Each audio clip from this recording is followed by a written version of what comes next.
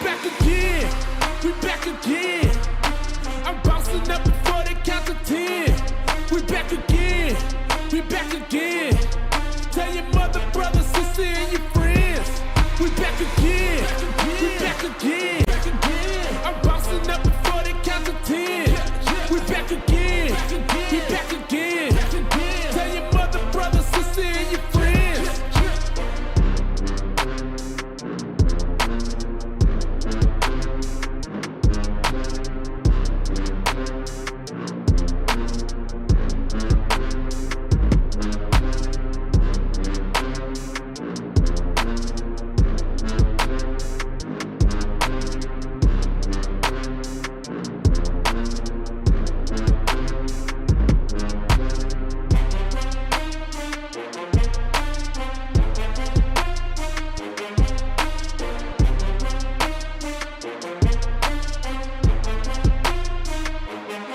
We back again, we back again. I'm bouncing up before they count to 10. We back again, we back again. Tell your mother, brother, sister, and your friends. We back again, we back again. I'm bouncing up before they count to 10. We back again, we back again. Tell your mother, brother, sister, and your friends.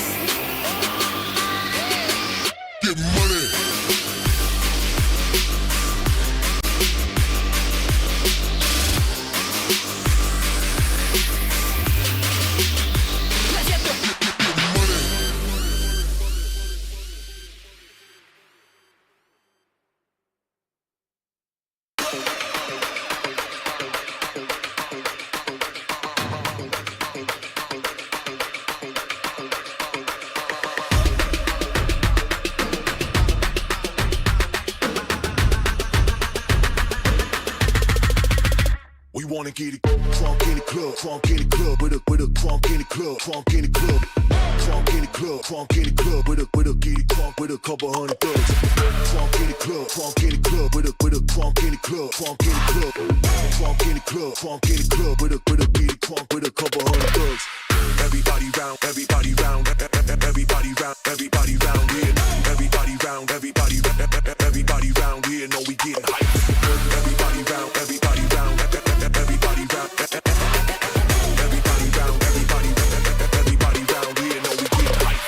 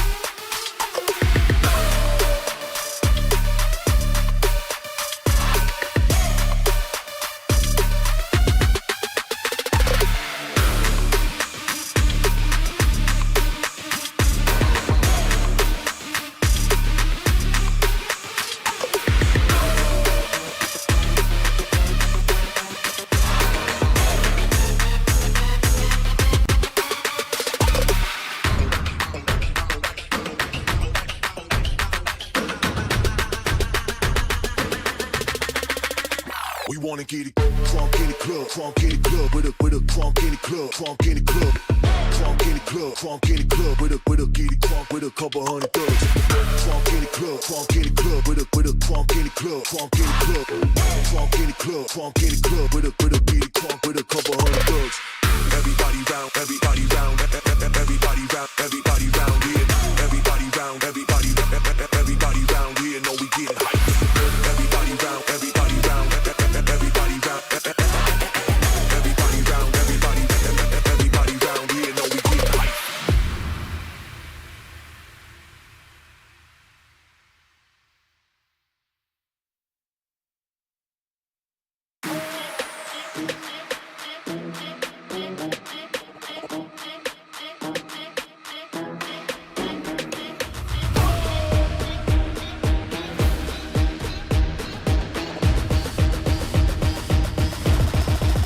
Got the money in the bank.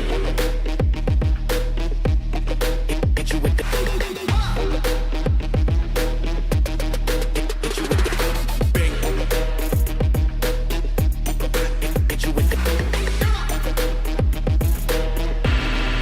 hit you with the 808. Hit you with the hit you with the 808. Bang to the break, bang to the break. I'm a boss and you know that I'm finna shine. Got the money in the bank.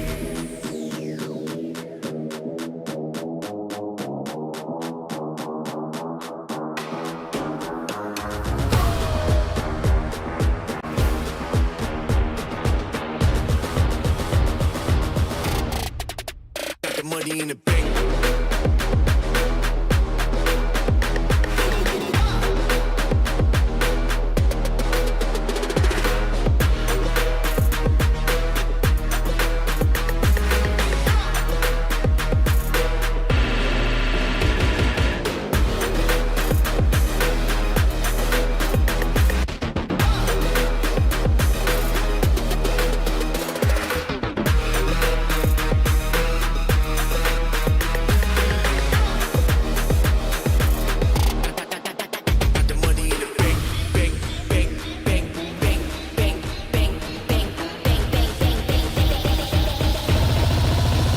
Money in the bank. Hit you with the 808.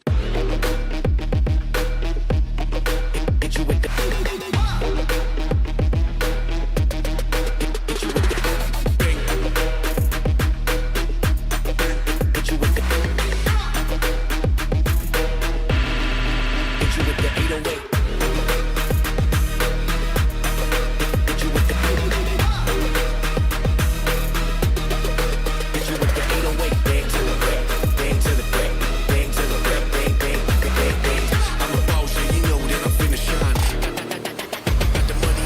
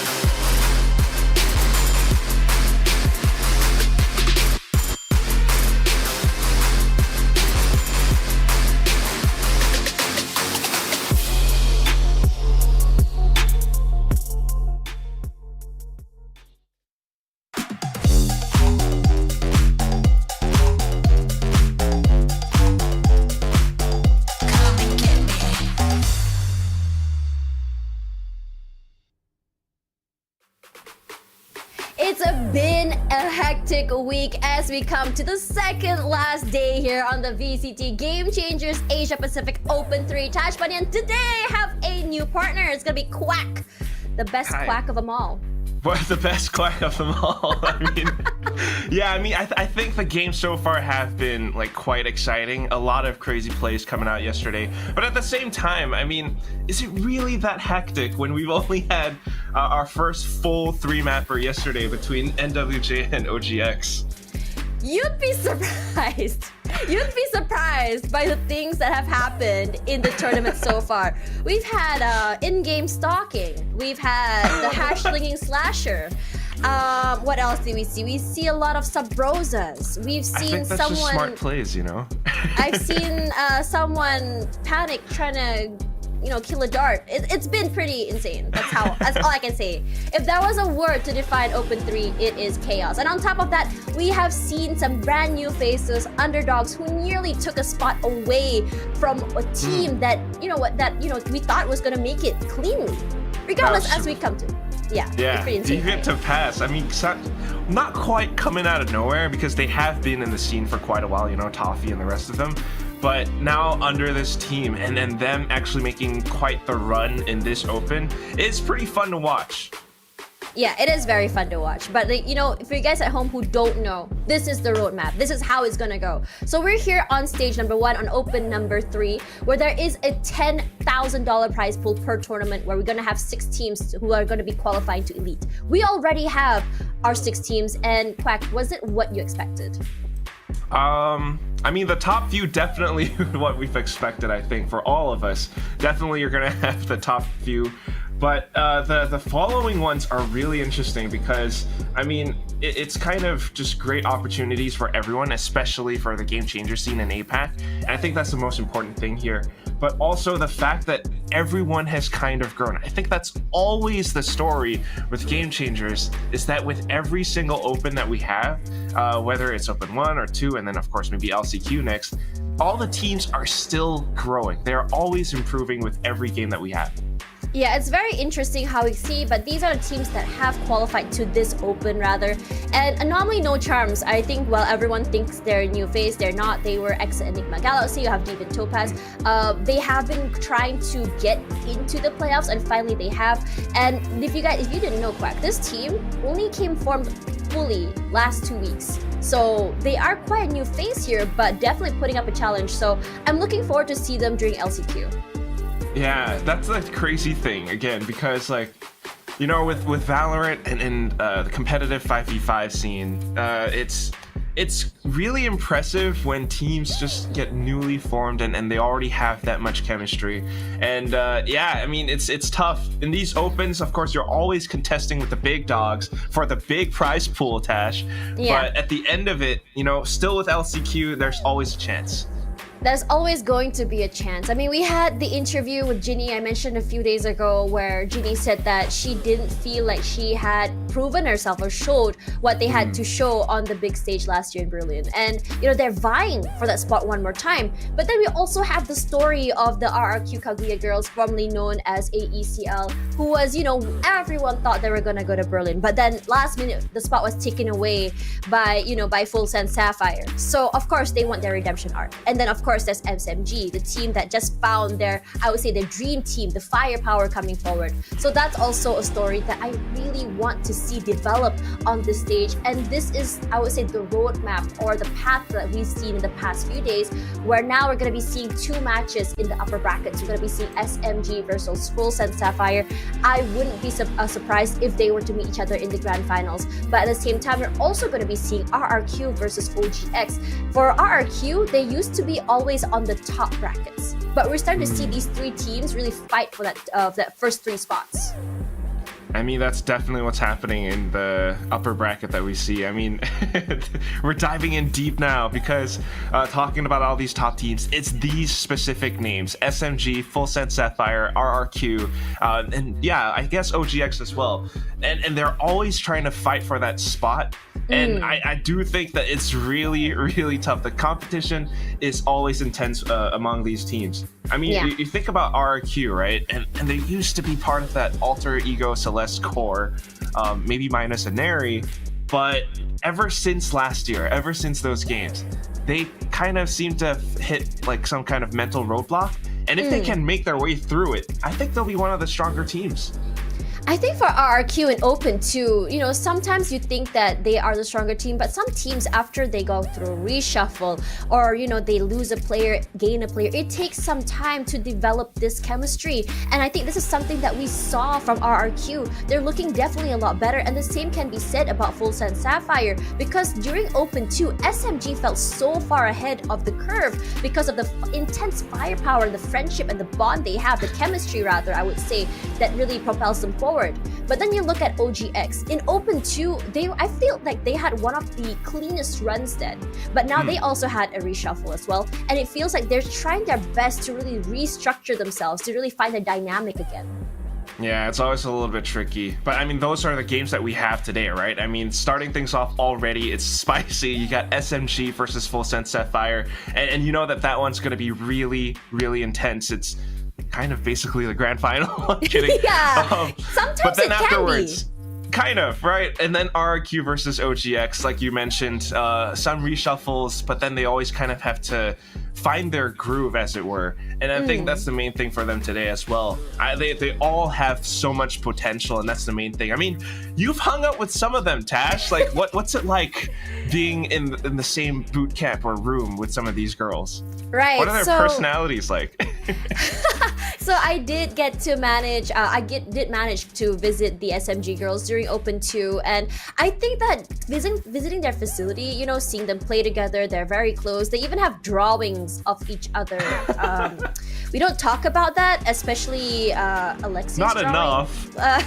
It's a bit scary to talk about. You know, when you talk about SMG, they do have drawings. They're very fun to hang out with. They have very good bonds, but at the same time, I think that it's very important to talk about mindset, because like this is something I highlight a lot about, because for SMG they have an in-house esports psychologist, and every day or every time before a match they have this routine. They sit down, they meditate for 10 minutes, they do warm-ups, they actually, you have to get up and they have to jog and exercise in the same spot. And I think that this mindset keeps them in a way where when you are in high pressure situations, you are able to keep zen. Interesting. So what I'm hearing is you need to touch grass, and then your games you'll find some W's in your games. Is that what it is? You have to jog. They you have to exercise. meditate. No, they jog in one spot in their house. Okay, like star jumps and stuff. Okay, so maybe not actually touching grass, but exercise. No. Yeah. And I think it's good because, like, you know, at one point I was talking to the psychologist and I said, does this actually help them at all? And he said, you know, back then, before they started this routine, they were fidgeting, they were always worried. You could tell that they were high anxiety, high levels of stress. But then now, it seems like when they go into game, they're much more relaxed. It's true. I do think that that's a very good point, because it's a lot of these tiny things that I think most people don't really know about that helps make a team that good. And it's more importantly always the fact that you need to get yourself into that mental head game. And I think that's Right. what we have today as well. I mean, for a team like FULLSENSE Sapphire, first of all, we already know how strong they are. We've seen them get to Game Changers Berlin last year, but then now back into this, they haven't quite clinched that first place spot yet because they're always blocked off by SMG. Yeah. But then again, we know how strong they are. I mean, it's such a well put together team. It's really balanced. And with the addition of Margot, who, by the way, used to be one of Aneri's teammates, Yeah. I think they have a very good chance today. I really think so too. I feel like for FULLSENSE Sapphire, coming to see them from last year to this year, I mean, last year it was like a last moment sort of coming into Elite for them. How many times did they try to get into Elite and they couldn't manage to? They had managed to get in at the last moment during open overtime before stealing it away from ECL. It felt so inconsistent last year, but this year, consistency is something that I'm seeing from FULLSENSE Sapphire. They're getting better and better with every open. Hell, we even saw them take a map away from SMG, and I still think that out of all the teams here during VCT Game Changers, I don't think anyone can really challenge FULLSENSE Sapphire on Lotus. Oh, not yet. And that's why that's going to be one of the I'm so interesting excited. things about today. Yeah, Map I'm picks, excited. right? I mean, between these two teams, that's the main thing. Yes, they've already taken one map off, and this happened during the group stage too. So it really kind of inspires confidence in a lot of the FULLSENSE Sapphire fans, me myself as well, because they really have a good chance. That's the thing that happened last year was during the Elite Finals, right? These two teams and how they played, Ginny had such a good read that they actually countered Alter Ego Celeste. But that's why I want to talk about these two specific players today. I mean, when you're thinking about SMG, yes, it's a lot of firepower, but a big reason for their firepower is definitely their addition of a Neri, the star duelist, the crazy Reina queen herself. I mean, she's finding so many frags like this. Her headshot percentage is off the charts, Tash. But at the same time, who is the person on FULLSENSE Sapphire that can shut an Neri down? That's gotta be Baby TZ. I think from last year all the way till now, Baby TZ on that Killjoy had really caught my eye. I think she's one of the most solid sentinels so far. A player that is, you can leave her on a site alone and she's gonna be able to buy you so much time. In fact, she will frag out maybe a duo or a trio kill before finally taking everyone down and her teammates have rotated around. And then, you know, on the flip side, you have a Neri. Insane firepower, all about aggression coming through here. There are certain maps where it felt like a Neri did get, I would say, disabled by the enemy team. We saw that happen on Lotus. But then for a Neri, what makes it so good is that her teammates are there to supplement her. You're seeing a lot of support come through, whether it's going to be from Alexi, whether it's going to be from the flashes her teammates set her up for. It really does set her up for success. And speaking of successes, we're gonna look at the maps today. Now, if we noticed, Pearl and Bind will be picked for these two teams there. Pick's gonna be for FULLSENSE, it's gonna be Bind, and Pearl's gonna be SMG. Quack, what do you think? I mean, already looking at it, right? First of all, it's interesting that Lotus was not picked despite the bans. Exactly. I thought it was going to be a Lotus first by, at least Lotus picked by FULLSENSE. But I'm guessing FULLSENSE wants to make sure they don't get counter-stratted. That's my only guess. Yeah, because that's kind of how the map veto looks. They're picking a lot of these maps that, you know, kind of play to some of their strengths, but at the same time, it's stuff that we haven't necessarily seen before. So they're trying to test something out. They're trying to bring us something new. And that's why we're starting things off with Pearl, which for SMG, I mean, they have played it quite a bit. They have an insanely strong win percentage, 94%.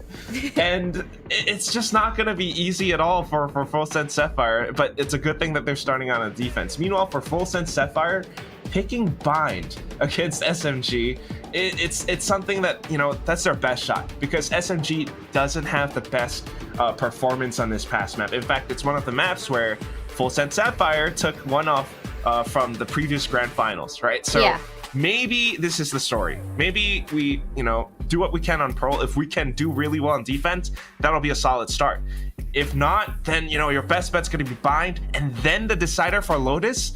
If SMG hasn't really fixed up their Lotus, man, FULLSENSE Sapphire might actually go to the grand finals today. Yeah, and I mean, like, when you talk about how many maps they've played for Pearl, I think that we're gonna say, like, we've seen a lot of Pearl. I'm actually quite surprised at how many Pearl maps were chosen in this open, and it is understandable. While, you know, on the big stages, I think a lot of eyes were on the comp of the Viper and the Harbor, but we didn't really see this combination in specific for game changers. And honestly, Quack, I'm wondering why. I mean, I think it's just a difference in their styles, and a difference in what they prefer. If you love going for a certain composition, Viper, Harbor, you could do it, but you think about Ascension, we also saw a lot of teams just going with one solid controller instead, and it all comes down to your competition and how you want to play against them. So I think for the current teams that we have right here at the very least, SMG, I mean, you know how they are. Mm-hmm. You know how they are. Insane firepower. Why not abuse that? And that's kind of what we saw against Devent Topaz just a couple days ago, right? Yeah. They went with one Harbor, 3 duelists, and it kind of worked. I say 3 duelists, that's because I count Chamber as one of those. Yeah, true. But that's what they can do. But now you're playing against FULLSENSE Sapphire, so I think it's gonna have to be a different story. I'm expecting, like, you know, a Kohibi, actually, not really. A Neri Alexi double duelist. That's what I'm thinking. Yeah, sorry, go ahead. sorry, the main thing for FULLSENSE Sapphire is Baby TZ's anchoring. Yeah. Because she really has to shut down Inari in order for FULLSENSE Sapphire to, have a better run. Not just an area. I think there's also to have something to worry about is Alexi. I think Alexi has had one of the better runs as well, this particular open, because when we saw her performance during their last Lotus game, I do not remember against which team, but it felt like Inari was not performing that game. It wasn't because she wasn't performing, she was disabled so many times. She wasn't able to get that Reina dismiss going. So what exactly happened was you have Alexi on the flank, on the side, ready to trade. And I think this is a story for SMG because they have such good chemistry on how they move.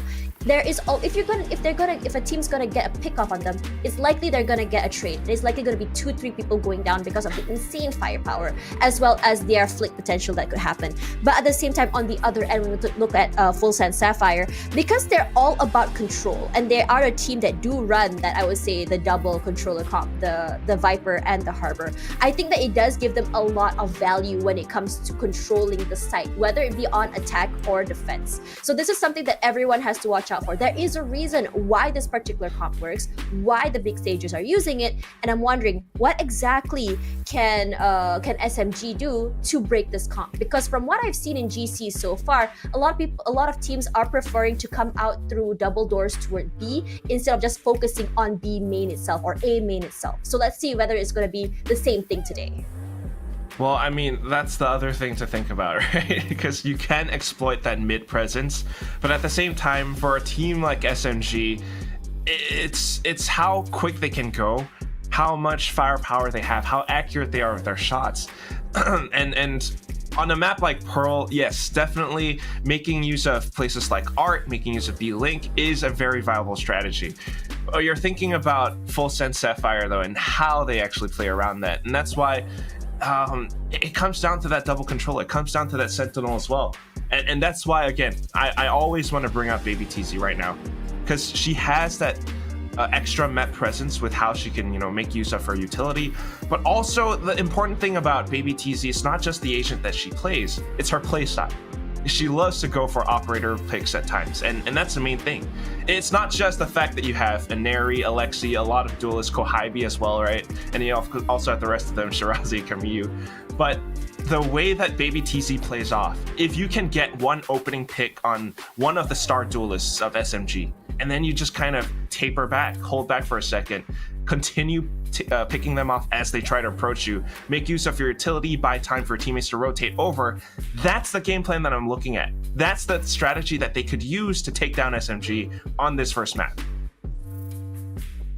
Regardless, I think we should really talk. I just want to talk more about Ginny and her IGL style as well. I think for Ginny, for a long time, she has been the IGL. I think she is like one of those players that, from her previous game all the way till now, she's always been. So it's basically in her blood.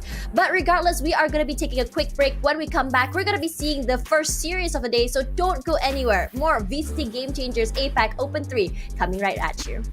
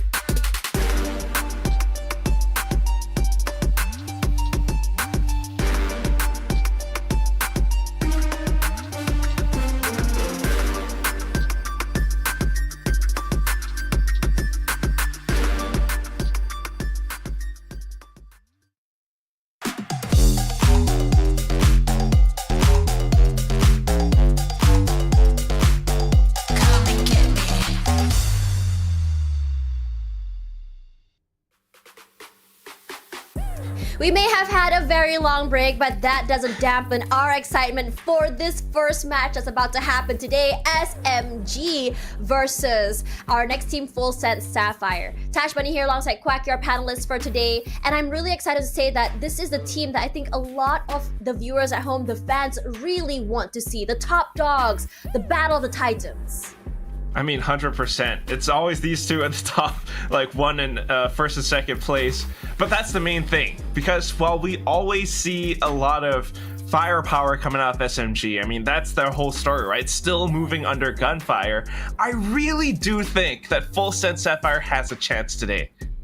They really do. I mean, for FULLSENSE Sapphire, as we were speaking about this before the break, FULLSENSE Sapphire is a team that is constantly improving over time. While last year it seemed a little bit more inconsistent for them coming forward, they are a team that I would say they would struggle to reach the top. That just makes them even more hungry. They did manage to steal the top spot away from AECL, or at least now known as RQ Kaguya. Now they want to prove more than ever why they deserve to be on top. As we go into our first map, Pearl, these are going to be our lineups, and we're going to be seeing SMGs. And I would say this is Team SMG's, I would say, final form. You would say that this is Team SMG's final form? Yes, I would really say this is Team SMG's final form. Because if you saw in the previous matches, it felt as though Team SMG was able to take advantage of a double duelist perhaps, or a triple duelist. But we didn't see this sort of, I would say, really clean set play until this particular match against FULLSENSE Sapphire. Yeah, I do think that based off the agent composition, right, for SMG, now they're picking this Viper Harbor combo. In fact, it is a full mirror matchup because this is what FULLSENSE Sapphire plays as well. There's a slight, I guess, mix up in the graphic right now. It's SMG on the attack and then FULLSENSE Sapphire on the defense. But the main thing is still the fact that actually these compositions have been played before. We've seen them so much on the big stages, but right now in Game Changers, I think this is one where FULLSENSE Sapphire is a little bit better practiced, a little bit better rehearsed on. We just haven't really seen that this composition really played out on an official match yet with SMG. We don't know. They might have scrimmed this before. Yes. The one thing that we have seen is that they have played the Viper Harbor, except with a double duelist in the group stages against Orangutan X, and on that game they won 13-7. So although it is always with SMG and how much firepower they have, right? I think in that game Alexi went 26 kills, plus 13 overall KD.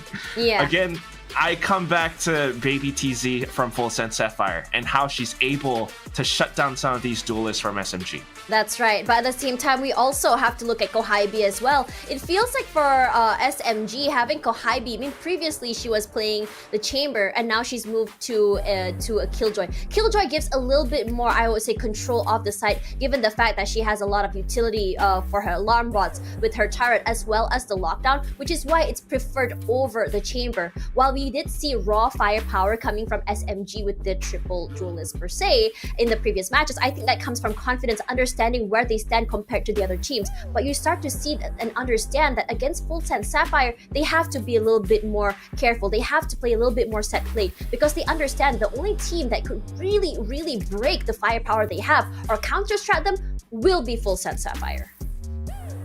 Right.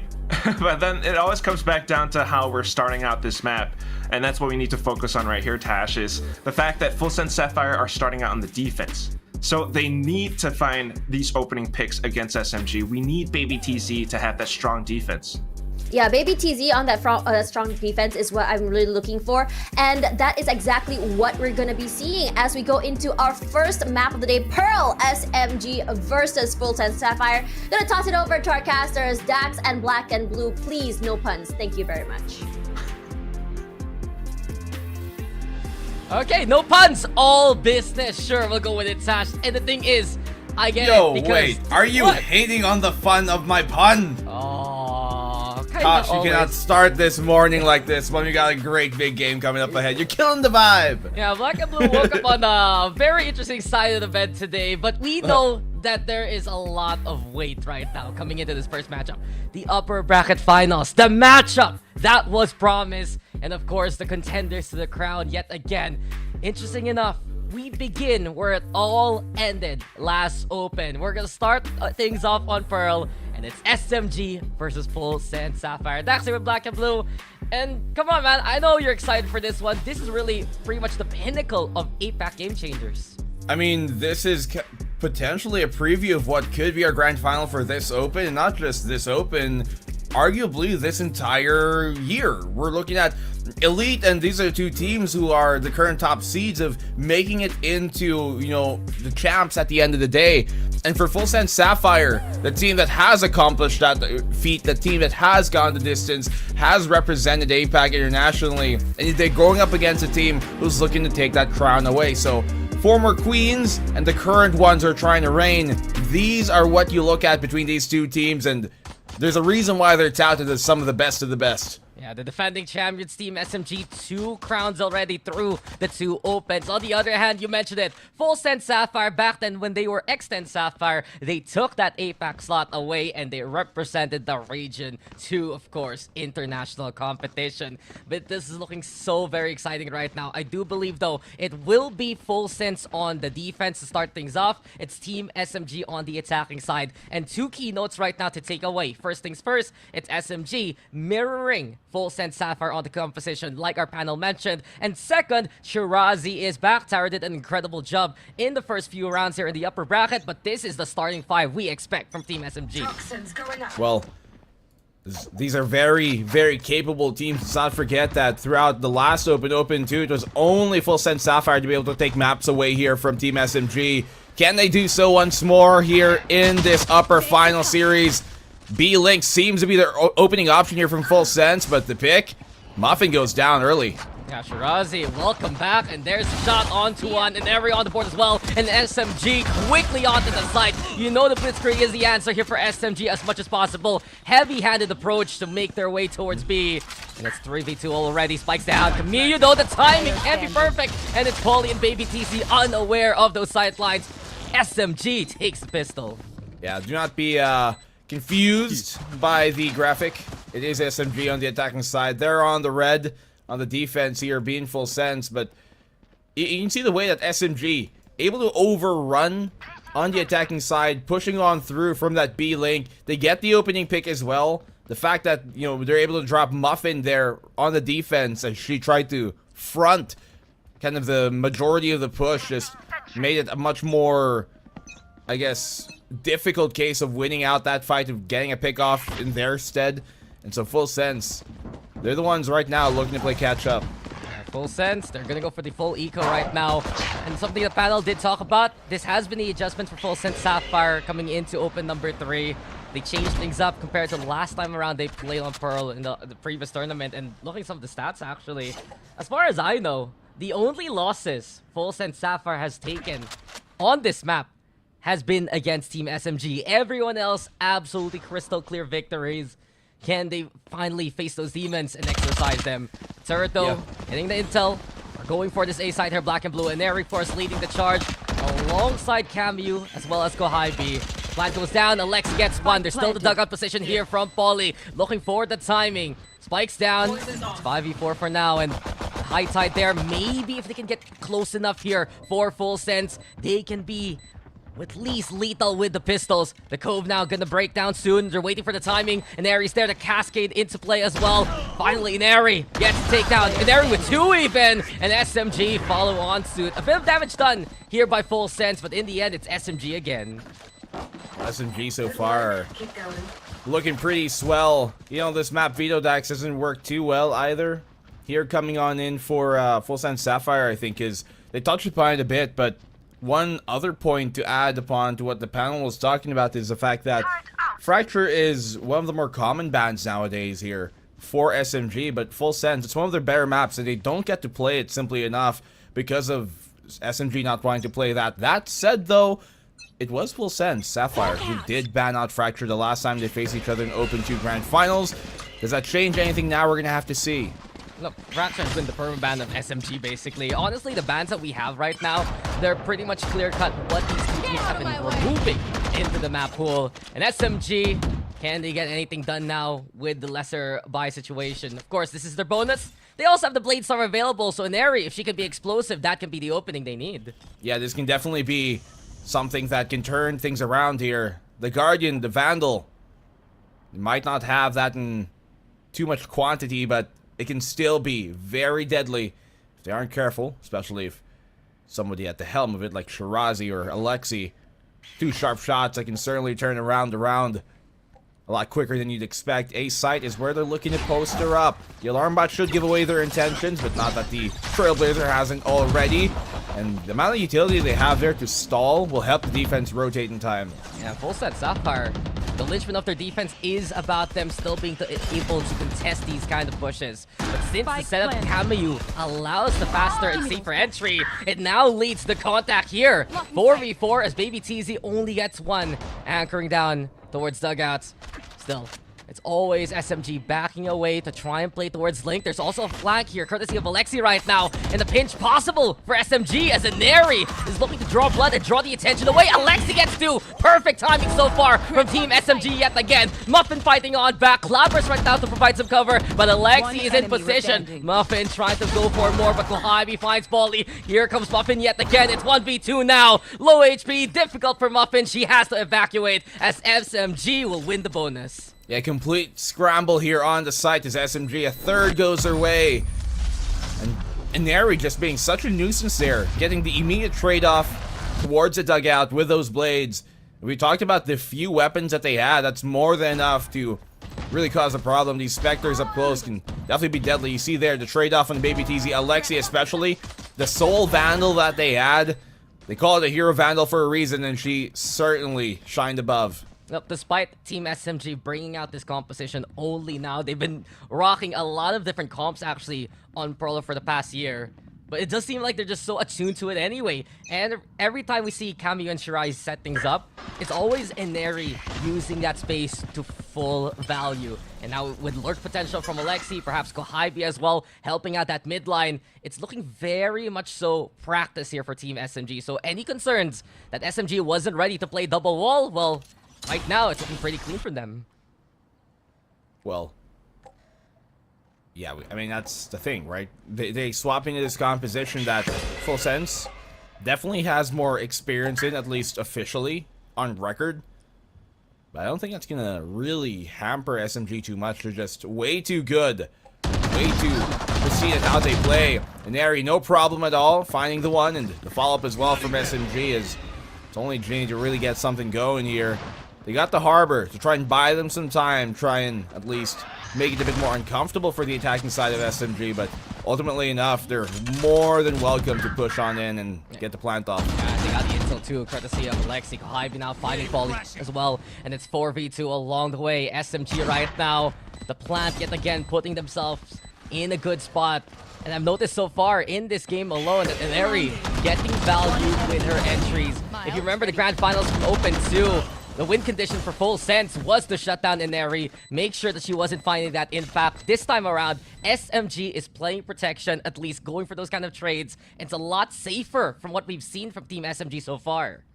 Yeah, they know that kind of taking these risks, half measures, can certainly be punished, especially by a team like FULLSENSE that we've seen be one of the best at doing exactly that, right? You can see here, like Ginny, you give her just a momentary second to play off contact with a mere frenzy, and it wasn't even that close of a range.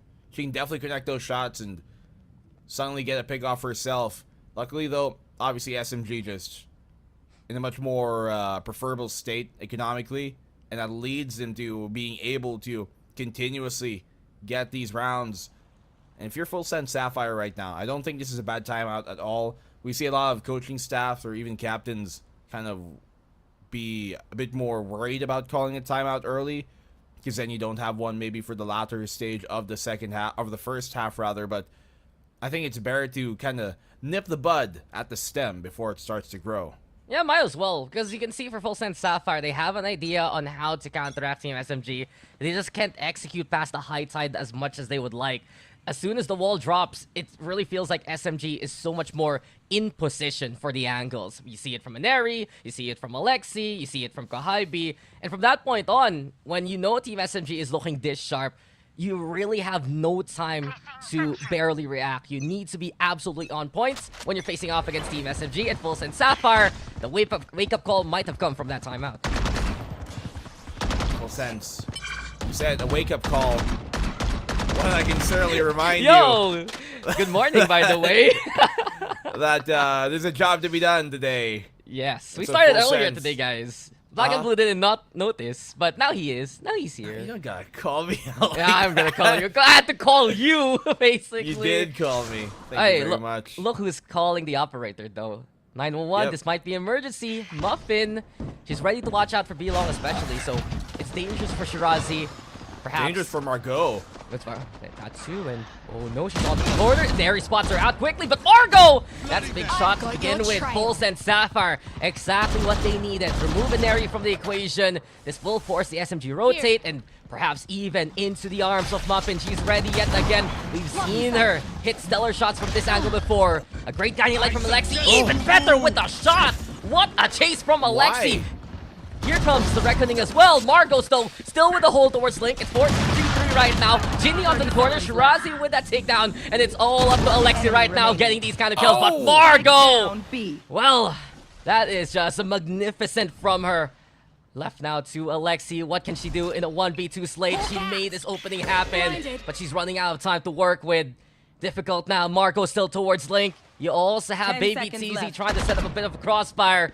Shots do ring. It's gonna be intel here quickly for FULLSENSE. Alexi with 3. They're playing safe, and Margot will get the job done. FULLSENSE Sapphire, finally, they get around. She almost got that shot off too there, Alexi, but I thought Margot was in danger towards B-Link. Never mind. She's the one who knocks. She is the danger. And Margot, the fact that she was able to hold on to this B-Link gave him the one power point they needed to be able to pivot and have the defense actually chime off and play off of what she was doing here. The small blunder as well from Muffin. You kind of heard me go, like, why? As she backed off into the left side there of back hall instead of just continuing on their path, which would have been a lot safer.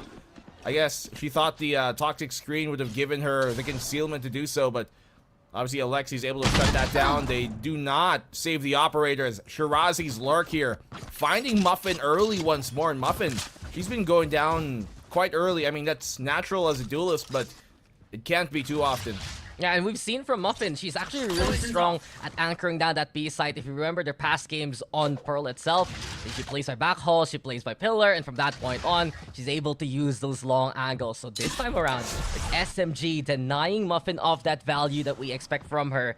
Ginny over onto the corner as well, very committed.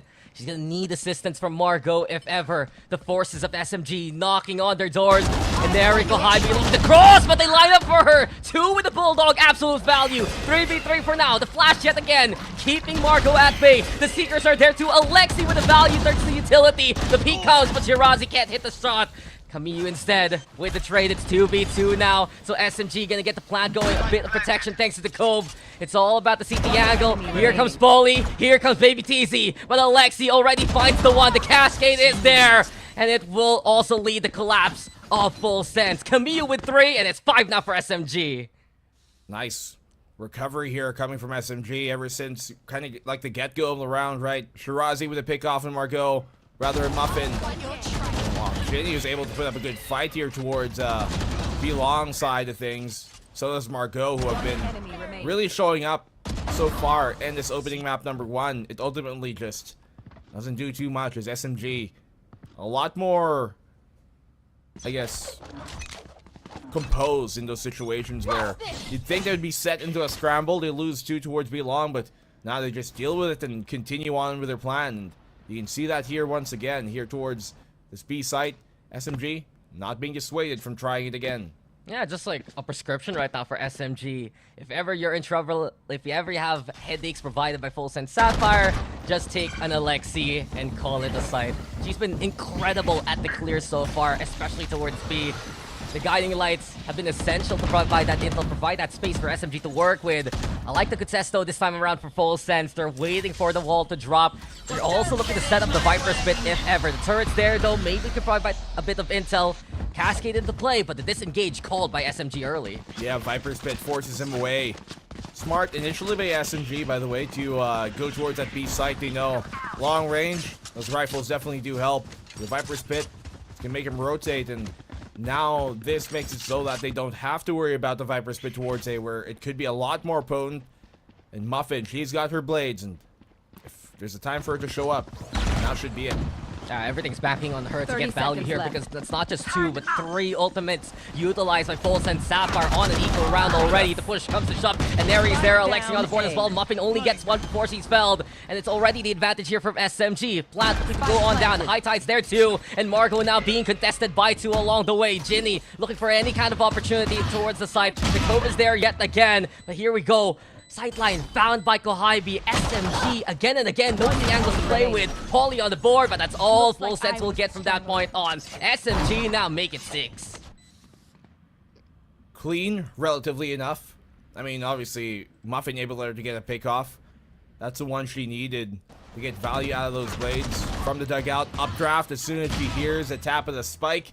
Gets the one, but there's just no way to win against those rifles when SMG are so on point, so sharp, and they keep those blades honed. And that's what's been the problem here for FULLSENSE. Blunted at every single swipe of the alley. Nobody's letting them pass. Yeah, it's just so difficult right now for Sapphire to find their footing. SMG, classic performance with the overpower, and case in point, Alexi yet again. Her A game here with those kind of peaks and shots. The flash comes on in, and Neri looking to dare push towards Connector. And Neri, Alexi coming on in. There's the trade yet again. Advantage still here for SMG as they navigate now towards that B side. High Tide being set up yet again, at least to cover up perhaps the high ground there. Pauly though, I like the corner she's playing. Perhaps she can find value if ever SMG dare cross through Link.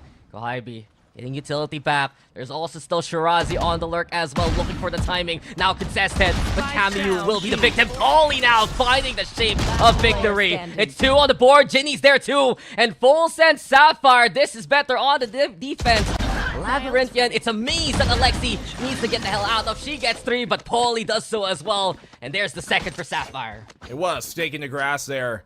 And every single shot, every single frag she found in that round, so clean. Opening one towards B-Link, moves and repositions, changes the angle towards that long on the pillar, and then follows up obviously at the end. Her and Ginny playing that crossfire perfect. You see her get the one, isolate the fight towards Ong, and while doing that, it allows Ginny to simply follow up on anybody being too hasty. With Kohaibi going down towards that pillar towards B-Long, it just allowed now Pauly to do whatever she wanted. And FULLSENSE Sapphire, it's a good recovery again for a second round. They still have this Reckoning, which they haven't used for a few rounds now. Yeah, it's so difficult for them to find the timing, especially as I've got your SMG trail. can quickly spread their way towards the site. Seekers, though, into play, and Neri yet again looking to be enabled by Alexi. The mid taken quickly by SMG. You can see as soon as FULLSENSE cedes that to Team SMG, they take Connector, they use that to pivot, and they're looking to regroup towards Art instead. I think FULLSENSE Sapphire, though, readily okay to give up this connector control. They know that it doesn't really matter if they have that connector, at least in the grand scheme of things, as long as they hold on to a different power position, maybe B long or A main. Oh, no, but they're getting flanked. No real even info that was coming, and Pauly just unaware of what was coming her way. Muffin gets a trade off on the Shirazi, an indirect trade, but a trade nonetheless. That gives him the site control, and the spike is just so far, it's gonna actually waste a bit more time, allow the defense to get within the site. Yeah, that's a big 30 pick, seconds especially left. it stalled SMG and their approach. They go for the lockdown, but only now do they get the spike planted. And as Muffin goes back to Ginny to get a band-aid for her boo-boos. At the regrowth, keeping her topped up now to fight back. Lockdown into play on the high ground. 4v4 for the time being. As SMG do their respective unexpected position on the inside. Doesn't matter if she's detained, she got the job done. Baby Teasy though on the board. There you go with a second casualty. FULLSENSE striking back. Killer now. The only bit of cover here for SMG. Cami though, a dance of death, and the Reckoning is there too, keeping FULLSENSE on their toes. Ginny, Muffin, what else can they do? The push now, courtesy of Ginny. A bit of bob and weaving yet again. Tries to go for the wraparound now. Camus 7 HP. Fights back. Isolates one. No time. Buys time. And there is no time. FULLSENSE had to go for the chase. and because of it, it will be SMG who comes out ahead. Huge round and clutch here coming in from Kaguya. And the fact that Kohibi was able to take down Margot first there on the retake attempt made so that they just didn't have the Reckoning to utilize anymore. Could have cleared out that back call and then use the Reckoning for long, but it was looking so well until it wasn't. 1v3, and Kaguya starts off with a pick on Ginny, lets the rest of the two come on up, and other players, after popping that Reckoning there in the 1v2 in Kaguya's spot, they try and go for a peek, try and get a kill, as they were kind of set into a scramble for the Reckoning, but no, she knew she could buy time, and when both of them go in the same direction, simply playing a game of hide and seek, I'm on the other side of the table. She played Ring Around the Rosie, and well, pocket full of posies there over on pillar. Just a quick little encircle, and that's already a check mark for SMG. Ego round right now for FULLSENSE Sapphire, and while we have this time, I do feel like, well, for FULLSENSE Sapphire, the linchpin of the defense relies on Margot and Polly. Usually we see the big step up plays from Muffin, big step up plays from Baby TZ, and it's just not happening right now compared to what we've seen so far from them on Pearl. So Sapphire, they really need to wake on up right now. They're facing off against Team SMG, who just does not let up. If they sense weakness, they will take the advantage. And here they go, taking the side away already. And Neri on the board, Kohibi's there. Quick transfer from Kohibi too. Clean approach from SMG. They send Neri in, and the rest of the team follows suit. Yeah, no real chance right now for FULLSENSE on this round. It's not like they're going to burn the Reckoning here. Would be very ill-advised. Good one here. Polly chiming in on the fight. Kohibi are third, and Shirazi finally gets that off the Viper's pit. 8-2. I know this map is attacker-sided, but SMG are just starting to run away with this, especially as this map has been one of their most really terrifying for any other team to come up against. Not the same statistic nor history could be said necessarily for Pearls on FULLSENSE. What an understatement. Have you seen the stats of Team SMG, man? This is a fun fact that I realized looking at their year. The only map losses that they've really had so far have been given to them by FULLSENSE Sapphire. And one map that hasn't happened yet in their history, especially the past few opens, it's Pearl. So it really goes to show that this is why Team SMG picked up this map. As far as I know, it's Pearl picked by SMG, Bind picked by FULLSENSE instead. Hopefully we'll get confirmation on that later on. But with this kind of approach, especially, and they're so confident with these kind of peaks. It's just such a different kind of look from SMG right now. And Neri's always assistant. If she falls, she is traded. If not, she continues on. Muffin, though, the operator's there on the other side at least. Making it now 4v3. And exactly that, SMG with the advantage. I mean, it's the only map that FULLSENSE Sapphire haven't been able to take away from them. Sapphire have won on Split in the past here against SMG. They've taken down them as well on Haven, but a map like Pearl, flawless since the turn of the year, since the turn of the tide. Speaking of those tides turning, no more Reckoning for them to utilize in this round. Baby TZ, though, equalizes up, gets the one, backs off safely as well, and buys time before the plant goes down. Yeah, Baby TZ been strong in that dugout position. Kohibi in trouble, and Baby TZ will dare peek it anyway. Two from Baby TZ, exactly the performance we expected from her instead. Cameo, Lexi, what else can they do? Looking to hold the corners, close contact is the answer. The flash comes on in though, and FULLSENSE looking for the advantage. Baby TZ, there's the three! And exactly what FULLSENSE needs in this scenario. Here comes Muffin and Baby TZ too. 3 now, the answer here for FULLSENSE. Well, it's brutal when Baby TZ gets that hot into a round. Yeah, it's a Baby TZ round right there. Just continuously being a thorn in their side. Getting the first pick off here as they try an entry towards the A main side. They try and stick the plant as well. Kohibi, rather the alarm bot, through it, and she just gets a quick peek off. As well as obviously to take down Kaguya in the end. So Baby TZ, everybody here from FULLSENSE Sapphire having their individual kind of step-up rounds. You see it from Polly, we saw it from Baby TZ just now, and Margot a while ago. And it's coming to these dire strengths. Entertaining, but how sustainable will it be? I think that's the problem right now. This isn't what we expect from FULLSENSE Sapphire. This is a team that plays as an absolute unit, that plays off opportunity created by one another. And how they've been getting these rounds on the defense, where they usually suit their playstyle, it's been individual heroics instead. So at least there is a saving grace, a chance right now to make it 4-8 coming into the end of the first half. The operator's still alive for Muffin, so that's gonna be a problem if ever SMG goes B. Because of it, they move towards A instead. Options limited by the Viper Spit. They're looking to walk into the setup of Baby TZ as well. Watching Pauly though, keeping an eye out towards mid, and Neri, of course, the first point of contact, as per usual. Nano Swarm preventing her from pushing, the high tide to provide cover. Baby TZ, she already wants to put down the lockdown before anything else. Yeah, lockdown's gonna be a problem, and Neri trying to push the envelope here. You can see they're about to push through this as well. Pop. Oh, they should be able to get that destroyed. Oh, Alexi finally backs off, but they get the job done here. Pickoff as well on the fallback under retreat. Ginny gets a trade. Very surprising that FULLSENSE actually wasn't keeping tabs on it. And in the end, it still is Alexi getting value. Goodbye to the Insane, goodbye to One, and it's 4v4 for now. Margot here looking to get in position. The Cove is there for a bit of cover. The Clouds block, hating that vision, but there's the spam into the kill, and Neri already with two so quickly. Go Ivy alongside her, and that's his classic SMG. In a blink of an eye, they will just deny anyone from going for this retake. It's 9-3 at the end of the half. It's very, very spectacular the way that they're able to continue this lead even further here, SMG. Lesser by nobody really marking that lockdown. I think you can tell that they were expecting some sort of push, but just weren't able to put the protocols to stop that from happening. But what we can never stop from happening is the inevitable force. That is our panel. Thank you very much, and what a game. I think Quack is just losing his mind, because honestly, I think for all of us, we were expecting a more even match between these two teams, but the firepower that we're seeing for SMG is still at an all-time high. I mean, so much of it was just heads-up duels towards the B site.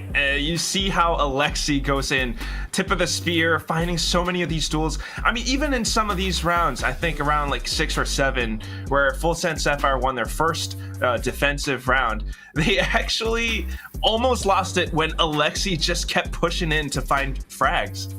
Yeah, we saw a lot of Alexi pushes, and I think we were talking about it earlier about how Alexi is not afraid to push out from the high tide to take up space, and it's because she's able to flash out and they're able to just push in together to get those picks. But also another reason that you highlighted during the break, Quack, was during the game, was the fact that a lot of the time SMG kept marking where Baby TZ was.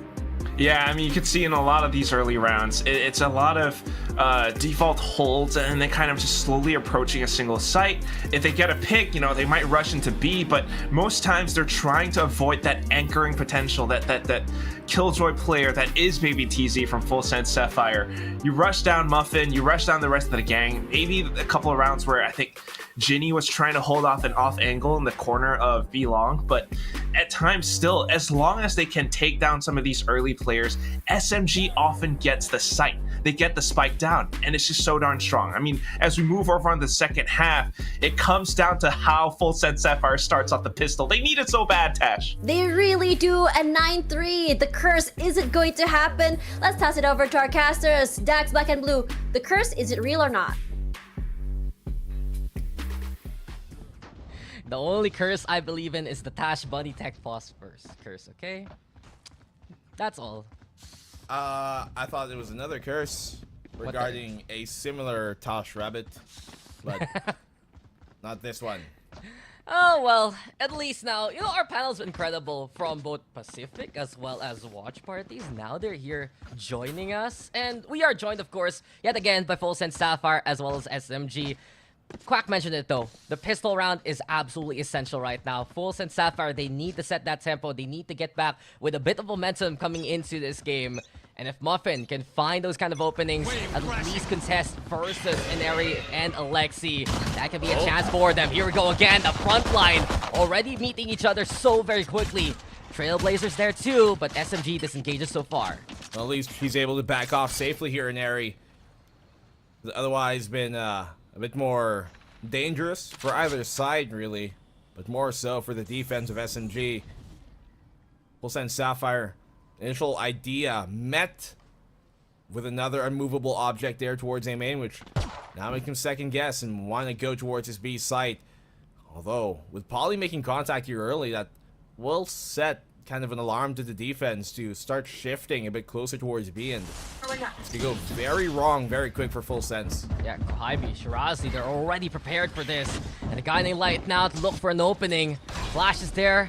Keeping Full Sense a semblance of control. But Shirazi through the wall even! Who cares about the smoke? She knows where they're coming from. And it's all SMG now. Kohaibi still at the ready, 6 HP, and the Dream's still alive. Baby TZ fighting on back, but Kohaibi again and again with a can-do attitude. 10-3 as SMG. What was that? Dude, that was the wildest spray I saw, with the best result to come of it, with a darn ghost as well. Look at this. It's almost like she knew 1, 2 directly on both heads. Perfectly done here from Shirazi, letting it rain, letting it sparkle. And SMG are just looking to run away with these SMGs. What did we just witness from SMG from time to time? The unbelievable made possible. And Sapphire absolutely shaken.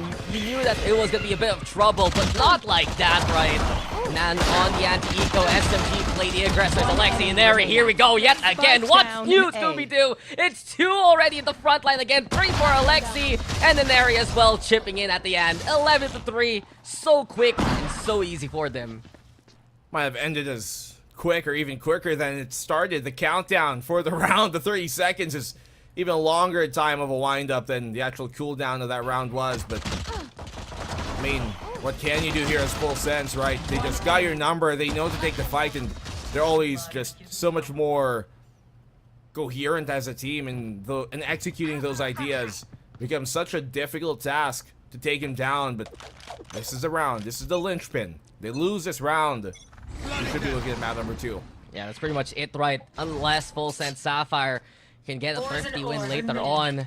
There's still a chance. Rifles at the ready.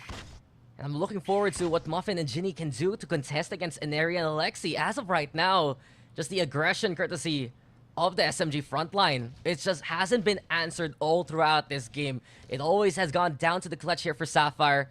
Main being pushed by Full Sense as well. Camu, the anchor right now, holding on to the side. Kohaibi watching the art as well. Perhaps a bit of help from Blink. But a dash in from Muffin. Space here made by Full Sense. Kohaibi gets one before anything else. Ginny with the trade. But already Full Sense Sapphire feeling the pressure. Plant goes down. It's 4v4. A flank possible too. Well, Full Sense Sapphire, they should have the weapons here to try and kind of just cement their might, but the flank could be a problem. Look at the flank here, coming on in. The shot doesn't connect initially. Alexi follows up. Margot as well doing the same, more on the site itself. Shirazi too low to actually put up a good fight here. And Alexi, they know where she is. She's isolated, gets the one. Has got Seekers to pop. Will she actually use it? Doesn't seem to be the case. Still unaware of where Paulie is. They double up. She knows now, and no chance as well with them beating down. Full Sense at least get the round, but you can see SMG with lesser weapons always putting up a fight. Yeah, they make it costly, right? At the very least, only a few rifles to be held by Full Sense now. They're gonna have to invest yet again when their money situation isn't even the best. And just SMG so active around the map. Always, always, always. It's a tandem that is a threat. Alexi and Neri together with the push. Alexi, 22 takedowns overall in this game so far. She's been so stellar at playing off whatever contact and Neri creates for the team, and then continuing on from that momentum. But at least Full Sense, they had something to work with. They had a stellar hold from Link especially, and they have rifles still to work with. Perhaps for Full Sense, that's enough for them to find those openings, get rid of the player on site, and then move on to play post-plant instead. Poison orb emitting. Well, we have to see where this game starts to go in the first place. If Poison's off. Senses can start to string some rounds together, we could actually have a map on our hands. But right now, it's looking pretty far out of reach. That doesn't mean to say it's impossible at all. It ain't over just yet. But here comes a B split. Full Sense Sapphire execute. Really banking on this round. They take this, the economy could be theirs, but Shirazi on that backside is going to prove to be a problem once more. Yeah, Shirazi stonewalling Margot from this point on, and it's 5v4 as Muffin's looking for any opportunity. They know the back halls are taken here by SMG. The flash is there. Paulie will try to wait on it, but Shirazi yet again. Standard here from Shirazi. 3 already! And Ginny fighting on back. What else can Ginny do? It's Alexi, Kohaibi looking to reinforce one another. The swing comes, and Kohaibi from all the way across the map. She makes it just in time to get that last kill. This is match point now for SMG. You can see here that with that wall being placed by Sapphire, it just, while it blocks off that back hole, it also made it so much more difficult for them to try and take it away. They had 3 players here, SMG, were able to cross safely from that CT directly into the back hall, just reinforcing it, fortifying the hold. And if you're FULLSENSE Sapphire, you're going to have to commit a lot of utility to try and flush that out. Utility they could not afford to use or still had in their pocket at that point. And SMG was so ready for that kind of contact. Always attuned, always knowing what's gonna come their way. And SMG, they're dominating this map for good reason. Is this gonna be the last round though, as SMG have had enough? The main push comes in not just duplicate but triplicate. 3 members pushing here, trying to just have such a heavy-handed approach to get that orb. The Viper Spit now online for Shirazi as well. One to watch out for. 2 judges also interesting enough for SMG, looking to find close contact. Alexi though gets the intel, gets away though in time, backing towards the corner. The Trailblazer to cover her retreat. Alexi at the ready, and here we go yet again! Graded now, win an A again. It's Baby TZ fighting back at least. 2v2 though, Shirazi and Kohaibi trying to look to finish this game off. But Paulie, Baby TZ have other plans. There's the plant. And here comes the lockdown as well. FULLSENSE just at the center, looking to play protector. Snake bites 2, stalling for time, so at least there's a bit of space for FULLSENSE to work with.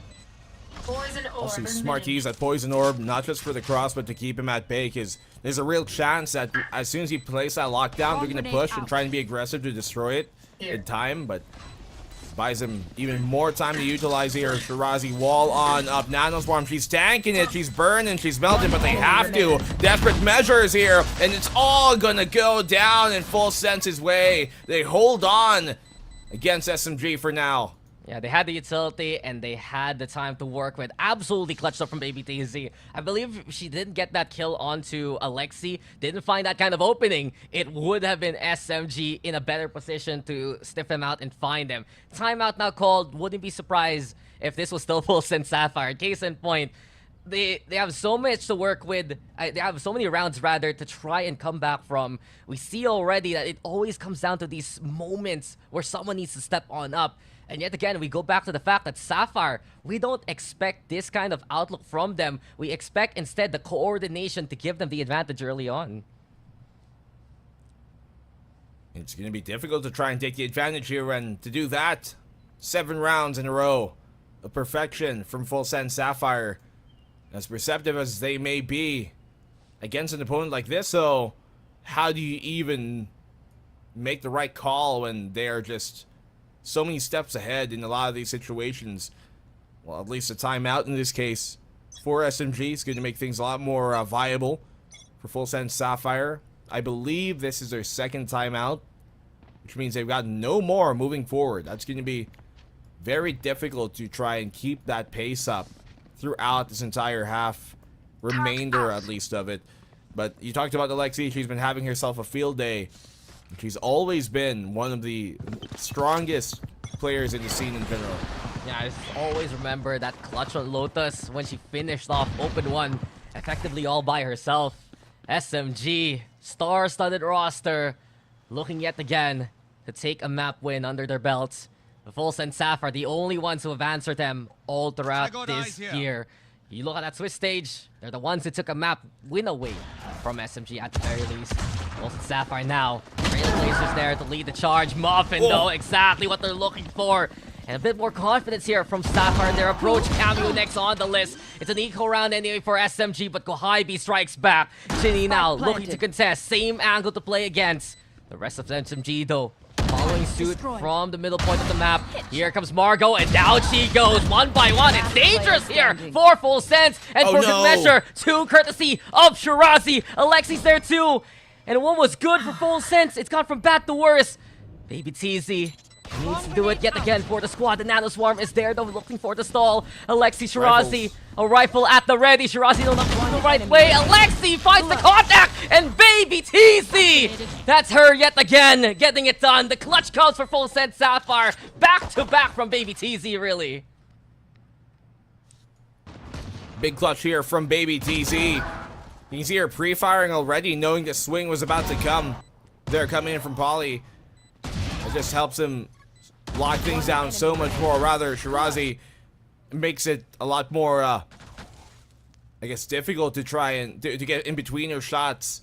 But more importantly, just the fight that you see here come from SMG, especially someone like Kohaibi, holding down there towards Art Gangos, too, with the Sheriff. So treacherous these rounds are turning out to be for Full Sense. And Baby TZ at least bailing out the team. It's a reason why I think our panel from the previous days have mentioned it extensively. Always that MVP, always that top frag. And as of right now, you can see past 2 rounds as impactful as can be. Well, you want to talk about impact? This operator could create a dent, a crater even here in the standing of Full Sense Sapphire, at least in this series. Will they even be aware of it? They've got flashes to utilize, Trailblazer as well. Be a smart idea here. They can anticipate it. Yep, that should give them the information. Well, pushes Zaneri back rather. I suggest you move. Now they know the op is here and the reckoning there to try and put her off place. At least the stuns and the intel giving space here for Full Sense to work with. Muffin already dashing forward. Looking to call the rest of the squad to get position. A flank possible. Cameo still holding strong. It's Zaneri though on the board as well. And it all falls apart for Full Sense Sapphire. Yet again, it's impact here from Team SMG. And the shot rings through from Zaneri. Team SMG, they've set the bar so many times, and they raise it yet again with a commanding win, 13-6 to take the first map. Well, I mean, Team SMG, there's a reason why everybody fears them right now. It's because of what they're able to do in these cases. And you see, even eco rounds of theirs are so hazardous to try and play against. They're always so potent, and they have just the immaculate awareness of where to go, and also the kind of like the state of mind of knowing how to play against their opposition, especially against an opposition that has taken them down in the past, and also just being aware of where the teammates are. You can really see that this team, it's kind of like there's a mesh between them. There's kind of string. If one moves a certain direction, a teammate's gonna follow because they're always there to back each other up. Yeah, the red string of fate, and now it ties it all up really for SMG to get that sub. They have the advantage, and we're gonna go to our panel to at least tell us what went on in the map.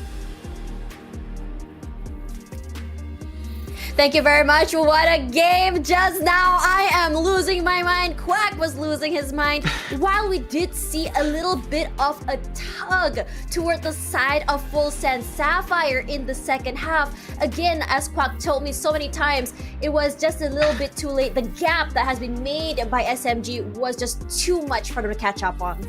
Yeah, right? You end off the first half 9-3, and then you lose the pistol. It's really tough. They almost made a comeback. But that said, yes, too many rounds lost at the start. SMG with such a great lead. And again, kind of like how our casters were talking about as well, like Daks and Blackenblue, SMG has such a good read on some of these plays, just knowing how to play off of Full Sense Sapphire's style. Yeah, speaking about the style, I think it also comes with the idea of confidence. We saw Alexi right now with the MVP, and honestly, it's so well deserved. There are so many times where she's just not afraid to do these very ballsy plays. She pushes up toward Baby TZ's lockdown and just completely obliterates it, and even gets a pick on top of that. She's not afraid to push past high tides and just completely take up space and just challenge them, because she knows with her utility, she's able to take those picks. But at the same time, we also have to look at Kohaibi, where she's able, and also Shirazi in fact, because they're able in eco rounds where you think that they're not able to make damage because they're gonna get gun diffed. Kohaibi and Shirazi lands every single headshot perfectly and does so much damage to the economy of Full Sense Sapphire. It's actually literally quite freaking insane the way that you're describing it right now. I mean, just look at some of these stats. Tash, 15 first kills from SMG. 15. It's not like, 9 or 8 It's 15. Yeah. And FULLSENSE Sapphire really tried to fight some of these. I mean, especially on the defensive side. Again, I come back to some of the ways that they held some positions. Margot in that one round where she held out B Link as a harbor. Ginny kind of playing around the corner and B Long. It works out sometimes. But then you have players like Alexi and the whole team who just continue to kind of play off of each other's contact, bulldoze through. I mean, you look at all of these kills and Alexi wins them based off of just sometimes quite literally sheer mechanics. Yeah, I mean, we saw that round where, you know, she's playing an initiator, but she herself can anchor the site. We saw her playing dugout on A, and she was able to quietly move toward the back of site and get triple kills, and deny the plant on top of that before she goes down. Gives her team so much time to rotate over. And the way that she plays this is just not only just aggressive, but also in a way where she knows that she can abuse her utility to get those frags. One flash is all she needs, and then it's just straight up clean gunplay, getting her shots lined up properly, getting those headshots before she goes down. And I have to say, the damage per round as well is completely insane. Alexi, from a duelist to an initiator, she can do that damage, she can dish it out. She's kind of like that pseudo duelist, if you will, right? I mean, again, you talked about her from the first half and when they were attacking, how confident she was and making use of her, you know, her birds as well. It's amazing how this team plays. You love some cute burbs here and there. Yeah, we love the I mean, burbs. honorable mention to Camus as well, because she had that one round, I think round 9, where she had a crazy play with the Reckoning to clutch it out for her team. The ring around the rosy. That was really fun to watch. FULLSENSE Sapphire, you know, I think they still have some gas in the tank for us. You know, Baby TZ still able to bring some rounds back from the brink, a couple of clutches here and there. We need more of that for the next map. For real. And as we know, the next map will be the pick of Team FULLSENSE Sapphire. Let's see how they're gonna be doing this. But before that, we're gonna go for a quick break. When we come back, let's see if FULLSENSE Sapphire can bring this back.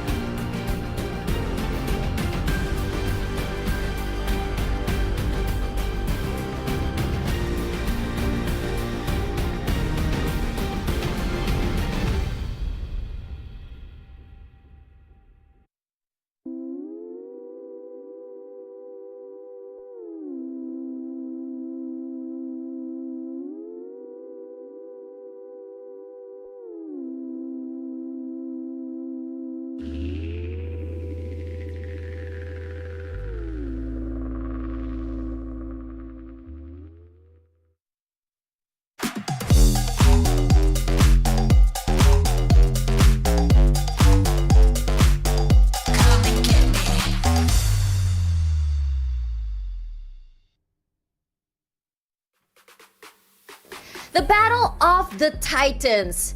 We have SMG versus FULLSENSE Sapphire here at the VCT Game Changers Asia Pacific Open 3. Tashbunny alongside Quack. And this game, well, Pearl, to be exact, has been nothing short of phenomenal. And I have a feeling that we're gonna be served with more surprises on the next one. Oh my god. The fact that you brought that up, now I'm getting nervous, Tash. Why you gotta do this? The fact that SMG won Pearl in such a convincing fashion with, a strong first half, 9-3, they actually managed to keep their Pearl win record for this year relatively clean. They only lost it like once, and that's like, years ago, like 1 year ago, when Pearl was still new. Yeah. But now on to the next map, right, Tash? Bind. I think this is one where we, well, statistically at least, see a lot more successes from FULLSENSE Sapphire. Yeah, FULLSENSE Sapphire, I think the way they play this map has just been nothing short of, I would say, exciting. Because on defense, they know how to prepare for those attacks. They know how to control the chokes coming in from either B hookah or even B main or even A short or even bath. Because this map is relatively, I would say, very tricky for attack because it's full of chokes. You have to be able to get past that full choke first to be able to get onto the site. And it doesn't really have like a mid side either to play. It's the teleporter. And now with the changes of the teleporter, I'm wondering what kind of adjustments have been done by FULLSENSE Sapphire to adapt to this. I think it's just great. Seeing how they've already played it before, it's this double controller setup, first of all, and then using the Viper toxic screen to kind of extend your presence out from the teleporters, right? Blocking off showers, blocking off B-long.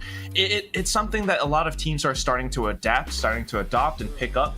So you want to bring out the double controller, but this also says to me that you need, again, that strong first half. I think that's the most important thing for FULLSENSE Sapphire, especially with the fact that they pick this map, SMG gets to pick the side, and if SMG gets to have their way with things, you're always gonna have a bad day.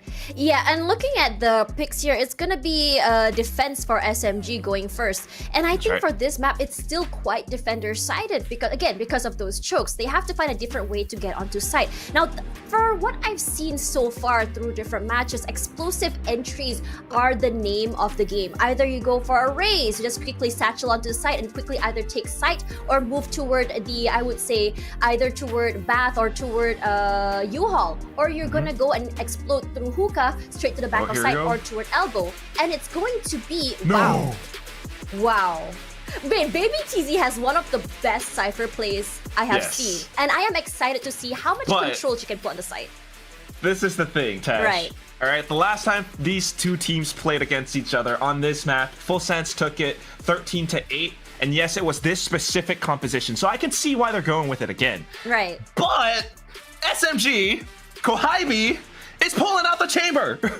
I mean, we've seen her play the chamber, and her chamber is insane. How she times her lurks is phenomenal. We're gonna be seeing a lot of Baby TZ versus Kohaibi, in my opinion. Who's gonna time their lurks better? Who has better control? The Trips is gonna make sure that no one's gonna be flanking from behind.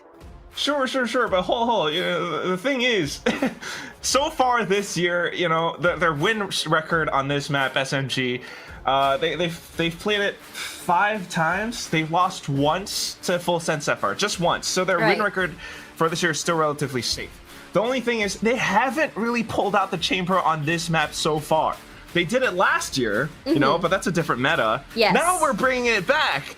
And you're on a chamber that, has had some balance changes, so it's a little bit more viable again. Yeah. Is she really just going with that confidence play, making sure that, okay, I'm going to be this pseudo-duelist sentinel, and I'm going to be able to lock FULLSENSE Sapphire out? That's what this says to me.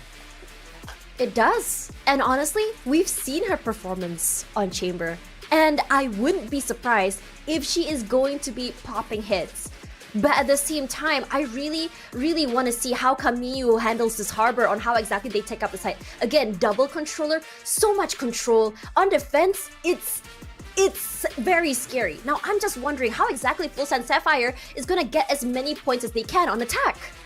Yeah, right. And that's why it comes back down to we're gonna flip sides. You know, earlier on we were talking about Neri and Baby TZ. Now it's gonna be kind of maybe, you know, Kohaebi or someone else, maybe Camus as the, you know, controller Harvard. But then you're gonna have to focus your eyes on a player like Muffin now. Muffin, you know, she's really capable. She's gotten a lot of good frags before, but as the sole duelist on this map, as a jet, it's not going to be the easiest thing, especially if Kohaebi's hitting shots. If Kohaebi's just playing, you know, clay pigeon shooting in the air with you, you're going to have a bad time. I'm sorry. So FULLSENSE Sapphire, they really need to work together as a team, especially on the attacking sides. Go for some set executes. I need to see them set up Muffin for success. Yeah, that's exactly what I want to see, because FULLSENSE Sapphire, they need to try and win this if they want to get a full, clear way to Grand Finals. And if not, it's going to be the lower bracket run for them. So let's have a look and see which team will be taking this. So gonna toss it over again to Daks and Blackenblue. She forgot your name there, by the way, at the end. She flubbed it. I can't believe our host is also talking to us right now. I'm gonna forget to put you on my will. That's what's gonna happen moving forward. There's always a stare down between Blackenblue and Dash in between these transit. But have you seen this composition, Blackenblue? Let's get on topic. Yeah. And who let Team SMG cook? The Chamber is here, and if you've been watching Ascension, you know it's getting a bit more of that popularity. Now Team SMG looking to run with it as well, and it's Kohaebi. She's on it, she's ready, and I really wonder what's the plan here for Team SMG right now. Well, I like the change up here coming from SMG first and foremost. You know, Quack touched upon a while ago in the panel where they did lose on Bind the last time they faced Sapphire, so they're trying something new. And while it might seem like just a confidence pick, one kind of underrated thing that people don't talk about a lot of times when it comes to having a chamber, especially when it's on the defensive side, is that when you're the attackers, now you're going to be pressured to having to clear out these angles a bit more thoroughly. Now you're going to burn utility early just to find out where that chamber is sometimes. You're going to burn that Trailblazer that he might have an op. He might be posted up somewhere. And I think that could be a problem here moving forward for FULLSENSE Sapphire under attack.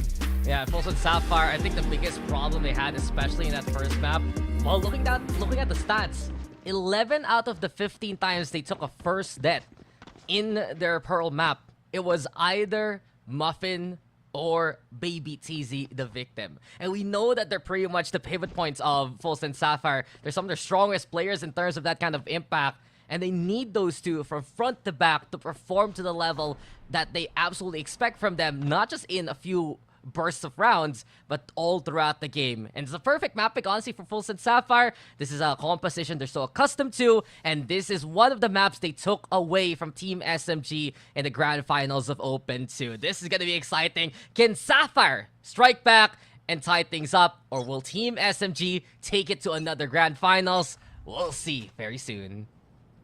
Well, final chance here for FULLSENSE to get themselves back into the series. 1-0. It currently stands in SMG's favor. And if you're SMG right now, you've got to be feeling good after a map win like that in Pearl, but they can't let complacency get the better of them here.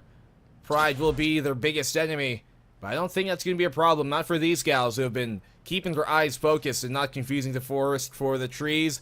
Aggressive push coming from SMG here towards its sands. Maybe it's easy to be contact. Oh, there you you go, down. Neri.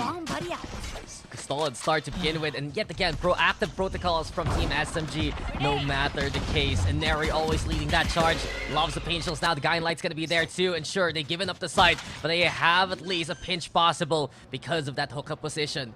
A wraparound also possible from Long as the teleport from Kohaebi to get back in position and reinforce. Shirazi, she's the one technically in this situation.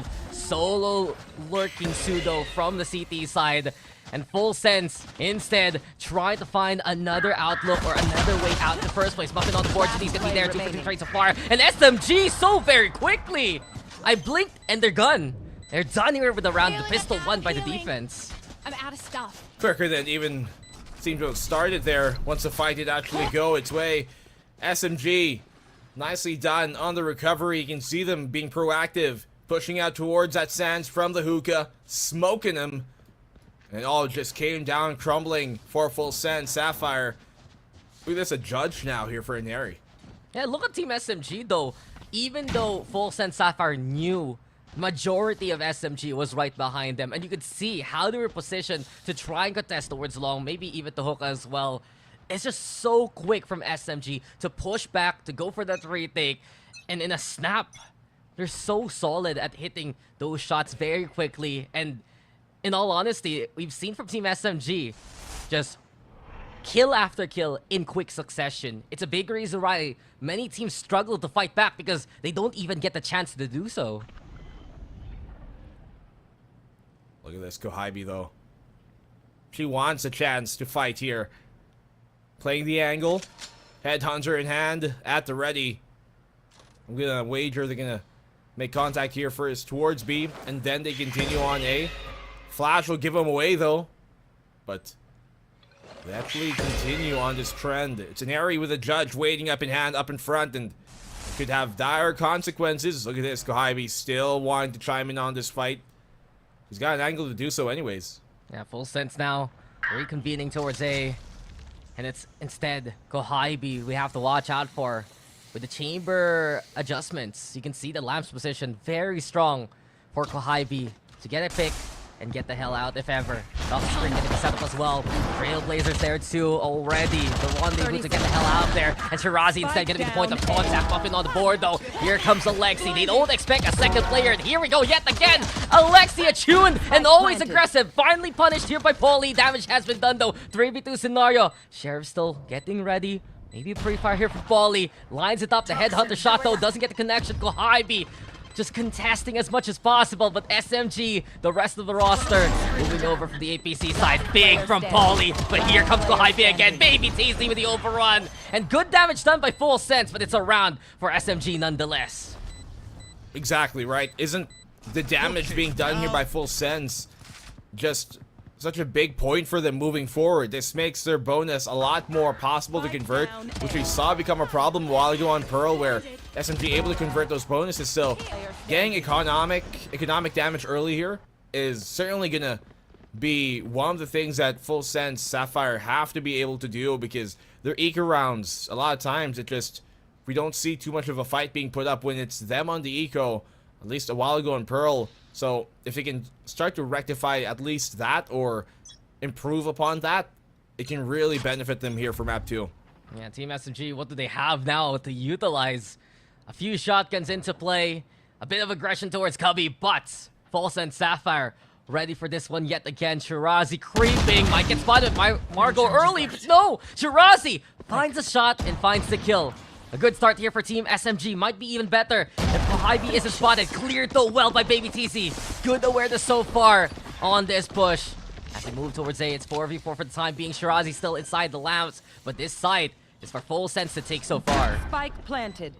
Got the spike planted down here. Exactly where you are. Obviously, Baby TZ just has the advantage in that case. And the rest of them as well. FULLSENSE Sapphire playing off the benefit of their better weapons here. Alexi shows her the bigger boomstick. Oh, that's a another one! follow-up as well. Jenny being taken down. It's a 2v2 now. Security guard Alexi at your service. Just bringing in the Bucky and finding the two anyway. Beats the judge at its own game. Muffin and Paulie, they need to find these kills, and exactly that. Alexi finally falls. Camille the only one left inside the Cove. Looks for the defuse. Cove's broken, but Camille breaks Muffin's face. 1v1 now. Paulie looking for the angle. There's the opportunity. The spray down's there. Doesn't get the connection. Halfway done, but can't get the other half there. FULLSENSE, they'll win the round, but this time around, it's SMG doing the damage against them. Yeah, but it's so expensive right here for FULLSENSE, and obviously in the end there, Paulie taken down as well from the spike. Maybe TZ having herself a great map, rather at least an opening part of this map so far. Neural Theft already secured early, but it's really Alexi who's just leading the charge there with the boomstick on towards lamps that it makes it now a lot more ineffective here. Look, half armor.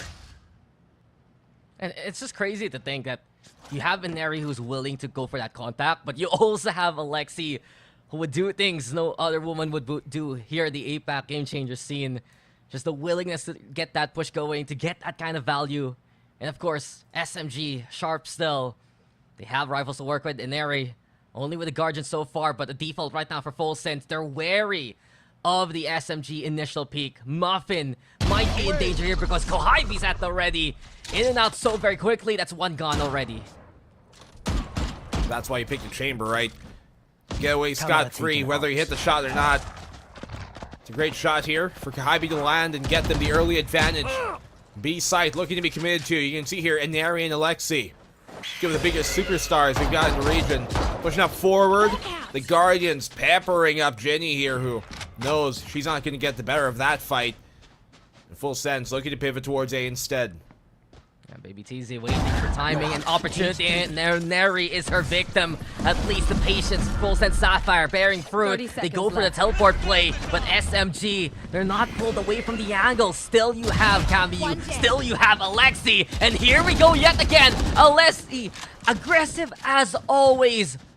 She's just prepared for any kind of first contact. Shirazi's there also to get on the board. It's 3v2 for now. The drop on in from FULLSENSE, but Alexi again and again, always at the ready. It's 3 now for SMG.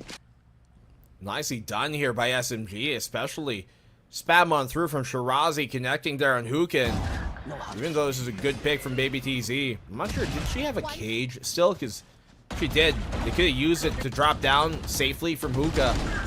But perhaps just it wasn't available, at least at the time. FULLSENSE Sapphire, another early timeout called here after the 4th round. But they're not doing too shabby just yet. Obviously, their plans were stopped coming out from Hookah on the TP. They could have committed towards A, and who knows how that might have turned out, considering the defense was playing a 2-2 split. Well, defenses trust one another, though. They don't need to go for the rotation early. They know that they can anchor these kind of sites. And as of right now, advantage yet again created by Team SMG. One thing to look at this roster right now, Blackenblue, is how they've adjusted some of these roles. And personally, I feel like it works out better compared to their configuration last time around on Bind. You look back at the Grand Finals, it was roles that aren't as attuned as you'd expect. Kohaibi was on the Viper, you'd have Kaguya on the Sky. As of right now, this is looking better. You have the double control that came out from that Pearl map. Alexi still on the Sky right now. Kohaibi knows how to be very responsible to get these kind of picks. And even with SMG, as the defending champions, they're changing things up. They're setting the standard, raising it again and again. And as of right now, it's FULLSENSE Sapphire who needs to adjust to the adjustments of SMG. Okay. Well, what is there to adjust right now, right on the attacking side? They just haven't been able to really secure control early on in the map. You can see here, SMG and the defense are really squeezing it away. But on the map here, rather on the round here, on this eco, it's going to be difficult. Easier said than done for sure to try and take that. They got Blades on the Muffin, the Sheriff on the Margot, and Baby TZ, but not much else. And if you're SMG right now, you know, the range, that's your biggest ally here. You can see them playing these long-range angles, not to be too committed into a position where they can't fall back. And look who's watching B-Long this time around. It's Kohaibi. She wants to pick her too as the flash comes on in. As soon as she sees the guiding light, already a snap of fingers, the rendezvous to get the hell out of there. Double dip though to get that first takedown. SMG now will have to deal with the Blade Storm, and Muffin does get the kill. Alexi's on board, but Muffin now! Exactly what they needed. Tough to play the entry, but she's doing all that hard work here. 3v3 scenario as the plant goes down. SMG going for the wall bangs. Could have been close there versus Muffin. Shirazi over onto the corner of elbow. The heals there too. And Neri, Kaguya reinforcing from the CT side. And SMG right now looking for the opening. And Neri makes it happen. Busts open this door wide open. And, well, Empress and Neri, you know she can do it all. 3 for Neri. And SMG now have a 3-round lead. I mean, especially an eco like that. When it's an Airy, you gotta be wary. Because she can certainly turn things up and knock you all down. FULLSENSE. They at least get the plant here for Sapphire. But where's the fire from that? Where is the heat that we know they can bring to the table? We just haven't been seeing that yet. There'd be shades of it, glimpses, but not a full picture just yet. Yeah, FULLSENSE Sapphire. Well, seems like it's a little dulled right now, the color of their play, and it's been such a problem with high-octane action brought together by SMG with very responsible picks and peaks. they're the ones who get the advantage out of these narrow passageways. As soon as someone like Kohibi or Ineri gets the one, SMG backs on the way. That's enough for them to take advantage of the whole round. I've got your Case in trail. point, there's the splits, but we hear the Seekers instead. Ginny looking for the opening. Alexi will answer back with her own. Intel provided now for both sides, and it's a 1-for-1 trade still. And Ari finding Poli, Kohibi too with the spray down. And Full Sense beyond the veil, they know danger is awaiting. Here comes the shot, and it's Alexi who strikes yet again. Kohibi is there too, and SMG proactivity is key. Let us see. They're starting to build upon a lead here that might just be too insurmountable once more for Full Sense to come back into. And for them to start here on the favored side as well, even better. Wonders and questions about if they can turn, this composition to their favor, especially only pulling it out just now for relatively the first time as his core and on official record, but they have no problem at all, it seems, in trying to turn this round into theirs, or at least this game. The showstopper's available, but I don't think they're going to start to use that just yet. And you can see here once more, Trailblazer burnt. They know that Chamber is going to be a threat always towards Showers. Yeah, and now they're trying to go for the double up and have a bit of firepower to get that kill early on. And Cameo instead is the target. Muffin gets one. Kohibi still holding strong. Here comes Baby TZ. And maybe a breath of life here for Full Sense. Sapphire suffocated quickly by SMG. It's an eco round anyway. And then Neri, of course, eradicates as per usual. SMG now. It's the lead we've been talking about, Blackenblue, and it's getting bigger and bigger. Increasing incrementally here. And SMG just no fear at all. Look at this. Even in that fight, Kohibi, she gets the one and still just stays out in the open. She knows she's got the advantage there. Obviously, it's the Chamber, the rendezvous, big thing in those type of fights. Extended as well. And when you're in that position, it can be very difficult for Full Sense to snap out of it. They know that SMG are playing with full confidence right now. Absolutely, and you've seen how their anti-ecos work. Full send at the ready to receive. And it's some of the quickest anti-ecos we've seen all throughout the tournament. So SMG right now, absolutely in control. Kohibi on the inside of the pit, waiting for anyone to cross from the market. Perhaps take them by gunpoint. Take whatever groceries they have here. Margot now might be in trouble, especially if she decides to wade in it. Shirazi looking on the other side of the corner, and you can feel the pressure towards Full Sense Sapphire. The waiting game, courtesy of Team SMG. The rotation too, slowly but surely coming in. And as utility might actually get triggered, it might be the go signal here for Full Sense Sapphire. The kill from Ginny, there you go. Kohibi, timing perfect, and that's the spike down. Here comes Baby TZ though, holding out the angle. That's 2 for her. Shirazi on the board. Problem is here for Full Sense Sapphire, they need to go into the pit to get that spike. 2v3. Kohibi, she's got the tour de force here. She chooses to use it, but with a Viper Spit like this, it might be difficult to try and press the issue. Moving on forward, Viper Spit for Viper Spit. They cross into one another's. They have to. It's no man's land right now. Shirazi good on the double. The triple now goes her way. Ginny on the swing, and Kohibi shuts her down. SMG still hold on. They were at a disadvantage, but such a big pick by Kohibi. We were waiting for the action to unfold onto the pit. And as soon as SMG showed that presence onto the market side, that was the go signal for Full Sense Sapphire. You understand the push. But Kohibi lying in wait yet again. Ultimate opportunist, and she finds the priority target of the spike. Given that inside the pit, it's so difficult for Full Sense Sapphire. They even tried to go with their own Viper Spit, like you mentioned, to try and get a bit of that vision somewhere closer to the spike, but no dice, no chance. And it's SMG again. Well, they tried poison for poison. Play fire with fire. Not very effective. Not the best answer. They both find out why you'd get burnt there. Trailblazer out. That's lots of utility here. Being burnt off of the attacking side from Full Sense. Kohibi gets one in an area, obviously off the showstopper as well. It just changes the channel, the tune here that Full Sense are wanting to play. Yeah, just no look even. Lets it rip as soon as she got intel from Alexi. It's enough to get that kill. Maybe TZ though, she's good for one, but that's all she gets. 4v2 already, and here we go yet again. And Neri sitting pretty over onto the garden. Ginny and Muffin looking to find a way in as they creep on forward. And Neri, well, this is her domain, and she's just sitting on her throne by this point. 4 kills on the board, and it's 8 now for SMG. I mean, everybody knows the name in area right now if you're even somewhat familiar of APAC Game Changers. She has established herself as one of the most premier players we have in the scene as a whole. It's because of rounds like that where she can just change the game, change the round, steer the direction of the flow of the match towards the SMG's way, because she's been doing it forever. And a lot of times, back in that former roster of hers on AE, she'd typically be the second in, the innie. But now with her being the main duelist, the one up front, the one to take that first contact, she is still delivering under any circumstance. Absolutely, and you can see so much confidence right now for SMG. We've said it before and we'll say it again.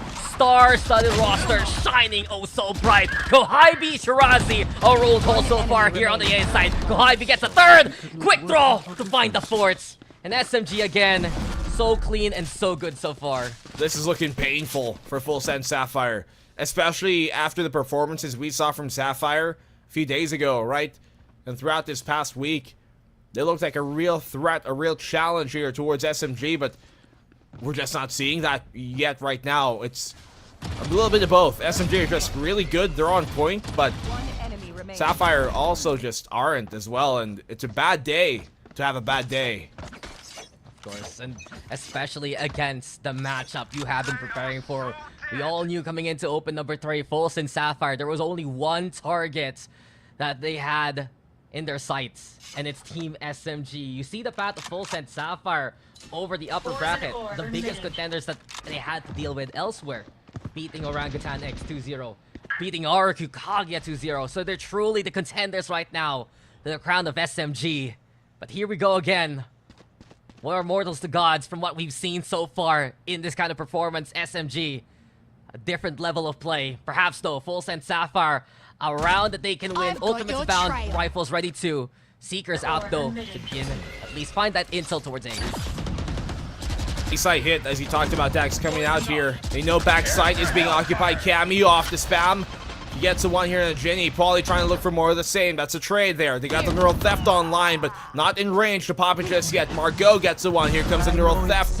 And now they have information where things are going, which is the B site this time. But Kohaibi, she's waiting here towards this B long, but it's gonna be found out. I don't know if I saw that properly, but a bit of a smile from Kohaibi because suddenly, oh, I've been spotted. Stellar neural theft there from Baby TZ. Good heads up, and FULLSENSE Sapphire have been working well with the intel provided by her so far on the Cypher. Shirazi, though, waiting now for opportunity. Kohaibi still sticking around towards the Octagon especially. But Margot, she might be that first contact inside the tin can so far. Shirazi and Neri now moving their way towards the side. Slow walk to get the crawl kill. And then Neri again! 2 for her already. So quickly destroyed here by Team SMG. No chance and no angle to play from. SMG preach clear and get the dub. They are making a statement out of this. Last round before the Whatever former empresses, rulers, royalty of Game Changers last year, crown bearers for FULLSENSE Sapphire were, what is that to a usurper? Someone to overtake the throne. SMG, they've been taking kingdom by kingdom these past opens, but they're looking to take the crown at the end of the year. And what a pace they are on to do it here. 10-1 in a matchup that was promised to be the most competitive one possibly. It's looking like a one-way show for SMG, or just reaping the benefits of all their hard work. SMG are the scriptwriters right now. Director, producer, and also starring them as well. This is their show, and it's up to FULLSENSE to try and upstage them. Muffin now in the dash on in, but Kohaibi still gets the kill. Kohaibi cameo! Connection after connection from SMG! They hold it down, and in flawless fashion, they do it yet again. What a half from SMG, 11-1, utter domination. But isn't that the thing about FULLSENSE? We saw that last year as well. Sapphire, right? When they were still X10 Sapphire, they're like a rocket ship. You can go completely high, up into the stratosphere, up into space even, farther than anybody has ever gone. We saw that when they made that run for champs. But they can also have these inconsistencies where it just blows up, and that is where things become difficult. But what's been completely easy is working with these two nice fellows on our panel. Wow!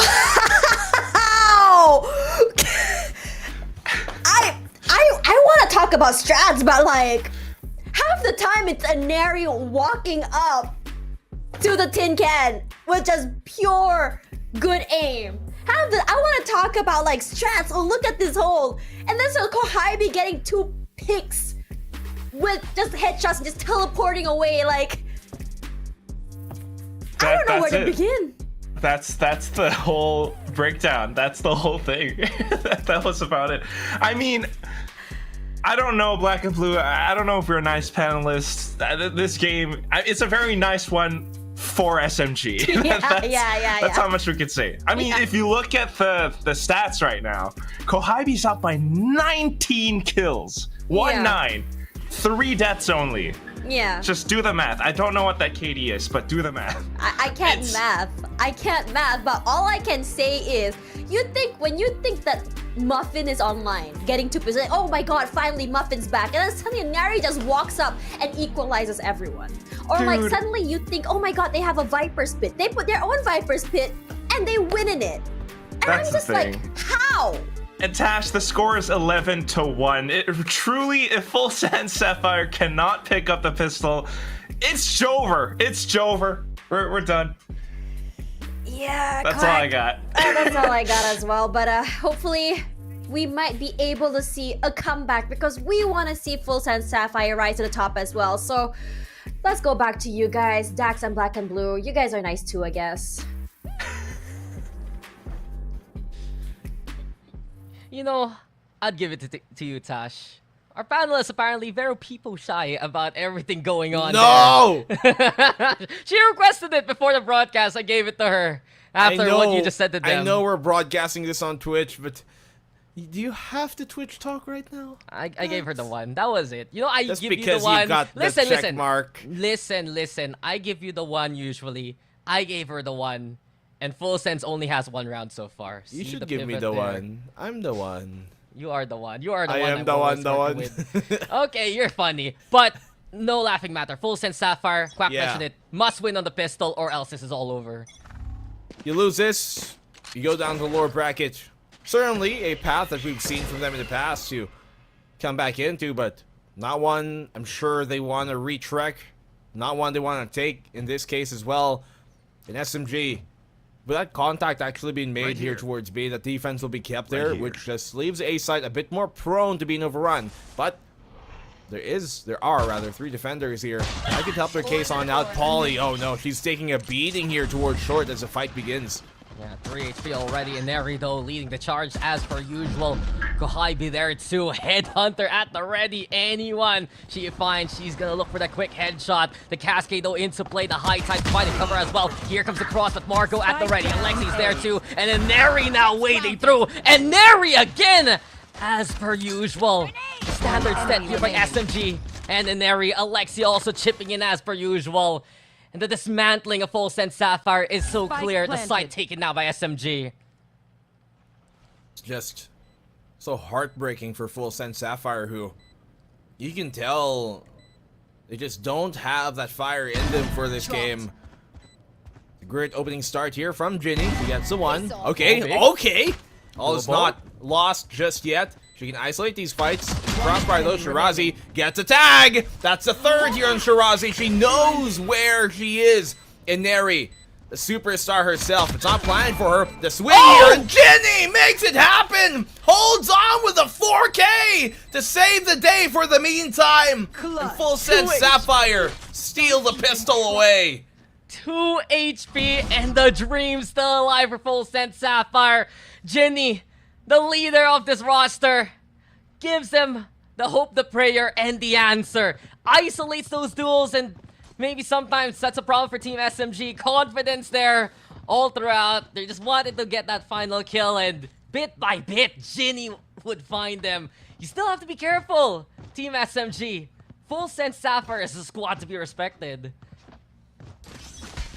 Well, especially with individual plays like that, but is that kind of what we saw akin to on Pearl? Like, the only rounds they would win are when you'd have a big individual pop-off performance from them, and their individuality is certainly not to be questioned, but it's about how they play as a team that has been a big problem for them this map specifically, in this series too. Yeah, Full Sense though. Now they have a bit of confidence, some hope brought out by Ginny. And from that point on, Marco will make two. Alexi though swings and hits Cammy also with a helping hand, but Polly hanging back, waiting for the high tide to recede. And from that point on, it will be her drowning the opposition. That's two from Polly. Alexi fights back.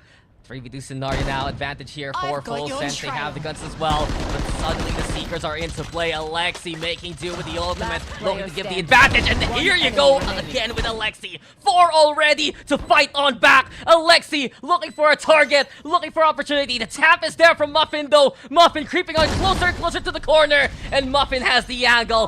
Full Sense again, weather the storm and survive.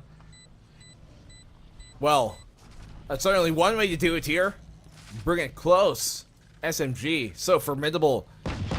And a threat that has to be respected. Alexi, 4K for her. For Team SMG, with the SMG in her hands. Just magnificent though from Alexi. She got 4 kills, she got the Seekers along the way, gave a chance there to Team SMG. So close to getting the ace. But Full Sense Sapphire, they understand how to play these isolated duels. That's one thing they've been good at all throughout this series. It's been sporadic on the rounds, yes, but just the micro decisions coming down to clutch situations, giving them at least a few rounds on the board. Rifles though, here from SMG. That was already a great eco states from that second round. Bonus here, also a buy, honestly, for Full Sense. Ginny contesting first and foremost, but Shirazi starts things off strong. Paulie falls, and that's the pick Team SMG wants to work from. Well, it's not a great start for sure for Full Sense. Lose the opening pick. They got Seekers though to kind of sniff out where SMG are going to be coming. Sole defender on the side. That leaves Margot with a mere bulldog, and it's not the most favorite option here when you're in this type of position. Paint shells as well for Inari still open, so she can nade out that lamps and they can take control of the rest of the site without having to worry about Margot for a quick moment. And now SMG, they realize, rather at Full Sense, they realize it. No Seekers here towards B. It has to be an A-side hit. Smoke's down. It's already confirmed as Margot hears them coming. Barreling down now, courtesy of Inari leading the charge yet again, and Inari gets 2. One more time, so much value. Kohaibi also ready at the moment's notice. And suddenly, we're back to familiar territory here for Ginny. 1v4 yet again. Can't you find those isolated duels? This time around, Shirazi marks it and finds it quickly. Match point, series point here for SMG. Yeah, not this time. Not again. SMG shall not allow it. Full Sense Sapphire, look at the buy here, if you can even call it that. Bucky's to come out, the sole vandal from Baby TZ. Not even a single player at double digits just yet here for Full Sense Sapphire. And the other end, very top heavy right now from SMG. Inari, Kohaibi, and Alexi absolutely having themselves a field day here. Padding things up, and yeah, they call a timeout. Is this the first timeout from Team SMG? I think so, right? In the whole tournament? I don't know about that. We're kind of busy casting the other stream, but this series alone, right? Yeah. Yeah. Should be. Well, there it is. 21 kills from Inari. What do you think they're What's talking about? new? How to win. Just how to... I think this is still a timeout that they kind of need. They just can't collapse like what happened during the pistol, right? They need to be still careful of what Full Sense Sapphire and what angles they can take. But just this series alone, it's already a statement. You'd think that Full Sense Sapphire, they worked so hard in Open 2 to make it so competitive against Team SMG. It was a 3-2 grand finals at the very end. But right now, here in Open 3, SMG looking to just run away with it as much as possible. They've been the standard all throughout the year. Everyone's looking up on them. But it just gets stronger and stronger. It gets better and better. And the SMG way, looking to stand strong one more time in one more series. One last chance here to try and steer things back to a better way, to another day. Lower bracket awaits them. Otherwise, it's gonna be difficult. You can see Margot trying to challenge, but it's not the best angle for her to try and challenge in the first place. Here comes out the hit right now. You got the molly. Oh, you can see Margot trying to be wary of where an area might be. That pain shell is gonna force her back in the corner.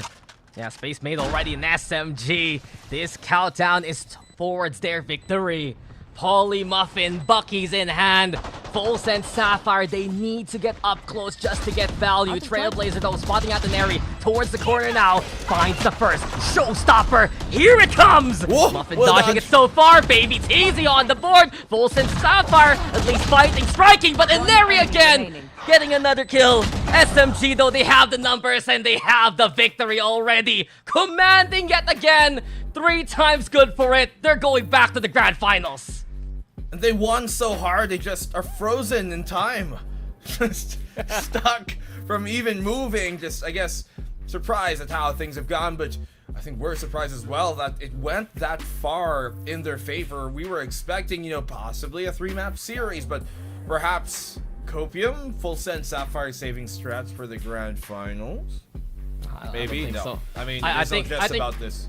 Yo, I think it's really just Team SMG bringing even more stratagems to the table, especially new looks on Pearl, new look on Bind, and of course the same old SMG dominance. Yep. What a series for Team SMG. Yet again, they put themselves in a position to win the whole thing. But of course, there's still the grand finals tomorrow, and there's still the panel to break down what happened there in the series.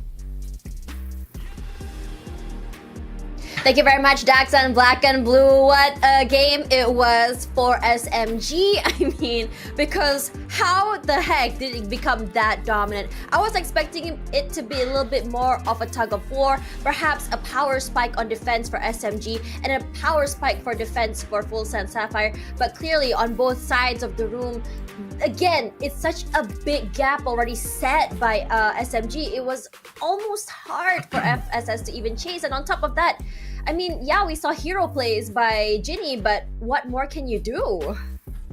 Oh my gosh. I mean, that really is the question, right? You end the first half 11-1. It's already really difficult. But it's great that FULLSENSE Sapphire did not back down. They didn't give up. They kept trying to find some of these rounds, expose as much of SMG as possible so that they can learn as much as possible. That pistol round from Ginny was great. It was But amazing. at the end of the whole thing, I mean, first of all, really curious about that timeout at round 16 because SMG were already at match point. So Yeah. I wonder what that was about. But for the rest of the whole game, I mean, the first half was just so darn good. 21 kills on Kohibi, and Neri with like 23.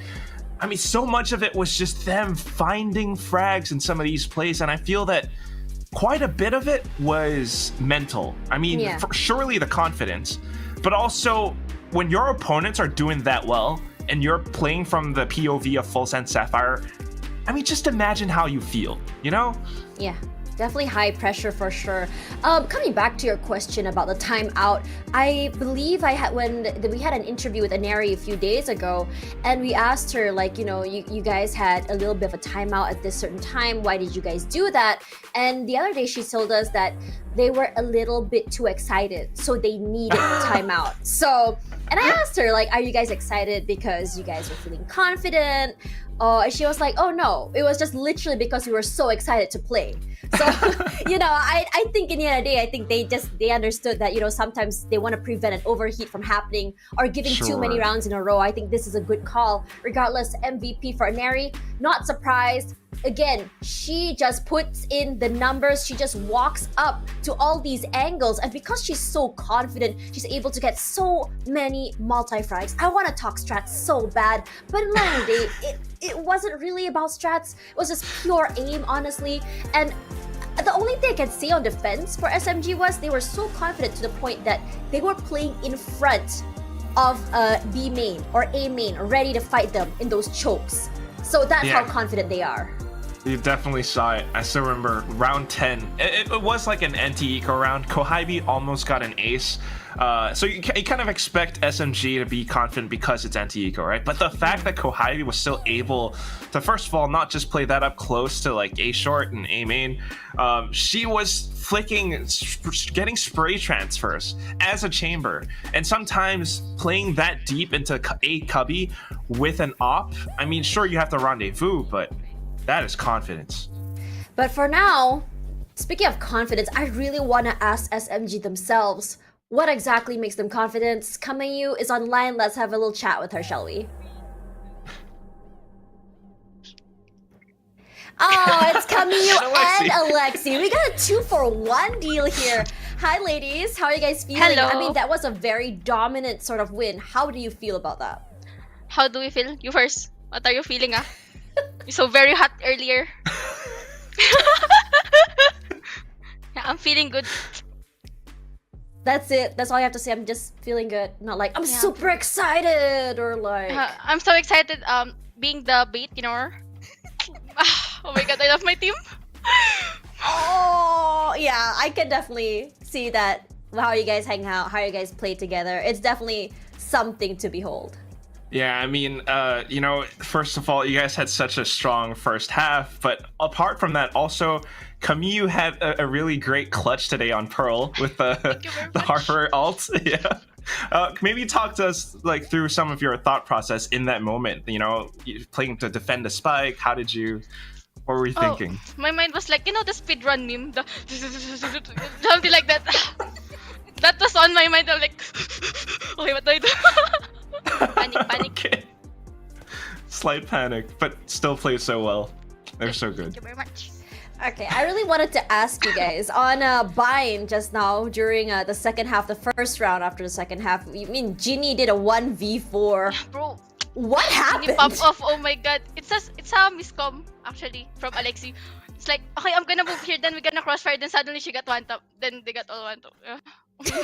Princess Alexi, by the way.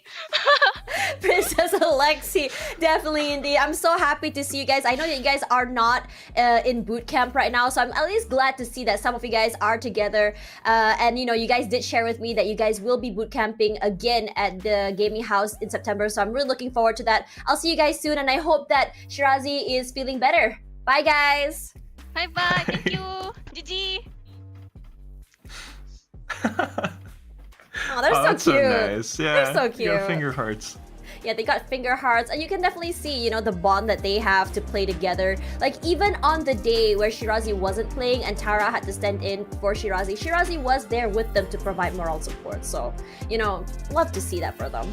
I mean, that's it, you know, sometimes still getting overexcited, sometimes maybe a little bit of miscommunication from Alexi. No, I'm kidding. I mean, they are still so incredibly good.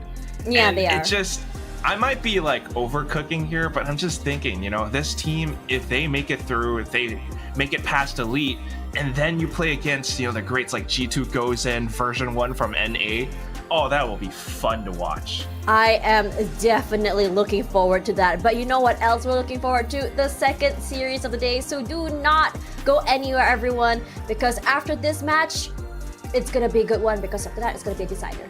See you later.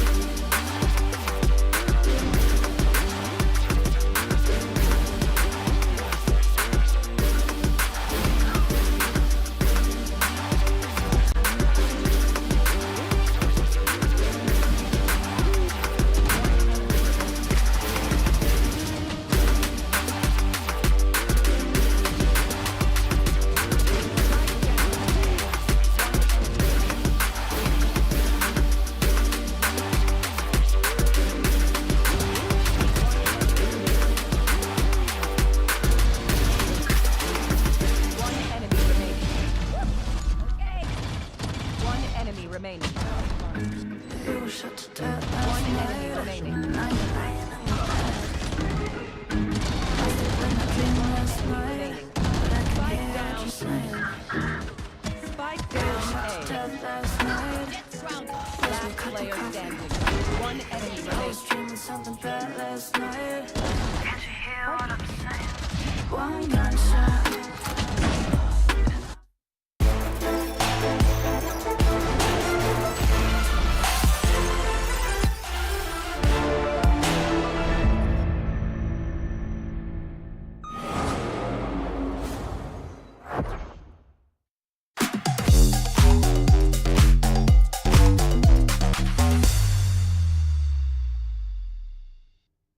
Someone else didn't care about your life last night, at least less than about his. All our dreams were shot to death last night. I see the clock stand still. Nightmares at your heart sometimes, but this is unbelievable.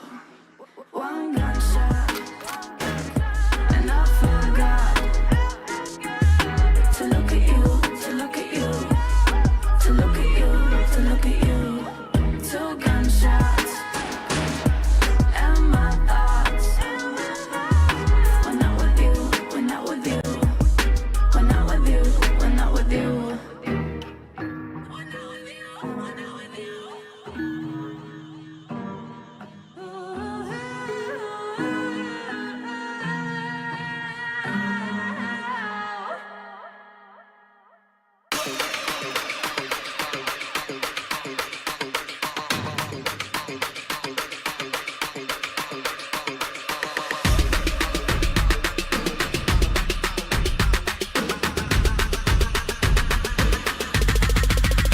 We wanna get it crunk in the club, crunk in the club, with a crunk in the club, crunk in the club, crunk in the club, crunk in the club, with a get it crunk with a couple hundred thugs.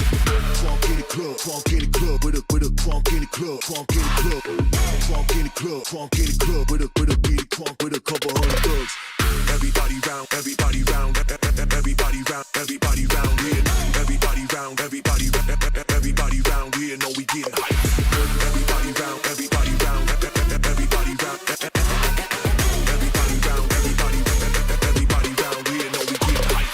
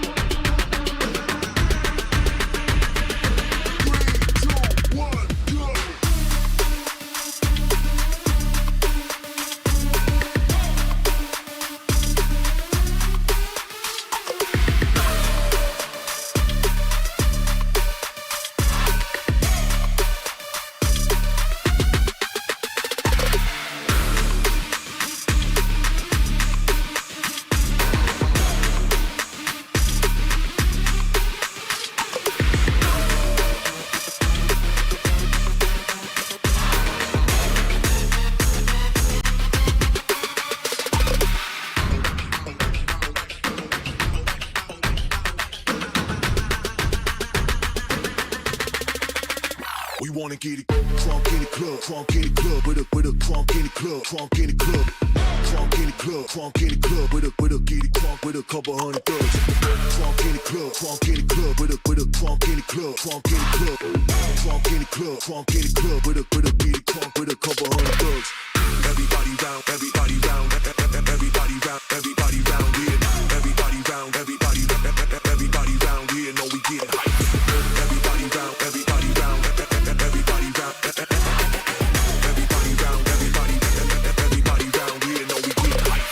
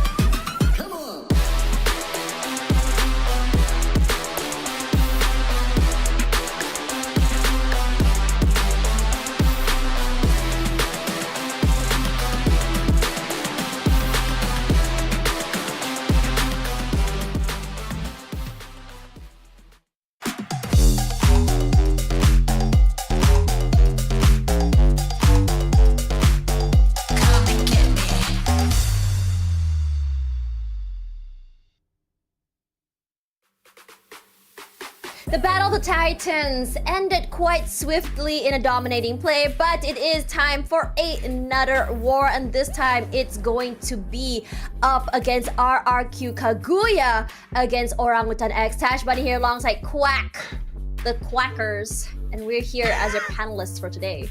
Yeah, I'm the Quackers, cheese and Quackers here. But that's the thing, right? All right, we saw like a pretty heavy stomp from SMG. I just can't believe that they are still that good.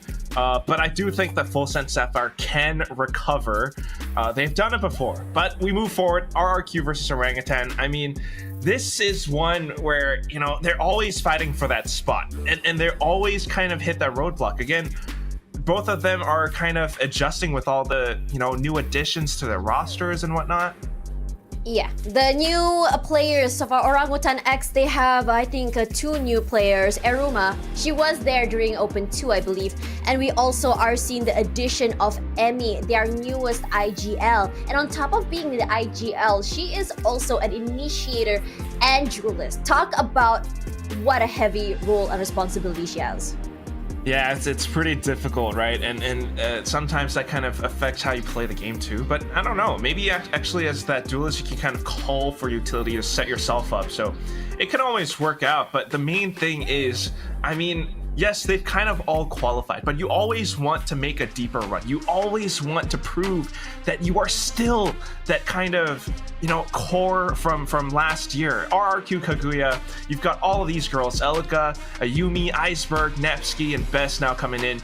I mean, they were the team from last year, but ever since dropping to, you know, what is currently now FULLSENSE Sapphire, they haven't quite gotten back to their old form yet. Can they do it today? I mean, I wouldn't be surprised if they're able to. Aluka, as well as Ayumi, has brought insane firepower to the team. This dynamic duo, crazy. We also want to talk about Nevsky coming in to take Capricia's spot. Nevsky, previously, for a little while, she was actually managing the team. And in an interview with Best recently, Best, we asked her, what is your goal? What do you guys want to achieve at this tournament? And she said, I want to go beyond Game Changers. I want to make a bigger impact, which shows that whatever they're vying for in Game Changers, they want to try and climb further up. And speaking of climbing up here, Orangutan X, in Open 2, I believe they had one of their best runs, and then a roster shuffle happened one more time where they have two new players. In your opinion, Quack, do you think that having a more W gameplay, aggressive gameplay suits Orangutan X? I think it could. I mean, that's always been kind of the story for some of these teams, especially when they're just coming in. I mean, Orangutan is that kind of South Asian org. You've got Casper kind of representing that region, and everyone, coming in from the old, previous seasons of Game Changers, they've always tried to find their identity, and sometimes it was built off the backs of some of these other players, but then ever since coming in with Coach Gunner, Japips, and Twirly joining the roster, they've managed to find a bit more firepower. Perhaps going full send with that idea of having firepower is what they need. Having a lot of duelists, having a lot of capable fraggers, and Casper to kind of control everything back at the support line. It could work out, and if you can find that identity for yourself today, especially against a team like RRQ, and you make that deep run again, like what we saw from them in Open 1 of this year, that will be a great story for Orangutan X. Yeah, for sure. And I think for Orangutan X, I think in this tournament in particular, I know they do have a lot of internal issues coming around. I mean, especially if you guys didn't know, Japip's father is not feeling too good. So there is that she has right now. But given, despite that, I can tell that the team is still having quite a lot of fun with their games. I mean, yesterday we saw some chaos. We saw the hash slinging slasher.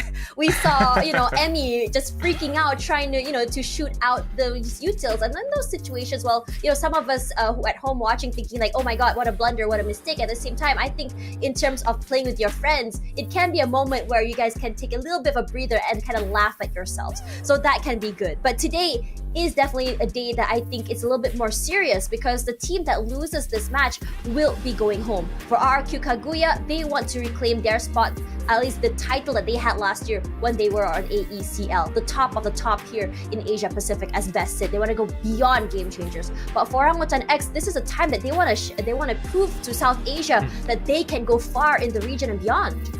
I mean, they've almost done it before. That's the thing. They can do it. They got to do it again. That's the thing. And yes, sometimes it's a lot of external factors or some of that mental game coming in. But I think that's the most important part, because at the end of the day, they're all players, they're all people, and it's always lovely to see the whole kind of Game Changers community, not even just Game Changers community, the whole Valorant community coming together to support people who are in need. And once you're in the lobby, once you're in the server, no holds barred. Everyone just give us your best game. And I think that's the most important thing, because when they play and when they're having fun, that's the most important part, right? Yes, you want to win, but if you're not having fun, then something's going on somewhere. And when you watch how they perform, they're always putting their best foot forward, and that's my favorite thing. But at the same time, I mean, back to brass tacks, talking about these two teams, it comes down to these two players, in my opinion. I mean, definitely you've got Elka and Japips, always, kind of those somewhat duelist / initiative players, and they have to set their team up. They have to find ways to kind of follow through on their duels. And that's the thing that I want to focus on. I think that for these two players, of course, ACS will be a little higher for Aluka because she also does play the duelist role, very different to Japips, who's running on the Sky and the Sova.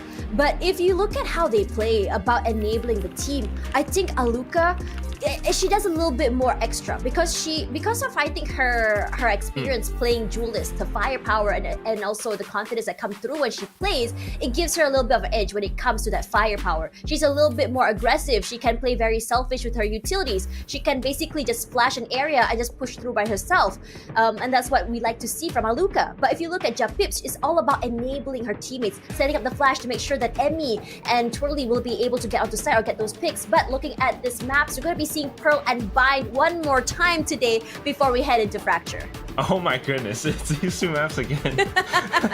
Yeah. I mean, I could see why Ascent and Haven are always banned out as the first few, because, those maps have been played to death. Yeah. Everyone is just so darn good on it, and we already have a lot of strats, a lot of ideas.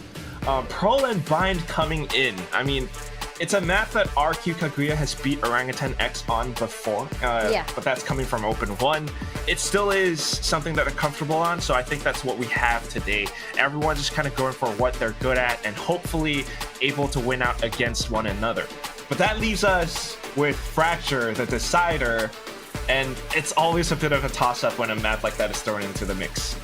I mean, I think for RRQ, they've had such successful runs on Pearl, and in this situation, I was quite surprised that they would actually let this map, slip into their hands, because again, RRQ knows how exactly to play control. You have Ayumi, who is just so aggressive to take up space alongside Aluka. We've just seen them play this map a few days ago, and aggression is what they use to take up space and hold it. They're not afraid to push. But if you look at Orangutan X, meanwhile, they've been trying to vie for bind. And I think that if you remember yesterday, Orangutan played, they didn't win against NWJ for this map. So I am curious to know why exactly are they still picking this map, and what have they learned from that map in particular?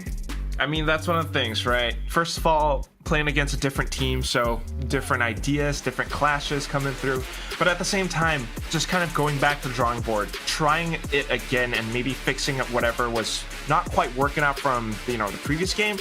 But focusing onto this, I mean, we're talking about Alika, we're talking about Japips, and this is what's important, because on this map, you need those initiators, you need those duelists to do their jobs, to find whatever they can get, and set up players like Twirly and Ayumi to perform at their best. I think the main focus for this particular map will be Emmy, on how exactly she uses her util to get onto site, how she can play aggressively as well as selfishly. Think of her as that pseudo flasher if you want to, the second flasher to really enable Twirly and also herself. But in a lot of situations, the run it back, if you can see how Orangutan X plays, is that they would try to contest the orb to really feed Emmy those orbs so that she's able to run the run it back over and over and over again. Be it for frags, be it for information gathering, she does not fail. Now, I think the best idea RRQ Kaguya should be worried about, of course, is Emmy. If they can shut down Emmy, I think it'll give them a little big of an opportunity to take this map away from them. Yeah, that's a real important point to note. I mean, it's going to be a little bit tricky because, first of all, yeah, I think this has been mentioned before. This is that kind of Paper Rex composition, the double duelist. We saw Scars using this in Ascension as well. But the thing is that Phoenix is a very core pick. You need to be able to set up some lineups with hot hands and go in for those flashes and whatnot. Yeah, but in a lot of situations for Emmy, because she's able to run it back, she just W keys straight forward into the site to get information. And in fact, she's able to get 2 to 3 picks sometimes with that with her pick itself. So if that is not confidence, I don't know what is. But again, RRQ Kaguya, pretty pristine run on this map in particular. So again, the question now is it going to be their perfect comp that's going to win the map, or is it going to be RRQ Kaguya's, I would say, experience on this map that will really show us who wins it? Regardless, we're gonna just toss it over to Daks and Blackenblue. You guys, tell me, what do you think? Hello and welcome, guys. I am Daks. With me is Blackenblue, and we're here with lower bracket fight. No, I am Daks. You're Blackenblue. No, I am Daks. You're Blackenblue today. I am Daks Rosales. Do you not see my supreme power? Well, to be fair, your name does rhyme. Zahk and Daks. Who knows? But what we do know, for sure, is that this is a rematch of the lower bracket final of what we saw during Open number 1. And with RRQ Kaguya not necessarily having their best performance in the past Open, during Open number 2, they went down lower round 2 versus Global. Now you're thinking, this is a team that's looking to really rectify what hasn't gone right for them the last time around. And against an opponent here like Orangutan, who have really incrementally improved every single time, making it to the grand final almost last time around, right to the top 3, you have to wonder, where do RRQ stand now in that conversation as we move into map number 1? Definitely, and the map veto as well is played out very interestingly if you do look at it. Well, of course, there were a couple of these maps we've seen these two teams face each other against before. Interestingly enough, I was going through the statistics on Pearl in particular. I don't think Orangutan have ever been able to really beat RRQ Kaguya, so this first map is going to be a test as to whether they can really overcome those past demons and make history for themselves in taking Pearl away from a team like RRQ Kaguya. I mean, definitely going to be difficult to try and do that, but if you're OGX right now, obviously this map pick here, picked by RRQ, and you look statistically, Orangutan here on Pearl, it hasn't been necessarily a liability for them, but also hasn't been the most favorable one. You look on over to bind at map number 2 here in our series, and it's also a bit more of the same story. So you got kind of big 50-50s up for this map Vito to start things off. But speaking of, we're going into round number 1. Opening pistol, it's RQ on the attack right now as we look to bring that spike towards B. Already, that flash gonna give away a little bit of a hint that there is some heavy presence from RQ towards that site, but the spike itself, like you mentioned, it's going rather quickly down towards this B long area. Only Aruma really present as an anchor here. Has some utility to work with, and with those pot shots being taken, that's the cue that the execute is finally coming in, but Ayumi already fighting that huge opener. That's gonna open up this B site. Yeah, nice shot there. But taking down Aruma makes it a lot more possible now for them to really get themselves, without being tagged up too much, into the site.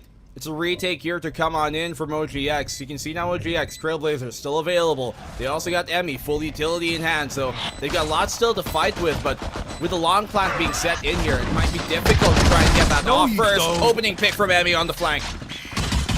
Oh, beautiful work. That Molly as well doing quite a bit of damage to Ayumi in the process, really able to isolate these angles. Emmy with that further utility, that firewall coming up, taking that upper angle, but being caught by that recon and the turret right now. He's trying to get the defuse in, but all the stop from RQ, it's denying even that the utility and the pistol power is just a little bit too much for Orangutan to do. When the clock is ticked through, and just like that, RQ, they walk away with the pistol. Great way to come out with one. Even with a smoke in their hands, right, rather in their face, you can see RQ, because of the amount of utility they have to throw in counteract to that, shock darts, nano swarms, a pole, obviously an Aluka, having as well that fragment. They have a lot to just keep him off of the spike and focus on the fight instead, and in that case, long range angles like that, when they're posted up, it just benefits RQ so much more. So look at this, not a single SMG forced up by RQ. Bulldogs, Guardians, and the Vandal, they want to make sure they get these rounds with no half measures. It's a strat that's worked for them as well, rather than going for that FPX buy where you only see a couple of your teammates forced upon those Vandals with everybody else playing for those pistols.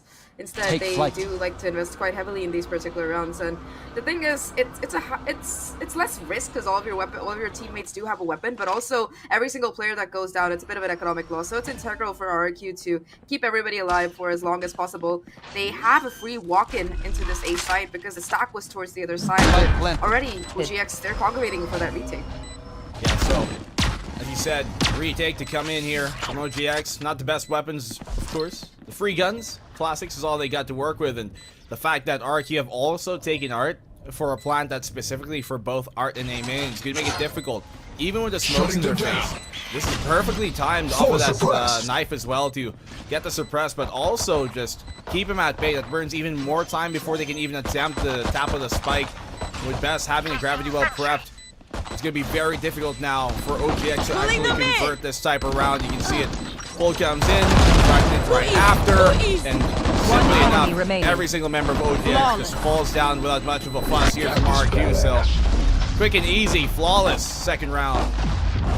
Ideal outcome coming out for RQ as well, to be able to walk away with all of those weapons that we talked about in the previous one.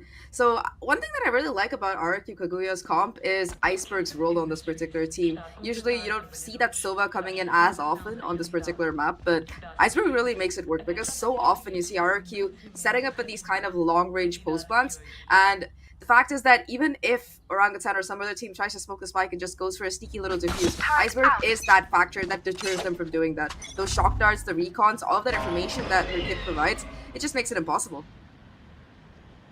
Well, right? The opening fight here going towards Orangutan's way initially, especially since they got the better weapons.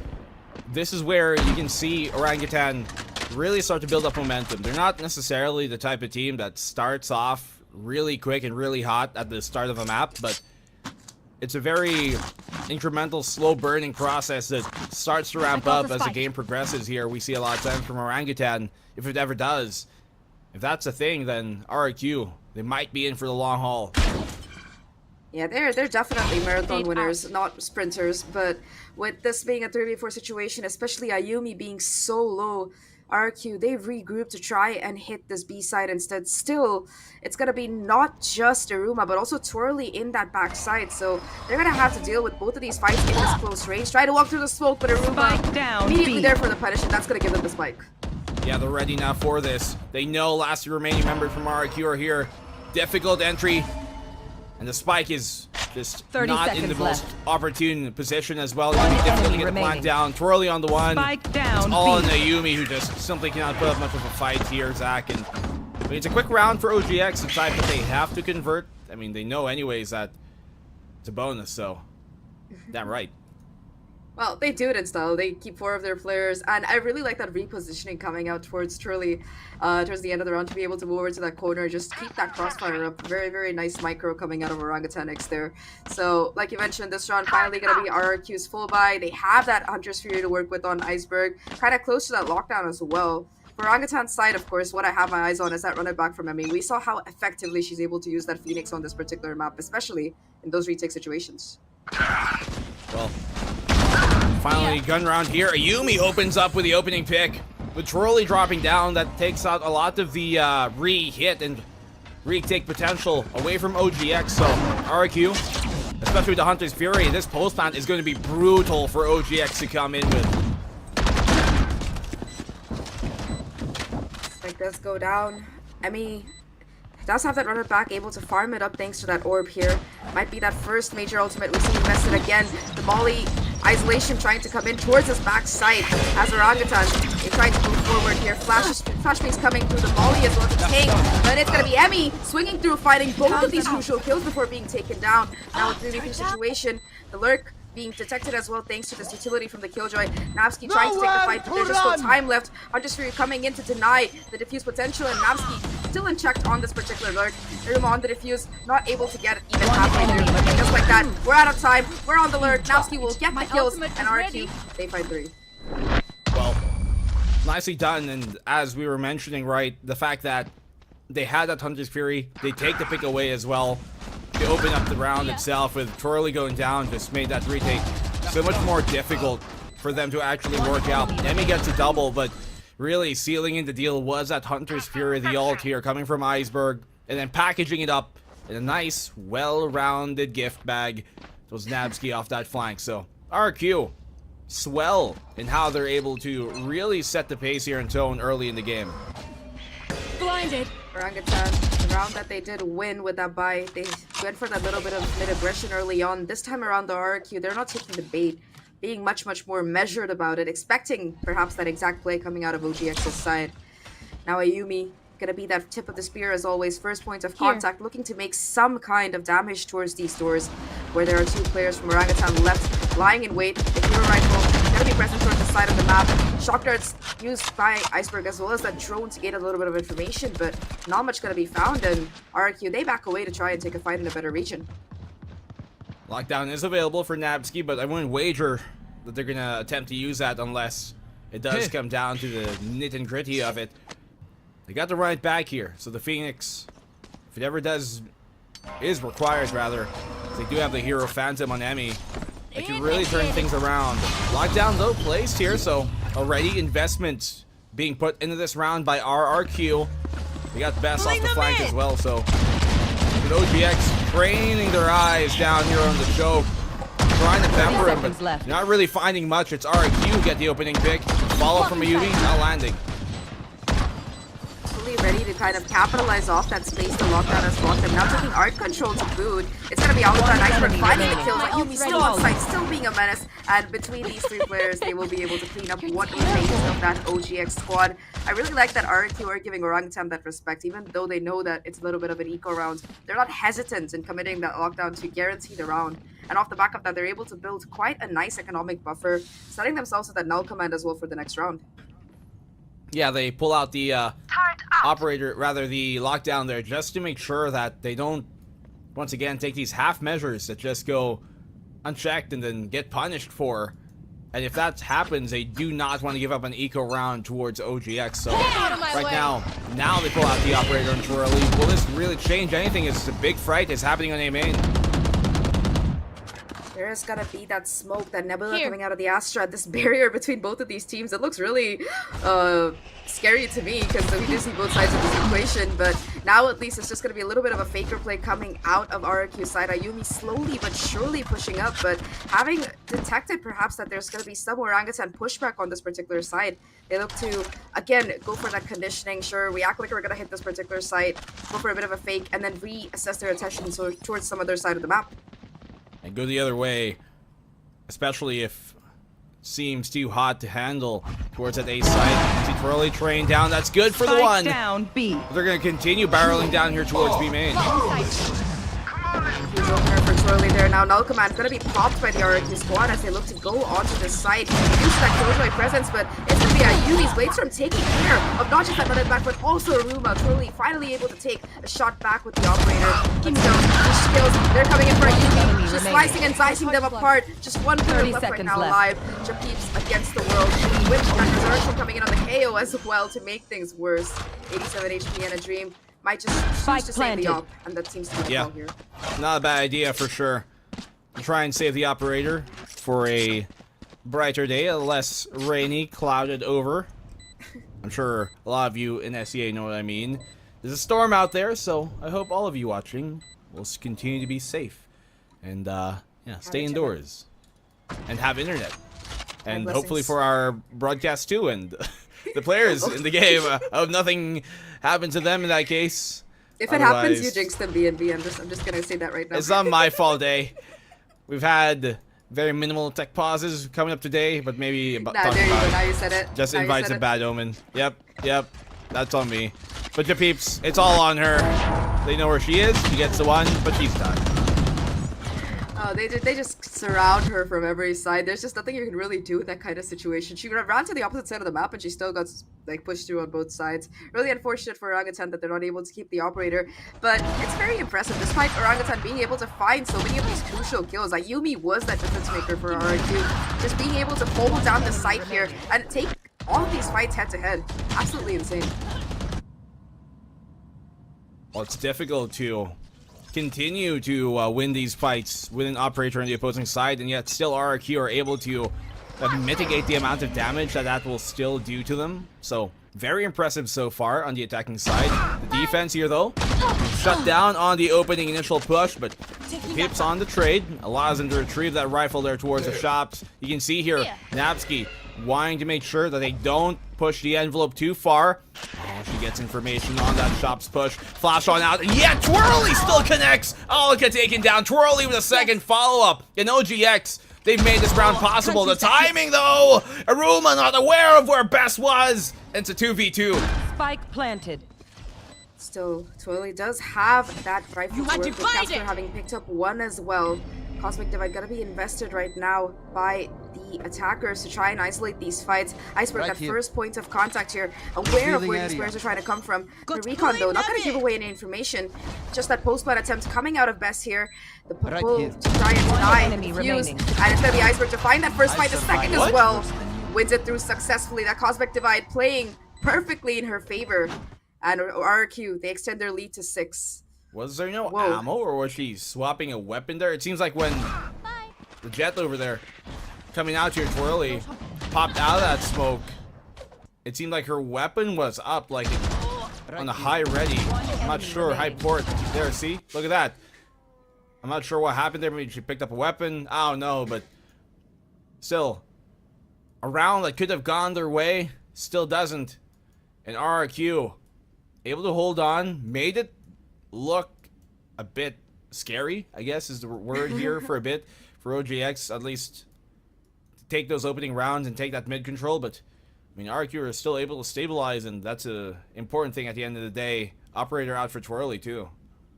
Yeah, she's gonna have that particular weapon back in her arsenal. But talking about that previous round still, Orangutan really were able to take the initiative. Twirly in particular, that was a nasty fadeaway flick that she had on Napsky before being able to try and play that 2v2 out. But what I like about RQ is, like you mentioned, their ability to kind of reset, even if across the map things don't exactly go in their favor. Whoever remains on the team is who's still alive for the duration of the round. They're able to just kind of set up and excel at that post-plan kind of situation.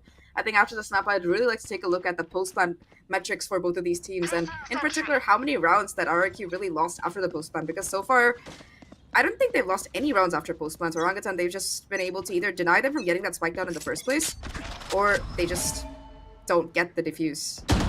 RRQ have been one of the best at converting those post-plan rounds, as we talked about, and a lot of it has to do with just how prepared they are with utility for those post-plants. Oh, operator here, trained on towards Best's angle. Let's be careful about this, because Twirly, those type of fights. She loves to take those and win them a lot of the time. It's RQ though, who are now pivoting on the rotate here, slowly crawling their way on up. They've made a bit of noise towards Art, and OGX, they're starting to get a bigger view of the picture here. The painting that RQ are casting over him. Iruma does spot out these players running down Arc here. There's quite a bit of utility on that crossover into side. 0 Point not really going to catch anybody, although the recon does, so that will get enough space for RQ on the side to get that spike down. A full 5-on-5 situation. Orangutan, they have several ults to work with here. The Seekers, the Lockdown, as well as that Cosmic Divide, but they're gonna have to regroup for that. Quite a bit of control being held by this RQ squad towards this Arc area. They're gonna have to deal with that particular thing first. Emmy, with a beautiful flash, hits both of them and finds those kills. There's gonna be a third player though, does not expect Iceberg in that corner. Now still a 3v3. Iruma tapping the defuse, trying to stick in the Cosmic Divide, providing enough cover here. Gets half of it through, and this Hunter's Fury, it's not gonna be enough to stop it from coming through. They get the tag on both of them. Gravity well as well, but the half defuse is there. They can stick, but they get the double Nabski. Nabbing both of them going their way, and Casper simply could not hold on. RRQ, as you talked about, Zach, a single point of contention. Post plant is an RQ win. Orangutan had all the advantages in that round. They had 3 ultimates to work with. They found the space on site, but there was just no way for that defuse to come through. The ultimate from Iceberg, the utility on the Astra, and of course just this brutal spray through coming out of Napski. Insane work for that OGX squad. I'm sorry, for the RRQ squad. Absolutely bonkers. Yeah, Hunter's Fury prepared, Gravity well to pull him off the spike, and then Nabski getting both of them. Really just sealed in the deal for that round in specific. Quick mid dash, flash and dash here towards that shot position, but TA side that RQ are a bit more interested in. They take it for free, no real fight, no real resistance being put up here by OGX just yet. You have once again Soul Phantom here on Emmy. A retake once more for RQ. Very awkward situation. 5v5, yeah, and he's trying to run and does spot out the player and finds that first kill onto Aluka. Now that's the team trying to find some space. He has the flank, but more than that, Emmy's body is in such a vulnerable position. Still, the Emmy able to find these crucial kills. The flank, it hasn't quite kicked in yet. Ayumi not willing to peek through the smoke. Half the defuse finally comes through, and Emmy's still alive. Not for long though. Ayumi on site, looking to do the damage, but Emmy's finding all of these kills. 4 on the round already, and it's gonna be Iruma just able to stick the defuse. Orangutan, they finally figure out that post plan, how to break it apart for RQ, and they find their second round off the back of it. Emmy with 4, I believe, or was it 3? Well, the hero rifle finally working out here. It was 4 for Emmy, and she just takes so much space away. I mean, it's not a bad plan that they had here, RQ, right? Such a risky ult. It was, but it works out in the end. They were very fortunate that Best wasn't able to get more off of her lurk there, and so was Ayumi. As they kind of swapped sides, they went for that flank. They went towards a flower, pushed out from the dugout, through the window. But OGX able to keep her heads on a swivel, and the round there is still here. So RQ barreling down, making lots of noise towards B. It's OGX and taking mid once back more.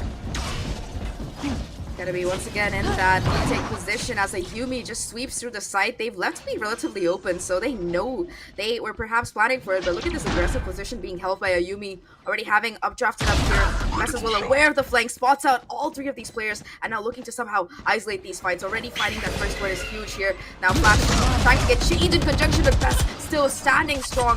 Has Iceberg for the backup as well now, and just like that Orangutan, it's gonna be a 2v5. Yeah, I mean, they were able to dismantle the last time around, but not in this round, with Best especially being just aware of what was happening. And Casper is here too. Swings at the miss opportune moment, and Nabski another double for her in the round.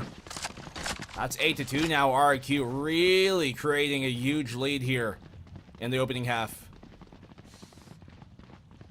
At least one good thing for Orangutan in that round is that they forced the lockdown out of the attacker. So Navsky did commit that for a little bit of extra insurance. It didn't seem like RQ might have needed it, but I think it went down before Best found that brutal double kill towards that backstab coming out of Orangutan. So something less that Orangutan have to worry about for the course of this round. But like you mentioned, the round differential is getting to an insane point here. Orangutan with only 2 on the board so far. putting everything they have into this particular buy, trying to make sure that they can convert these last couple of rounds. And RRQ, they've set that conditioning for those fast hits in the last 2 rounds, but now Here. with this fake play on B long, the spike itself, it's not very committed. Star prepared here towards this B site, and you can see Twirly in a committed position. Dash prep now, can tailwind. She does have to bail.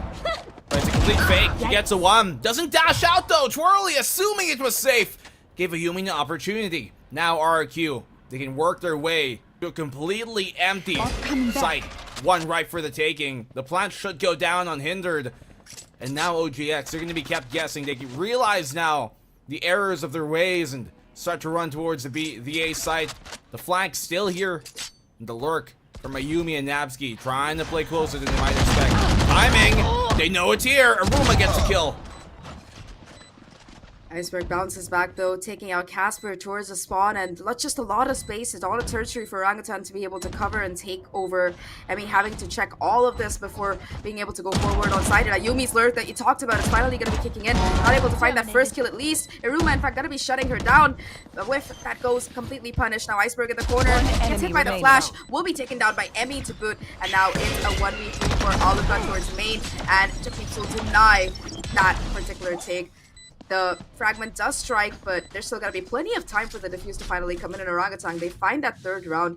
They might have been faked, but they are able to just bounce back in time. And the awareness out of Iruma to be able to not only take out that first player, I believe it was Navsky towards this art area, but just the presence of mind to get that 2nd kill onto Ayumi as well. Very, very good work. And this one to shut down Iceberg. And as you talked about, right, the flanks here, the lurk game rather, from RQ, just not reaping the benefits they otherwise thought it would be from Nabsky and Ayumi. But they double up. An option that we do see, to be fair, from a team like RRQ, but on the attacking side like this, it's very curious for them to pull it out, hence why they go B. Here.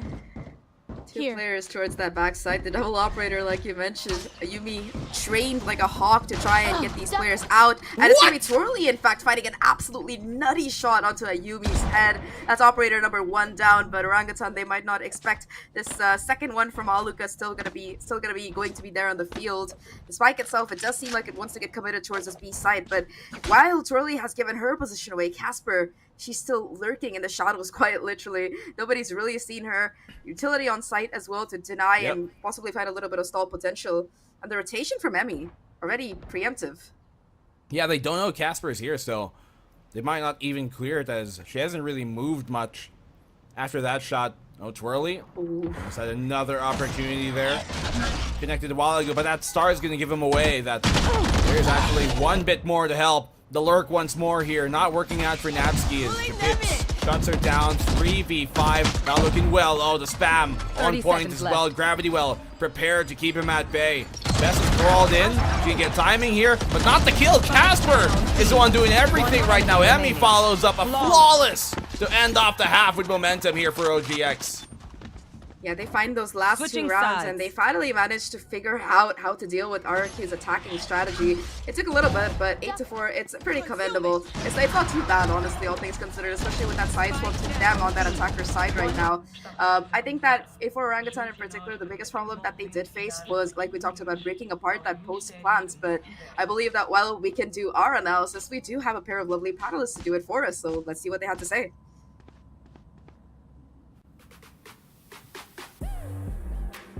It was a very great opening, a great start for Team RRQ, but OGX telling us that they can take it back. Now, if we can see here, RRQ starting to struggle a little bit under the firepower that we can see from Orangutan X. We were talking about it earlier, how RRQ has some insane post plants. After they go onto site, it was immediately a plant and immediately off site just to play off Iceberg with her utilities, as well as who was it? Yeah, Bess. There we go. Right.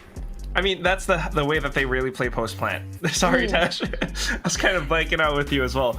I mean, once they get the spike down, that's kind of their main play, right? Like you mentioned during the, we're watching it, they go off-site. and it's really just allowing for Orangutan X to kind of come in, make them think that they can stick the defuse, but then Bess and Iceberg are always kind of around the corner, getting utils, getting information, and making sure that they don't get the defuse all the way through. So it's a great start, but towards the end, Orangutan X started to find their groove. They started to find a lot of these picks and strong retakes with how Japip sets up Emmy and some of these plays as well. The main thing is, though, as we go into the second half, 4-8 is not a bad score, but I want to see more from Emmy. I mean, as this Phoenix, her run it back is so useful on the attacking side, and Napsky could be someone from RQ that shuts her down, so gotta be careful. Yep, we really gotta be careful. Let's see how it's gonna go as we go into the second half of the map. We can see Zahk and Blackenblue. Over to you guys. Thank you very much. Thank you very much for that panel, and we are back into the game. Like we talked about, Orangutan, they're lagging a little bit behind, but now on that attacking side, let's see if their double duelist comp can work the wonders that they are expected to. Emmy, of course, has been on fire, because Phoenix, quite literally this game, but Twirly also, I know, right? You're so punny. Who would have thought? I mean, sorry to ruin your point. No, it's a good point. I am very punny. Thank you for noticing, Blackenblue. Finally, someone does. Of course, I am a enjoyer of puns myself, but there's no joking matter here that RQ, Zach, they've built upon a decent lead. It was looking to go their way entirely, but then OGX, they came back with 2. And we see a lot of times teams that even though they might be losing the first half, if they win that last round especially of the first half, they're able to sometimes use that momentum into the next pistol, which is just one momentum swing away from tying up this game. I like this from Emmy. Already able to just farm up these orbs. You've talked about orb control before for Orangutan's side over the course of these last couple of days, and Emmy is definitely a true proponent of that. When you have that 6-point Phoenix ult, you want to do everything you can to farm it up. Now, Orangutan, they look to go into this orange part of the map, but there's 3 people and a turret, but Aruma hits the wall bang. Absolutely nasty work here, looking for a little bit more, and Orangutan, they swarm onto Aluka, who only finds 1 before being shut down. Now A side, it's going to be open, and this pistol, Orangutan, they find a huge advantage. 4v2 right now. OGX. Spike planted. As you said, big advantage, big lead here they built upon, and now in the post plant, it's their turn to be trying to convert these type of rounds where they have the spike down, have to defend it now. The retake is going to be very difficult here for RIQ Best. He gets the one, which makes her not expect Casper, but who just cannot connect the shot. Hello with a ghost? I thought you were too friendly. RRQ, they turned this to a 2v2. One enemy remaining. Nice, we're taking quite a bit of damage, but it's gonna come down to a 1v1 at the end of it. Best just trying to stick to the fuse in the Nebula smoke. It's half of it, and manages to pull out and take Japeeps to boot. Enough time for the defuse to come in, and that was a pistol round that Orangutan had no business losing, but RRQ, they make it work. They take those 1v2 fights, and Orangutan gives them free 1v1, so they're happy to capitalize on it. Casper proved to be a bit too much of a friendly ghost in this one. Unable to connect. Bess, she had her back turned, and when Casper did the same, she found to punish a triple for her in the round as well. Just the way they're able to dismantle that as well with Iceberg helping her out. Quick and clean stuff here from RRQ. You can really see that when they're turned up, this is looking more like the former championship caliber we've come accustomed to. Pretty much the winner of almost every single APAC event last year, the core of this roster, and you can really understand why their fundamentals are just so clean. Now Orangutan, they got the plant, but they're not going to be forcing up too much, just pistols across the board, though I wouldn't knock these frenzies in a close range fight either. The art strategy, which seemed to have worked for them last time around, they are looking to repeat that after creating a little bit of pressure towards that door area. Once again, Emmy got to be leading down the charge, but the rest of the Orangutan squad, they're sticking together. They find safety in numbers, and they want to try to make these trades favorable. On this A side, only Iceberg is the sole presence for RRQ. Take flight. Well, even if it's only her, that bulldog in her hand, she can definitely prove to be a problem. Recon on out, Scan, they know where she is, but Frenzy sends him to a blaze. Emmy gets that opening pick, and now they have a good spot to get the plant. the upgrade as well. Aluka takes down Emmy, but Twirly tries to dash away, but right into Napski's Bulldog. We talked about these Bulldogs before, how their bark or how their bite is often worse than their bark. And Napski able to push forward, just doing so much damage. And Yuma though, with Eat Frenzy, able to at least find one kill before being shut down. RRQ, they lose 2 players, but they're still gonna be able to get to double digits, and they do it very, very quickly. Best already has her Cosmic Divide BNB. It's round 3 in this half. It's round 3. It only just turned round 3, and she's activated the best in the West in RRQ right now. Looking pretty primed to continue this forward. It is a bonus for them though, but with these Bulldogs, they can certainly have a lot of bite and not just a bark to back it up. I don't know about this. RRQ, they've proven to be very dangerous in these bonus rounds before, but Orangutan, like you mentioned, that weapon advantage is there, and Emmy's only 1 off of that run it back. That particular ult, we've seen the kind of damage she can do with it in the past. A little bit of a friendly camaraderie towards this B-long area, but Orangutan, they gotta start taking things seriously. 4 to 10, they just don't have any more buffer rounds. It starts with them being able to win their full buy, best towards the backside. We've seen her beat that scary anchor player before, able to get all of this information with the jumping, and that's gonna call in the cavalry, the reinforcements out of RQ's side. Covering it. Well, we mentioned the Cosmic Divide a while ago. That could really kind of isolate this fight. A long bout might be difficult for these Bulldogs, and so where do you use it? Do they cut up the site in half, or do they push it even further back to try and take complete control of it and play within the site for that post plant? That's a different question though. Now Bess, if they do have a plan long, she can isolate that long angle. Here comes a retake now with the right back being dismantled immediately. Napski just able to spray it through and take it down. At least off the back of the Orangutan, they're able to kind of push forward into site, and RRQ, they backed off from the site itself, but Twirly with that flame ball, able to find that first opener, the second as well onto Best. Nice sharp shooting coming out of her. In fact, it's going to be Orangutan finding the kills across the board. Finally, Napski able to stop the bleeding. One enemy it's remaining. It's a 2v4 situation. Casper makes that a 1v4, and it's all down to a Yumi, but Casper is seeking redemption for a little bit of a whiff in that pistol round, will find both of these kills and brings Orangutan to 5. And she's 1 away from her ult now, so that thing about the Cosmic Divide I was talking about a while ago, they can start to use that idea right now. But now with Bess having her own, this is where they can kind of respond with counter ults. Timeout called, I believe this should be from RRQ. There it is. You look at now the position RRQ are placed in, where it was a bonus, yes, but they actually did lose quite a bit of economy in that round, and they're not in the best place now. Iceberg, Nabski, not enough to really get a proper buy-up. So what are the options here? Do they save up another? They got rounds to give. They have a cushion, but that lets that cushion be flattened. Do they buy up sheriffs or just pistols? What now? And if you're RRQ, you have to try and get active at this point, because if you're OGX, you're going to expect them to try and maybe play it safe. And if RRQ can shake up the timing here, or at least the pace of the game, take away space, crunch that map down, it makes that more proficient buy here in OGX less potent. I really like those points that you brought up about control and spacing, because RRQ, at least in this attacking half, in that previous round, they looked a little bit awkward. Of course, Twirly just being able to walk onto side and find that crucial double kill is one thing.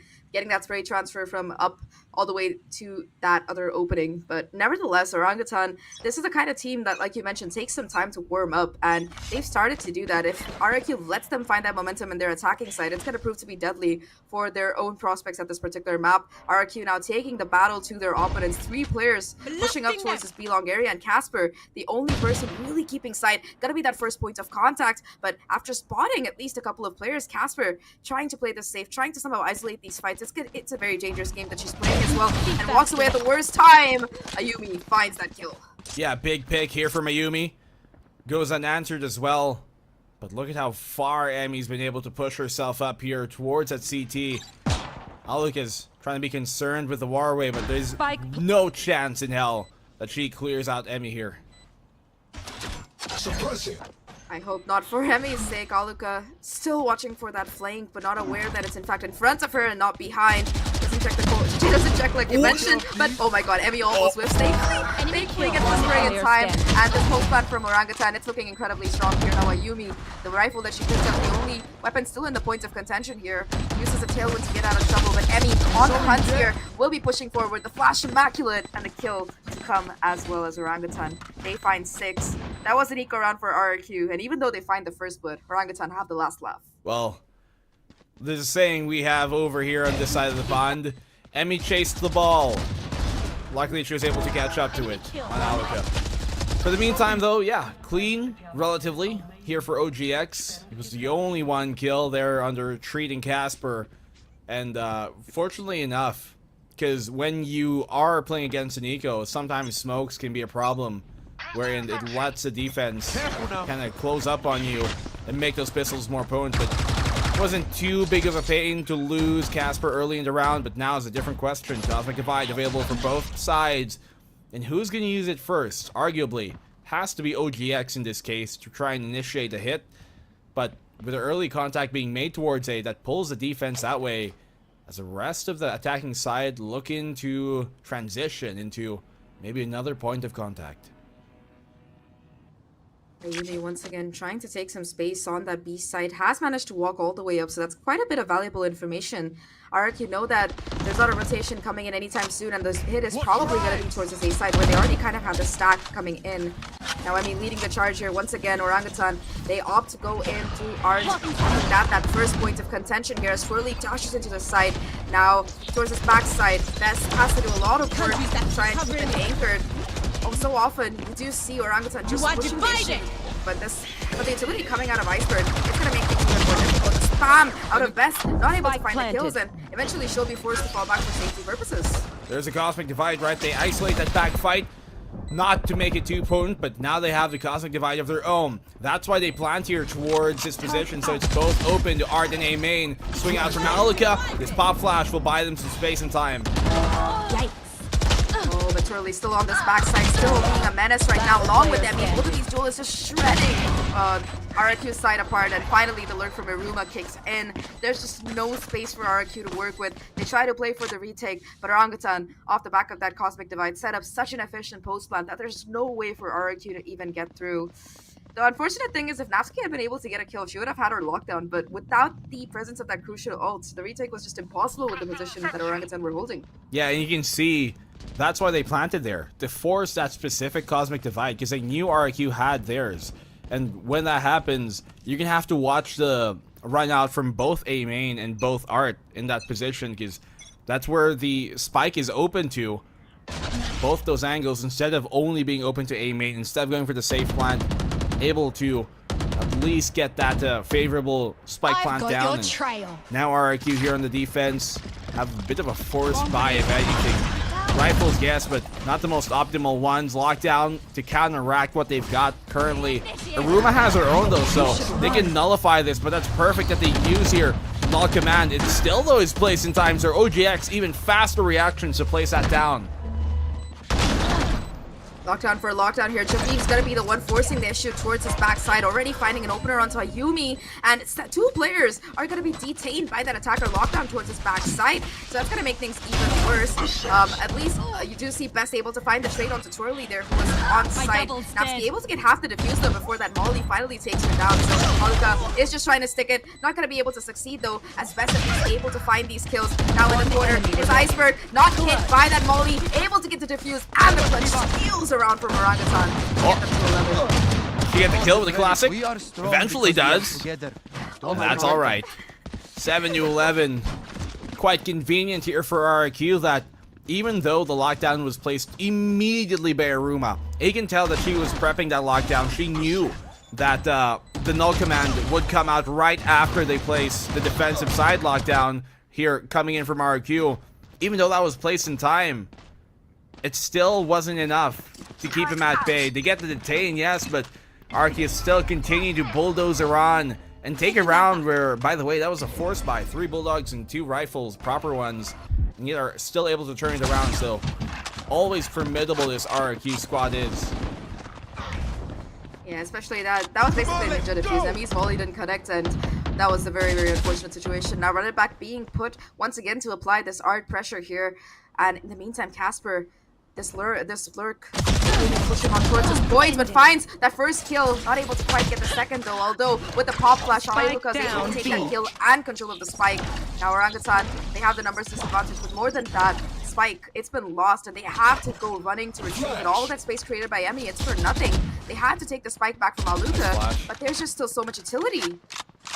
Yeah, just Burns counter utility as well. Knife out here confirms nobody really within that space, and they're just rushing their way towards B because they know Alaka's far up towards B main, that if there's any defenders here, they're going to be isolated. Iceberg though, she can get an angle on this, good for the one. The second goes her way, the third as well, and Iceberg sinks him down. The ship here of OGX turned under the waves, and match point secured by RRQ.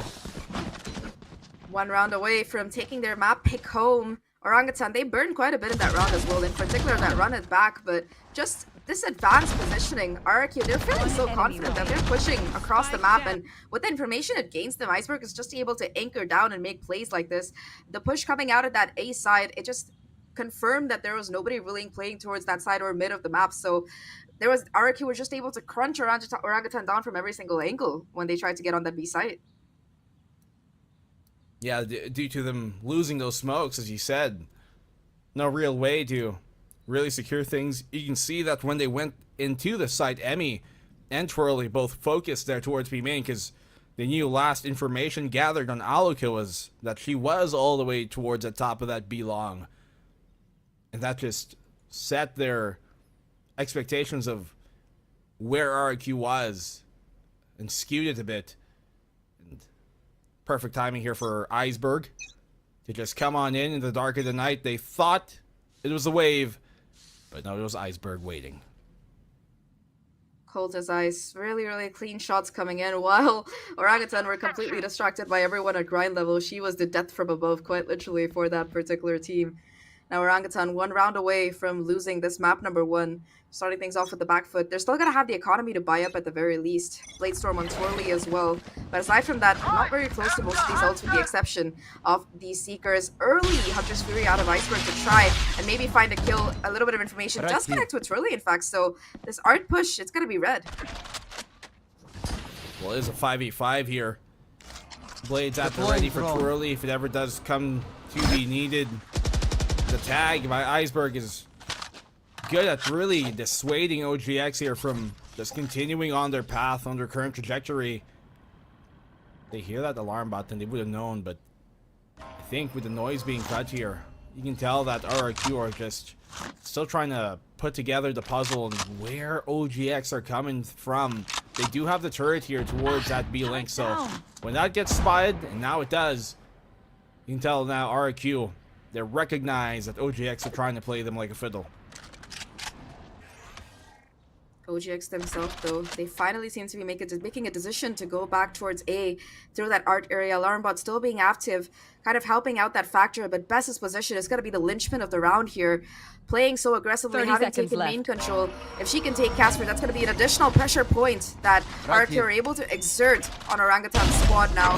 And Bess finds that kill. Yumi with the second one as well. Iceberg towards that backside, still holding strong. Finally shut down by Japeeps. Now just 2 players left for Orangutan in this 2v4 situation. Time running out, 17 seconds left, and it's just Aruma versus the world, and she can do nothing at all. RRQ, they take map 1, and they do it quite dominantly to boot.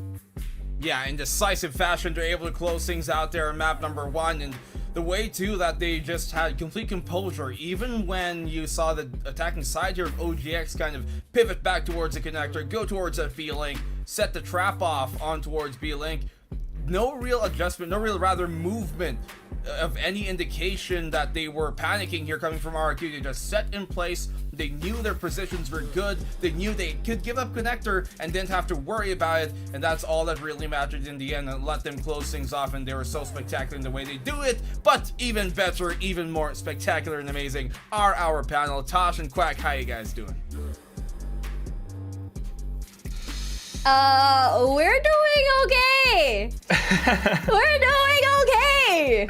Are you sure, Tash? You sound kind of shaken. I mean, yeah, I was kind of expecting it to be the major comeback by Orangutan X, you know? They had a few rounds chained up in a row, but again, just it feels like deja vu from the first game. The lead that has been set by RQ was a little bit too high, but we definitely saw that potential in that match. And you know how I highlighted a lot about Emmy just now? It felt like my eyes were on Twirly the entire time. Insane opening picks, insane frags coming through, a lot of confidence. But again, as we said in the first half, I would say the mid-round recovery by RQ was a little bit too much for them to handle. Yeah, I mean, RQ is just really strong at adapting to some of these plays, and a lot of it is built up off of the space that they take, that the map presence that they have at times, and they can do it because every single one of them, the individual firepower is there. You can always count on a Yuumi to, you know, push up a certain spot. Maybe she finds a pick, maybe not, but it's always so strong, and the rest of the team is always around to assist as well. Meanwhile, for OGX, you know, they tried a lot. I think, in fact, there was actually one round in round 9 from the first half where Emmy got like 4 kills, right? And then, you know, one got stolen away by Twirly, haha. But this is I really like watching OGX. They have so much potential, and Twirly has some of the sharpest, most clean movements I've seen all game. But at the end of it, RRQ had that extra depth. And it all starts, like you mentioned, Tash, at the start of the first half. You see between round 4 to round 8, they won 5 in a row. Yeah, and I mean, during the first half, we start to see Orangutan X start to wake up. They start to take a few rounds in a row, and that was massive, and I was really hoping that that momentum would be swinging over toward the second half. Unfortunately, it was broken by the 2 rounds, the pistol that they lost. But the thing is, like, we start to see also these moments where Bess, I mean, we highlighted them earlier, right? Bess as well as, not again. Bess Casper? and no, not Casper. Bess and Iceberg, yes, Bess and Iceberg. I would say they're band-aids in these emergency situations. Bess not afraid to play very close up and making sure that no one will be, you know, pivoting back toward the other side if they were to make a fake. You see Iceberg so great with those angles in the situations where they're rushing to the other side. They played these, I would say, angles so well. They use their utility so well in so many situations. Bess as well as Iceberg has just been phenomenal in getting those double or triple kills to really seal those rounds after their front line has gone down. Regardless, we start to see that rise of OGX. I'm really hoping to see that they really start to wake up and bring us on a ride to a third map later. I mean, I kind of hope so. I really like watching OGX right now. I mean, just thinking about it, you're absolutely right, because that recovers, it's so good. Remember that one round, round 18, there were 2 Cosmic Divides coming out. I thought OGX had such a strong execute, and the way that Twirly and Japips play off of some of these smokes at times, it's really fun. But at the end of it, Iceberg just sticks the defuse, and it's that strong. They are an incredible team. RQ has so much depth, and that's why you see some of these post-plant statistics that are a little bit higher over OGX. But as we move over to the next map, OGX stands a chance. You know, let's see what happens, Tash. Yeah, that's right. But for now, we're going to be taking a break. After this, OGX's map pick bind. Let's see who takes it home. Enemy remaining.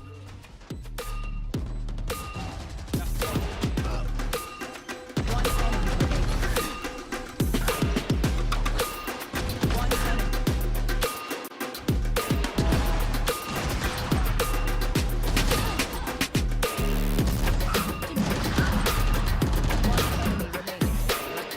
One enemy remaining.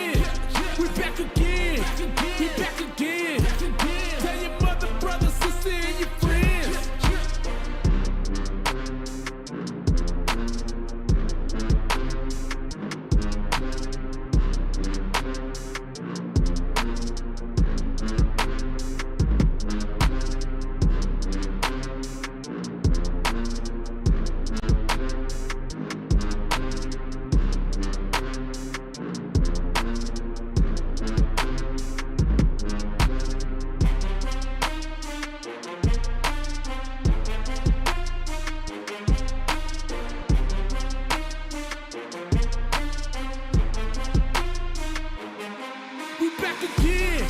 We back again. I'm bouncing up before they count to 10.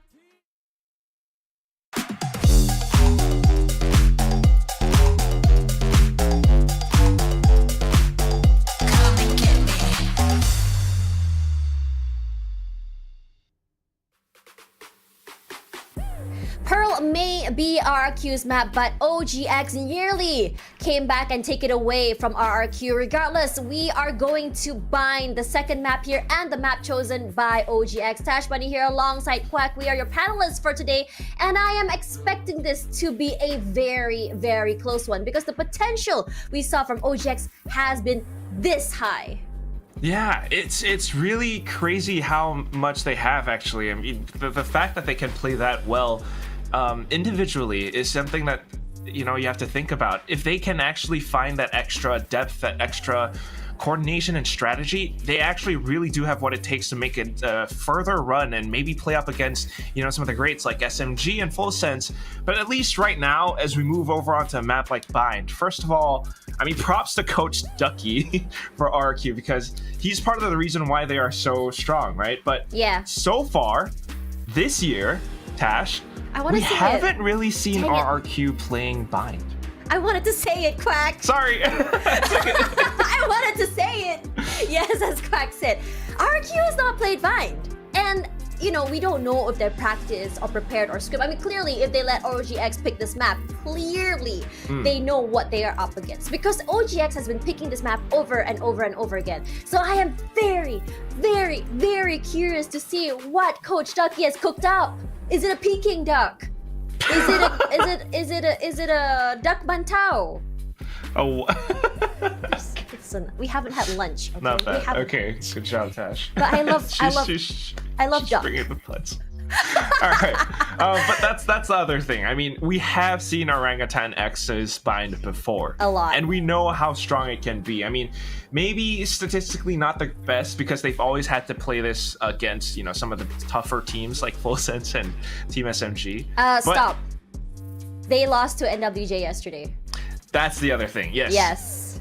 But that also means you go back to the drawing board and you fix your past mistakes, and that's what I'm looking at right now. I mean, if we're talking about these two teams, the fact that they've played each other before, both having so much to prove, so much to kind of show us, the potential on these two teams, RQ having that sort of lineage, that history from last year, Orangutan always trying to reach the top. If they are going to show us that they have everything, they have to do it right here on this map. And with this composition, Double Duelist, it's a really strong one. But what am I seeing right now, Tash? I don't know, what are you seeing? Alka. I mean, she's a great Reina. She is a great yes. Reina. We've seen her on Reina before, and what she will do is to actually supplement Ayumi. If they run through together, imagine the firepower. She drops the Leer, she and Ayumi push forward. You have like two very sharp shooting players just shooting right at you. That is very terrifying. And on top of that Leer goes up, gets shot out. You have Bess with the flash as well. That is terrifying. Yeah, there's so much that they can do with this, but it's also the fact that this is the Paper X composition that they played in Pacific. Oh, yeah. So, I mean, maybe Alka channels her inner something, and I mean, if they can make it work, that will be amazing. But it always comes back to Orangutan X, right? Have they fixed their mistakes? Have they kind of gone back to the drawing board and really fine-tuned this composition? Because you got the Double Duelist, you got such strong players. Torley now swapping over onto the Rays. They can make it happen, but they have to make it clean. They really do. I mean, when we looked at how Emmy played on the Rays, how she played Rays was to play very, very close. It's a lot of those judge plays that we expected over in Hookah as well as Showers. But I think yesterday, it was read out by NWJ. So it was completely punished over and over again. So I'm guessing this swap is to make sure that, whatever mistakes that they can make can be fixed. And on top of that, Japip seems to be struggling a little bit on that Sky a few days. I mean, at least yesterday. And she looked a little bit more comfortable on the Sova. I'm wondering if she is able to really talk to her teammates what exactly is not allowing her to really, to really shine. Regardless, as we go into this map, I am so hoping that it will become a 1-1 because I would really love to see who exactly takes it back on Fracture. Regardless, I think my casters are ready, and I mean Blackenblue and Zahk, onto you guys. I have been demoted from Daks to Zahk. Oh no. I was not ready. You were wrong again. Tosh. Continue. Yes, but Blackenblue is always ready. Don't believe him. He's just messing with you. But yes, like our panelists did point out, a lot at stake for both of these teams, but in particular Orangutan here. They're one map down, and now we're heading to their map pick bind, a map where they've had, for lack of a better phrase, very mixed success every time they've played it. And on the opposite side, right, this is a map that we've never seen RRQ Kaguya pick up. And looking at the agent comp that they're running, personally, if I were Orangutan, I would be just a little bit scared. Just a little bit.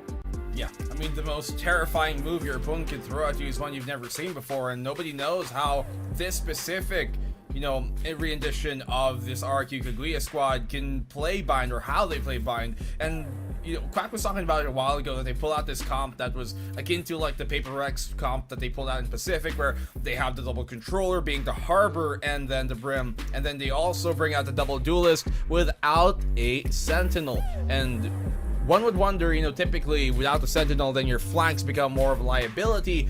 But then again, on a map like Bind, that becomes a bit more easier to keep track of, knowing there's only 4 real lanes. That's A and B, short and long. That's all you have to worry about. So if you're RRQ right now, with that opening performance from Pearl a while ago, you have to be feeling good coming into this.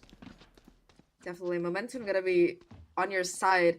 For Orangutan, at least, it's on their attacking side, they do have that double duelist, but they also have that pseudo sentinel controller mix in Iruma. She was able to kind of find a lot of value off the back of her mollies and stuff on this map that we've seen historically. But in general, I feel like Orangutan, in this map in particular, they just seem a little bit discombobulated in comparison to how well-rounded they look on other maps. Maybe the Asian comp hasn't quite kicked in yet for them, but they still look to be a little bit on the back foot, very inconsistent so far. In RRQ, they start things off with a banger, very aggressive push down, and in this pistol round, that 150 overheal on Aluka, it's gonna be deadly. A nice pick off here, coming in from RRQ. It's OGX right now who lose a big portion of their attacking side. Navsky and Best to shred OGX down. Casper with a response, and Zahk, this is looking like a terrifying moment here for OGX. 1v3 Twirly trying to deny the defuse. The paint show's not exactly connecting, forcing her to go forward, and with that clove coming down, it's pretty much done this round for Orangutan. Ayumi finds the defuse, and Iceberg finds Twirly. RQ, they take this pistol, and this is what our panel was talking about, that Raze and Reyna combo. It just lets you be so aggressive, and with players like Ayumi and Aluka on it, they're just quick to compartmentalize, like find the kills off of it. Well, I mean, RQ just holding down the line here, right? Holding the angles that they expect OGX to come, and OGX comes their way. So maybe that's a sign that RQ, they just are super prepared for this, but also OGX have been telegraphing what they do too much. Allows RQ to anticipate them. Without OGX having the same benefit, this can be very difficult for them to start gaining rounds on the attack. Well, this time they're definitely telegraphing their attack. They've gone all the way into U-Haul, all of them in fact, having walked inside, and that's going to trigger a TP rotation over from this RRQ squad. They're playing for a bit of the retake situation. They're kind of happy to in that case, and already you can see the conversion on Orangutan. They really don't have time to set up in that post spot. Demi with a classic, towards his backside, at least able to find a couple of kills, playing ring around the roses now to try and find the timing, still staying alive though, knows the position of Navsky, picks up a gun, tries to isolate the fight here, and is desperately fighting for her life. Spike hasn't gone down yet, so Orangutan, they're not in too bad a position. Navsky with the third with the classic. It's just Emmy now in a 1v1. Emmy finds that first kill. Her against Iceberg. Comes down to this. Emmy's doing a lot here, but when she TPs, you can tell Iceberg's already 2 steps ahead of that. She's been rotating, backpedaling into it, anticipating that TP anyways to come in the first place. Iceberg, she has every advantage in this case. No way Emmy comes out of this alive. In RQ, they secure the round, but OGX, and especially Emmy, give her an award. She did a lot in that round. She made it so expensive for sure, finding those 4 kills on the round, but Unfortunately, not able to finish up with the ace. That would have been the clutch of the century. Iceberg's positioning and reads, though, just a little bit too good. And you talked about this, BNB, about how Orangutan telegraph their plays. They make it very obvious as to what they're doing. RRQ, they're just a little bit better at that conditioning aspect. And with this, in particular for Orangutan, there's no real way that they know what RRQ likes to do on this map. There's no history to look at. There's no watts to really base their plays off of. So they're just swimming in the dark here. Well, they have to be certain not to drown then, because there's about to be lots of turbulence here. RRQ trying to front this attack. Napsky, you can see her trying to crawl on up, but she has to be careful about this angle if he's holding. Emmy drops down and gets the better of her. She's feeling the game right now, and that's the only real rifle they had in this round. Now they lose it early. Alika, mere marshal to try and pepper them off. TP sends them running towards B. Yeah, they hear the TP, they take the TP themselves, and it's just gonna be one player from RRQ's side still positioned towards his B side, all the way to elbow. Oh, Emmy spots her out as well, but Best ready for the punish there. Huge opener. That is ill-advised. Retake now here coming on in, and it's all in the Best side. Who's got this? Yeah, Best versus the world. Not gonna be fighting much in Orangutan. With the upgraded firepower, they're able to find the timing and take those crucial kills. Really like their awareness on that push towards A side. They've been kind of working that side for a while, but this time around, they finally have a prediction as to where exactly RRQ like to play.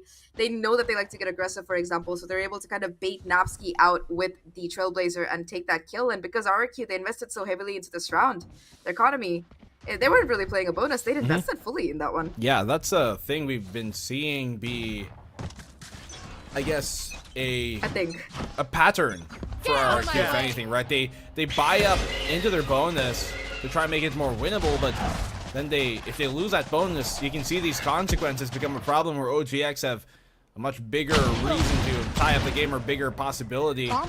See flanks trying to be pushed here by this defense, by RRQ.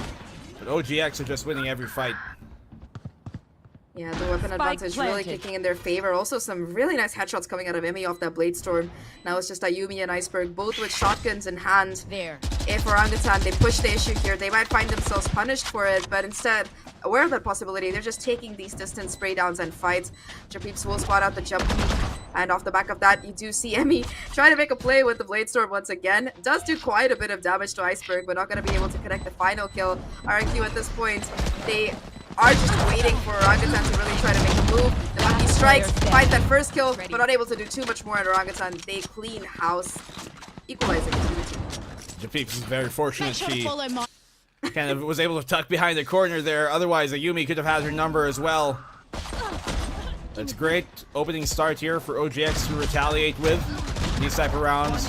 You can see how close it came for Ayumi to get another, but even closer the scoreline has become. They tie up the game. Operator now for Ayumi. We haven't really seen Alika pop off just yet. Actually, that's true for both of the duelists here in RRQ, but that could change here now. I've got your trail. Operator, like you mentioned, forcing out an early Seekers from Orangutan, who are aware of the possibility. Again, for Orangutan, this quick and heavy aggression seems to have been the winning piece so far for their side at least. So they're looking to just capitalize off the back of that beautiful flash.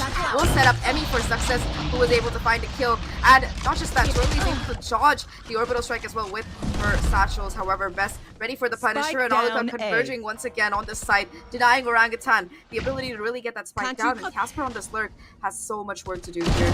Casper has to find the timings, find the value. Alika takes down a room, and that's going to be the spike down, and suddenly it's just a 2v4 situation. Casper and Jorley versus the entire world, it seems like. Jorley on the spike, trying to push forward, but it's just going to be Iceberg playing around the harbor utility. Casper in a 1v3 to clutch out position becomes known. They know exactly where she is. Spike far away from her. And Casper, how much more can she really find here? That's going to be the question. Only one is the answer. As Iceberg takes her down. Yeah, finally. Just the threat of that operator looming pulls so much attention towards that back site, and the rest of RQ able to follow up on it due to that. You can see her Emmy. She opens things up here. But Alika playing the off angle. Iceberg as well. The moments that they're able to kind of subvert expectations of where OGX expect him to be. That's a difference here between RRQ and OGX, especially on Pearl a while ago. You can see their RRQ just not just finding windows of opportunity, but sometimes creating that themselves. B site now is where OGX want to go. Flash out here. They got the Cosmic Divide to try and cut off Destroyed. the defense, but the push coming in. Spike down B. Shade Flash is too much to deal with for the Orangutan squad as they break the leer, but they're not able to turn the Sky Flash in time. Bait switch, bait line and hooker just taken. And Orangutan, they seem sunk here. Only 2 players left. The duelists trying to make something work out, and they're going to be surrounded on all sides by opposition here. RQ, they're snowballing these ultimates, but they don't even have to use them because they're set aggressive plays. They're just able to find so much damage and value. And Emmy and Twirly, it's just them versus the entirety of RQ. They have to try to isolate this fight. Aluka, that first point of contact, but you don't take a 1v1 against the Reyna. It's just Twirly now, and Aluka will shut everything down. You talked about how she wasn't popping off BNB. I think she heard you. It's about darn time. I mean, she is one of those players that lots of eyes have been on her for quite a while now. Even before Valorant, always, as I like to tout, one of the young prodigies of her local scene, and we see her exactly the reason why in rounds like this. Full confidence on the Reyna, just shredding them down, devour and dismiss, shrugging them away, and our graphics have reset. There we go. That or it's a timeout. I don't think it's probably a timeout coming out from Orangutan. But you know, one thing I really like about Aluka is that she's just such a flexible player. You know, when she's last year before she joined Alter Ego and now RQ, she used to play just Reyna for the team she was on. She was exclusively their duelist player, and most of the time it was just Reyna. She would be like, "I will play Reyna or I'm not playing." And when she went to Alter Ego, she had to switch over to Smokes, and now she's back on her favorite role, which is that duelist again. So it's just interesting to see that she has stuck true to her roots, and she's always able to just deliver when she's in that Reyna position. I mean, it's what she's comfortable with. That's the thing, right? It's her comfort pick, and you can really tell, especially with rounds like that. And this could be a big problem because one of the biggest things about, you know, professional play is being able to trade off one another. And if you have a Reyna on the other side or like a Chamber, that might just be true. They can play these angles, get back out to safety, and that could always be such a terrifying prospect. But Showstopper available here for Twirly. If he can create that space, they can certainly utilize that to get an early pickoff and take site control as well. Orangutan, they're trying an area of the map they haven't contested as much before. The shower side. Twirly, like you mentioned, with that showstopper in hand, pushing up short here, but the rest of the squad and the spike itself, they're headed towards the showers area already. The operator from Ayumi, not being flash checked, will be taking Emmy out, and Twirly goes down as well. Showstopper not even launching out of that barrel before being shut down. Erum at least able to find a trade here, but still, the numbers advantage and the control of the map remains in favor of RQ. Japeeps, though, in an attempt to change that, will take down Iceberg. 3v3 situation, operator still in the hands of Ayumi, and she also has that showstopper. Yeah, 3v3 still stands. You talked about the showstopper. This time won't come in for Twirly. Not in this round, as he was taken down earlier. And you talked about how that shower's control was a different point, different angle that we haven't really yet seen from OGX till now. Cosmic Divide just cuts off the entirety of that back site. So they should have the control of the front part of the A site. Viper's Pit also to help secure it. Flanks could go down, but since they do not have a sentinel, the flank, it will go unchecked. They have to mark it right now. Here it comes in best. Shut down. Casper indeed marking that flank, very aware, able to shut it down, and now it's just going to be Ayumi and Napsky in this 2v3. Showstopper popped by Ayumi to try and take out a couple of these players, but Orangutan squad, they're not playing anywhere close though. Ayumi's Showstopper finds both of them as they're forced to come out of that spike tap, and Napsky will be the only one left alive to cement this defuse and a further round for RQ. Really nice bait and switch play coming out of RQ towards the end there. I love that Showstopper. It just nasty work.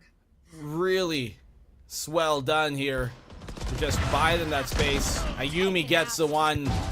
Obviously, Shower's a point of contention for the operator many times on over. To double off the big boomstick here from Ayumi, blowing them apart, and RIQ once again starting to build upon a lead here. And if you're OGX right now, this is where some haunts of the past, some former fears start to seep in, because this is kind of akin to what we saw in Pearl. Trailblazer is gonna smoke out this push on Luka. Now Pain Show's gonna be able to cut Emmy off and let Napsky find that kill.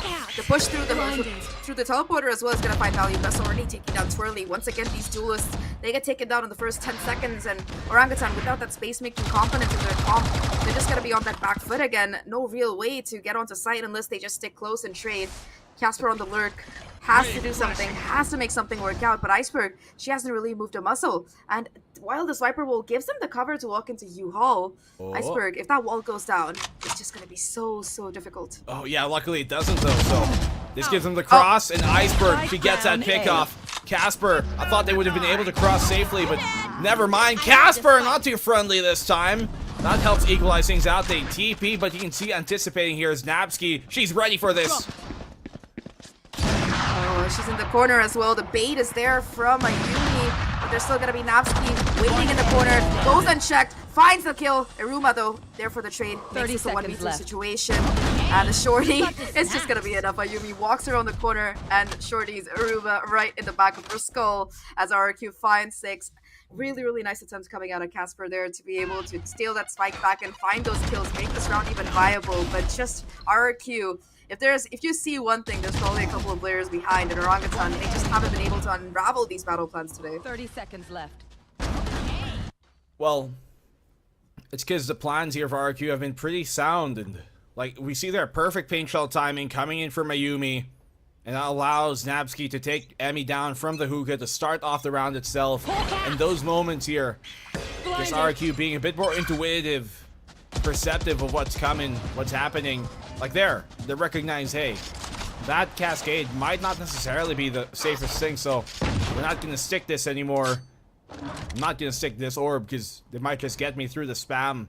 They might have otherwise thought it'd be an eco, but with the Phantom ringing out, they're alerted to a potential bigger threat looming.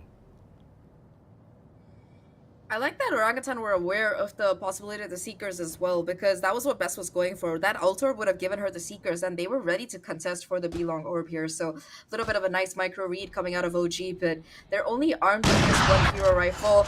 Of course, Iruma on the lurk tries to make the same play as the last round, but this time Ayumi in a position to capitalize off the back of it. Iceberg gets spotted out towards that backside, but they don't know about the second player quite yet. Once again, this trap play that we've come to expect from RRQ being set into place here. Orangutan, they advance onto this particular site, and it's going to be Emmy to find a hooker onto Best. Still Iceberg in the corner, though, finds a lot of value. 2 kills for her, and 1 for Nasser, bringing out, and it's just Casper. The friendly goes being shut down. 7-2 for RRQ. Yeah, difficult. With the lack of weaponry they've got, a timeout here would not be out of the question at this point. I'd advise it at this moment too. They still had a few to burn, but seems like they are going to continue on. Blades here available now for Emmy. The op still in the hands of Ayumi, which has proven to be a problem here for OGX. Maybe not the biggest problem, but a factor at the very least to consider. A site, look at this. They're both gonna front this. RRQ, you got Bess here, Napsky. Pushing up forward with Ayumi leading the charge with the op. Rather, Aluka.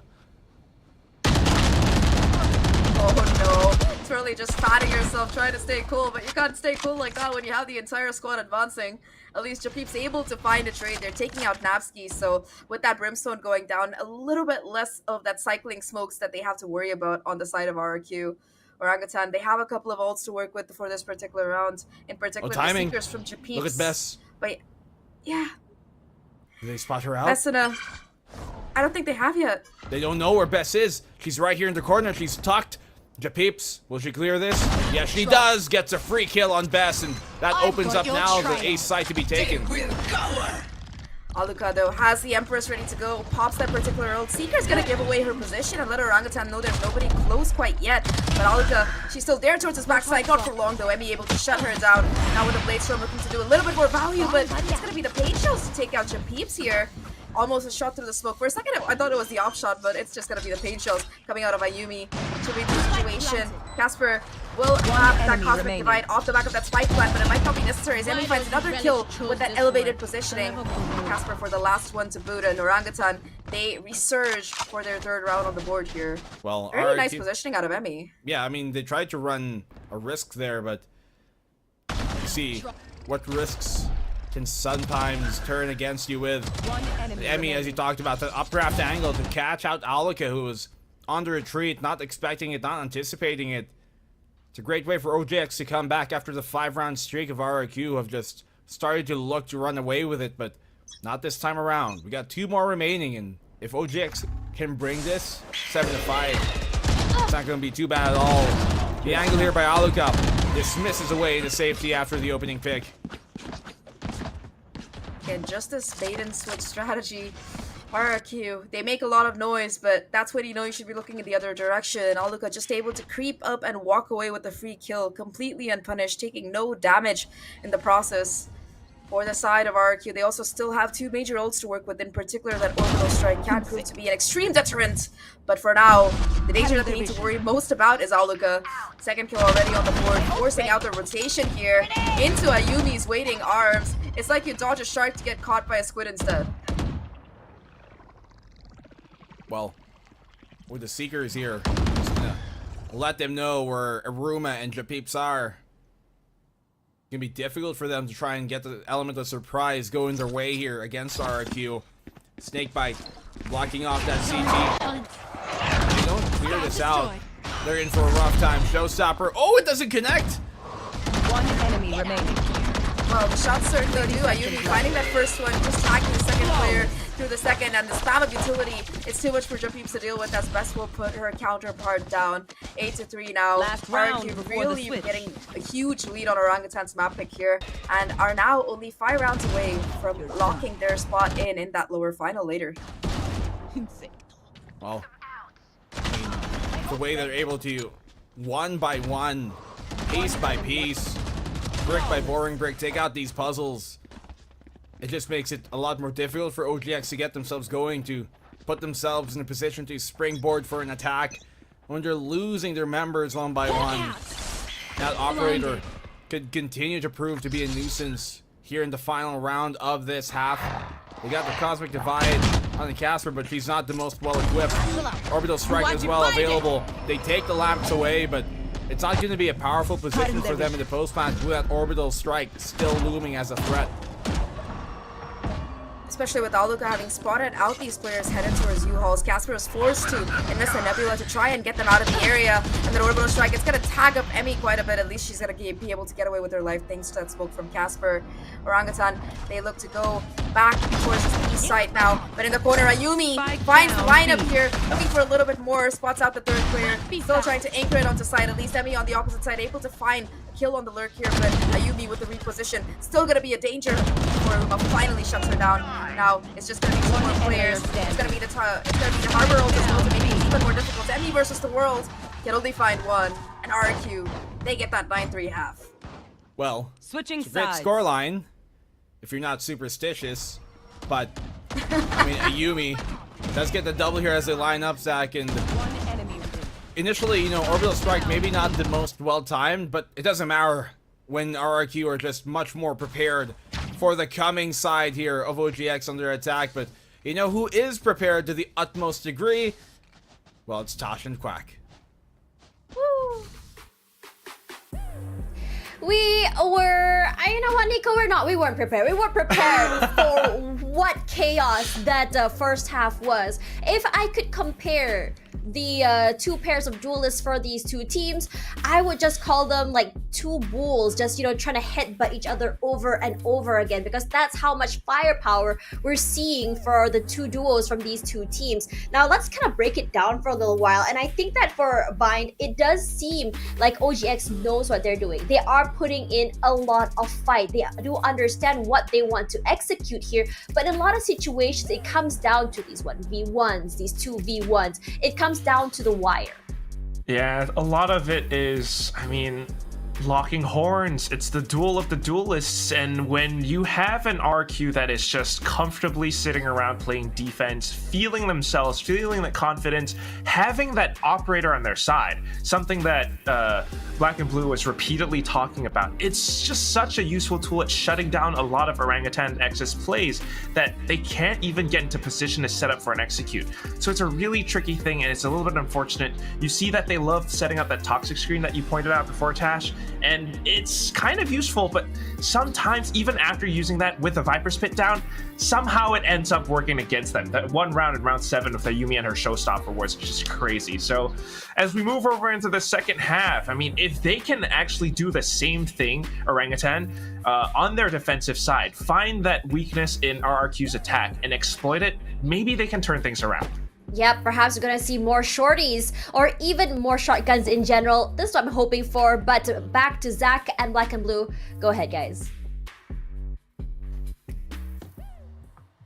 Well, I mean, with the way that things have been going, Zach, here, I don't think that OGX are willing to go down without a fight just yet. We've seen some scrappy rounds from them, but if everything's gonna have to come to a scrap fest, to a mosh pit, it might not be the festival they're expecting at the end of the day. RRQ, they're the ones looking a lot cleaner, and that's what we have to see off the defense here from OGX. Yeah. To build on your mosh pit better for RRQ, they're definitely the ones having the party right now, especially with Ayumi hitting showstoppers like that one. But Orangutan, you said it, they're scrappy, they never really go out without a fight, and even though they might be lagging behind, all it's gonna take to try and swing back into this is that pistol round. Remember, this is their map. They're going to be switching over to that defense-sided strat now, and with that double controller comp, we've seen how deadly Aruba can be in the past. It might be what they need to jump back into the swing of things, but talking about the swing of things, we're starting off fast here. A quick double satchel by Ayumi to brutally take out Twirly, and it's going to be a 1-for-1 as Casper finds the trade. Now on this elevated position, Emmy, once again taking advantage of the angle, finds a kill onto Bess, and gets OG the advantage. She loves those vertical angles, and once more abuses it, finding the opening due to it. Alka, quick tap away. Emmy eliminated, deleted from the fight. It's a 3v3. Dog catches her, and her bite is literally way too deadly. 2v3 as OGX looking to maybe take this pistol. They are on track for it, and like you mentioned, that's definitely a dog whose bite is deadlier than its mark. Taking a huge kill coming out there, getting the numbers back in favor, and now Orangutan in a 2-1v2. Japim's trying to get that final kill and will succeed. I like how they went for the pincer mover on Iceberg, not taking any risks or Orangutan, even if Japim's went down there, had the flank around and the advanced positioning. So Orangutan, we talked about it, they're scrappy, they don't go down without a fight, and this pistol win is just a start. I mean, it did become kind of a scrappy way to get the round 2 here with Emmy. The updraft gets the one. And even though Alec was able to shut her down, ultimately enough, it was a Trailblazer that just sent things her way. She was vulnerable, which is why it still did enough damage. I think she had like 40 HP, but when vulnerable, hit by the snake bite, it's more than enough to be taken down by the dog. And one has to wonder, what's the dog doing? Who lets the dog out? We can keep making dog jokes here, and I'm very tempted to. Especially every time I see like a Trailblazer getting a kill, it's just I have that soundtrack in my mind. What that dog doing? Every single time, it just plays in my mind rent free. But talking about rent free Orangutan, they have quite a bit of space early on here. The right click in this close quarter combat though, it's gonna put Iceberg on top. A second kill for Aluka as well with the Sheriff. Casper trying to stop the bleeding here, has some help from Japeeps and Aruma, and now Orangutan, they're gonna be the ones on attack fighting these advantages. 2 players left for RQ. Very quick response here coming from OGX, who just take that TP in the showers as Casper finds Nabsky. Really reinforce that shower's hold here. For the meantime, though, should be OGX securing their 5th round. Able to save some of these weapons as well moving forward.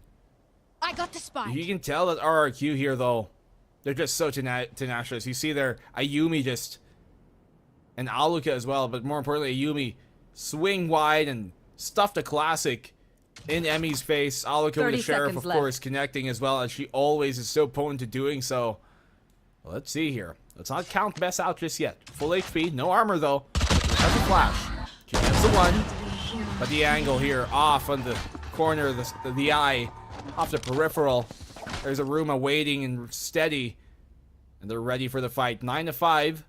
RQ now have the gun round, but if OGX take this bonus, we could have a real map number 2 and start talking about if they can extend this into the 3rd. I really hope it does go to a map 3 there, because Fracture is a map where both of these teams have clashed in the past before, and it's always been extremely close. I think that for Fracture, at least statistically, RRQ are in the lead, but the last time they did play each other, Orangutan walked away with the win, so that's definitely a map I would love to see.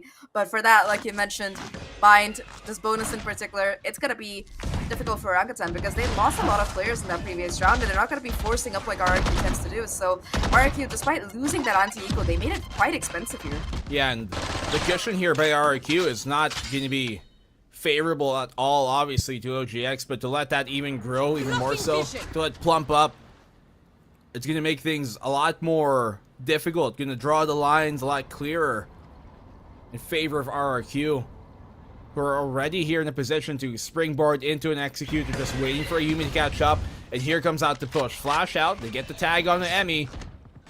You can see here OGX putting importance into holding a bit more here towards this Shower's position. She gets a spam as well on Navsky, so that goes unanswered. Nicely done from Emmy, who has been such a nuisance for RRQ.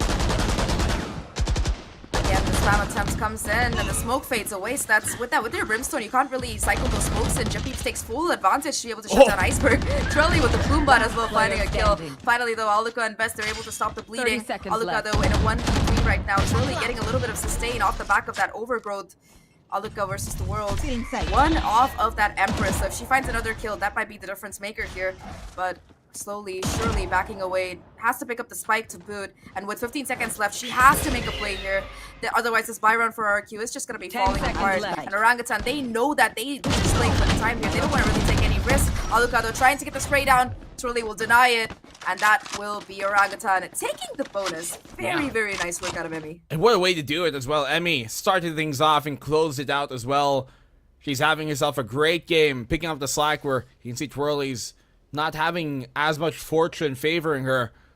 But Emmy, opening spam up, takes out Navsky, drops any hopes, any notions of them having smokes, and that's why RRQ could not kind of reset themselves. They did have Iceberg still up, but they no longer had those brimstone smokes to continuously have presence within the fight, have a bit of concealment especially. And then, obviously, the crush gear just running down on Ayumi, blowing up here from the boombot.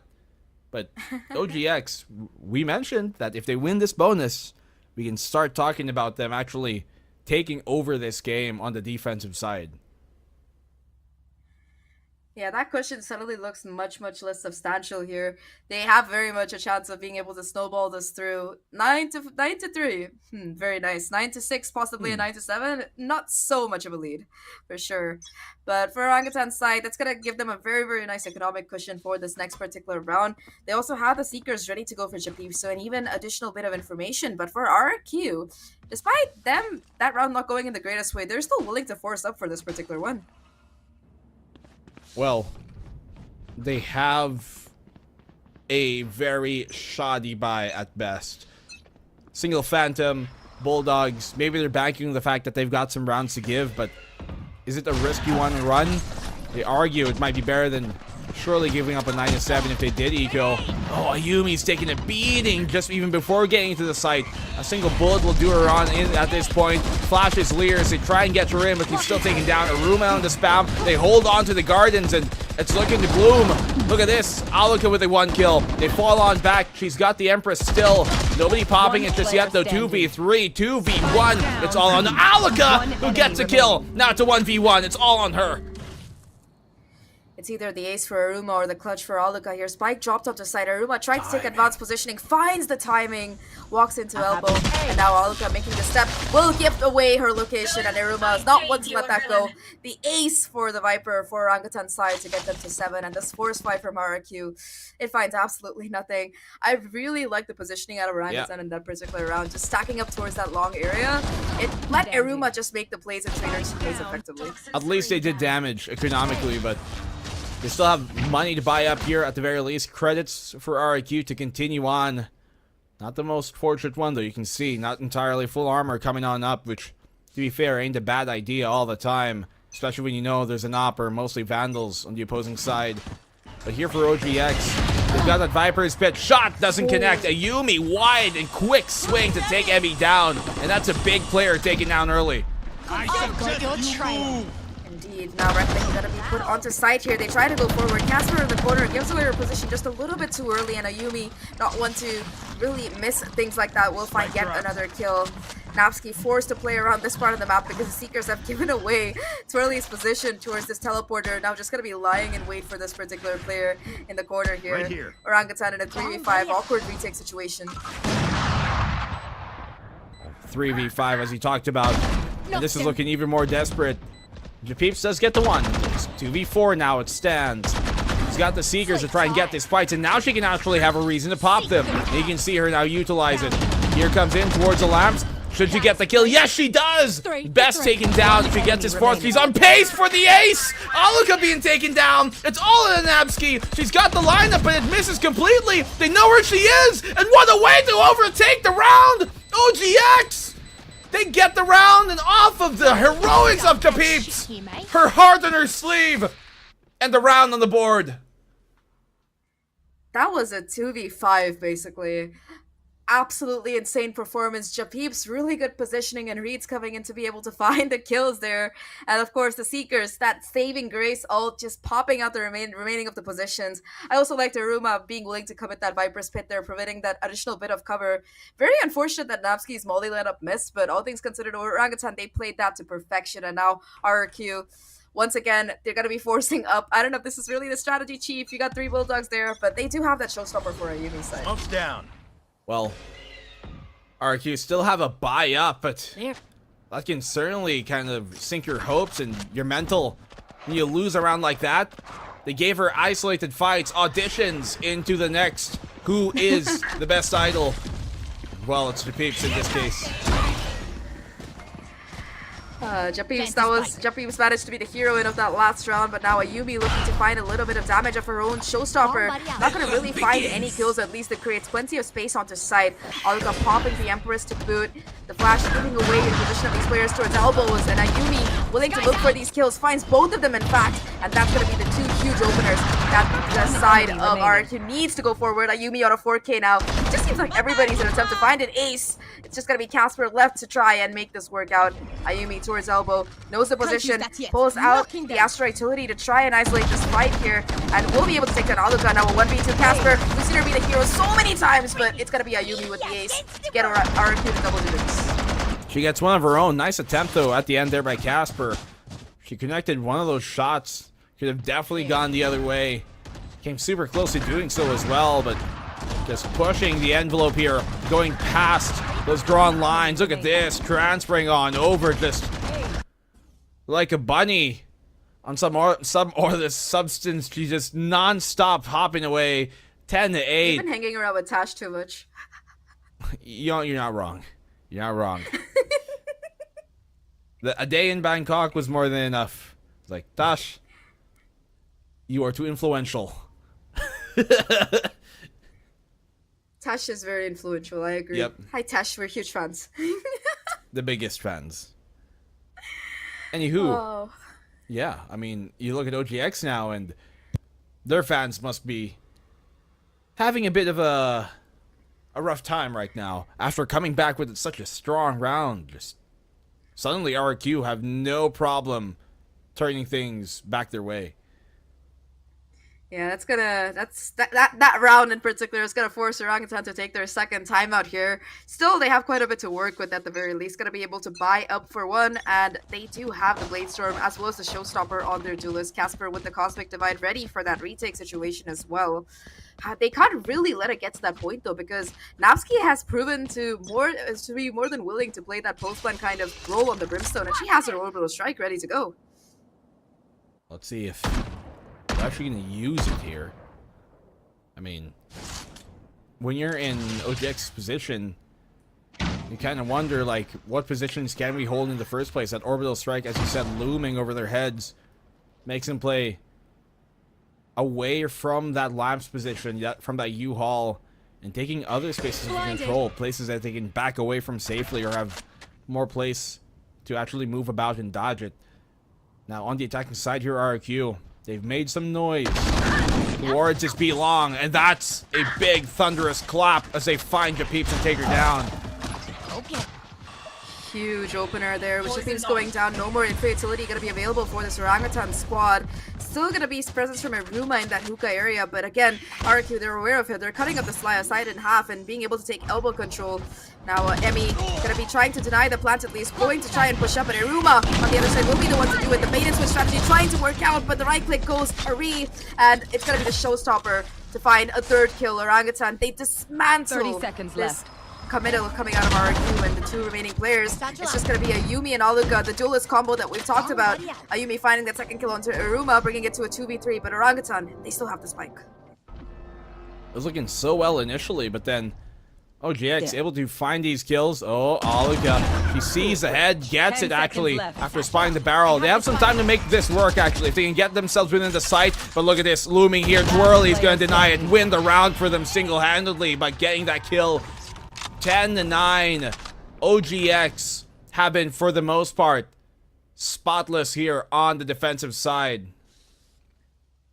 Yeah, they only lost one round so far, and that was a round where RQ really invested a couple of those ultimates.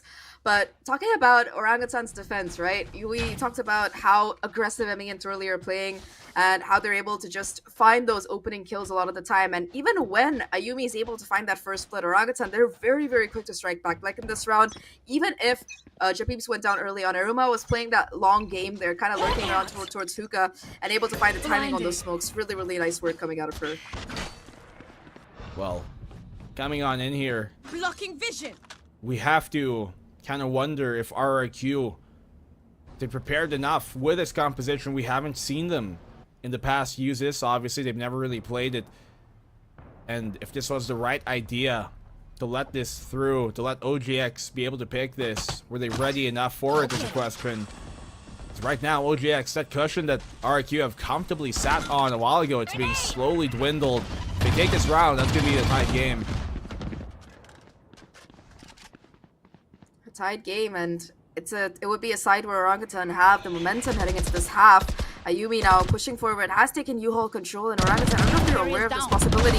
The flank has come in though, Iruma just walks up, able to take down Iceberg, but the duelist for RQ, they strike back, takes out Iruma as well as Twirly, and now it's just going to be Casper left alone on the side. Makes a little bit of noise, giving away her position as well. I don't know if she's going to be able to check out Naps in this corner, to spot out the shoulder and find the kill, bringing things back down to a 3v3. Emmy finds another kill to boot, and now once again, it's this double duelist combination. Ayumi has that showstopper, can make it expensive, and in this 1v2, it might be the difference maker here, but already Casper running up close and personal. Emmy running up close and personal finds the kill. It's a 1-for-1 trade, and Casper finds the defuse at that 10th round. Yeah, smart by Emmy there to actually rush her down, give herself up for the greater cause, because that close, you have a much bigger chance of getting the kill, and hell, even much bigger chance of Ayumi taking herself down as well with her own showstopper. So good for her to front that. And once more, for the greater good, for the bigger cause, just run her down completely and make sure that it doesn't hit the spike instead. So tie game, we have equilibrium achieved. Gun round for both that will decide how the future of this map continues economically. I really also appreciate that Orangutan, they learned from their mistakes on that spacing situation, but now Emmy on that upper angle along with Casper just stopping this push from RQ in its tracks here. Emmy gonna be falling back for a little bit of sustain from Japibs, and while Aluka is able to take the space off the back of it, it's space that Orangutan is willing to give up in this 5v3 situation. They have the numbers, and they want to play for exactly that. They anticipate an aggressive push as well. You can see them playing all the way back, but still marking it here. Aluka. Oh, she potentially had the timing to get the heal back on up. Try and dip in, get the one. Oh, but there's way more presence here than she might be aware of. The flash could be her biggest problem right now. Seeker's one on out. Falls back just a bit, turning head, and which will allow Emmy to get a free kill on her. Little did she know, it's the B site that they're taking though. Still gonna have Iruma and Twirly towards his elbow, trying to play the devil's advocate.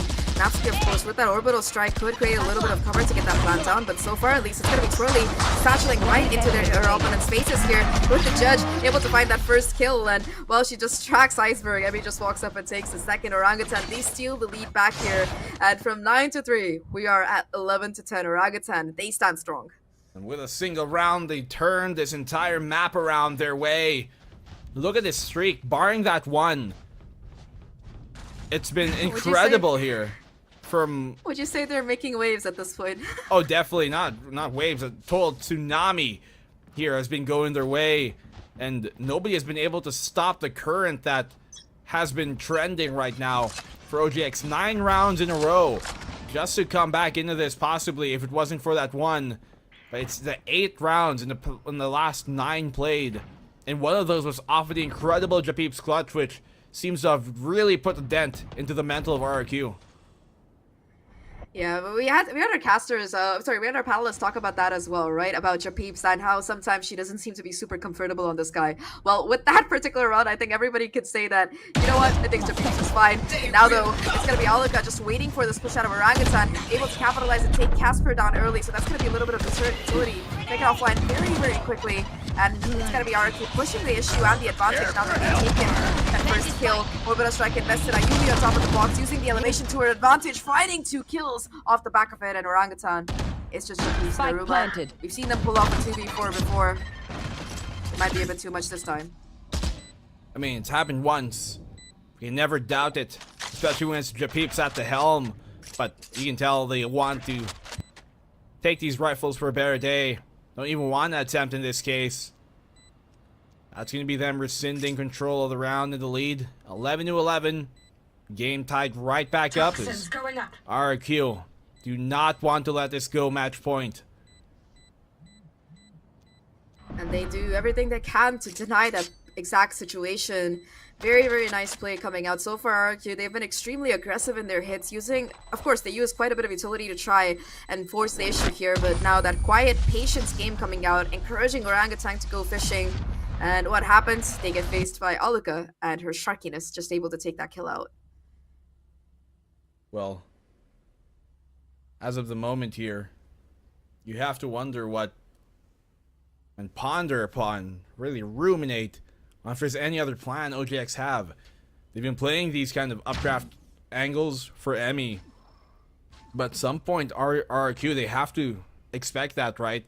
And when you're in this position, it puts you in a difficult disposition. Do they go aggressive once more, try and catch them off in return, or do they try and cut things down slow, anticipate a push like they are doing right now? Emmy gives herself away. It's the first hand of the round that they can now read. But they're still coming towards this B side. They won't expect this, and Emmy in a difficult spot. She's only got 1 blade left. Lots of paint coming in on either side. Yeah, it's just explosion central down towards B-Long. Emmy with their last play still trying to get that reset with a kill, but unfortunately not going to be happening today. We'll be forced to fall back, and this heavy Orangutan presence towards B-Long, it's just going to be pushed back completely by RRQ's presence. They're still going to be hanging around the side at least, and while Emmy doesn't have a gun apart from the classic in this close range, that's basically a shotgun, so that does seem to be the battle plan here. Now RRQ waiting for this Viper utility to go down, put that cascade to isolate this angle on side, and Emmy might be able to find the timing. Japeeps though will be the one for that opener. Gets an upgrade for Emmy, and the spray down is just finding so much damage for Orangutan's side. Alika finally finding one of her own. But why are they forcing this? Look, they just put themselves into a difficult position. They try and force a choke, which 30 seconds left. is just a complete field day here for the firing squad of OGX. Spraying them on down. Casper, great spot to try and ruin their plans. Gets the one here in the Nabski. Swing on wide. Iceberg, huge kill, but even bigger trade once more from Casper. It's all on Alika. Low time situation on the Reyna. Doesn't even get the kill. Match point now secured by OGX as RRQ. Maybe starting to lose their composure in some of these questionable decisions. Yeah, the rotation was I think the first questionable decision was trying to force the issue through the multitude of utility Orangutan was putting on that B side, but just the second one, right? They try to pivot over towards A. They know that the Viper is still there, but more than that, I was very surprised by where they decided to commit the Reckoning out of Iceberg, because it wasn't really clearing any particular area that they needed to watch out for, and Casper, of course, happy to just play the ghost in the smoke and pop out and find a couple of kills for herself. Well, there's a time and a place here for sure to try and do all of that, but at match point, maybe especially safer option is what RRQ are going to try and deal with here. Difficult once more, the updraft angle. They still haven't been able to get a read on this, and the double from Emmy. Blind shots. And it's looking to crush the hopes of RRQ. Poison's off. Huge openers there for Orangutan and Dean coming in. I mean, looking for a little bit more smoke spam. Tags up Iceberg a decent amount to boot. Now the Cosmic Divide coming in, forced out of Casper to try and cut these players off on site. The smokes are gonna fade, and when that does, it's gonna be RRQ in a bit of a bad spot. They're trying to find these kills here, get that spike down to boot, but it just might be a little bit too much for them to manage. Spike will go down. Napsky finds that first opener. 36 HP left, trying to play around this box here, but Emmy still up to sight, able to do so much damage here. 4 kills on the round already, on track for the ace, and it's just gonna be her versus Aluka and Twirly, the duelists. All of them face off against each other. Aluka in a 1v2 has to isolate these fights. Not gonna be quite able to do so, and Twirly will take her down. Orangutan, they make with the comeback. They take us to a map number 3. We have Fracture coming in next. We definitely go into Fracture there, and they completely cracked through the seams here, through the roof, through the ceiling, as we thought this could have gone the way of RRQ all the way through from that map number 1. And I ask you here after the first half, how superstitious may you be here, Zach? And well, seems like there's a good reason to be. Indeed, the 9-3 curse, or, well, Orangutan, they strike again. They're able to make that comeback, and this is what we saw yesterday. Do not count them out quite yet, because they're a team that will dig in deep at the last second and fight as long as they can. They were able to make that pushback yesterday. They do it again today. They find victory on Vine, and now we're going to be going over to Fracture. But before that, let's have our panelists break down this particular map, because, my god, there was a lot to break down. Breaking down is exactly what we saw on the second half. Whatever RRQ had built up in that first half, completely broken down with only, I think, 1 or 2 rounds taken away. And I am completely in awe at how much firepower that's coming through, not only by Twirly and Emmy, but also the rest of the team. Jump Pips, 4K as well. Yeah, I mean, some of these rounds were just absolutely crazy. Aruma picked up an ace on her own too, just like trading off of her team. And it's a lot of these plays with some of the defenses or the retakes that they use coming into the site that RRQ, I don't know what it was. They were looking so good in the first half, but towards the second half, I think they did have a timeout, like 1 timeout in round 16, but it didn't really fix whatever issues they had, because you could see that the rest of the rounds, with the way that Ayumi was playing, some of the executes they tried to go for, it really felt that they were kind of, I don't want to say it, but maybe a little bit tilted, and they just kept trying to force fights that weren't really there for them. Yeah, you start to feel this pressure really looming on them, especially when you start to see these plays. As I was saying earlier, it felt like perhaps Ayumi felt the pressure to make something happen. And these sort of aggressive fights is what exactly OGX was banking on them to do, for them to push out, for them to be separated into this isolated fight so they can be picked off one by one.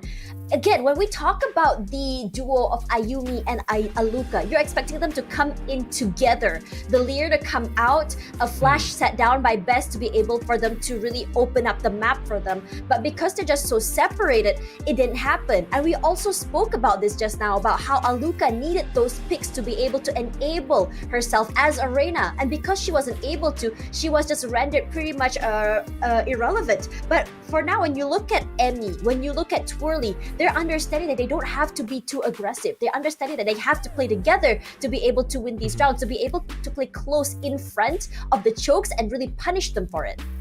Yeah, and that's why the stats say everything. I mean, you can see it right now. 15 first kills from RQ, but that's it. You know, in terms of post-plant wins or anything else, OGX came out on top despite, you know, lacking a little bit in that first kill department, because they just had the right ideas coming into how they want to fight back against RQ, especially at the start of the second half. 5 rounds in a row really nullified whatever lead that RQ had, and Emmy was one of those players who led the whole charge. I mean, she came in, especially in round 20, with this sort of sacrificial play against Ayumi. Ayumi was inside lamps, had a showstopper out, wanted to deny the spike defuse, but Emmy just ran face first into Ayumi to ensure that win. That's amazing. That said, though, I mean, it's a really strong team. We talk about their potential.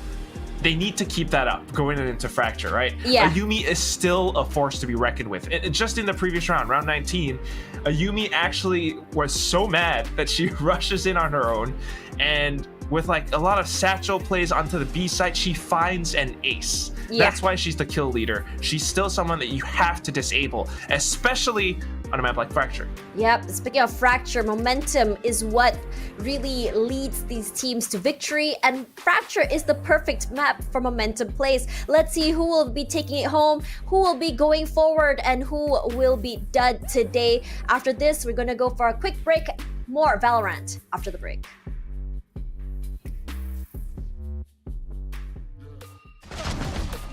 Spike planted.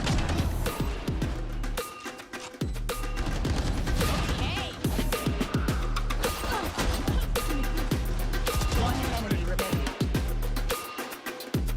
One enemy remaining.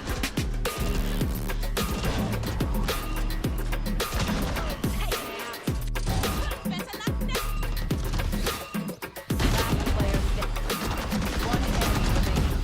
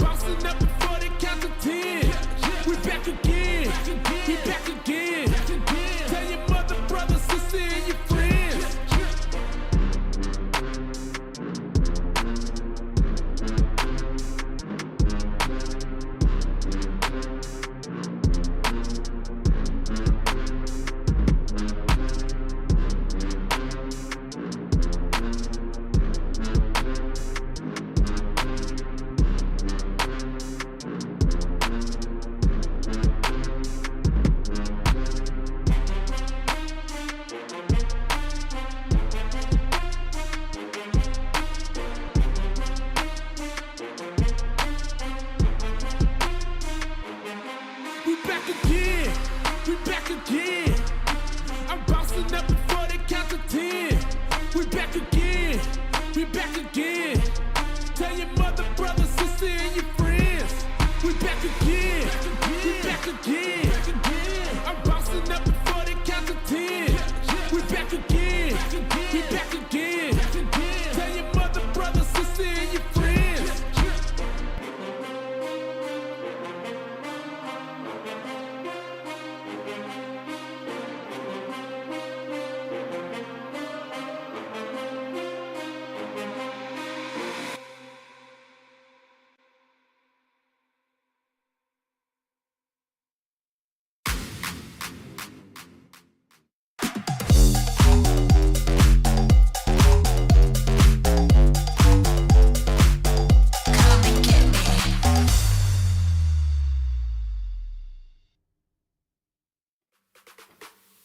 As I just said on the Bird app just now, it's not an orangutan match without a heart attack, a game 3, and a comeback. But let's see if the comeback is gonna be happening here. Tashbunny alongside Quack, as we are now going to map number 3 for the second series of the day between OGX and Team RRQ Kaguya.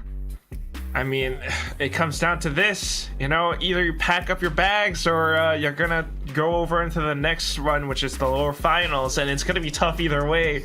And I mean, we're seeing that comeback from Orangutan X. They can make it happen, but onto a map like Fracture Tash? Oh, it's hard to analyze this. It is, because Fracture is such a momentum-heavy map, and after seeing these two teams play, they are two very momentum-heavy teams. They tend to, you know, really chain round after round after round. They tend to play depending on how confident they feel. And RRQ Kaguya, when Ayumi as well as Aluka feel good, they tend to pop off. And the same can be said about Twirly and Emmy.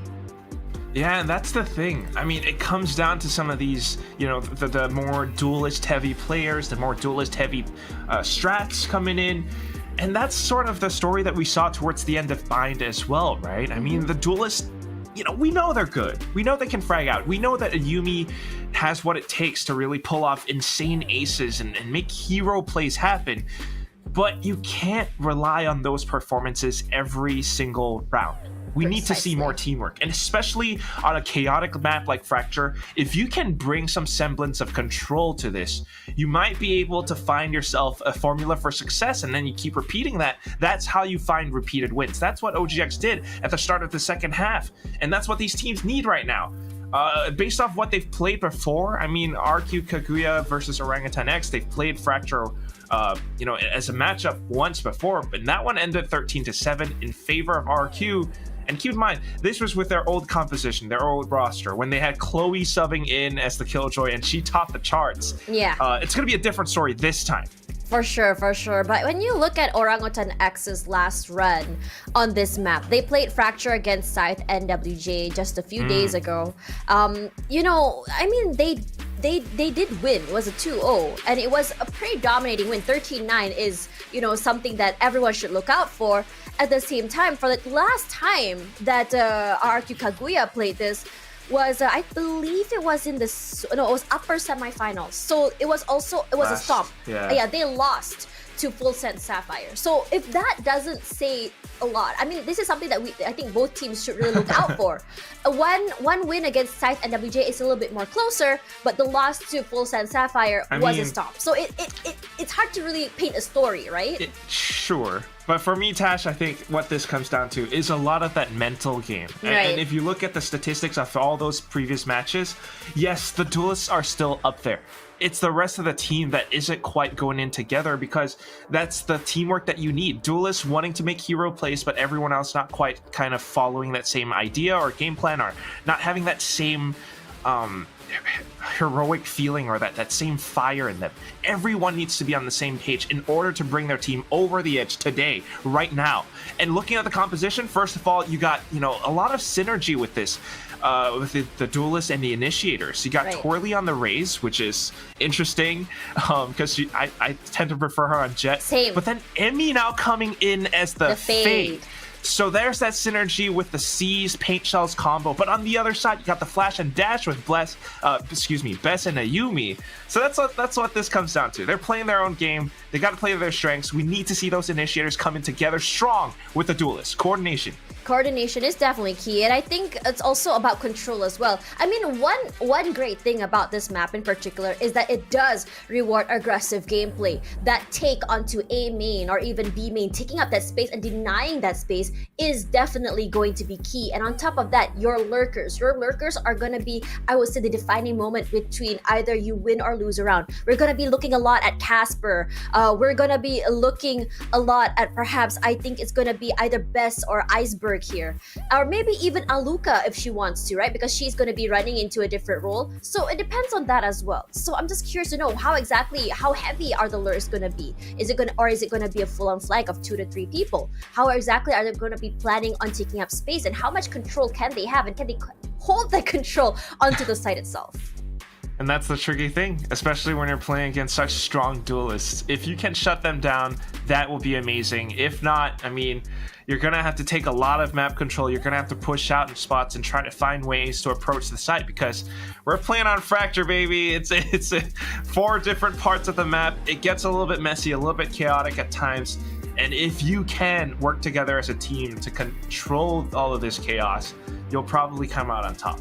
Yeah, and as the famous Pacific caster Komodo says, the no-no rope. Are we going to be seeing the no-no rope being used? Because we saw a few mishaps there. We saw a few people dropping us off those ropes. I mean, even then, we saw in South Asia, there was just the insane play by the OGX men's team where Antidote was able to make a rotate and just flank with the rope. I don't even know, man. That rope is cursed. So again, reminding you guys that the rope is a no-no zone. That sounds really weird. I don't know. Komodo said it in his cast. I'm just echoing.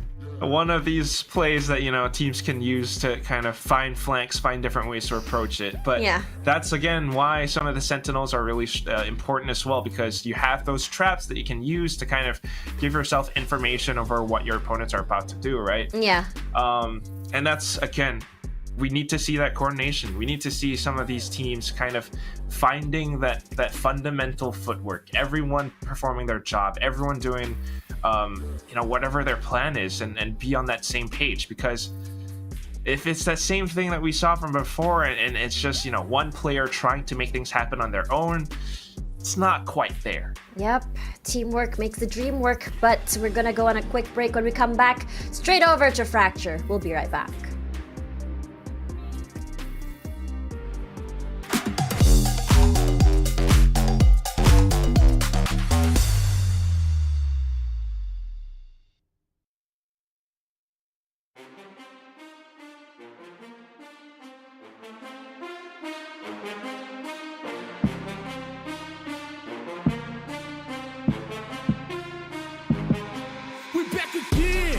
We back again.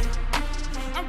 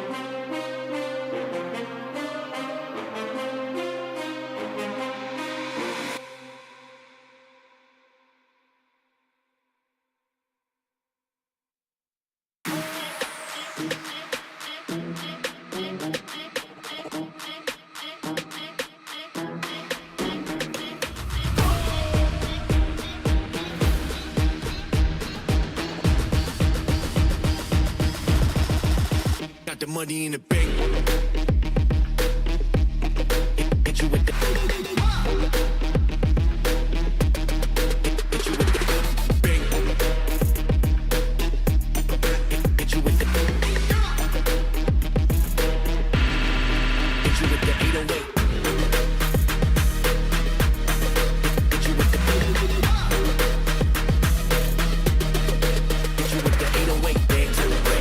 Bang to the break. Bang to the break. Bang, bang, bang, bang, bang. I'm a boss, and you know that I'm finna shine. Got the money in the bank.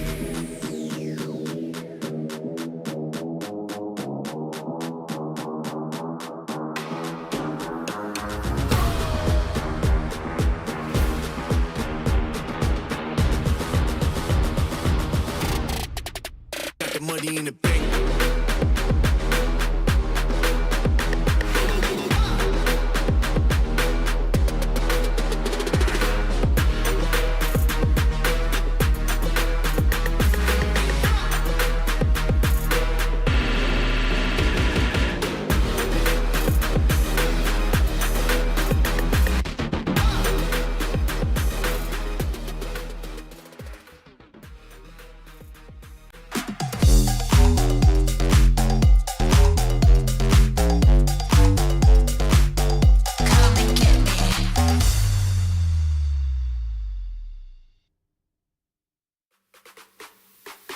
Welcome back, everyone. Today and right now for this particular match, this is a do or die moment. Winner goes on to the lower bracket finals, and what was this? Unfortunately, we'll have. I don't think they'll be packing their bags, so they'll just turn off their PC and have an early night. Regardless, Tashbunny here alongside Quack. This is the VCT Game Changers Asia Pacific Open 3, where we are currently watching Orangutan X versus RRQ Kaguya. Now, we've always seen the top 3 being dominated by 3 names: SMG, FULLSENSE, Sapphire, RRQ Kaguya, but Orangutan X is looking to change that.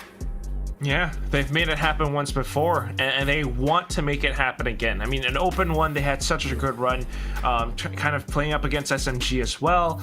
But now, I mean, ever since then, kind of struggling a bit with some of the roster shuffles they've had. But I really do think after watching that comeback on Bind, they've managed to find a bit of that groove. And you were talking about the additions to their roster, kind of giving them additional firepower.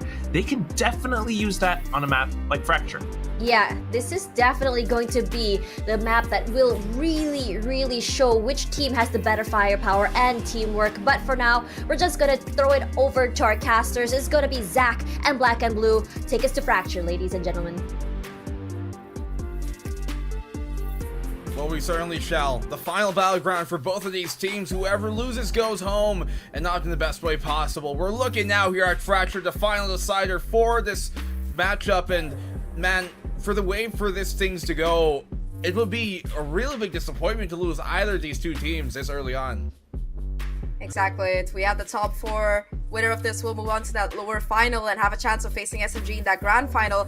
But like you mentioned, this is a matchup that we've seen several times before, exactly in the same position. And I think Open 1, this happened 3 times, if I'm not wrong, over the course of the playoffs. So definitely a game that is very fun to watch and very fun to cast as well, at least from my side. But when you consider Fracture in particular, right, this is a map where, in general, RRQ, they're a little bit higher on that stats side, but the last time that these two teams faced off Orangutan, they were the ones walking away with the victory and taking it forward. So I think it could generally go either way. Looking at just the team comps that we talked about, I think that this particular Raze Fade combo, it has potential, but looking at how Ayumi has been a crack to just opening up sites and finding those first bloods. Both duelists, they're on fire. Oh, they definitely are. You talked about the possibility, the potential for that kind of combo play with a Fade, and as well as the Raze, and that's always something to be aware of when you're going up against that. You look at the Fracture here of Orangutan in the past, and it's been one of those maps that have always been a threat. No matter what team you are, no matter who you are, you can definitely be one that you can be taken down on. Now, one of the teams that did take him out during the last Open, during Open number 1 rather, was Global Esports. They were able to take that away from other teams like FULLSENSE, Sapphire as well. But here, when you look at RRQ, a team that was eliminated before in the past by Global, when it was Orangutan who sent them down to the lower bracket, when we're talking about Open number 2, that's really where, you know, Global kind of turned our heads towards him. And that's when questions started arising of RRQ, like in regards to their performance. Will that continue here today? Will RRQ exact revenge, or will Orangutan close this out once more? Let's move on now to round number 1, as the B site is where they're gonna go, which is completely open for the plan. Yeah, Orangutan like to go for these retake heavy setups on this particular map, but they're pushing the other lanes here, and it seems like RRQ, their read is perfect. They do get the plants without any casualties on this B side. Snaps the smoke, not quite connecting. Already the flank though, looking in from Orangutan here. The flash is perfect, but the shots are not as able to capitalize and find a huge kill.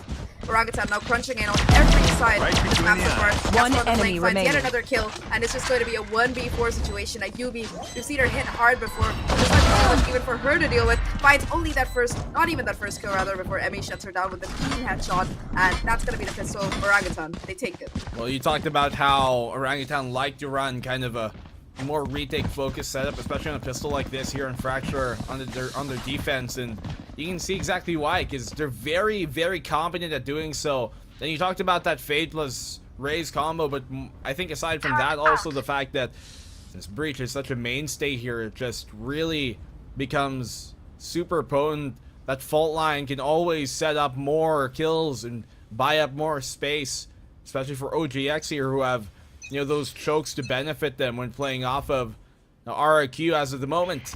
Here on their attacking side, once more, Arcade is where they want to play.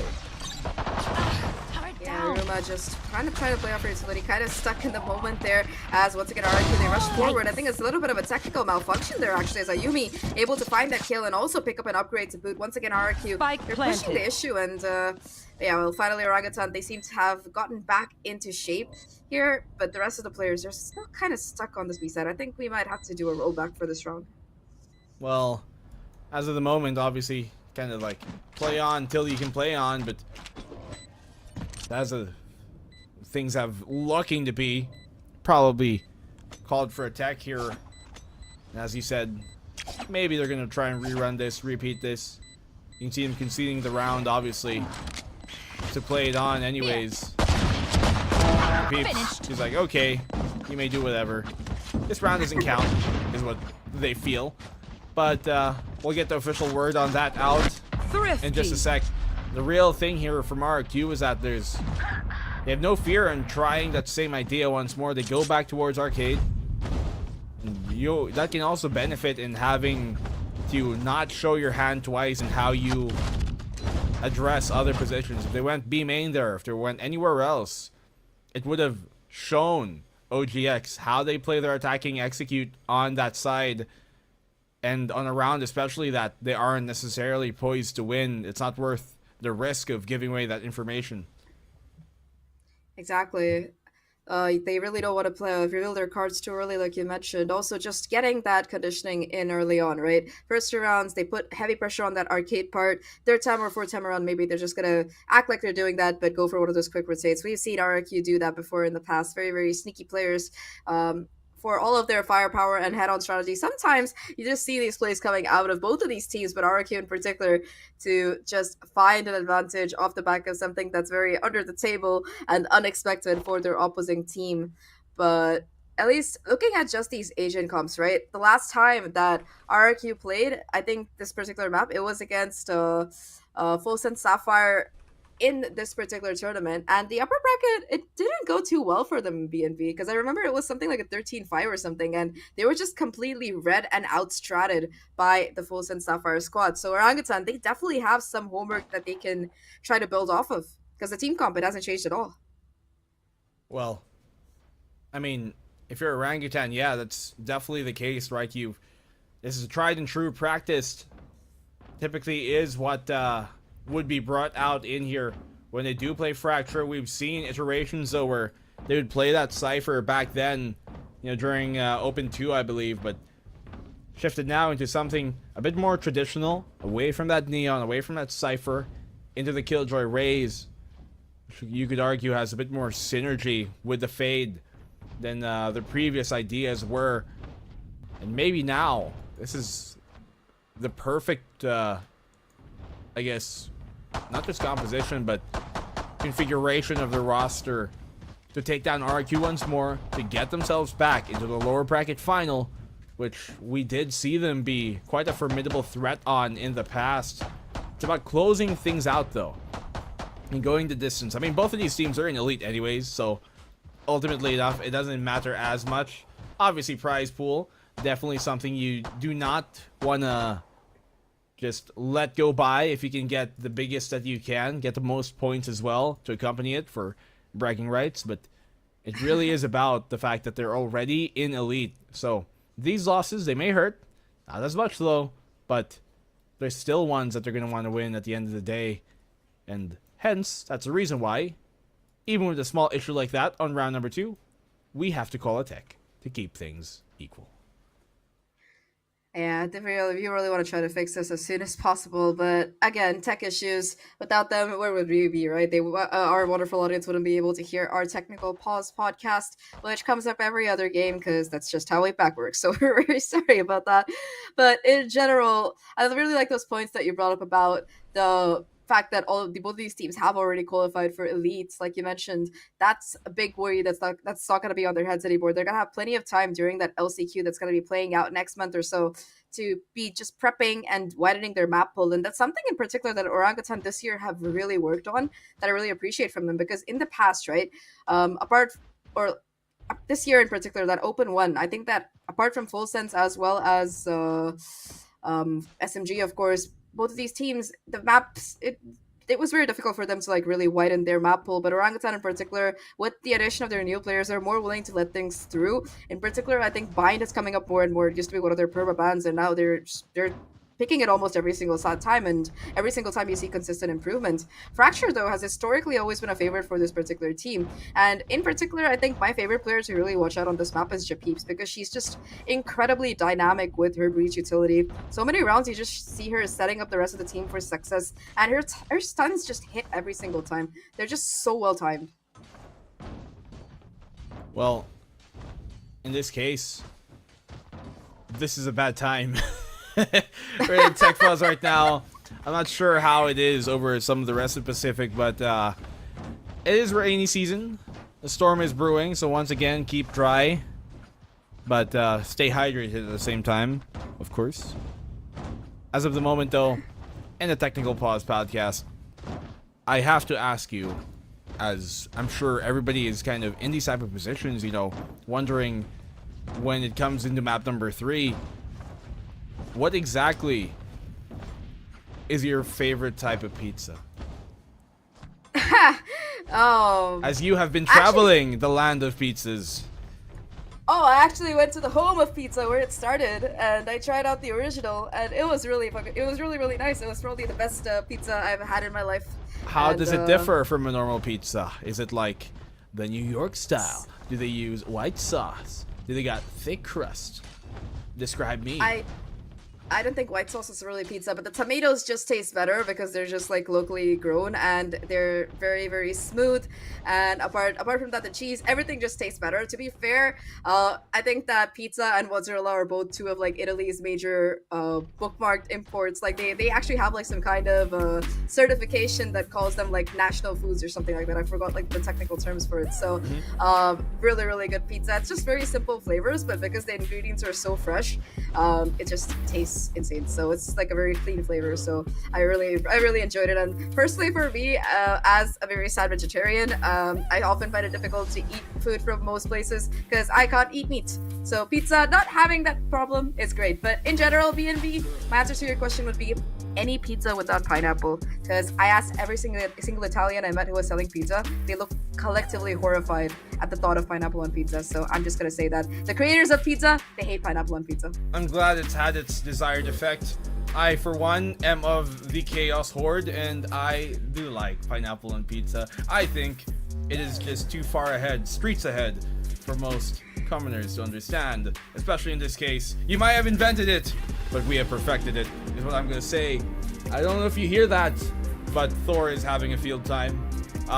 So, He's angry. He doesn't like pineapple on angry. pizza either. yeah, he disagrees maybe with me, but what is a god to an unbeliever in this case? And that's what RQ are right now, trying to take down a team that has taken them down in the past, as we are going to have to take a break. No, I'm kidding. I'm a liar. We're going straight into the game. I thought we were. But we're about to go into the game, yes, which is real quick. The break was only our mere faces. And, yeah, props to, obviously, the Game Changers production for getting things back on a roll immediately. Not even much of a tech pause there. Nobody assumed nothing. We're going back. We re-roll, and we're back to round number 2, a proper round number 2 this time around. Yeah, everybody seems to be moving. Definitely a better start than the last time. And once again, RQ, they're going for the same strategy, like you mentioned, not wanting to give their cards away too early. They go in for that quick execute on the B side, and they do have it for free because Orangutan, they know that RQ like to do this. And they're setting up for that post plant, but this time around, RQ getting a little bit more aggressive towards the CT side. They're going to be pushing out further after the down. Well, I mean, they're pushing the envelope here. Aruma farming them as in the meantime. Long range, Iceberg connecting.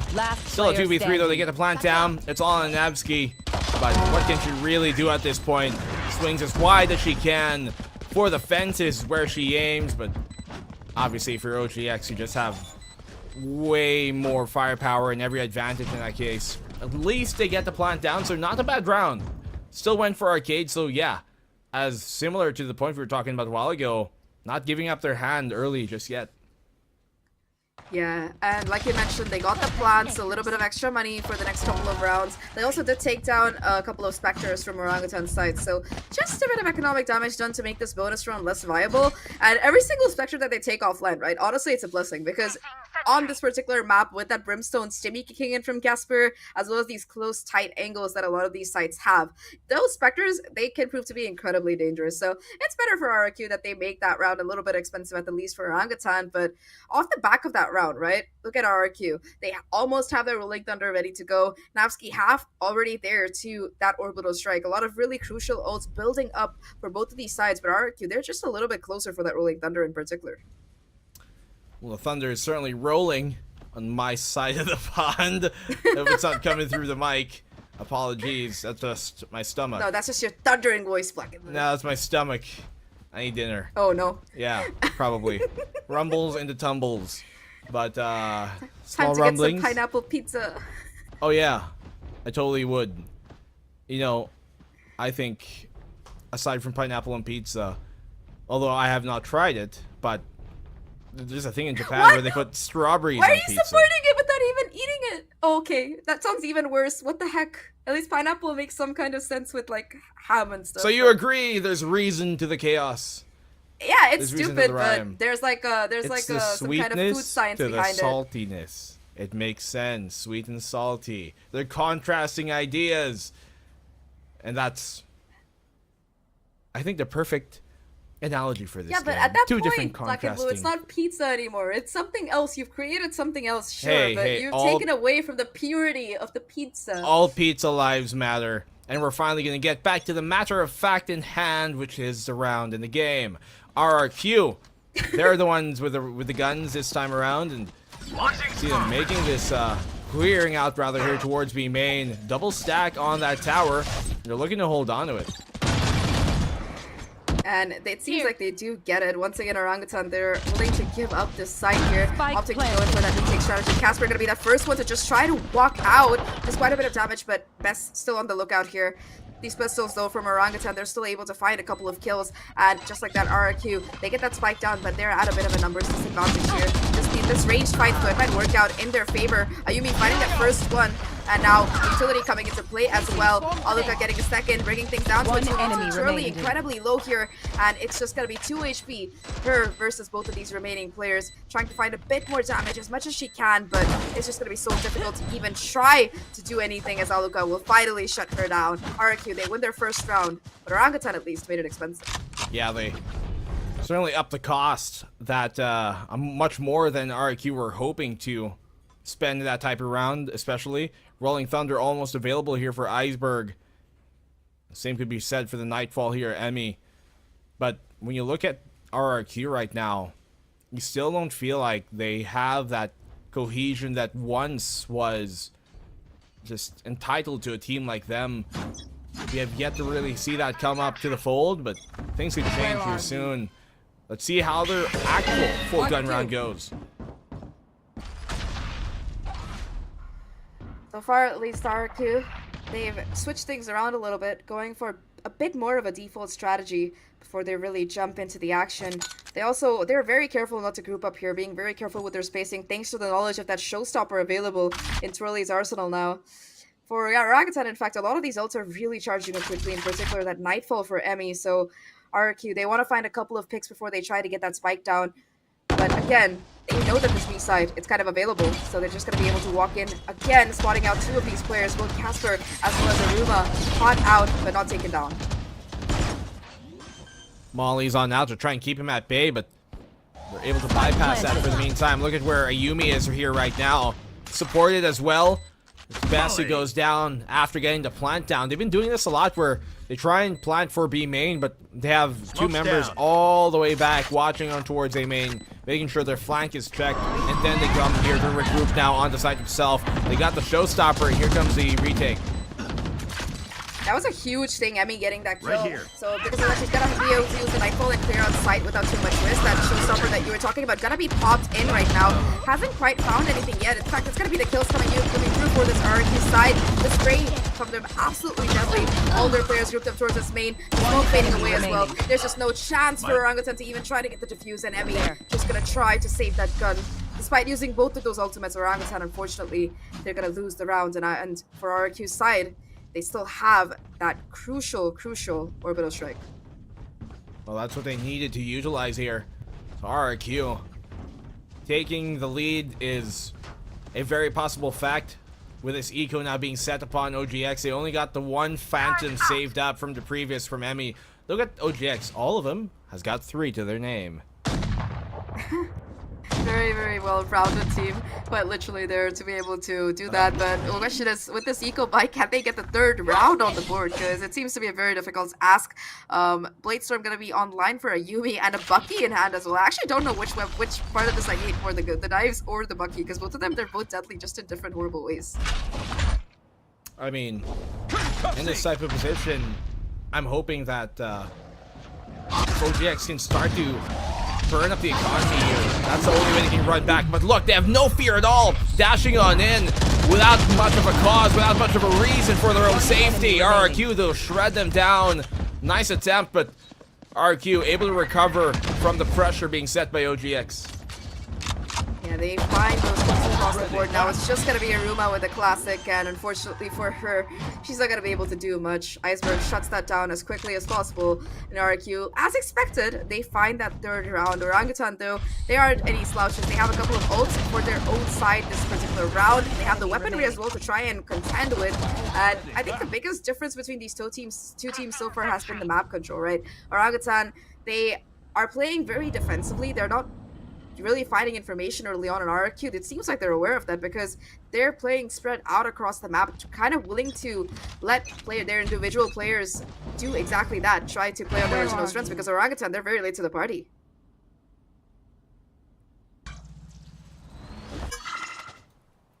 The way that we've been seeing Orangutan here slowly but surely just propose different problems to RRQ. It was a bit of a point a while ago where RRQ just struggled sometimes to get themselves open when they were unbind, but this time around here in Fracture, and the more favored attacking side, doesn't seem to be that big of a problem. Alaga still, though, fending them off. Able to dodge the stun, gets Twirly down. They're getting the pincer here. Japip's in a difficult spot. She gets one before taken down. Yumi, though, has a lot to deal with. Taken out immediately. Aruma, that's her frag. Rolling Thunder out here towards A-Main. A complete brawl. The mosh pit here. It's a 1v2. They got the spike down. They have a post-plant hold. Bess has no idea that she's here. Casper being taken away as Bess finds a smooth angle and takes it 4-2 here for RRQ. Casper did invest that orbital strike towards main to try and push these players back, but luckily for her, Best tanked quite a bit of damage to just walk back onto site and find this really nice positioning.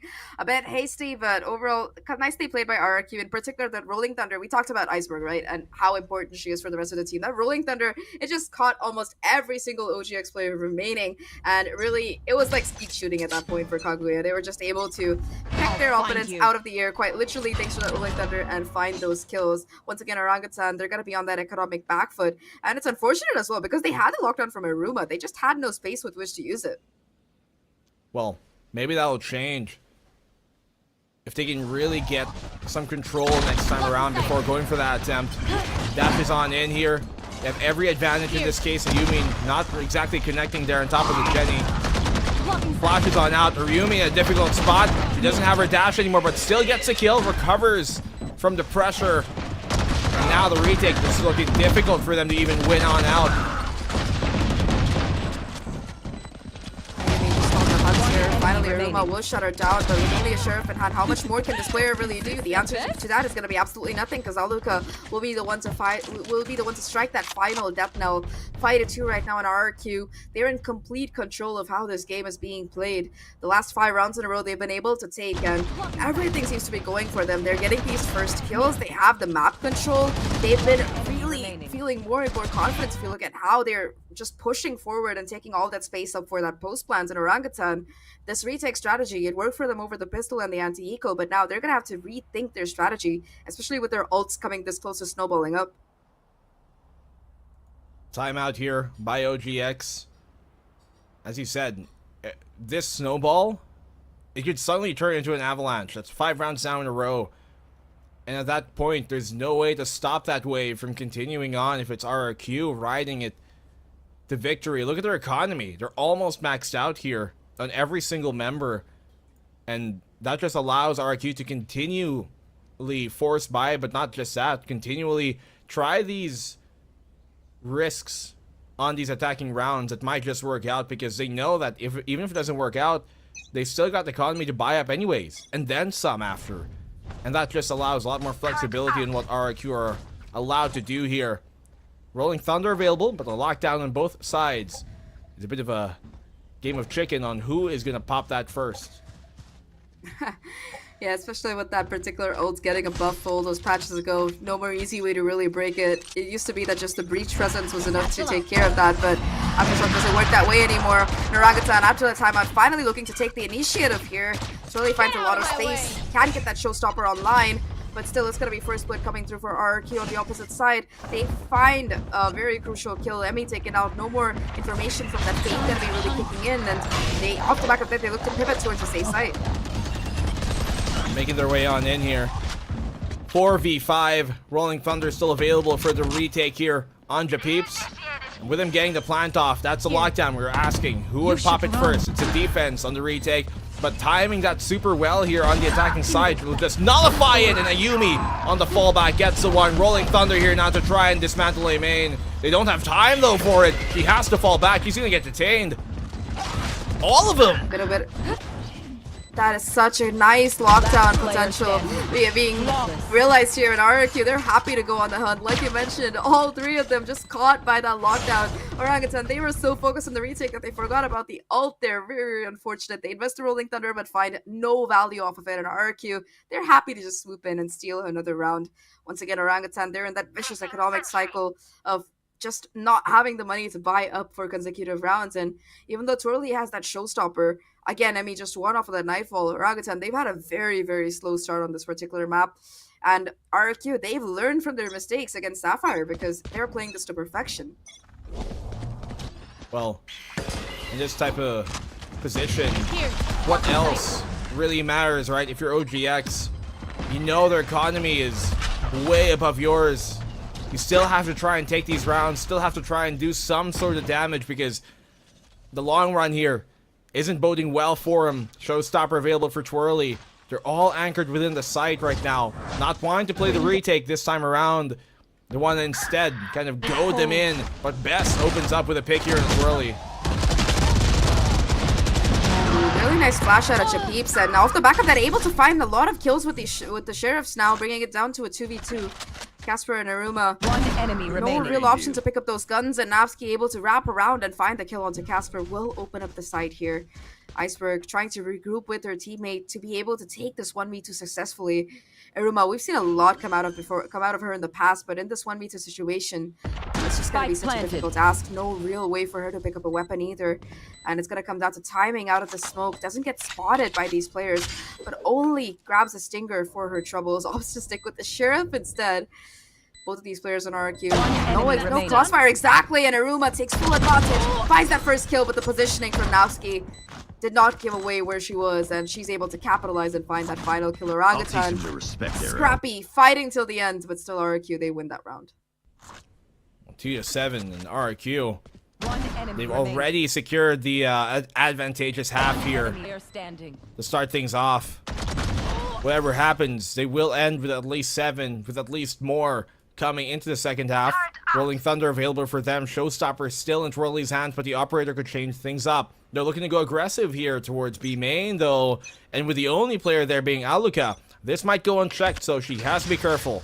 Luckily, she lets a turret do the watching for herself instead. It's going to be towards the arcade, towards that bridge side of the map. The northern side is what RQ are putting focus on and controlling and executing from. Yeah, they haven't put too much pressure on this particular part of the map apart from one round, but they're really, really good at these pinch maneuvers on this A side.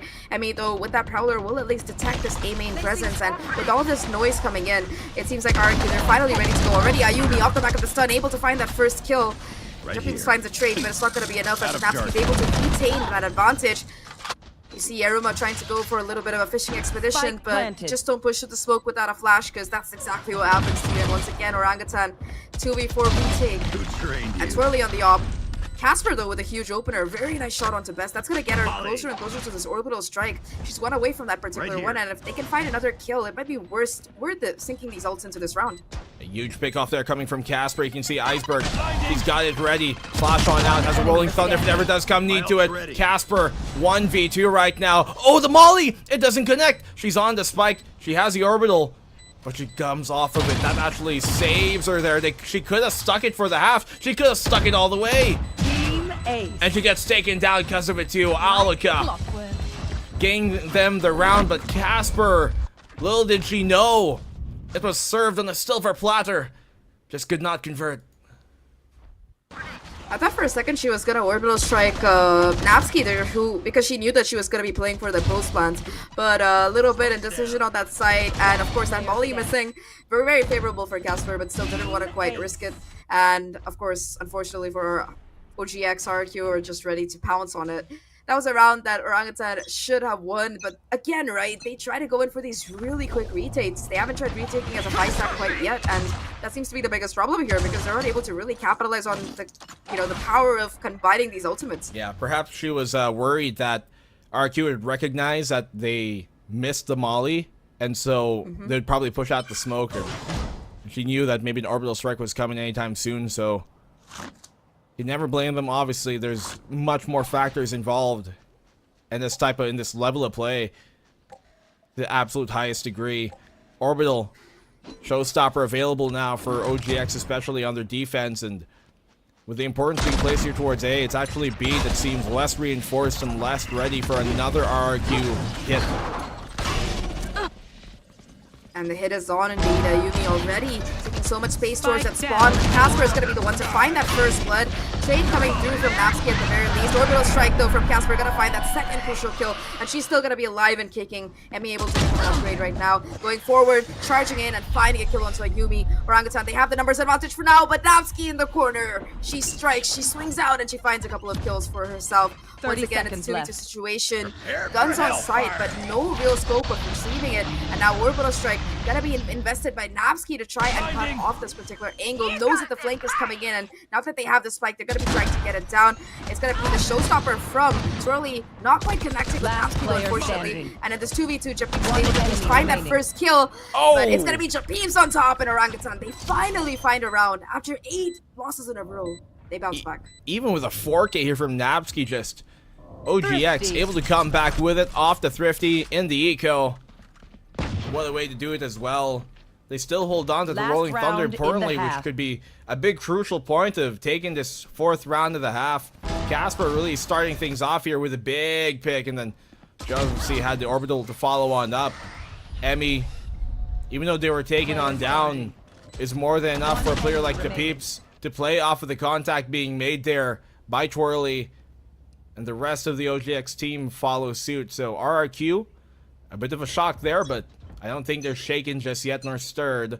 They still have the orbital, but also, yeah, Rolling Thunder on either side. B main hit coming. Indeed, they seem quite active actually. Perhaps they've knocked back a couple of martinis themselves, more with Red Bull than alcohol, I presume. But either way, I digress. Early alarm bot from a room off space taken, being immediately broken once again gives away to Orangutan that this B side is that possible point of contention, and they buy the fake. A quick rotation is coming on the opposite side of the map, and A side it's almost completely vulnerable. Casper is the only one kind of rotating over to keep an eye on it at the very least, but for Orangutan's side, that quick derailment of that hit on that B side has left them in confusion. Oh no! Oh, we got a free opening there to get the kill on Emmy. Doesn't connect, allows her to cross back into safety, but still a room has been taken on out to RQ. Find the pick nonetheless. Rolling Thunder for Rolling Thunder as a response. It's just everybody being consecutively stunned here, but a little bit of utility spam from RQ will keep them safe, at least for now. Casper once again able to not quite do the killing damage, but at least Best is ready to capitalize. And Ayumi in the corner goes unchecked, is able to strike havoc onto the remaining Legends of Orangutan. And while Jabeeps does her best, at least finds that first kill, it will still be RQ walking away with the win. 9-3. I feel like we've seen this number somewhere before, BNB. Oh, definitely. And remember how it went. But in this case, at Just least, that last map. yeah, it wasn't the last round of the half, so who knows? Maybe OGX can still bring something here. They're on the favorite side on attack, but my favorite panelists are the ones coming on up, so how you guys doing? What you think?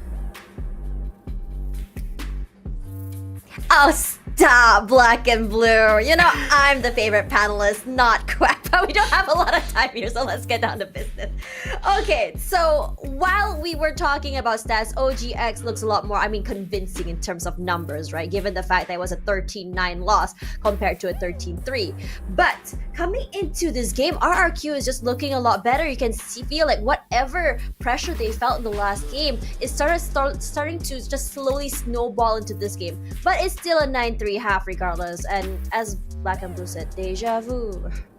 I guess that's what it is. I mean, it is interesting to think about, though, and that's why I'm really curious to know what the RQ players are like sometimes with their personalities.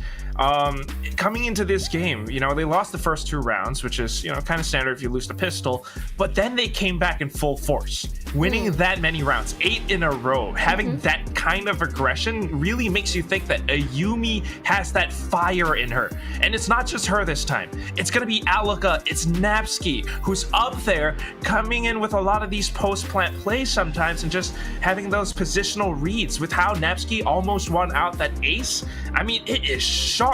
But at the same time, I mean, of all the rounds that Orangutan comes back on, it's the thrifty.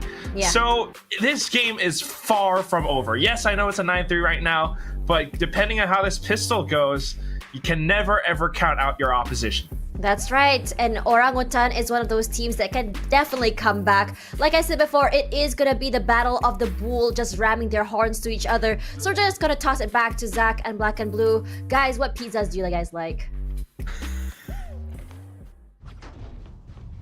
Look, like The one I said, I don't have to I'm share a very with boring you. person. Okay, that too. I don't like sharing my pizzas either. You're absolutely right. But in general, I think I gotta say it's gotta be the classic pizza. It's just a margarita. It's so good if you do it right. But if you're not here to hear us talk about pizzas, you can find us separately making other content related to food, probably on our social medias.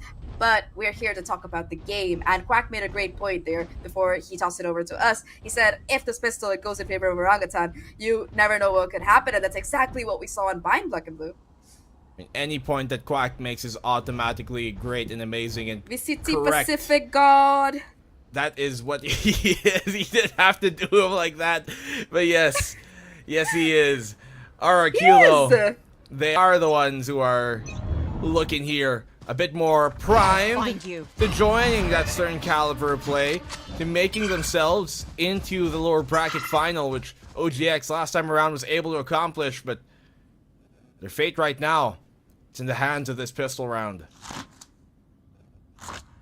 So far, everything is quiet on the Western Front. Orangutan prioritizing that orb forming that they really love to do to get those ultimates online, and personally, which I am in full favor of. They look to move back towards this A site where it's just a Killjoy, but I say just a Killjoy because Timmy the Turret is basically player number 6. So finally, they're going to be trying to make some headway on this particular site. Aluka towards the top, Shorty in hand, lying in wait for these players to push towards her. Mike going down will give away the Q, but she gets spotted out, and Emmy and Chippins both find those openers, those crucial kills as that spike finally goes down. Twirly trying to do a little bit more damage towards the spawn side, deterring anyone from pushing through with the help of the satchel. And these 3 players from RRQ, they're just completely split apart. Orangutan, on the other hand, sticking together, just deterring. Yeah, it's gonna be RRQ players trying to find these kills to come back in. Iceberg and Ayumi, they find a couple of their own 2v2 situation. Now Casper in the corner, position enemy no one, remaining. flash perfect, and Iceberg takes her down. And Ayumi, they make the comeback. It was a 3v5 Blackenblue, but still, RRQ, they clean house and they get to 10. Yeah, they show that they can also bring those kind of comeback rounds their way where they suddenly turn it back in their favor.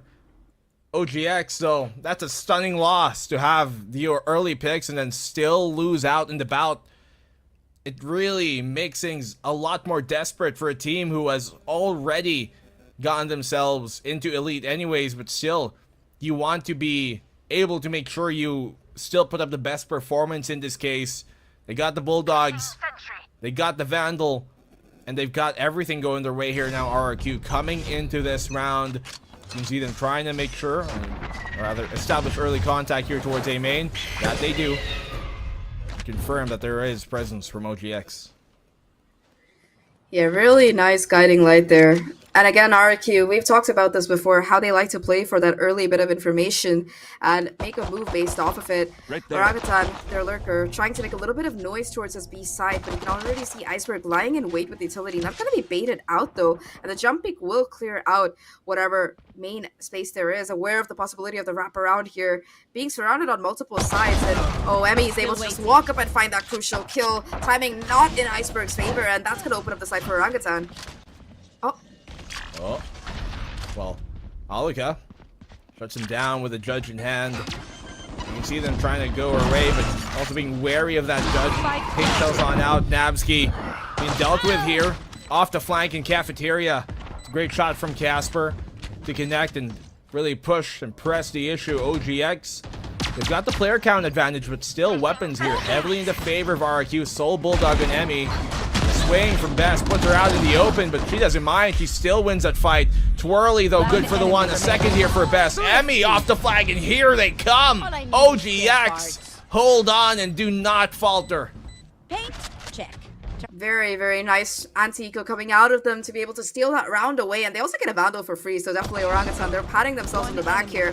We talked about that post-plan positioning in that pistol round and how it was less than ideal. It's nice that Orangutan are very quick to adapt here. They set themselves up for success. In particular, I like that crunch coming in from Emmy and Casper towards the player, towards CT, right? You see the Prowler coming out of Emmy, it catches the player, and immediately the swing is there to find that kill onto that player and pick up that Bulldog. So definitely numbers, Orangutan, they played that to perfection. Now it's going to be the economic advantage on their side.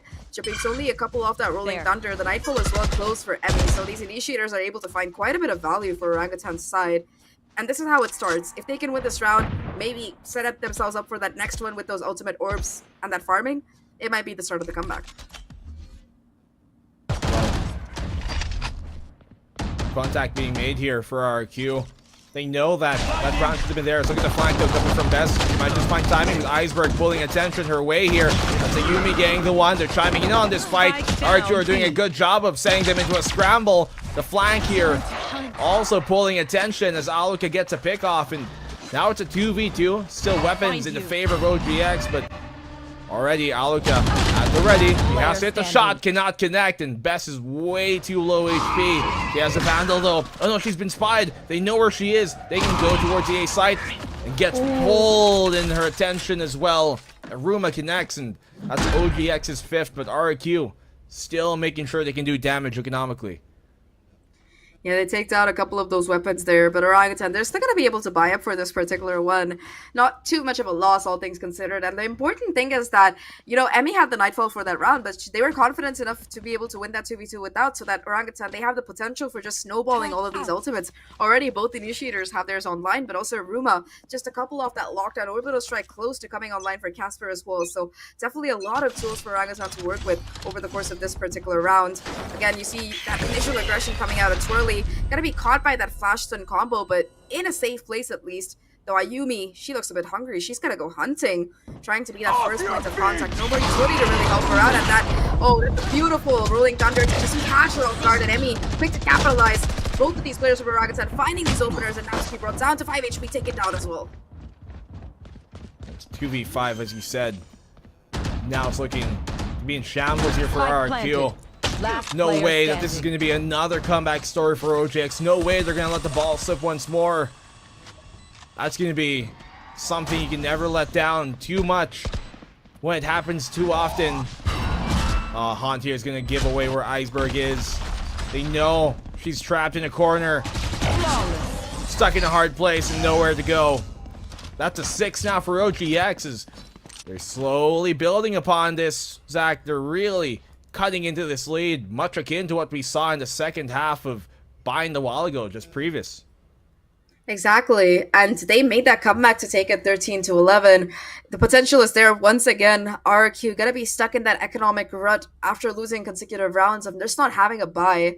They're gonna be taking a timeout. Ayumi does have that Blade Storm to work with, of course, and similar to Orangutan, they're gonna have those ults to counter, but I don't know if it's going to be enough time. There are potential of letting Orangutan just have that same story work out for them again. And this, again, when you talk about Orangutan, right, you have to call them the comeback queens of APAC. Ever since they made that comeback from 1-11 last year in open overtime, if I'm not wrong, against Sapphire, this is a team that is just incredibly resilient. Sometimes they made mistakes, sometimes they might not be at the best, but they always jump back in swinging. And that's what I like about them the most. Even if they're down these rounds, right, you see like a 10-3 scoreline, you're just like, I just go for the next game. But Orangutan are like, nope, until it's over, it's not over. They're like the fanatic of Game Changers APAC in that way. They just don't know when to give up.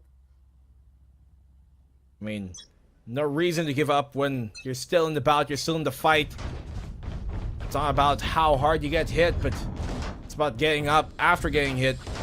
And OGX, they know how to keep on fighting in this case.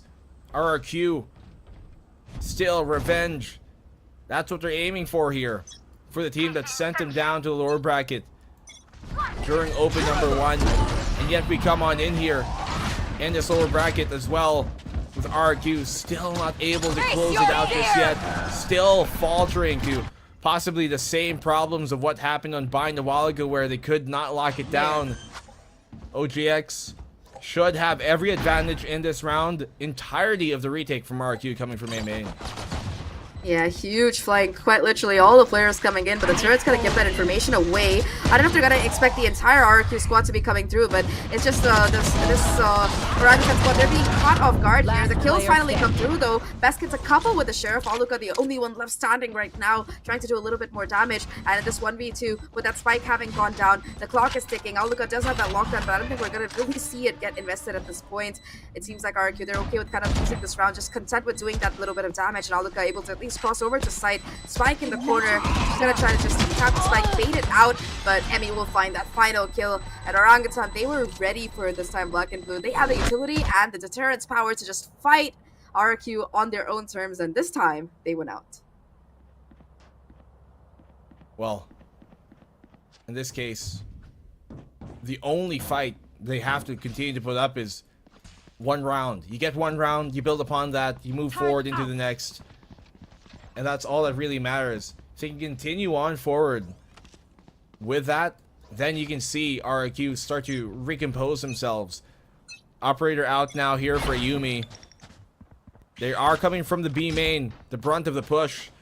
And you can see them kind of squeezing away at that bridge, at the northern side of the map. Allows them to kind of focus on in and really tell where this push is coming from. Lockdown, anyways, is going to take away the site itself. But the problem is, since they got nobody here towards that spawn, there's no way for them to know if somebody's crawled up there, and OGX can take that away, and you see it here right now. They're pushing forward from spawn, and RQ are going to have to have a lot to deal with.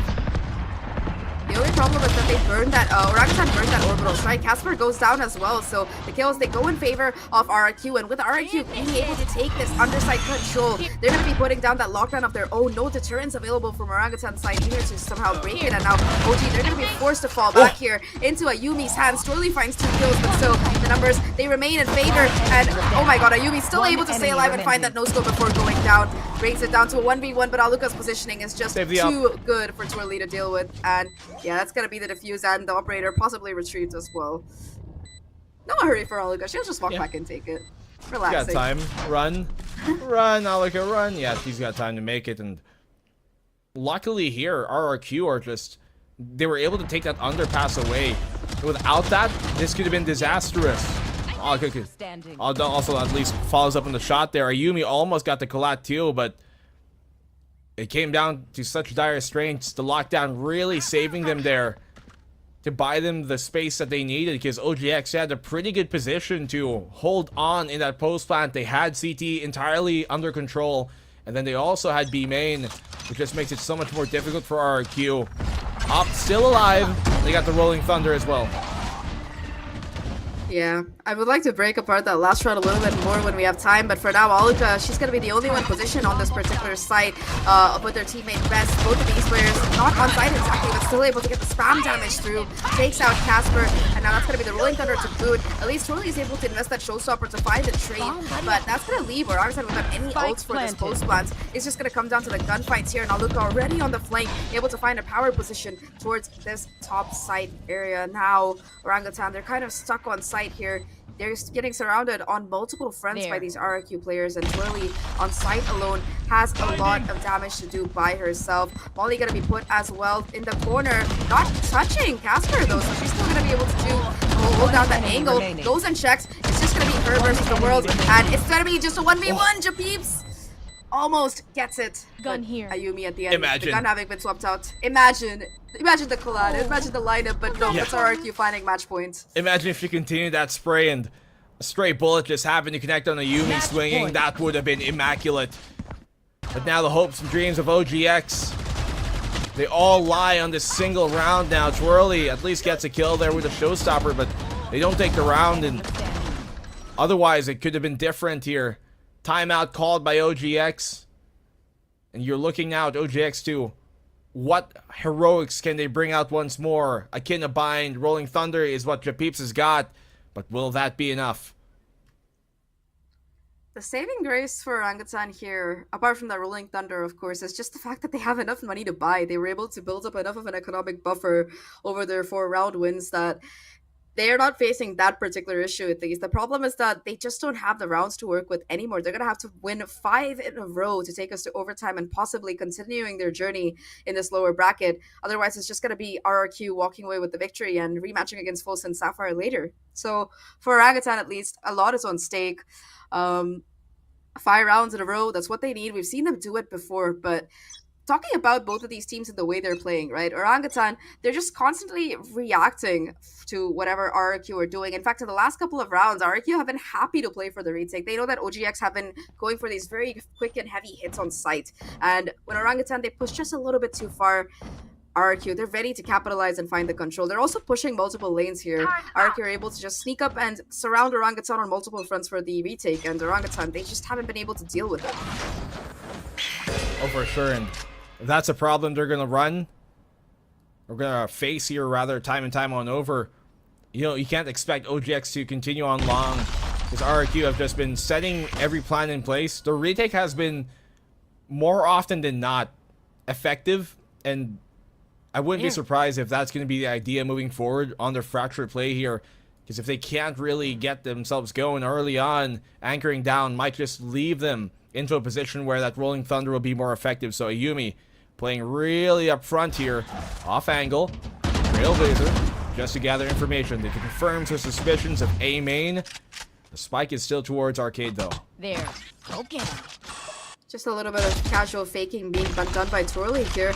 Although with the turret being broken, at least RRQ are aware that Orangutan are going for a bit more of a default heavy playstyle, looking to create a little bit of pandemonium around the map before they really go for a hit. Now, we're going back to the very first round of this game where we saw that quick hit towards Arcade coming out of RRQ Orangutan. They look to compete it, guns in hands, Rolling Thunder that we talked about for the Japanese finally being invested here. They look to push forward, but that's a beautiful molly that just keeps Orangutan alive for now. With all these players pushing her though, she's got no chance in her room. Finally takes her down. Iceberg, the sole player on site, gets the spray down. And Orangutan, they're in a 2v2. Iceberg on site, just being that anchor. Now Casper, the last hope, but the flank from Ayumi, it's there on time, and it will be Orangutan eliminated, and RRQ moving on in that lower bracket, 13-7. Well, finally, RRQ get the job done. It extended even further than we thought it would have after that opening half on Bind. But in this case, no more superstitions to be wary of. They finally get the job done. They do not let it slip this time around. And you can see here really that once RRQ were able to really kind of compose themselves, stabilize, and gain that composure back, they were just smooth sailing to the finish line. Yeah, they make it all the way, and now we have a rematch on our hands. It's none other than FULLSENSE Sapphire facing off against RRQ Kaguya. Now this year, so far, it hasn't gone very well for the Kaguya squad, but hey, you never know. This might be when we see the tables turn, but before we head into that match, we still gotta break down this one, so panelists, take it away. It was a 3-map full of tech pauses, insane plays, and aggression. As I said before, 2 bold locking horns, and we finally find the victor, and it's going to be RRQ Kaguya. What it looked like, OGX was able to make a comeback once again like they did on map 2. This time, it was just a little bit too late. Yeah, it's one of those feelings, right? I mean, they performed a miracle on Bind, the previous map, but as we move over onto this one, Lightning, I guess sometimes it doesn't really strike the same place twice, and that's the thing. They're just this team that has so much potential. You love to watch them, you really do, and they're always knocking on that door. Can I get to second or third place? But I guess right now, still being gate-kept by RRQ, who are, by every step of the way, every mean necessary, out on top. Look at the individual firepower right now. All the kills out on top of the OGX players. Ayumi, of course, leading the charge, but everyone else has kind of stepped up too. Iceberg, Napsky, Alka, Bess as well, coming in with some assists. It's incredible performance, and like what Blackenblue mentioned when they came back in to kind of calm themselves down with that composure going into the second half, that's where they really started to find their stride. It feels like for RRQ, playing aggressively was something that they always wanted to do. We saw that happen on the first part of the second half, where we saw Ayumi really pushing forward, and it happened so many times on A main, on B main, and even push-outs toward Arcade. When playing aggressive didn't happen, we saw a lot of just brawls happening from A main and B main. When that didn't work out, RRQ decided, okay, let's push out from either Arcade or even drop, allowing OGX to get onto site, and that's where things start to get very sketchy in my opinion, because by that time OGX was prepared with that, I would say, that the post-plant situation, which really does allow them to play retakes. But at the end of the day, these last few rounds that RRQ was able to really cinch has been really down to the wire. It was basically maybe a barely alive Ayumi, or maybe Iceberg getting a 2-3 pick, Barely alive, damn, Tash. She was so but low. Yeah, no. It kind of feels like that sometimes, right? They're always going at it really hard and trying to find whatever they can. You can definitely feel that towards the second half, once OGX started to mount that little bit of a comeback, Ayumi really wanted to force that pressure again and starting to over peak a lot and trying to find kills to get herself back into the game. It didn't quite happen until round 17's timeout. That's when RRQ bounced back. That's when they start to play, that defense game a lot better. That's when they start to play together a lot better. Yeah. And kind of just hiding on the side, having some of these positional reads and plays, having the protocols to retake together as a team. Even in that final round, with the way that they actually controlled tower and stalled for as long as possible for Ayumi to make that long trip down, attacker spawn back towards tree to get that final kill. Yeah. This is the RQ that we want to see. Exactly, and I think that, after that round as well, I was really questioning why is it that RQ didn't want to play this default sort of way. Why didn't they play a little bit more back? Because I feel like when they play together, when they can provide the other support, that is when we really start to shine. And I guess it's because I think in a way, I mean, we did talk about stamina for a little just now during the game, and we were just wondering like, how is the stamina going? Can they go for these 3 games? We start to see a little bit more of those mistakes start to happen, a little bit more of these forces start to happen. And at times I was questioning, are the decisions for Ayumi to push out even communicated to her teammates? Why was there no, maybe an aftershock coming through, or maybe a conquest, or even a flash? And after that timeout, maybe that was exactly what they needed. Regardless, I'm really hoping that the girls will be able to get their rest really quickly. We'll be having a very long break before our final series of the day. But again, big props to OGX. One of the most massive improvements I've seen so far, even in terms of firepower, and I'm so excited to see more from them soon.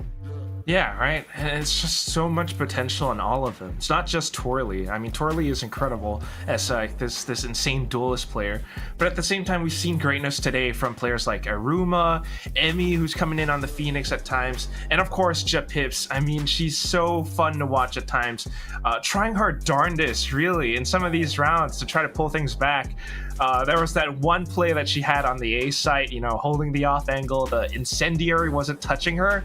But then at the end of it, one extra player comes her way, and it's just a little bit unfortunate. But it makes you think. OGX, they fix some of these things, they come back, they could be really, really strong. Yeah, but for now, let's have a little bit of an interview with the team who just got this win. RRQ on the line. Let's see who it is. Here we go. Oh, it's Iceberg. Hi, Iceberg. How you doing? Hello. Oh my god, she's so shy. And of course we have with her is, I believe it's the coach. Is that Ducky? Yes. Yes, finally, it's the real Ducky. Sorry, there has been a Ducky that's been going around, a fake one. So I was wondering if it was the real one this time. So how do you guys feel? You guys went against OGX, one of the most, I would say, intense tug of war matches all the way to game number 3. How is your mental feeling right now? We're feeling pretty good. Obviously, I mean, those maps shouldn't have even gone that close, to be honest. Just need to clean up these mistakes. But, I mean, they played well. Just need to close out some of these maps a little earlier. Yeah, I think that's really important, especially, I mean, you could see that everyone started to step up a lot more. Napsky getting a lot more kills in this final map as well. But the one thing I'm really curious to know about is, there was that slight comeback coming in from OGX, and then I assume you called the timeout in round 17. What was the kind of conversation that took place there? How did you bring the girls back into the game? I mean, we were fragging them out all game, right? Getting the initial picks and everything. It's just a matter of calming down during like that chaos on their retakes, and then just processing where they're coming from, and then just closing out the map at that point. Right, and coming back into the game as well. I mean, we saw how the comeback from Bind, and then coming through toward the game itself. What was the mindset like coming from Bind? After that intense comeback from OGX and moving into Fracture itself. Honestly, like we haven't practiced Bind for like a week and a half, obviously because we've been in this tournament. So it was a good look to see like where we kind of stand with it. Obviously our attack side needs a little fixing, but other than that, it looked good to me. But yeah, they played pretty well. They knew how to counter the harbor stuff pretty well, in my opinion. But at the end of the day, we kind of lost it ourselves. It's not really, they didn't do anything, crazy or anything. Right, got it. Okay, so final question from me. Now you're gonna be doing another game after this against FULLSENSE Sapphire. What's the team stamina like? What's the morale like? And how do you guys think that you guys are gonna be facing the team after this? Yeah, so I mean, we've been looking for this. Like, we weren't even throughout the day. We were just looking for this rematch. That's all we really cared about. At the end of the day, FS are good friends of ours. But we need to get over that mental hump of ours and put that dagger in. Well, Big props to you guys. Good luck. I'm gonna let you guys rest and prepare for your next match. And wishing you guys the best after this. Bye. Thank you. Bye.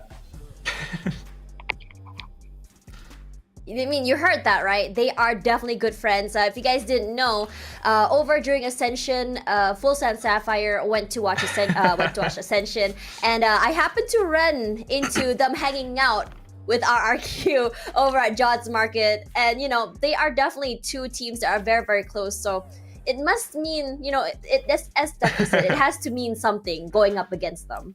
I mean, for sure. I think it's just a little bit of that grudge match because, you know, they're familiar with each other, right? But at the same time, in the game, you know, we are enemies. And that's the main thing because FULLSENSE knocked RRQ down into the lower bracket. So we're out for blood. He heard him. He said something about a dagger. So, I mean, the next one is going to be fun. But they do have to go in for like a full, proper reset.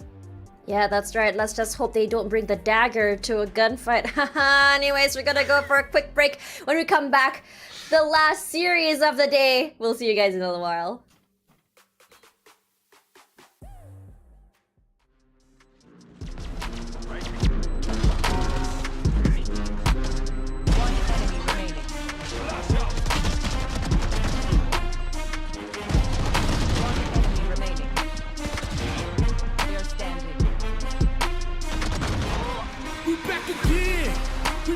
Again, I'm bouncing up before they count to 10. We back again, we back again. Tell your mother, brother, sister, and your friends. We back again, we back again. I'm bouncing up before they count to 10. We back again, we back again. Tell your mother, brother, sister, and your friends.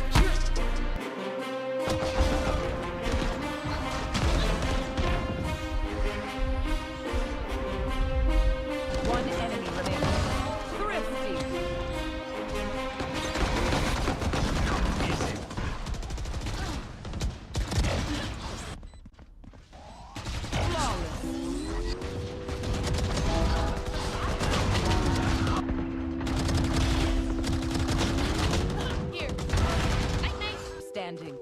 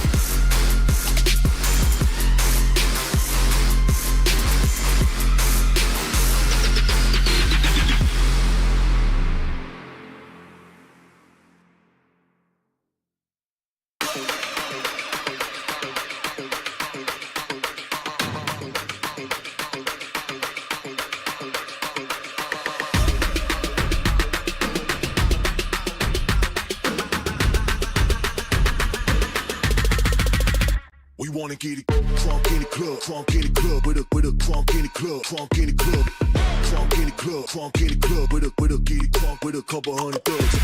Crunk in the club, crunk in the club, with a crunk in the club, crunk in the club, crunk in the club, crunk in the club, with a get it crunk with a couple hundred thugs. Everybody round, everybody round, everybody round, everybody round here. Everybody round, everybody round here. Know we getting hype. Everybody round, everybody round, everybody round, everybody round, everybody round here. Know we getting hype.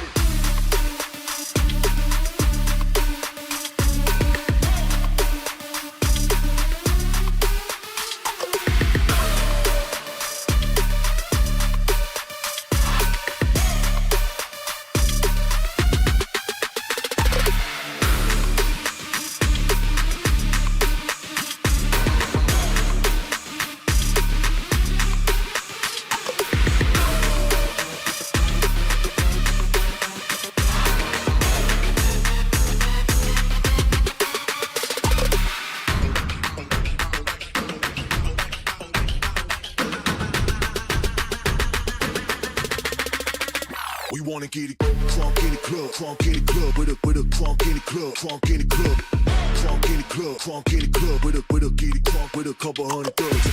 Crunk in the club, crunk in the club, with a crunk in the club, crunk in the club, crunk in the club, crunk in the club, with a get it crunk with a couple hundred thugs. Everybody round, everybody round, everybody round, everybody round here.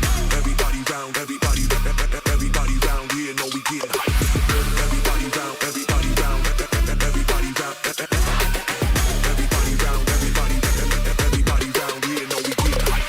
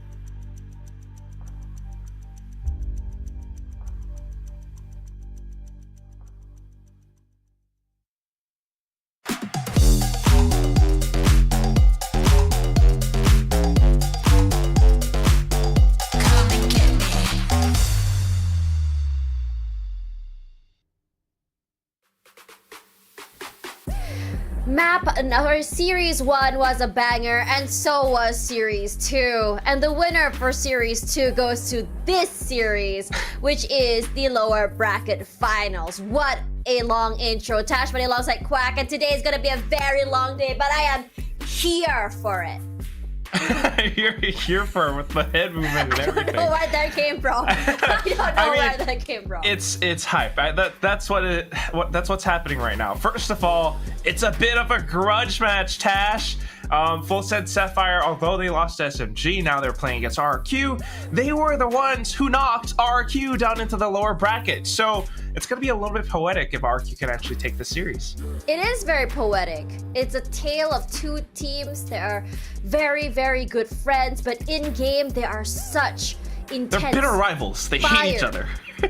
Why do you gotta ruin it for me, Quack? But anyways, coming into this game, like Quack said, it's going to be a grudge match. It's a match where RRQ Kaguya wants to have their revenge arc for sending them down to the lower bracket. And you know, as you said, poetic.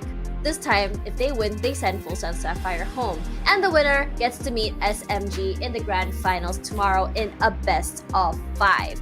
And I'm really excited about that because we've seen both teams play today. So both teams technically will be playing 2 series for today. So let's start with FULLSENSE first. And what we saw from today from FULLSENSE was, I would say, sheer, not just firepower from Muffin, but also we start to see FULLSENSE Sapphire show us what teamwork and friendship means. That's the craziest thing about these guys. I mean, again, we kind of know the story between these two teams. Not only have they played once in the upper bracket of this event, Open 3, they've also played like so many times last year, back when they were, you know, X10 and Alter Ego Celeste and all that stuff. And there's this huge history between the both of them.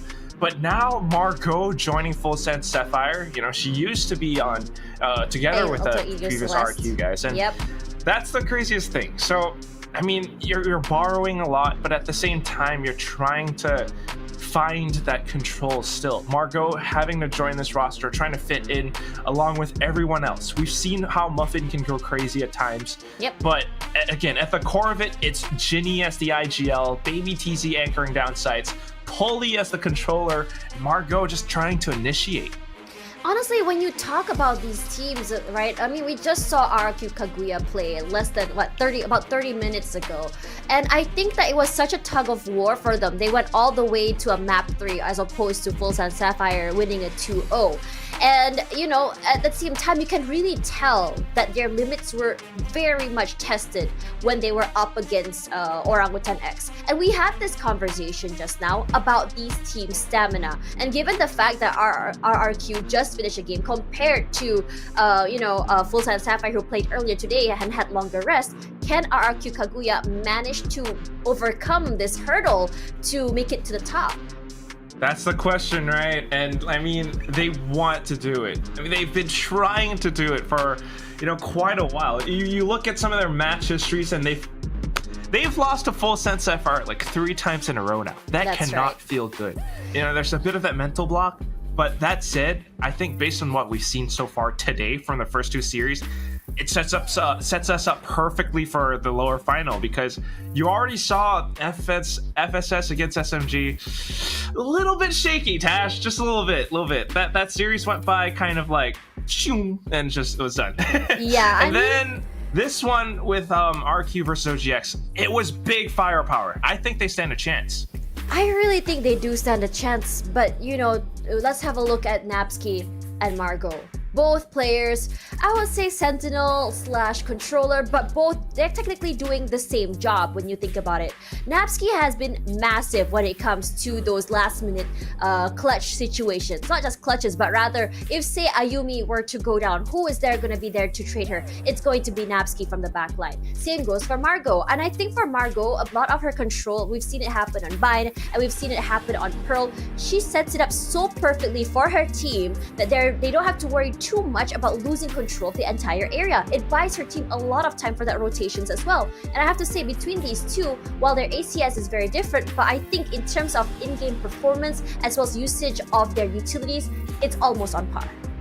Yeah, and that's the main thing for me. The reason why these two players were picked, because we've been talking about the duelists, you know, we already know how strong Ayumi as well as, like, friggin' Muffin is, but the other thing is, for these two girls, they're always kind of somewhat overlooked. They're always the backline support players, and that's why it's so important for them to be the ones to kind of step up in this series. If they can frag out just as well and still provide that support and utility for the team, that's what's the thing that's going to carry the team over the finishing line. Yeah, but looking at this map, you're gonna be seeing Pearl for the, I don't know, third time today, alongside Lotus and Fracture. Now, we've seen Pearl and Fracture play, not Lotus quite yet, so I'm very much looking forward to that. We had this conversation about how FULLSENSE Sapphire is one of those teams that has been pretty much undefeated on Lotus, and I am curious to see how RRQ Kaguya fares. But enough about that, I'll keep our eyes on Pearl right now, because we know that for RRQ Kaguya, they've had a pretty, I would say, solid run on Pearl. They do pretty well on this map, but for FULLSENSE Sapphire, they are not bad as well. They're usually not bad. Usually, right? Usually. But against SMG was a different story. That's the thing. That's why that's why we're thinking about this. It's a different story, and they really need to kind of relook what just happened. How can they kind of turn things around? When they also last played this map, you know, against RQ Kaguya in the group stage, they won 13-2. So it's not as if FSS are like not great on this map. It's just a lot of it is mental, and I think that was the main story for FSS versus SMG. They kind of, I don't know, psyched themselves out, and they were holding a lot of like passive positions and passive angles, which I guess if you're playing against SMG, they just run you over. I mean, we've seen them play against OGX on Pearl. 13-7, I would say it was a pretty good run, and they do pretty well on the attacking side. And you know, and this comes down to the comp that they played, and we saw this exact same comp played earlier today.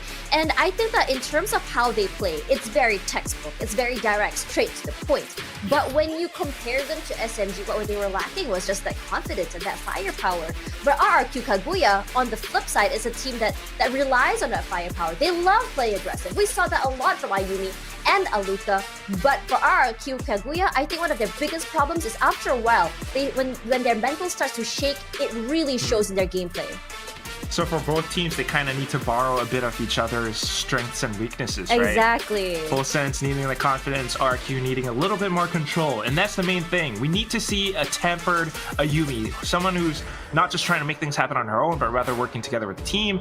Meanwhile, for FULLSENSE Sapphire, just a lot more confidence to play their own game, rather than trying to psych themselves out and whatnot. I mean, we've seen these compositions, no huge changes whatsoever. And I guess that's just what it comes down to, you know? Who can frag out the best?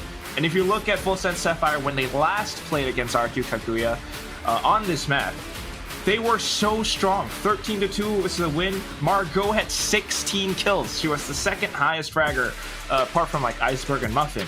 And that's what I'm looking out for.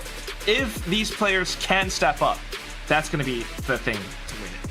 I think, if anything, for FULLSENSE Sapphire, we talk about control, and they are also a team that like to capitalize on the enemy team's mistakes. So if, say, that we start to see the shake happen from RRQ Kaguya, that is when we start to see, I would say, that snowball effect start to happen for FULLSENSE Sapphire. Because yes, they need to make these, I would say, dominating rounds happen in order to feel hot, and they need to chain these rounds together, and that is what I'm expecting to see from FULLSENSE Sapphire. But if, say, RQ Kaguya maintains the momentum, maintains the aggression, is able to play together, FULLSENSE Sapphire might not be able to make it. Regardless of the story that we go to, Pearl is on the menu. Gonna toss it over to our casters. This time around is Zahk and Daks. A matchup full of history. You know these names. You know these teams have made it to the finals before in their different iterations, but only one can make it now. RRQ Kaguya and, of course, FULLSENSE Sapphire facing off yet again, but this time, it's elimination time here, Zahk. I'm very excited to be working with you, though. Daks and Zahk, we're like a pack here. Yeah, we're the new combination, the new combo on the block really here to set the streets on fire. But you mentioned it, Daks. You talked about the stakes here, and of course history. Unfortunately, it can't be said to be on RRQ Kaguya's side this time around. This entire year, in fact, FULLSENSE, they've not only been winning, they've been able to win 2-0. So history not in their favor, but they are coming off on a little bit of an advantage today. FULLSENSE, they're reeling with that loss they took against SMG in that first game of the day, and RRQ, they're coming off a win. So at least that momentum, it's gonna be in their favor, especially when you do consider that this first map, it's Pearl, a map where we just saw RRQ walk away with the win, and FULLSENSE take a devastating loss. Isn't that the story so far? Today we have seen both of these teams play on Pearl, yes. But you mentioned it, the momentum, negative on the side of FULLSENSE Sapphire, a little bit more positive for RRQ Kaguya instead. And Sapphire, they need to reel it back, they need to recover if they want to continue on their win streak versus RRQ Kaguya. If you notice also, the previous history, something we mentioned a few days prior actually, almost every single time these two teams faced off, it led to an overtime game. The only time it didn't was the last time they faced off when it was more of FULLSENSE Sapphire dominance. But I love this map pick from RRQ Kaguya, not only because they won versus Orangutan X, but if you remember last time they faced off against each other in the upper bracket, since RRQ Kaguya was a bit scared of what FULLSENSE Sapphire did to them in the Switch stage, RRQ Kaguya banned this instead. And now they're back, now they're ready, and seems like there is a lot more positivity here for RRQ Kaguya moving forward. That's the spirit, right? Yeah. Even if you do go down on a map, you pick it again, you try to make it, you try to push it through, and RRQ, hopefully they've definitely done some learning since that Switch stage, because I think that Quack brought it up. It was a 13-2 the last time around in FULLSENSE's favor. So RRQ, they've gone back to the drawing board. They've been able to showcase that they're very good on this map against so many other teams over the course of this playoffs. But now against their oldest rival. In fact, the core of Sapphire was the one that took down the core of Kaguya to make it to Game Changers Championship last year for anybody who was watching. So this is the most grudge match in the history of APAC grudge matches. And yeah, you were there, I was there at the audience. Margo was there around also, facing off against maybe perhaps some former teammates on the other side. We begin though now the action yet again. RRQ Kaguya not skipping a beat whatsoever. They're straight onto the action. Of course, back-to-back series. Gonna be a bit tiring here for Kaguya, but immediately they get to B site already being held by Kaguya. They have Hulse control as well. Ayumi, the hold close. Trailblazer with a stun. Nice pick from Margo, and here she comes. Two from Margo to begin with. FULLSENSE Sapphire back in action immediately. It's 3v1. Navsky now found out her life snatched by Margo, and Sapphire takes the pistol. I'm glad that you brought up Margo here, because again, she's one of those names that's been around ever since, I don't know, 2021. She used to be on Alter Ego, but she took a little bit of a break, and now she's back swinging for the FULLSENSE Sapphire side. So it's been very interesting to see her kind of evolve as this player over the course of the last couple of years. In particular, this Harbor Viper pick, we talk about it a lot when it comes to Pearl, but FULLSENSE Sapphire, they're the team that has been sticking with it ever since the beginning, and it's really, really working out for them. I also think that for Sapphire, they're a bit more calm than they usually are. Usually you see them getting extremely aggressive like they are now. Yeah, I guess they're taking a few lessons when they face off against Team SMG. A bit more reserved, knowing exactly how Kaguya plays. And on the anti-eco, it's clean from Pauly. This defense is still held together by Margo and Pauly. They've been running double wall for this open for this reason. They have so many quantums of control, and now with such a reserved hand, they already wipe out RRQ. So 2-0, Sapphire sets the tempo early. They're really, really good at cycling these smokes. You brought up the double, we talked about the double controllers, but they just use the kit to full utility. Like, just Pauly, even in these anti-eco rounds, being able to set up that one way and play off of it, and just the positioning out of FULLSENSE, right? They have the read on RRQ in most of these rounds, and that's where both of these teams mainly seem to differ. RRQ, they certainly have the firepower to match up against Sapphire, but Sapphire, their positioning on Pearl in particular is just so clean compared to how RRQ likes to play. They're just waiting, almost like they read RRQ step by step every single way, inch of the way. They probably put in the study especially. And truthfully for me, as Kaguya now have the rifles, this is a must-win for RRQ Kaguya. You look at the next two maps, those were the two maps in the upper bracket that FULLSENSE Sapphire took RRQ Kaguya down. Speaking of who's going down, Ayumi and Best have already been felled. A strong start to the bonus here for FULLSENSE Sapphire. Baby Teasy, 5 HP. But a chance now with the Vandal in hand. Crossfire being set alongside Polly. Both of these two targets so low on the HP. Perhaps if Ginny can get in there, go for a big regrowth, it can help out Sapphire in this pinch. But for now, Kaguya has to disengage, and it's a perfect time to reset here for FULLSENSE. Yeah, Baby TC not going to be able to get the heal, but still 4 out of 5 players looking very healthy is a nice way to start this round, especially with when you pull out the heavy hitters like Ayumi and one of the controllers best going down here. In fact, the only controller for the side of RRQ. My pardon. Now Napsky on the opposite side of the map, going for a bit of a lurk, exploring it, but FULLSENSE, they're happy to just stick together. And now that they've confirmed this numbers advantage, they don't want to really let it go. And we've seen from them, they're stellar on the retake. As of now, though, anticipating a rotation perhaps into CT. Lurk from Napsky, trying at least to find an opening, but it's not just one, but two awaiting her if she dares cross through the waters. A site free now for the take. On the Kaguya side, the guiding light is looking for confirmation as well, and nice splash, even making it past the flower archway. This is intel now. RQ, known to be on that A site. FULLSENSE here, regrouping, but they have to be very, very careful. Napsky in position. This might be great timing here for Kaguya, but the rest of FULLSENSE already in pursuit of the site. Iceberg gets one, Ginny with the trade. Napsky getting in position for the flank, buffing on the board. Here comes the rifle, letting it rip. Now they know Napsky's behind them, but Polly in cover. Goes for the half defuse. Well, actually a stick it anyway. Guarded by Muffin. And the third round won by Sapphire. Bonus going extremely well for them. Not only did they win the round, they managed to pick up 2 rifles for absolutely free. Also charging up those ultimates, but of course this start, right? You see that aggression that RQ showed against Orangutan, but it's just that, again, Sapphire, they're just so ready for it. They have that crossfire set up, the molly as well for additional stopping power, and combined with that debuff provided by that Viper Wall of Polly, it's just too much for RQ to really bite off here, and now we're going to see a timeout coming out from them. They were able to at least get that spike down, so might have enough money to force together another purchase, but with the way Sapphire are setting up this defense, there's just no easy way for them to really push a lane. So far, it's been very quick hits. Maybe it's a little bit of conditioning that they're trying to put in, but overall, Sapphire, they have their opponents numbered. They're just so aware. I think that's the key word, right? Awareness. And finally, since we're on broadcast together, Zahk, I can actually say this while we're casting together. Guys, if you don't know Zahk by this point yet, oh, no. She is basically the encyclopedia of game changers, APAC as well as EMEA. 2 regions, not just one. And that allows me to ask you this question. Why do you think FULLSENSE Sapphire has such a strong read on RQ Kaguya? Because ever since Elite last year, right, it's just been Sapphire all the way beating out this core that you see on the other side. I mean, they've had 2 years to do their research for sure, but I think it mainly comes down to the mentality. Of course, last year with Ginny and squad being able to find that victory over Alter Ego, they're just so much more confident. And the second factor would be, of course, RRQ losing one of their most valuable players, if not their most valuable one.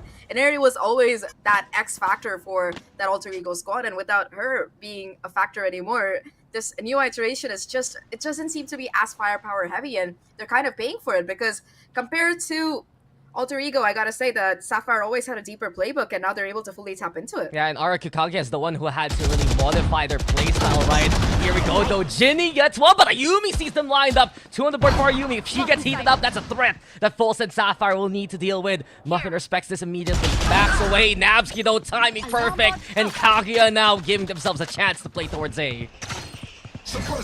Now the aggression coming out of FULLSENSE, it's going to be punished here. Advantage gained by RQ. Spike going down as well, and it's going to be a 2v4 attempt on this retake. No lockdown available either, and a beautiful cloudburst to let Aluka get back to safety. Please some cover, as main will be held by Arca. RQ on the post plant. You also have Napsky nearby still. He's been strong on opportunity. Iceberg with the flank, so many angles being taken here by Sapphire. They need to clear one out as quickly as possible, and Baby TZ does so with impunity. 2 for Baby TZ. Always valuable in these scenarios. 1v1 now, the turret to go for confirmation, but Iceberg slips by. This is going to be perfect here for Iceberg. Baby TZ, an inkling of intel, yes, but not enough to work with. RRQ get on the board. A second win. Very nice round coming out of them. Ayumi, of course, being able to find those two openers, but their post-plant positioning, it was really good. They were able to play like this double crossfire. Of course, the timings that our Sapphire were able to find enabled them to find a lot of these kills. For a 2v4, that still got way too close for comfort. But Iceberg, like you mentioned, always very dependable in these kind of 1v1 situations, and she's able to clutch it out. RQ Kaguya now close to a multiple snowball of ults because they have 4 that are almost ready to go to counter those available for Sapphire already. Yeah, they have a bunch of utility to work with too, but you make a good point there, Zap. Iceberg and I'd say Navsky also, core members of RQ Kaguya, they're not the most, I'd say, annihilation heavy kind of players. Instead, they're more opportunistic, and you see it from how their playstyle has evolved, be a bit more tactical. We heard it a bit also from the interview with Ducky a while ago, but here we have it. Margot now holding down the line, first, second, and third. Well, that's just pretty much a home run from her by this point. They line up yet again, and those are the unfortunate moments for RQ Kaguya. They swing, and they get connected on by the opposition instead. That's the kind of gameplay that really makes me mauled in particular, because you have Aluka for the flashes, you have Iceberg for the drone, but you just take these kind of dry contact angles, and when a player like Margot has an angle like that, you're going to be sure that she's going to be heading in for the punish. Yeah. 2v5 situation. This doesn't look very good. No, I think exactly that's the thing. You were talking about how Alter Ego Celeste was back then, and maybe some of those tendencies still do rear its ugly head from time to time. We know how incredible Aluka and enemy can be in those kind of contact positions, but Sapphire, they're ready for this, and as per usual, they set things up and knock things down. Flawless immediately, the answer from Sapphire. Every single one of RRQ's players died in the same spot, so we should just put like a big X on that site. So don't come here. Don't go here. Do not enter. Do not pass go. Do not collect 200. If you have the heat map on the map, this is a no-no zone encircled. The hotspot. Maybe it'll give us a bit of reception too, but as of right now, FULLSENSE Sapphire looking like the FULLSENSE Sapphire that we know and love. They're just so prime and ready for doubling down on certain angles. You have some strong anchors, and compared to when they were facing off against Team SMG a while ago, they're doing a good job keeping Baby TZ as well as Muffin alive to play a little bit later on into the round. Blade so available for Ayumi. An eco here for RRQ, a hero bulldog for Aluka, and 5 ultimates to work with. Can they unleash the fury though towards his site? Sapphire's already so prepared for this. 3 of them waiting for the opportunity. The dart though into play. The execute now coming the way of FULLSENSE Sapphire. Jinny gets one, but Baby TZ from utility and the gunplay. It's enough to wipe them out. 5-1 now, and immediately RQ's gone. You said they had all those ultimates, and immediately there's nobody left alive. Baby TZ, I think that was one with the molly, one with the gun, and one with the turret, really showing why she is one of the best killjoys in APAC. Already 8-3, and it's been like only 6 rounds, and they barely come to her site half the time. So very impressive results coming out of Baby TZ here. Operator's still gonna be in the hands of Muffin, who hasn't had much of an opportunity to really use it, because by the time she gets in position, everybody else is kind of already dead. So a bit rough. Well, it's not that her side being hit right now. And Sapphire, we've seen this play from them before. The defensive protocol always puts Baby TZ in pretty much a power position between Secret and Dugout, right? And from that point on, that's the lane she holds. RRQ tries to pressure it. They get punished accordingly. This time around, though, dangerous for Kaguya. If they don't realize the op is in hand, Muffin waiting. I think she let it ring, has to dash on out because there's pressure. So RRQ at least, they get a bit closer than expected. And the Cosmic Divide's there too. Does come through, and it's gonna be Muffin position revealed. FULLSENSE forced off of the site, but the lockdown is gonna be put down early by RRQ to confirm the spike plants. It's gonna be an open plants as well, so that counter lockdown available from FULLSENSE, it's not gonna be as much of a threat coming in. However, there's a lot of ultimates available for this particular retake. Navsky in particular gonna be caught in that backside, so that's a free kill that RRQ can possibly lose here. Well, they need Navsky there to begin with, just to pull the attention and not let Muffin get in a good position for the operator. Here we go though, that's progress, but Muffin and Jinny so quick already. 2 for Muffin along the board, 3 down at the side of Kaguya. They have the dart to work with. They also have a few stars, sure, but Polly on top of things. And yet again, it's all FULLSENSE Sapphire. They're already going for defuse. They went for the Reckoning as well. And in the end, the floodgates do burst, and FULLSENSE Sapphire are just absolutely swimming in it. Yeah, they were so methodical about that retake, right? It's like they're segmenting that site into portions. Backside, clear. Onside, clear. And then you can see how Muffin really wields that operator, just clearing out angle by angle. With her getting 2 kills there with the operator in the kind of post plan that RQ were trying to set up is just absolutely legal. And despite Kaguya planning for that lockdown, they just weren't ready for that concentrated pressure that Sapphire were able to really bring in on that retake. Really, really good work by them. And once again, they're going to be kind of at that back foot. Yeah, and the 6-1 standing we've seen from Arak and Kaguya in their face-off against Orangutan X. Usually they're the ones with the lead, but here we go yet again. Ginny is the one stepping on the first. Make that a second yet again! Again and again. It's just repetitive by this point. FULLSENSE Sapphire, they hold these power positions as aggressive as can be, and they come out ahead from it. It's 3 versus 1 immediately in what, 20 seconds as soon as the round started. RRQ booted out, and it becomes a 7-1 standing. It's just, it feels like I've seen this exact game before, except that it went the same way. So it can't be the same game. No way.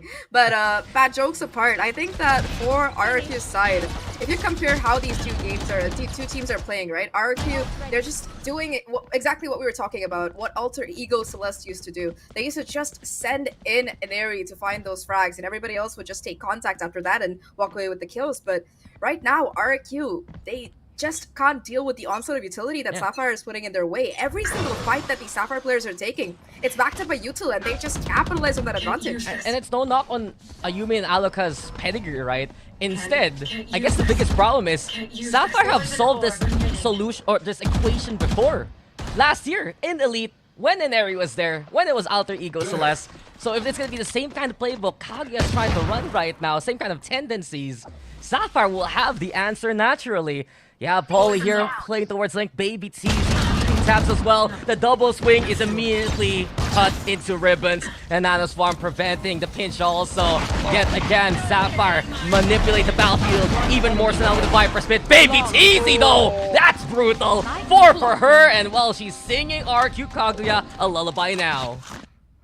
Yeah, I don't think they're very happy to be put to sleep like that, but at least Baby TZ is. That was a very, very clean 4K. Exactly what you come to expect out of Baby TZ. And back to what we were talking about, just the utility usage coming out of this FULLSENSE squad. Every single fight they take is just so advantageous for them. Like, if you look at how Baby TZ spins up on that A side, for example, when she's setting up that Killjoy, or even on B, she just plays a completely different angle, a crossfire with her own utility and that turret. And while her enemies are kind of focused on taking those pieces of utility down, she's just able to jump out of the shadows like a snake and take everybody else out of the equation. I completely agree with you. She's one of the players I've seen just swing off her turret, her nano swarms, her alarm bots, and luckily for Iceberg though, he's able to clear it out with a shock dart. Ayumi in, and Paulie again kicks her out. Baby TZ, what's new? Baby TZ already went to flashed on up, getting closer and closer to cover.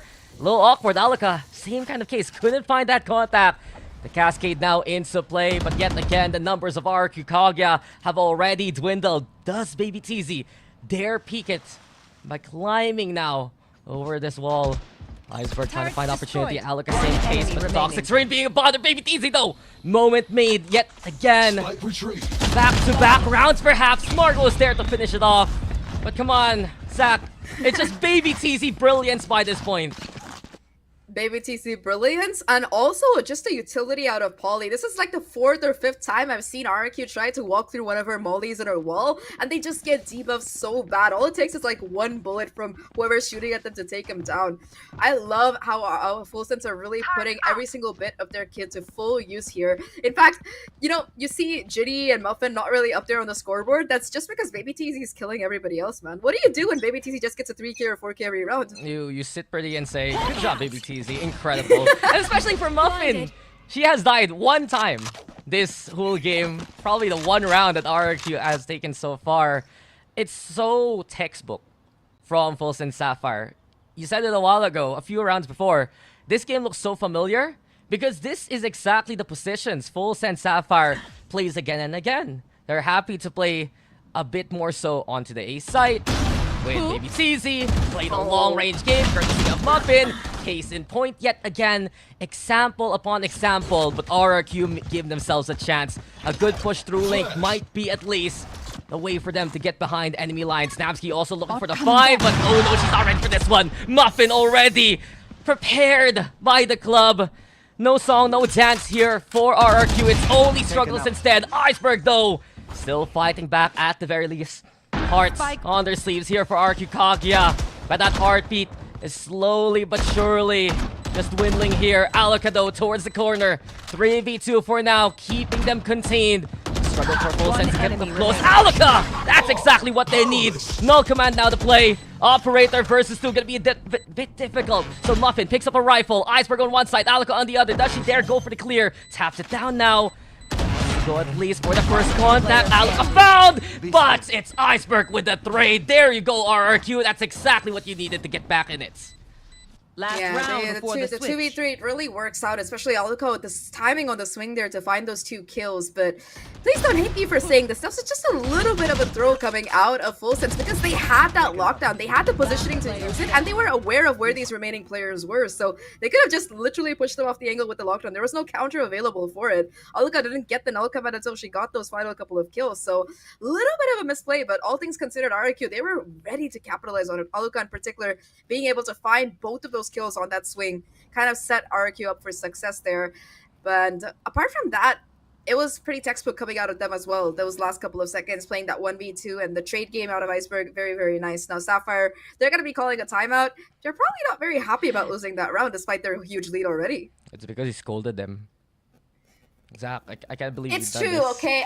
It's true. I'm sorry. I gotta say it. I love Baby TZ. She's probably one of the best killjoys in APAC, but why did you use your lockdown, Baby TZ? Well, it happens. And RRQ Kaguya, they put themselves in a good spot. We were talking about how can they even cross right? Where can they find that opening? And they found it through mid. Unfortunately for them, though, the first half is already near its end. They have one more round to try and fight back. Maybe they can go for their own 9-3 curse if ever.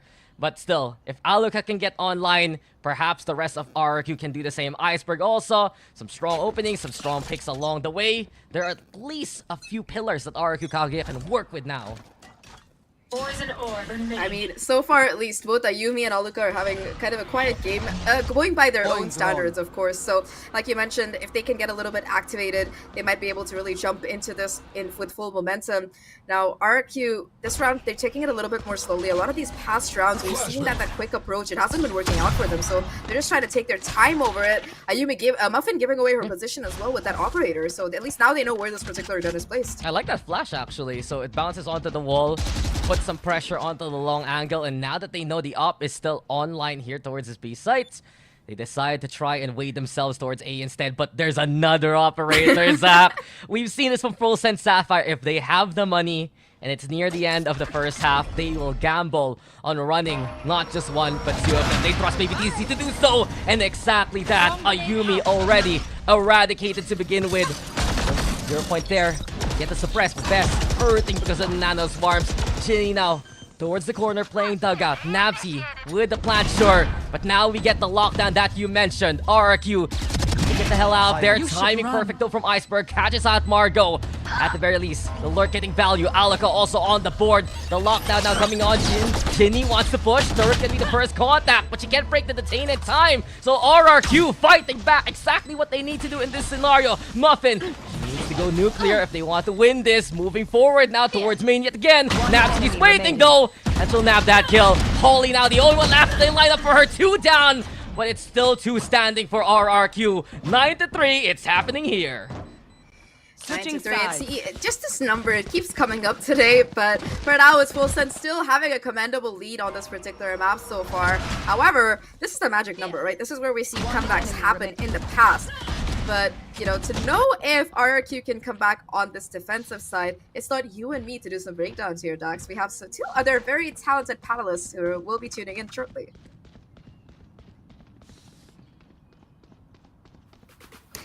There is a reason why we saw no one go into Baby TZ's site earlier today, and this is exactly that. Baby TZ, one of the best anchors I've seen so far here, and she does her job miraculously. In fact, a killjoy with an op, no problem, she'll bring it.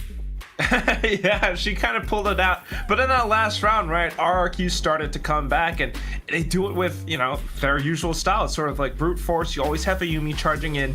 As soon as they get the spike down, their post plants are great, and that's why the whole game plan for FULLSENSE was to make sure that they don't set foot on site, and that's why the ops were pulled out. You saw how Baby TZ had 2 separate rounds on which she got so many kills, one because of her utility, another one because she just straight up anchored down and sprayed down everyone else.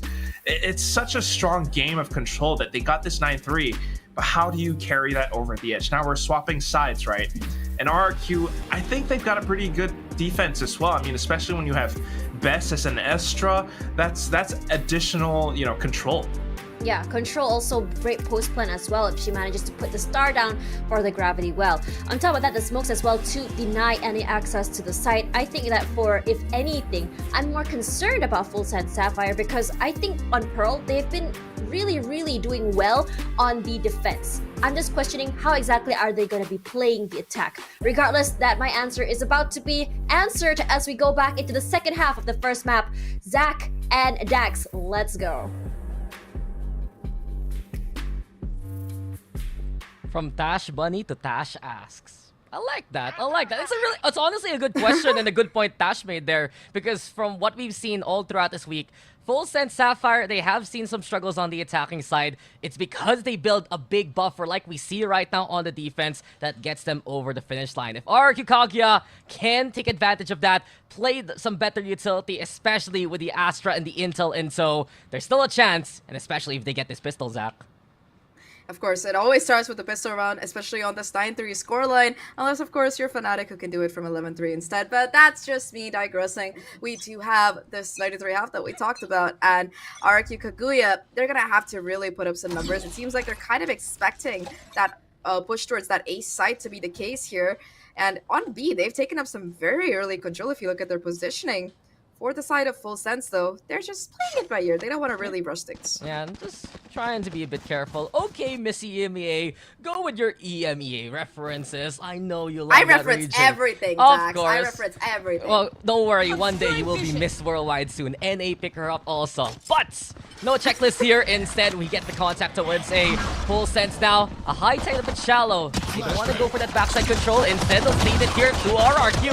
And now looking to take advantage. But Jinny's so quick on trigger figure again. 2 for her. It's a 3v2 suddenly as FULLSENSE get the plant down. Are they aware though? That's the main plant. The alarm bot already alerting them of the situation. Darts there though. And Paulie and Baby TZ getting ready for the contact. Here comes Paulie yet again. She gets the kill. Ayumi, the only one still standing. The turret, the bother. The position's even better here for FULLSENSE. They're so quick on resetting. Isolated duel though versus Jinny. But Paulie gets 3 and the pistol is taken by Sapphire. 3 for Paulie, 2 for Jinny, and a round that RRQ really needed to win, not going in their favor. You know, they made the choice to fight for the side here, but just the fact that FULLSENSE, they were more than aware of that possibility. They were ready to fight for the site. It just shows that, again, that awareness that we were talking about over the course of the round. Now, FULLSENSE, they got the plant. They're going to have the money to buy it fully, and they invest all the way here. In fact, there's going to be a Vandal online already for Paulie after that 3k, which is completely understandable. Baby TZ, of course, going for her usual strategy of just keep the pistol that she already had. And, again, FULLSENSE, they just look completely in control. Yeah, and this is awareness of tendencies, right? One thing FULLSENSE Sapphire is aware that RRQ sometimes they go for those light armor situations down the line, and they want to build a bank to contest in successive rounds. On the other hand, RRQ expecting a rifle, and they're playing a bit aggressive with Bess on the lurk. If maybe they can pick that up from Paulie or someone else. Paulie and Jinny though. This round just tells me that these guys have so much history. Awareness right now of what can happen. And they overrun Bess with those numbers. 4 now, barreling down towards mid into Art. The Trailblazer to lead the charge. Gives an intel that everything's clear so far, moving into Link. Iceberg though, waiting towards Connector. Now we get the high tide, setting on up to allow them to try an entry towards the backside. Muffin here leading the charge yet again. Margot already planting, trying to force that contact. Ayumi gets 1 for her troubles. Iceberg's here too, but FULLSENSE Sapphire, omnidirectional and keeping an eye out. Alaka, 25 HP, difficult here. Unless she hits some stellar shots. Might be worse because there's the turret. It spots her already. No, not the turret. Anything but the turret. It's gone. FULLSENSE Sapphire just waiting for Alaka to peek out by this point. But honestly, Zach, this is a round commanded by Sapphire and case in point.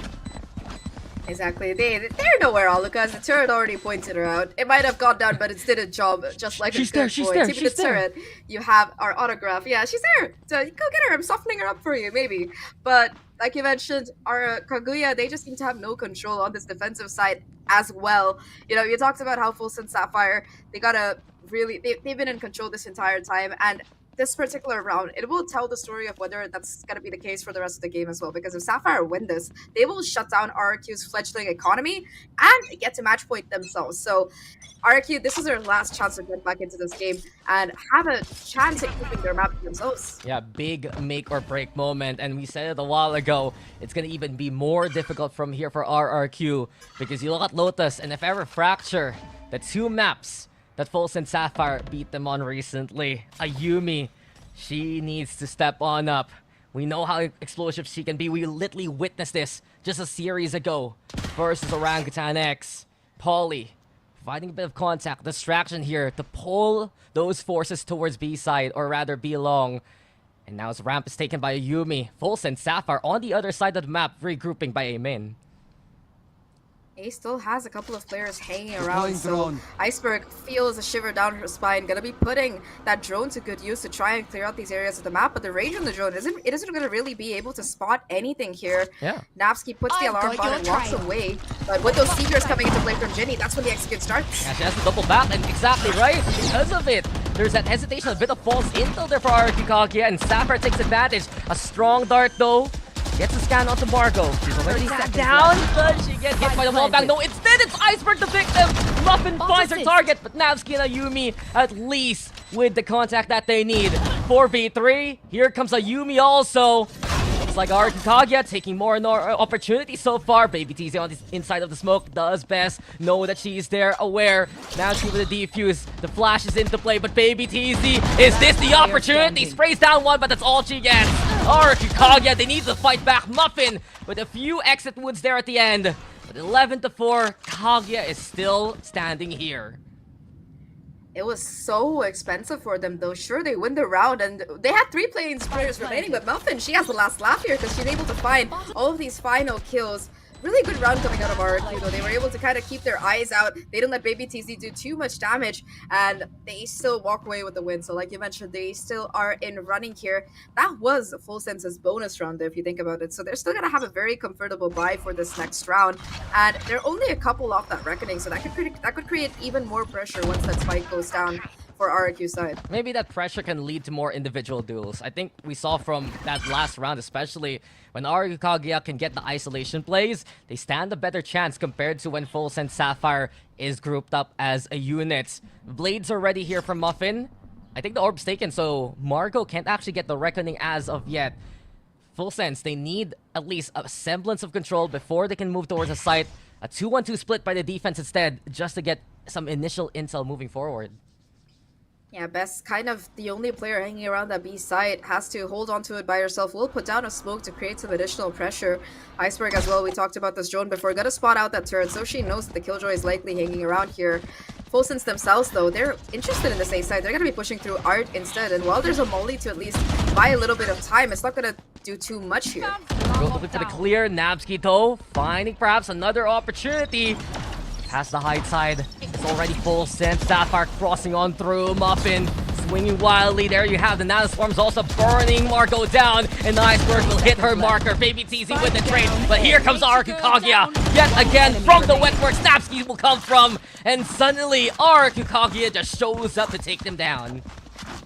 That's the round that they really needed. The pinch through from multiple sides here. Finally, RRQ Kaguya taking a little bit more control of the map, but also just the stalling power. It's slowly but surely coming up. They're able to play a little bit more off of their utility, and that's the biggest difference maker in the last couple of rounds. Now, Sapphire, they're going to be burning through that second timeout here because we talked about this before. Both of these teams, they are really good at taking the momentum and running with it. Like, just that last half, right? We saw, like, FULLSENSE get, what was it? 8 rounds in a row? Yeah. Or something like that? Yeah. Yeah, it was just like again and again and again. I think it was even... Yeah, I think there was a round where RRQ won along the way. But in the end, I think the point right now, Zach, is if FULLSENSE Sapphire can't actually push through the way that they would like, we notice here from RRQ Kaguya that they're so active with the timings, that they love to play many of these off angles. Our panel mentioned it during the halftime as well. On the defense, Kaguya can create their own opportunities along the way, and things are looking good right now. You see how Navsky's taking advantage. You see how Best is able to go for some good stalls along the way. Aloka looking more and more online as well. These moments are being made by RRQ Kaguya. And they are definitely working out for Kaguya as well in the last couple of rounds. You talked about Nabsky and how good she's been at anchoring that site as well. I think the one area of pressure that FULLSENSE have not really exerted has been on this B site so far. And that's because Best has been doing a good job of just anchoring it with their own utility. Now, perhaps expecting that push on B, they put a couple of players towards that side of the map, but instead it's going to be A site once again at that point of contention. Oh. No real... Look at that. That's a 0 points. That's a 0 points. That's a 5 point right there. That's value. Immediate intel, and of course, because of it, RRQ Kaguya, they're gonna rotate accordingly. Best is still sticking around B side. She's happy to just manipulate the battlefield from across the map. But it's reinforcement instead from Iceberg. Trailblazer there too, and well done and well sprayed by Ayumi and Navsky. Then Nanoswarm burning Polly down. Ayumi doing critical damage. And as of right now, we're seeing RRQ Kaguya just put a stop to the FULLSENSE momentum. They say no to A. You cannot cross here. Thou shalt not pass indeed, and now it's just Baby TZ and Ginny left alone, a Stinger and Sheriff in hand. Baby TZ gonna be caught by, both of these players are gonna be caught by that 0 points as well once again, so RK note that these players are still hanging around here, and they have to come back, because that's the spike. It's gonna be dropped right on site, and they have to break this brutal crossfire somehow to even have a chance in this round. Well, it's an eco setup anyway, so might as well try to go for these kills. But immediately as Ginny gets one, RRQ will swing off that contact and get their 6th round on the board. Defense looking better here for RRQ Kaguya. And I think right now the story so far is Kaguya, they know that Sapphire has had their number all throughout the year. And this is their best chance to make it to where they belong truly, Zach. To make it to a finals of the Open, to compete versus Team SMG. They just need to beat one of their biggest rivals, one of their biggest pains, honestly, so far from what we've seen in this open circuit. For sure. This year, RQ have not beaten Sapphire yet, but maybe this time around it might be the difference maker. They just gotta win another 7 rounds to take this map home. Now, our FULLSENSE, we talked about this in the previous round, they haven't been really looking at this B site yet, kind of working around that mid-A area instead, doing a little bit of conditioning, hoping that this defense would be a little less useful, but already, Iceberg with that shotgun, she takes out half of Muffin's armor. Yeah, Muffin. Huge bit of damage. It's gonna be difficult, right? Because a simple spray, and there you go! I asked, and Iceberg will provide a pick already to begin with, and suddenly, FULLSENSE Sapphire, their offense stalled here, Zap. They have at least the Reckoning and the lockdown to utilize if ever. Hesitation now. The snake bite's there, but so passive here from Sapphire. Slow walk instead to try and find the opportunity behind the smoke. Iceberg with a spray yet again. It's RRQ. Just so prepped for this time around. It's looking so much better here on the defense, and the smoke's gone. Ginny. If it swung, it's gonna be trouble. The Daks' screen is there though. Fragment into play. Dark gonna be in position as well. And Ginny now over onto the corner. And the ball does tumble on down. Ayumi will take advantage. And here we go yet again. It's a different site, but it's the same kind of setup. RRQ are finding convenience in this defense. Yeah, definitely way better than their 13-2 performance the last time, but on this defensive side, they have truly woken up, and I really like from them how quick they are to rotate here, because they know that FULLSENSE, they haven't been really doing those fake kind of plays so far. If they come in towards the site, they're just heading there. They haven't been rotating too much, and Kaguya, they're willing to take the gamble, play that other side for retake, especially since Snapsky has her lockdown to go. So these really quick rotations, FULLSENSE, they cut noise and try to go back to the same spot, but RRQ, they're not taking the bait. They're more than happy to fight it out, and even worse, Ayumi, she's gonna have that operator online, and we saw what a menace she was against Orangutan just that previous game. Absolutely agree with you. It's dangerous as soon as this poison cloud falls. Ayumi, does she find the sight line to begin with? Potential targets, many of them actually. 4 looking to barrel on down. Scoped in, sees one, and Polly's gone. The cloud there into play yet again. The dash now, the try contest. Muffin looking for the push, but the retreat is successful here for RRQ. Iceberg also providing cover with the Hunter's Fury. Alert now from Muffin, a Bulldog in hand. But the buy isn't the best here for FULLSENSE. Also by our Ginny. Now she's in trouble. Nabsky. She was just using the turret as bait. Hook, line, and sinker now. 2 gone for the side of Full Sense.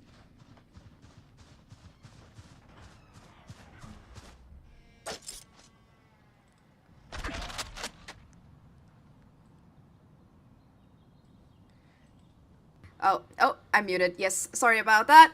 Like I was saying, they do have a couple of ultimates to work with, but I don't know if we're going to be 30 seeing any of seconds those left. really coming into play because this is an eco round. And RIQ, they should be able to confirm that 8th round. Now the rotation finally kicking in for the FULLSENSE side. They look to make a play here, but there's still 3 players waiting from RIQ towards the backside. Well, they want to play close, that's for sure. And here comes the spray down from Best to get the takedown. Well done to find Baby TZ, even more so onto Muffin and Alaka. She's been walking on that tightrope for quite a while, Zach. She's been looking at that position. Finally, she takes advantage of it. And a flawless hold. RRQ is showing signs of life here. Indeed. Now though, this is a chance for FULLSENSE to jump back into it. They have all of those hulks they can snowball off of. The economy back in favor as well. In particular, I'm really looking forward to what Polly can do with that Viper's Kit, because if you can get that ult down and position yourself properly, it's almost a guaranteed win, especially in the lack of any raise on the side of Kaguya. There's just no real area of effective attack available for them to retake that particular site. They have a couple of ults of their own though, and we're gonna see this game of lockdown chicken once again, I think, Daks. Yeah, well, they need to make it there in the first place, that's for sure. And we've seen from RRQ, they stemmed that tide, especially courtesy of the utility of Alaka.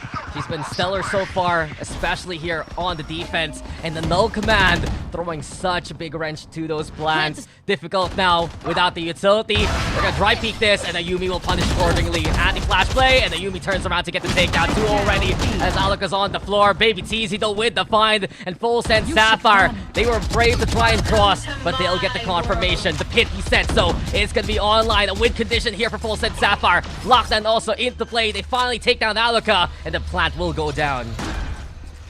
Now it's going to be a 2v3 retake attempt here. They do have that lockdown of their own onto Nabsky. We might see that coming in. But the Cosmic Divide to boot, but Ginny just aware. Peeks out, finds a kill. She was just prepared. So fast and so efficient.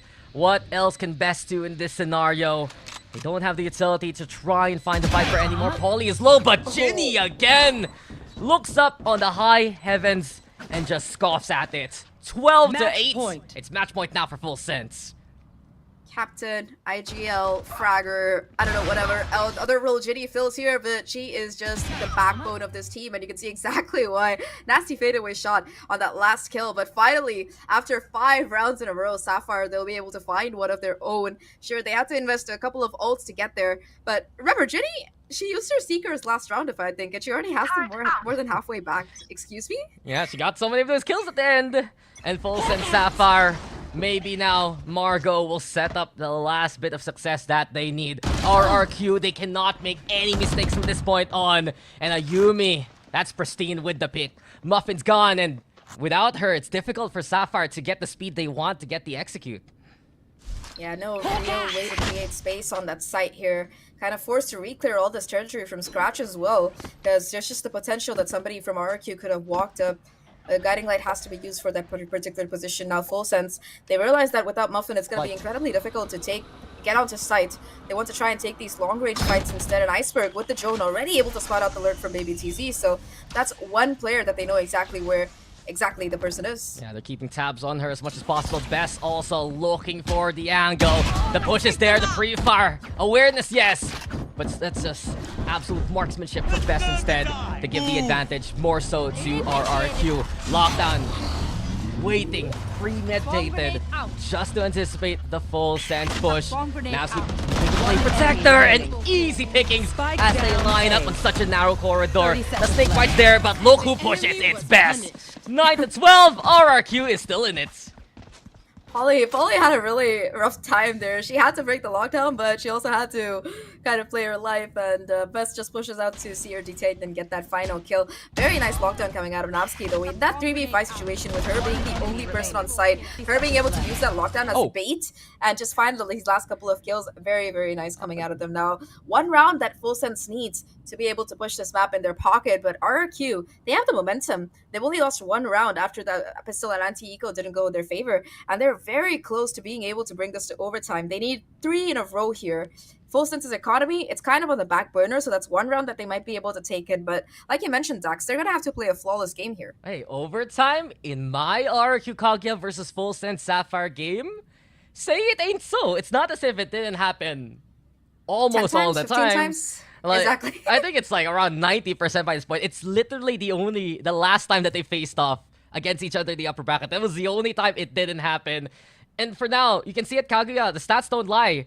The utility is so much more on point. 21 assists for Alaka. In this half, they're getting so much more value with the suppress, with the fragment, compared to what we saw on the first half. Same thing for Bess. She was just absolutely quiet in the first half. Here in the second, her stars have been so much, I'd say, a factor into this game. She's been getting the kills too, and RRQ looking prime and ready. They just need to keep playing flawlessly from this point on. Yeah, this round is a chance for them to really get a freebie more or less, because there's only going to be that one hero rifle onto Ginny, and perhaps because of that, FULLSENSE, they look to make a quick aggressive push onto this B site. Just a couple of players though that they have to deal with already. Iceberg with that reveal, trying to do some damage, doing quite a bit of chip in fact through that spray transfer. Oh, good damage. Margo's low, and here comes Bess yet again. Bess doing it better. One more time and one more show. Bess at the ready, and here comes Navsky and Alaka too. The Odin's brought out, by the way, and RRQ make it to double digits. It seems like their defensive protocol, Zahk, it's just such a trap that sprung at the right time.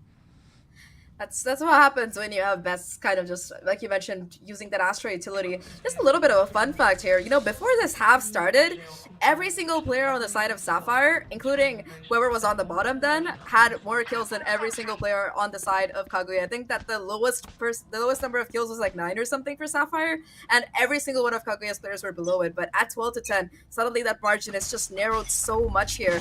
And at FULLSENSE, they're really struggling to make some kind of headway onto site, especially with how RRQ, they're just not giving them that space for free. They're making them fight for every inch of the way. Yeah, these were our concerns for FULLSENSE Sapphire. They have the buffer, yes, but they still need to get the job done. Trailblazer now into play. Muffin dashing through the gravity well, and FULLSENSE Sapphire looking for an opportunity to get the cash on. The Cascade play doesn't work out. Iceberg ready for it. Best and Alaka too. And this time around, RRQ getting payback versus FULLSENSE Sapphire. If we saw in that first half, Zahk, it was all Sapphire reading RRQ. This time around, the book has been flipped, the author has been changed, and RRQ is in command.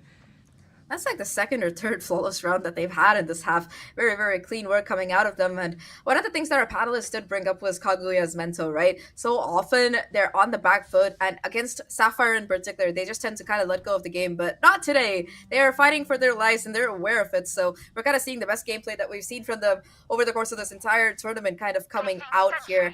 Now this final round, Ultimates, there's going to be one for either side. You do have, of course, the Bladestorm almost online for Muffin, and thankfully for Sapphire, they're still able to afford a buy, but Kaguya has to double up this time.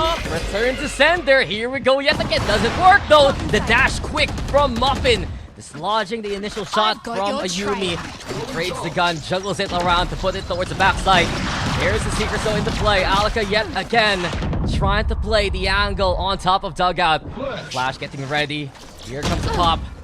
The Trailblazers there too. FULLSENSE now have made their way towards A, and we see alert from Polly also. Maybe that can get the catch. Loaded up perfect for this scenario. Maybe it's easy gets fun, but Muffin victimized by the Bullet Storm. 5 HP for Margo as well. Dangerous now here for FULLSENSE Sapphire.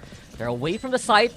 Playing a post plant to try and go for main. The heal though not enough. Alaka finding Margo to begin with. Advantage now here for side of RRQ. And Polly looking to reinforce, but Ayumi with the clear now. Ginny gonna be spotted and taken down. Polly fighting back. It's 1v3 though. Alaka already on defuse duty. Look who's watching. It's not just Navsky but the turret too. And come on, we get overtime. We expect it by this point. Yeah, it was the comeback coming in for RRQ Kaguya here. It was 11-3. I feel like that's like the new magic number. Move over 9-3. 11-3 halves with the new fashion trend to really come back from. But RRQ, they do it, and they do it almost flawlessly. In particular, they've just so much better at their defensive stalling power with the utility that they're running. Napski and Best, of course, both of them with that denial thanks to the nano swarms, but their positioning as well, right? They're just ready for the plays coming in out of FULLSENSE Sapphire. They have like the entire playbook for themselves set up. Ayumi find an early pick? Check. They try to push onto side aggressively. Crossfire to take them apart? Check. So they're just going through the checkboxes on this defensive side. And honestly, this game, it seems like it comes down to whoever can win their attacking and defending both, which I know is the point of overtime. But with the way they seem they're struggling on defense, it's going to come down to who holds that defense stronger. Look, they got the Zahk to-do list, checkbox absolutely attuned, and 9-3 answered by the 9-3 even. We are tied up, we go into overtime, and this is what we honestly expected from a matchup like this. Sure, FULLSENSE Sapphire history is on their side, but Kaguya has the momentum, and Kaguya, they also know how to go for victories like this. Muffin now, up in hand, your standard setup for FULLSENSE Sapphire, where it's Baby TZ waiting on the other side of the map. Margot, keeping an eye out of Art though. There's the swings right now from Best and Alaka.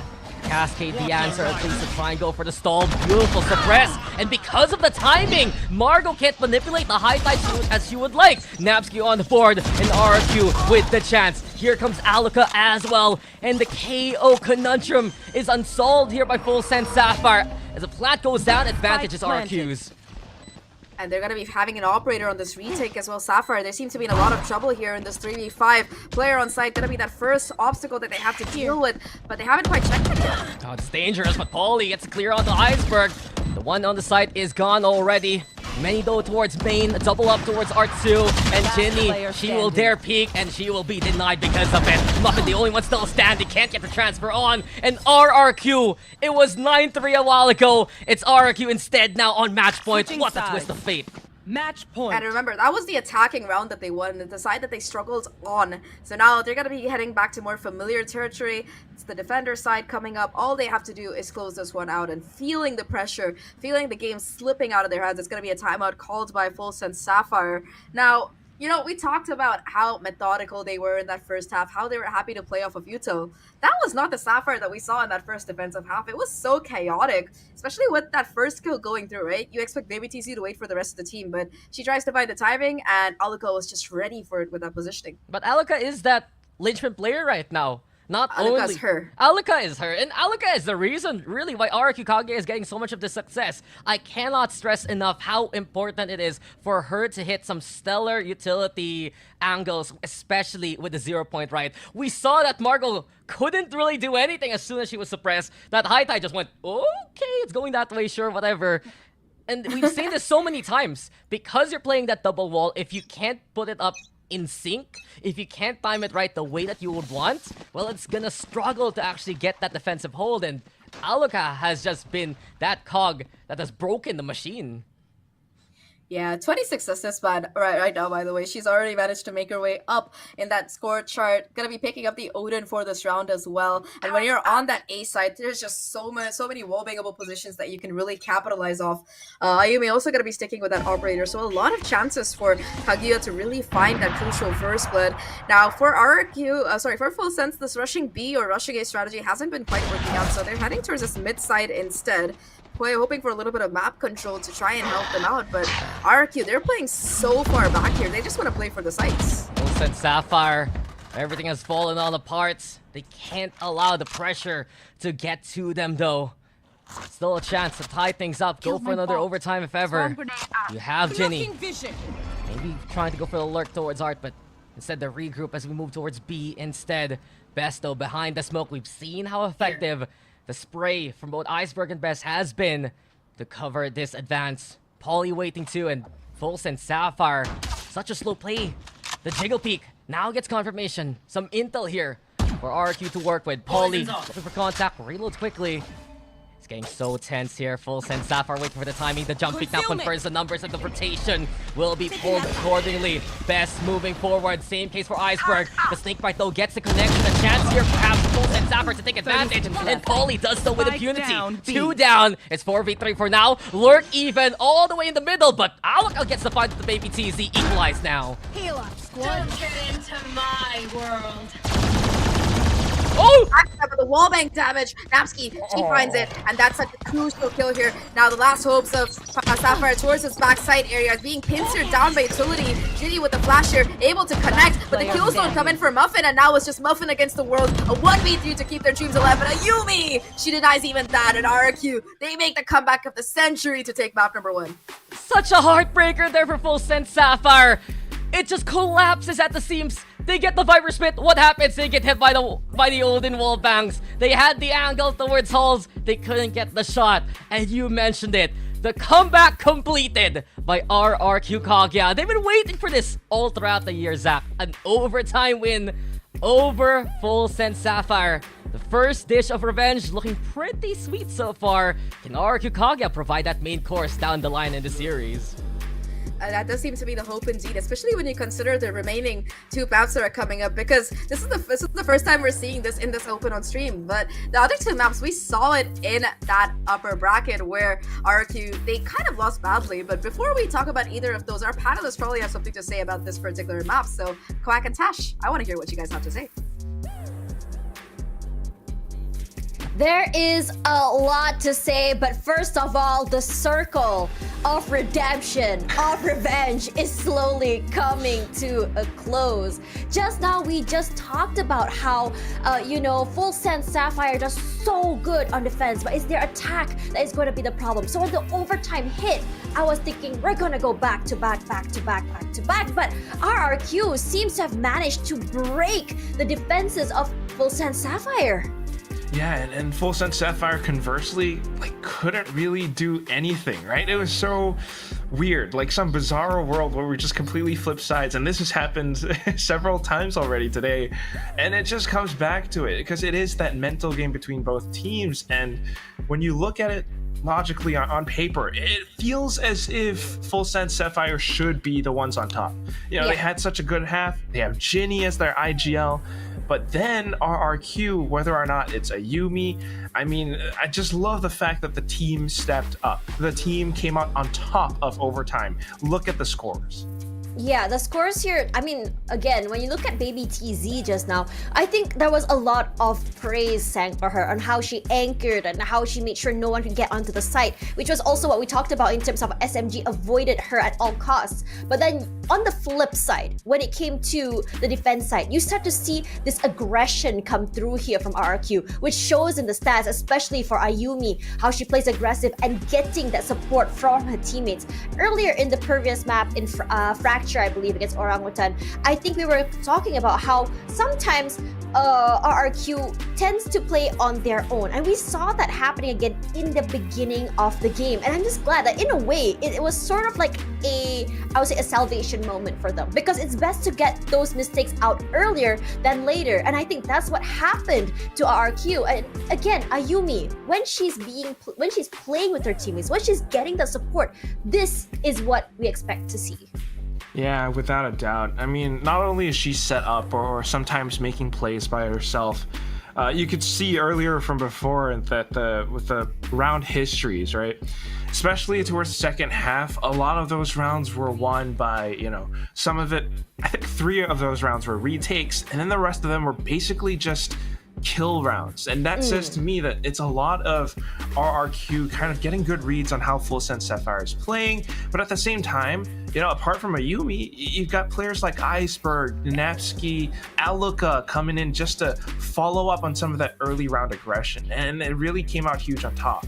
Yeah, when you talk about early round aggression, Aluka, when she started bringing that Odin to the fight, I was like, damn, it's over. Because there was just so much control coming in from that Odin. The wall bangs that come through, the denial of space as well when she spams it. So it's just a lot of pressure put onto FULLSENSE Sapphire. And on top of that, the how many rounds in a row can really mentally tilt you, and we start to see that toward the end. Regardless, that is the end for the first map of the 3rd series of the day. After this, whether or not FULLSENSE Sapphire can bring it back will be the question, because it will be their map pick, Lotus, and we'll be right back.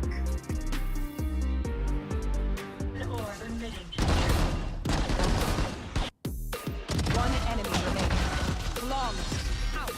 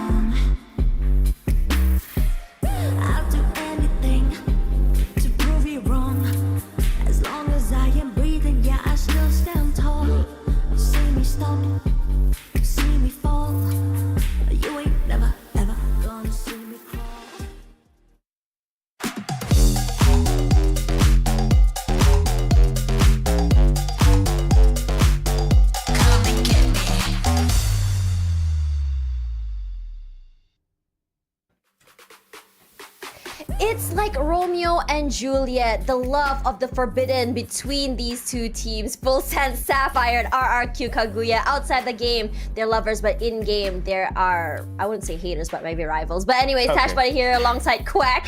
And we are your analysts for today, and there is a lot to unpack in that last game. While it seemed like FULLSENSE Sapphire had the full control of the situation in the first half, coming to the second half, RRQ Kaguya show us what firepower truly means.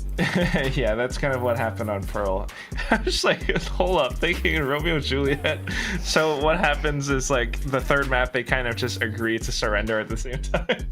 No, I'm kidding. But we're moving on into Lotus, right? And just thinking about how these teams have played so far. Again, you got to think about their lineage, their past histories, and FULLSENSE Sapphire has cleanly defeated RRQ so many times. It's Today true. on Pearl, we swap things around, but on Lotus, is it gonna be the same story?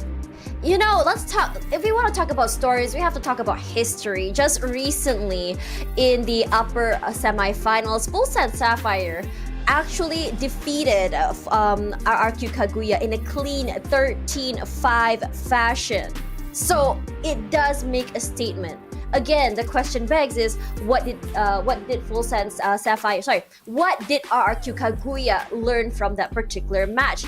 I think they will know that in terms of how it goes for FULLSENSE Sapphire, a lot of the time it's a lot about retakes and those diffuses. They managed to put the spike down, but can they clinch that post plant? Yeah, that's kind of the thing that we're thinking about, right? Because it's not just that game in the upper semifinals as well. It's also the one from, the previous open upper quarterfinals where FULLSENSE Sapphire won 14-12. So it's happened so many times, and we're thinking about, yes, those post plants. Lotus is a little bit different from Pearl, right? You don't have as many spamming angles and whatnot. It comes down to utility. It comes down to your positioning after you get the spike down. Can you even get the spike down? That's the main thing. RQ, they've come up with a slightly different composition from before, and we're seeing it again. When they last played this against Deviant Topaz, they had Nabsky on that Cypher. So a little bit more freedom instead of just anchoring down a single site. You're not just a killjoy with, a bunch of nano swarms. You might be able to come up with some sneaky plays. Yeah, I mean, this was highlighted by Daks during the break. RQ Kaguya, when they had Natsuki on the Cypher, it's a lot more about control. When we talk about control, it's always, the first thing that comes to mind will be FULLSENSE Sapphire. That's exactly how they play. That's why they're running the Omen and the Viper. But now, in this situation, I think for a lot of these teams, when you look at Lotus, it's all about that area of control. Mound control, rubble control. And in a lot of situations, we're always going to see these brawls happening toward rubble, toward mount. And the other question is whether anyone will be proactive enough to push out from B main to get that early pick and then just get the heck out of there, because that's usually the case when you want to see teams play aggressive.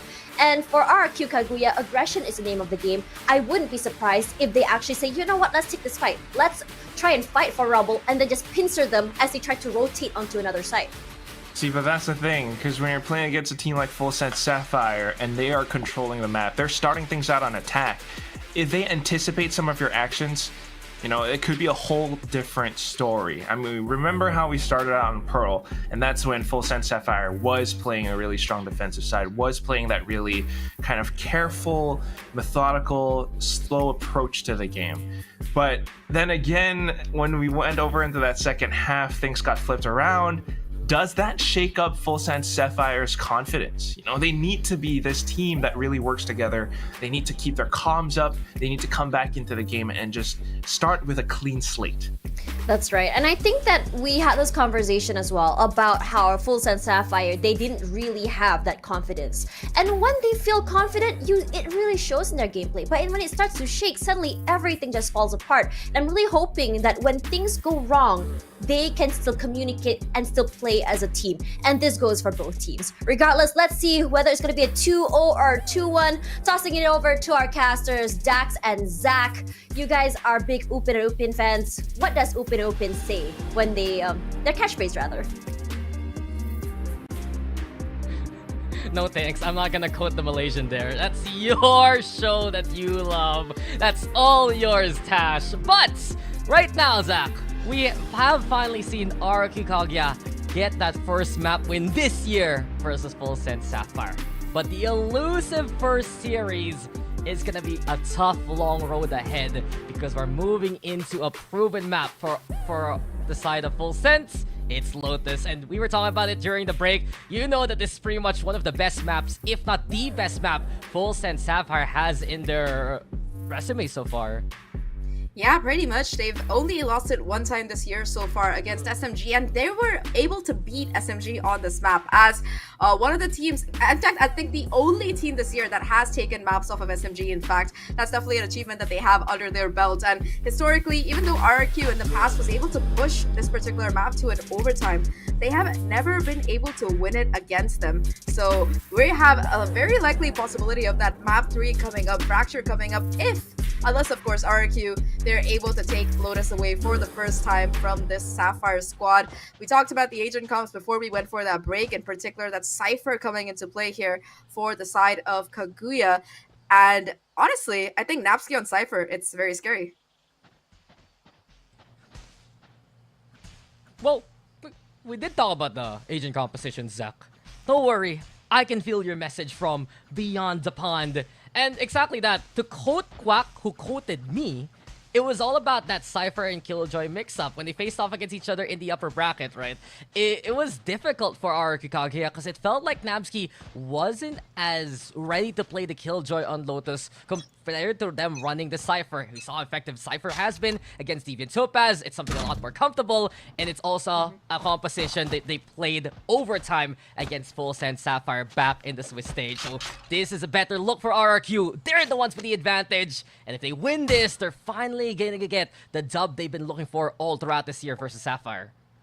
Yeah, it's a good start at least. I mean, it's like the small boss battle before the big boss battle because there's still SMG waiting in that grand finals, which neither of these teams have defeated quite yet. But hey, it's step by step along the way. And the first step is, of course, dealing with this defense coming out of RQ's side. Cypher towards that mid area. Almost a triple stack, in fact, towards the C side. The expectation there, and it's gonna be a rightful prediction. Yeah, Paranoia perfect now, and RRQ with the push. Momentum from the last game, perhaps. Everything looks so positive and confident from RRQ with the way that they play.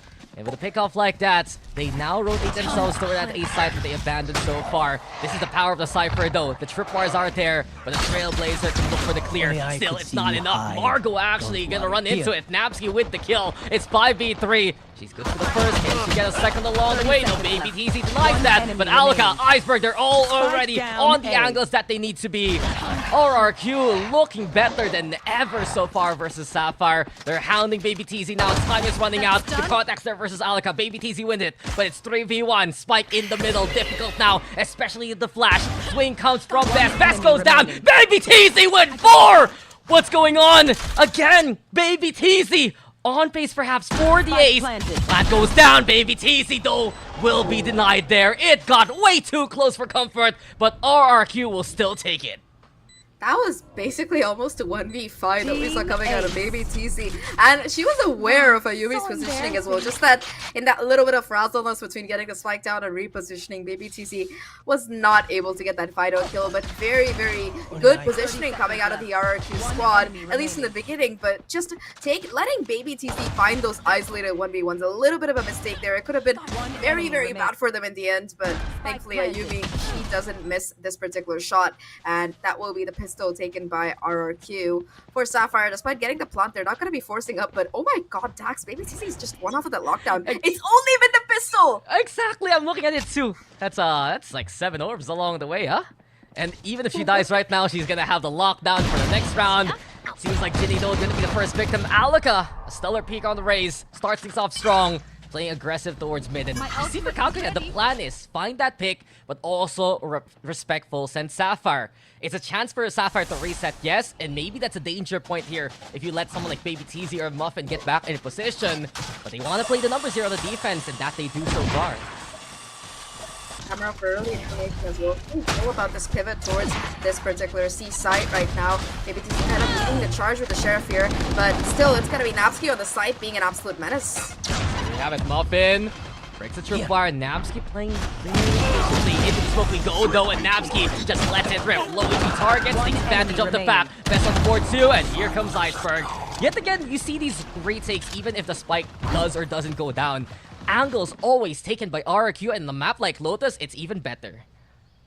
Yeah, we talked about how that Cypher makes such a huge difference before, and that's because that information that Napsky is able to get for the team, even if the camera does get taken down in the process, it's just so valuable for the rest of RRQ to set themselves up for success off of, because it just lets them rotate and understand better how Sapphire like to play. They, at this point, right, we talked about it a million times, this is a grudge match. These teams, they know each other down to their very toes, and they know exactly what they like to do. So Sapphire's measured gameplay on Lotus, it's something that RRQ have been analyzing and trying to work around for months, if not years at this point. Yeah, exactly that. Pretty much a full year that RRQ Kaguya have had FULLSENSE Sapphire on their minds. The way they were counteracted on back then last year in Elite. The way that they lost their slot against the Extend Sapphire roster before, and beautifully done by Yumi as well. Bonus time here for RRQ. They get a pick yet again to begin with. Lockdown though, providing space. FULLSENSE with the plant. Got you. Get the spike down, and already the camera provides so much information, letting Olga get a nasty wallbang, in fact, to start things off with. Now, a 3v5. Sure, the weapon advantage is in the hands of our FULLSENSE, but RRQ, they have the numbers. Look, RRQ Kaguya, they're playing by the tenet. The best things in life are for free, but Polly will make them pay for it. Baby TC2 on the board. The flash is there. Gets the connection, sure, but Baby TC holds down the lines. 3 for her. Polly also absolutely in the right position. And FULLSENSE Sapphire, they stand tall there. That was a 3v5, and the third person wasn't even involved. It was just Baby TZ and Ginny on site, kind of fragging their hearts out there. But, you know, nice opener to start off from the duelist of RRQ. It's just that they, again, we talked about these 1v1s versus 1vx situations before, and just giving somebody like Baby TZ a free 2v1, that's just not something you do and expect to walk away from. She hits those. She's able to make those kind of plays work. And we see this right now, the struggles of RRQ Kaguya on the first half of Pearl when they go to these right peaks because of perhaps habit or because of confidence. They are punished accordingly by Sapphire. Full sense now though. Trailblazers are going to be into play, scouting on around. Ayumi hiding her position so far. No, the operator's out. The paranoia though doesn't get the connection, and it's perfect timing from Ayumi instead. Holy falls, a desperate endeavor there from Ayumi, but she will be felled. Best instead holding things down. Margot's there too. Chaos now onto the A side. Baby TZ lets it rip, and it's 2v2 for the time being. Spawn though, the position of power here for RRQ. They love the paint shells. They go for the paranoia, but who do they expect? Where Baby TZ is? Yes, they do. Alaka with the clear. It's all up to Margot now, but the flashback is on her, and there's no way to get the hit. Timing perfect from Alaka, and it's RRQ with a third round on the board. I like that RRQ, over the course of this defensive half, they've been really keeping up the pressure. Even if FULLSENSE gets the spike down, they are just not given the space and time to really reposition themselves. And in that situation, right, just Olga having that showstopper and the rest of her kit was so huge there. Even in that 2v2 kind of situation, it gives her like a freebie and she's ready to capitalize off the back of it. Unfortunately, the satchel as well, just landing on Margot's face, kind of hiding whatever limited vision you have. Not an optimal situation for a 1v2. And Margot was pretty chill about it. It's on me? Oh, okay, I guess I'll try to swing. But for once, in this game, I have seen someone actually forced to peek an angle they didn't want to the way that they would like. So, well done there by Alaka. It's why we always tout this dynamic duo in the front line. And oh, Ayumi, danger close, no problem. Quick reaction versus Polly. Advantage yet again from RRQ. They've been so meticulous at drawing these first kills to their favor. Baby TZ, different plan now, pushing on forward. The Boombot gets the intel. There's the swing from Iceberg, and well done by RRQ. Ginny fights back though. Eco round here for FULLSENSE, and they're getting the kills that they need. Ginny's ready for this one, and she lets the sheriff rip. Here comes the smoke going down. Napsky takes advantage. Paranoia is gonna be there. Get the blades from Ayumi as well. A pinch possible here for the side of RRQ. With Muffin on top of upper already. In the middle, it's dangerous, and Ayumi will get the backstab onto Margot. Blade sharp! It seems like Ayumi's cooking. Here's another round for RRQ. Again, in that 2v2, just RRQ able to utilize whatever utility and the crucial neural depth as well to smoke out the position of these remaining players. Napsky just tosses her hat off, and it seems like the member of RRQ, FULLSENSE on site, was just completely mesmerized by it, distracted. And of course, this opener from Ayumi. This is like the second time that you see her holding like these really unconventional positions on this A side, and she just finds so much value off the back of it. So RRQ, they're slowly but surely building up the momentum here. Timeout gonna be finally called by Sapphire. They have the buy. They have a lot of ults that they can work with. They already have the Seekers, of course, but Baby TZ already the lockdown almost coming back. This is the second lockdown she has in 6 rounds. Yeah, and it's like, sure, that's a great fact and all, Zahk, but FULLSENSE Sapphire only has 1 round still. They struggle to capitalize on those kind of plays that are absolutely heroic from Baby TZ. We've seen time after time that the numbers dwindle so early on.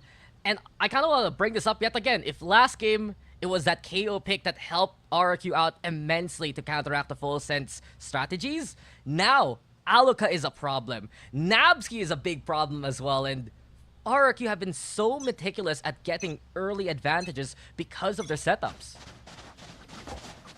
They've been very, very methodical on this map. But like, if you compare the last time they played this particular one to how they're playing it right now, they just look so much more composed. And they have these set plays that they've been working on. Like, for example, the push coming out last round by Ayumi. There's a flash by Best to clear out that space. Even if it doesn't detect anyone, Ayumi is still aware of the possibility of someone being inside that very smoke. And she's super careful about how she clears it. This time around, it's going to be Alduka kind of taking that extra space on A side. And with that presence established early on, with them taking that much control, it just cuts down the lanes that FULLSENSE can really go into. Yeah, FULLSENSE, it might be forced to play the C here. We're now waiting.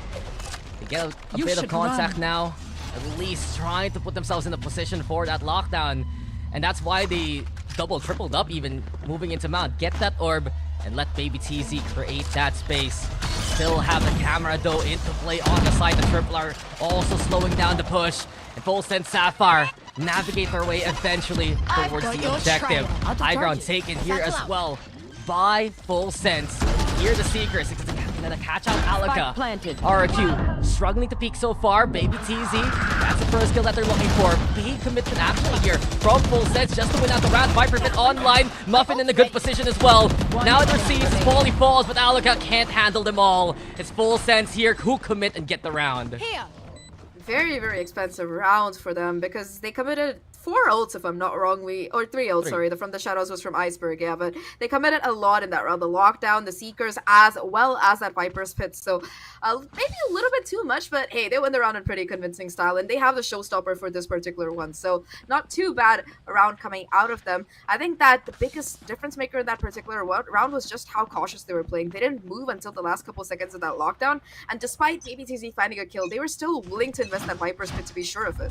Yeah, it's a lot more wary here from FULLSENSE Sapphire, and truthfully, what we expect more so from them, the teamwork, the coordination, and the way that they're gonna go for those kind of trades, if ever. Showstopper though online, Tripwire yet again, immediately getting value. Muffin cannot cross that line more so. It will be a plant though here from FULLSENSE. Paranoia Lob trying to cause some distractions. Ayumi's waiting for anyone to peek on out.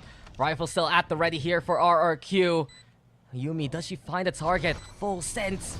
It's a game of chicken, and eventually Ayumi has to bite. Peeks the doorway, the swing there, not enough. Margot gets that first takedown. Best answers back, though, on the other side. Iceberg's there, too, and RRQ! Any angle looking to be taken, but Alaka left alone in the 1v2 situation. Here she comes, but down she falls. Baby TZ again. So consistent and so critical. 3 now for her.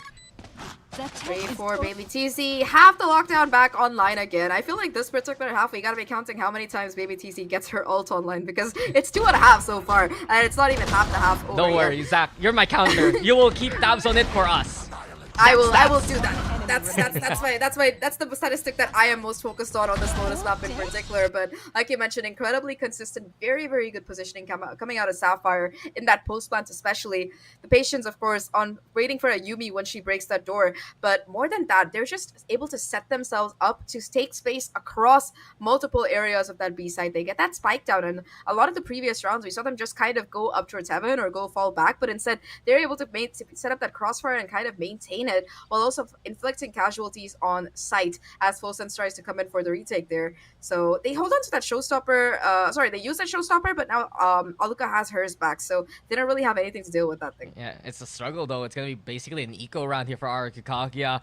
And from what they've seen so far, FULLSENSE Sapphire, they're understanding how they're playing these retakes. If things are going to be a bit more spread out, FULLSENSE Sapphire will be happy to oblige. And if you have players like Baby TZ hitting some incredible shots, Margot will follow suit. And from that point on, Sapphire has so much confidence in the dual potential that they have here. So it's an interesting flip of the script compared to what we saw in map number 1 in that first half.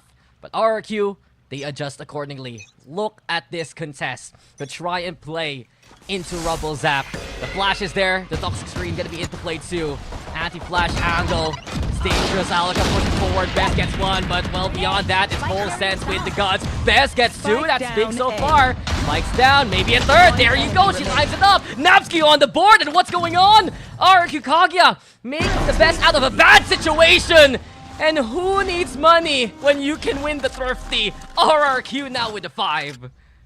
Nice timeout, and of course, the way that they've been using the toxic screen out of Sapphire themselves to just scale up round after round, it has been incredibly impressive. Of course, the shots from Best be finding those couple of kills, but just that kind of prediction that, alright, look, we've seen a lot of C pressure coming out, probably gonna be an A hit. They make the read and they stack up on site and they are rewarded for their efforts. Now once again, Ayumi gonna have the money to pick up that operator, and because of that round, Best will have her Seekers and Napsky, her Euro guns once again for this round. And look at the economy here. RRQ reinvested, having the operator, and still a bit of creds to work with. Things now looking pretty ship-shape for RRQ Kaguya. FULLSENSE, they lose. It's going to be even more difficult now to try and rally. But the shot doesn't get the connection. The swing, the double peek actually from Muffin and Margot providing choices. FULLSENSE, they now know the op is playing towards that C site. They're looking to see if they can go for the overrun if ever. Oh, nice smoke though. That's gonna cut off line of sight, forcing Ayumi to reposition. That paint shell coming in. It's just gonna be a little bit of a miss there, and finally Margot able to spray her down and take that first blood. Still gonna be some heavy side presence, but FULLSENSE more than ready for it. No, the showstopper was waiting for the cross, and Muffin, she just picked up the operator, and down she goes. 3v3 now as the spike is denied. Alaka holding the angle close yet again. Blast back at the ready. Navido will fall. Couldn't get the burst in time. Iceberg with the answer. It's 2v2. And we go yet again to a critical junker. Paranoid though perfected here by Iceberg. Can't swing off it. It's just a stall so far. Smoke also in the way as Jenny's rotating and retreating. A bit of time here for RRQ, or rather FULLSENSE, to move to another site perhaps. It's gonna be close, but maybe they can make it towards B. 20 seconds indeed, and they're running for their life. They have to go towards this B side. No real scope to go towards A, but they should be able to make it in time. You can see Iceberg deciding if she wants to rotate or not, but instead chooses to fall back and wait for the teammate. The spike itself looking to go down here. Iceberg gets a little bit greedy though. Huge punishment. Yeah, they anticipate that, and Paulie fighting back yet again. Low HP on one. Ginny over onto the corner. Does Alaka dare peek this? Isolates Ginny. There you go. The angle and the opportunity. Paint shells. Flushes Paulie out. Perfect chance for Alaka right now. Goes for the stick, cancels it actually. A single bullet is enough to win the round here for RRQ, and Alaka delivers. 6-3 now. Like you could stop me. Very, very nice 1v2 play coming out, and unfortunately for Polly there, she had to trade her teammate when they went down, because otherwise there's just no way that you're gonna win out that 1v1, especially with a Bulldog in hand. You're not gonna be able to take out Alaka with just a headshot, right? You need to be able to take that 2v1, but Sapphire, despite holding the advantages in that last post plant, just weren't able to capitalize off it. They didn't manage to rotate out very well. I was surprised that they managed it because the spike control was there, but in the end, just a little bit too much to ask for them. Like you mentioned, 6-3, RRQ after the timeout looking very much revitalized. It seems like that Thrifty round has given them the energy they need to deal with practically anything, and they will be able to reinvest in this operator as well, because hey, when you got money, you just buy a Yumi, the big gun. Yeah, we go again with the op. We go again perhaps with the angle from a Yumi, but Alaka really is the star of the show right now. Her utility, especially her paint shells, have been getting so much value in these tight corridors. Contesting out towards Bound. The poison cloud in the way as well to allow FULLSENSE to try and fake that rubble take. Paranoia tossed by RRQ, so it's not that fast from RRQ. They're showing presence on one side of the map and hanging back on the other, waiting for Ayumi to get opportunity. She's in the right spot as well. Again though, that poison wall kind of giving FULLSENSE a little bit of cover to work with as they try to scale up, but unless this squad is really careful, Ayumi, she's still gonna be able to find the angle and the timing, especially with that cloud going down. Another smoke forced out of the Omen here to get a little bit more space. And Margot herself, she's gonna be TPing on the site. Oh, that's so dangerous. Nice try, but Best instead will find a takedown. Here comes Iceberg as well, and RRQ set themselves up for success. This backside hold from Best has been effective, but here comes FULLSENSE. Ayumi eventually, third time's the charm. And the kill comes towards her way. Baby TC now in a 1v2. We've seen her do this before, but not against Ayumi, who's ready. This is another one for RRQ. I like that paint shell being tossed out by Alaka. They're just cutting off, portioning the side. It's forcing her into Yumi's grasp. And Baby TC, of course, tries to isolate the fight, hoping against hope that that's not going to be where the off is trained. But, you know, Ayumi doesn't miss much, honestly, especially when you give her a clean shot like that. So, once again, Sapphire, their economy is going to be broken. Sure, they have the ults to work with for this round, but RQ, they have a chance to push this all the way to 8, while also saving up these major ultimates for that next one. In particular, that Bladestorm, we saw how dangerous Ayumi can be with it. Another tool in her arsenal apart from that operator. One kill and she'll get it online. Yeah, if she ever needs it in a pinch, but here we go. This is dangerous for FULLSENSE. A good heads up though from Baby TZ. Putting that turret early. Realize RQ. Show their presence towards that B site. Want to try and manipulate that kind of position, but look who's ready yet again. Ayumi. Now the plays are a go. Baby TZ though will dull them quickly. 4v4 for now. Strip bar slowing them down. Here we go again. Happy New Year, courtesy of Alaka. The angels to be loved. Only and Baby TZ though celebrating their own kind of victories with Alaka eventually does get the frag kill. Iceberg getting ready with the corner. Here comes Paulie with a Viper Spit online. So at least a safety net built here by FULLSENSE. Sapphire, who dares wade in these waters? It's dangerous for RRQ, so they're gonna back off for now. It's a very awkward fight as well because they have a Sheriff and an Operator inside a Viper's Pit, so it's going to be very difficult for them to safely get that spike down and cover the person. They're trying to bait out this push from RRQ here. It seems like RRQ, they're buying it. Oh, it's gonna be dangerous. Paulie's waiting for this one now, and she's just creeping closer and closer. Iceberg will find Ginny, and Bess also waiting patiently. It seems like FULLSENSE Sapphire, they jump first, and RQ will be there to catch them. Last round in the half. Yeah, they really wanted Kaguya to push into the Viper's pit, but RQ, they were just so ready for it. They were like, okay, look, we have the advantage. While they're planting the spike, we'll try to take that 2v1, and they were just happy to wait for the move to come out of Sapphire. Now, at least Sapphire for this final round, they're gonna have the bye. They have the 4th lockdown out of Baby TZ, if I'm not wrong, and the showstopper for Muffin, but at least with that, they might be able to confirm this round, because there's nothing really comparatively available for Kaguya apart from just their raw firepower, which Aluka has been doing very well. Yeah, they have been providing that, and I will never doubt the Zahk counter. If you say this is the 4th lockdown, I will believe it, and that's already such a good ratio, honestly, for Baby TZ. FULLSENSE though looking for that 4th round. Here comes Muffin yet again, and well, the trip bar, it has been cleared by Muffin so far. Onto the site, no one's home. Oh, but Navsky walks into that one. Heartbreaker there for RRQ. Losing one to begin this fight. Bess though yet again with the contest. She wins it out yet again. Bess has been on fire recently so far. Swing perhaps there from Aluka. Double thinks and double backs. The lockdown yet again providing the space here for FULLSENSE Sapphire. Upper angle, Aluka onto the corner. Snake fight though, that's gonna be good. Paranoia's there, and Muffin avoids it. The Yumi does get the kill. Aluka now, does she go for the swing? Yes, she does, and gets the kill anyway. 3v2, Margot with a wraparound, finds Bess, gets that kill. Margot again with the kill, and it's all about the 1v1. Margot versus Iceberg, familiar faces, but Margot maximizes opportunity. 8-4 is where we end this first half. That is the last time around, but however, RQ, they have the lead in this particular map, despite it being a map that historically they have struggled against, and more than that, historically, FULLSENSE, they've looked very strong on RQ. They have looked incredible over the course of this half. In particular, just their positioning, it has been phenomenal, and of course, Aluka gets a special points for getting so many paint shell kills. This last round, of course, Margot was able to pull off some heroics, just wrapping around and finding all 3 remaining kills. But before we head into that second half and see if Sapphire can make that comeback, let's see what our panelists have to say. I'm not gonna lie, I'm kind of like breathing a sigh of relief because we're not seeing a 9-3 half for once today. But anyways, coming into this game, I am quite surprised at the outcome of this because historically this map is FSS, I would say, their best map, but RRQ is giving them a run for their money. Coming into this game, I think the firepower coming through and the eagerness and the proactiveness coming in from RRQ is just paying off so very well. Seeing how they play, having full control of Rubble and Mound, and so much control on B side is making it so hard for FULLSENSE Sapphire to even get onto the site. Yeah, it's quite literally insane how they're actually denying FULLSENSE Sapphire that entry. And it's not just because, you know, they're playing control, they're actually trying to fight in a lot of these rounds. And so many times we see a Yumi with that operator always trying to get picks. Sometimes it works, sometimes it doesn't, but that presence is something that FULLSENSE Sapphire has to think about.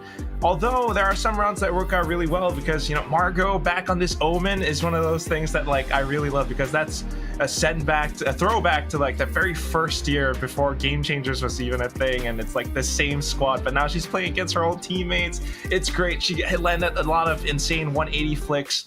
But again, I mean, after round 8's timeout, RRQ, they came back in this full swing. They won the Thrifty. They look sharp right now. FULLSENSE Sapphire, they need to make sure they have that mental stability to carry them forward. Let's see that happen because right now Baby TZ is spearing the helm alongside Polly. Let's see if they can come back. Let's just toss it over to Zahk and Daks. Let's go and see what we can see later. I don't even know I'm saying anymore. It's okay, Tash, I'll talk for you because I am as excited as you for what else may come our way. FULLSENSE Sapphire, they're the ones who need to recover now. We've seen Kaguya Zahk in a position like this before. They had the lead coming into the second half. What happened versus Orangutan X? Always contested along the way. It's dangerous, it's perilous, and it's exciting. Time for us to get to the second half. Sapphire on the defense this time around, and with that double control, we see how effective it can be if Margot and Polly can cut up the battlefield the way that Sapphire would want to. I think that's going to be the key factor here, how Sapphire can use their utility to stall out. We saw it on Pearl. from that previous map. And RIQ, they want to take the fight to them early on already. You see the TP coming out of Iceberg. Best as well, trying to push up with the flash. The entire squad moved up here, and Ginny finally choosing to commit this Trailblazers to smoke these players out. Still going to be an alarm bot to play off of, as well as a smoke, and cross the line, and you will be found. Holly, Ginny, Muffin, a roll call right now as FULLSENSE send out all their defenders and set themselves up for success. That's exactly what we were talking about before this round even started. These toxic screens gonna be so essential for this A defense. In case in point, Cyber Cage in the way, but as soon as it drops, it will be Navsky felled as well. FULLSENSE, a clean pistol, honestly. Only Polly falls along the way. yeah, and that was while she was fighting like 3 people, so completely understandable. But that poison screen debuff, especially on this pistol round, it can just be so I don't know how to say the word. Never mind. It can be really. There's another word I was thinking of, but yeah, detrimental works perfectly fine. So that is going to be Kaguya taken down in very, very quick form. And this is a repeat of kind of what we saw on Pearl. All of those 20-second rounds where people die in 5 seconds flat. That's going to be the pistol starting things off with. And Sapphire, they're going to have a much better buy this time around, going up against just Classics. And what a sheriff from Olga. Yeah, anti-ego here for FULLSENSE, and Baby TZ. She's ready to contend.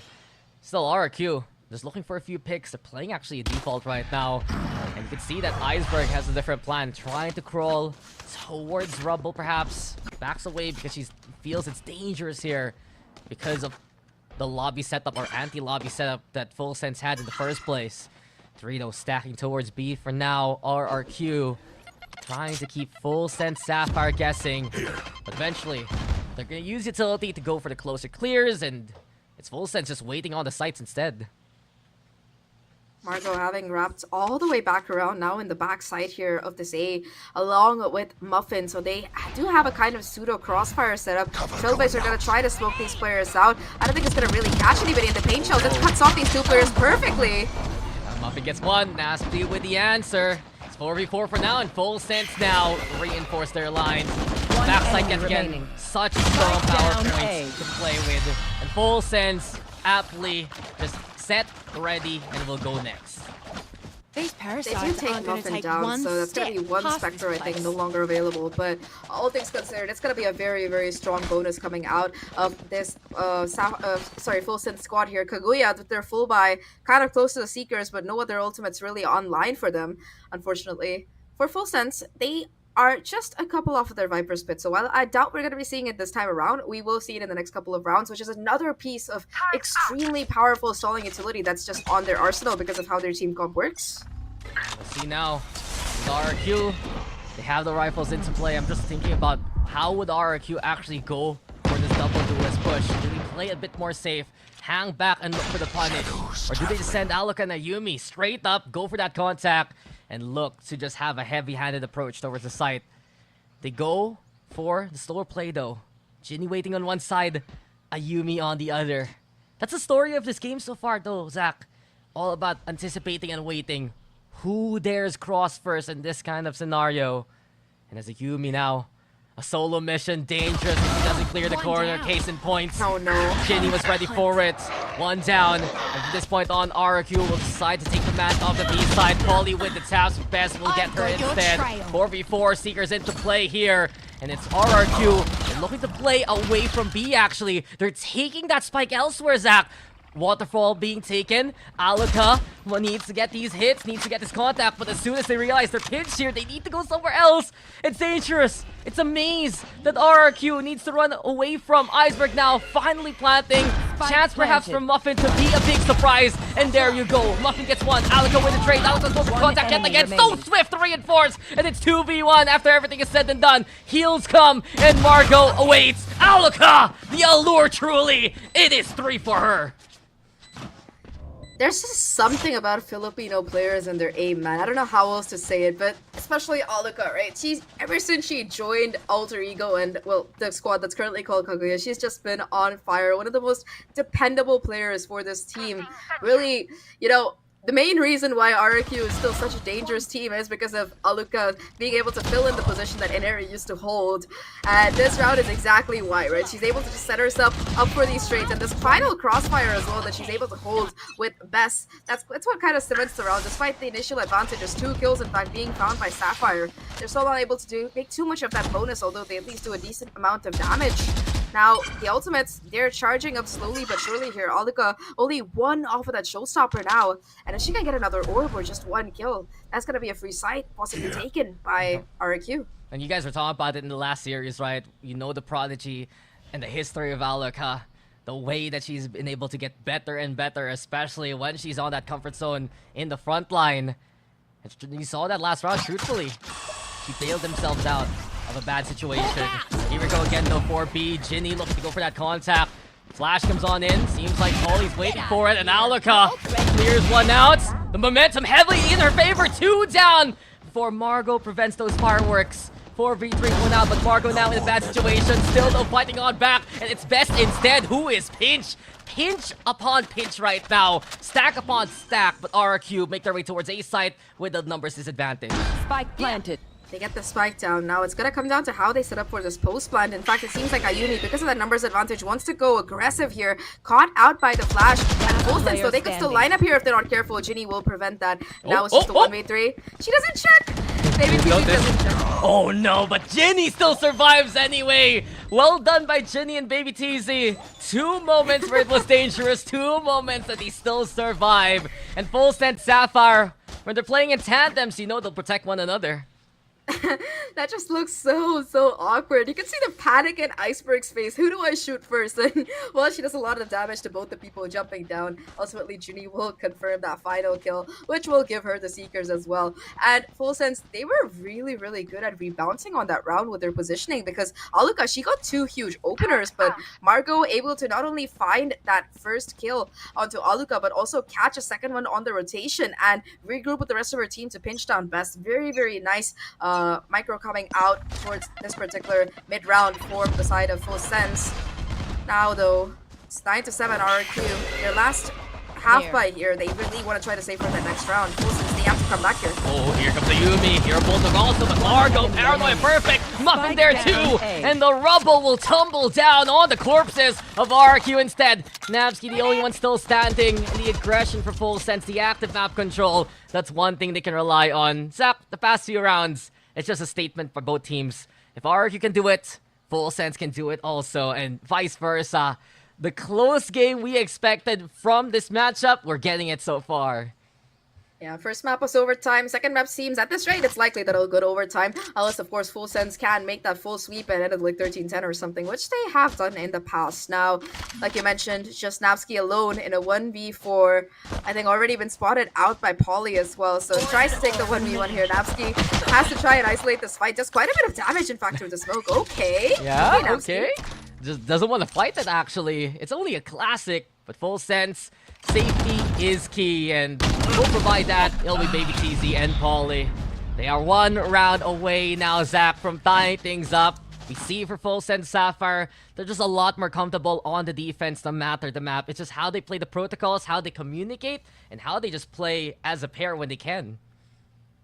Yeah, they're really good at playing off of each other. I think that's like this team's distinguishing landmark. Even back when they're X10 days, they were just so good at playing off each other. Like, of course, individually, Muffin, Baby TZ, even Ginny, all of them do put up the numbers depending on who was playing on what map. But at the end of the day, they're just so good at coordinating together and playing off each other's utility. That's like their hallmark.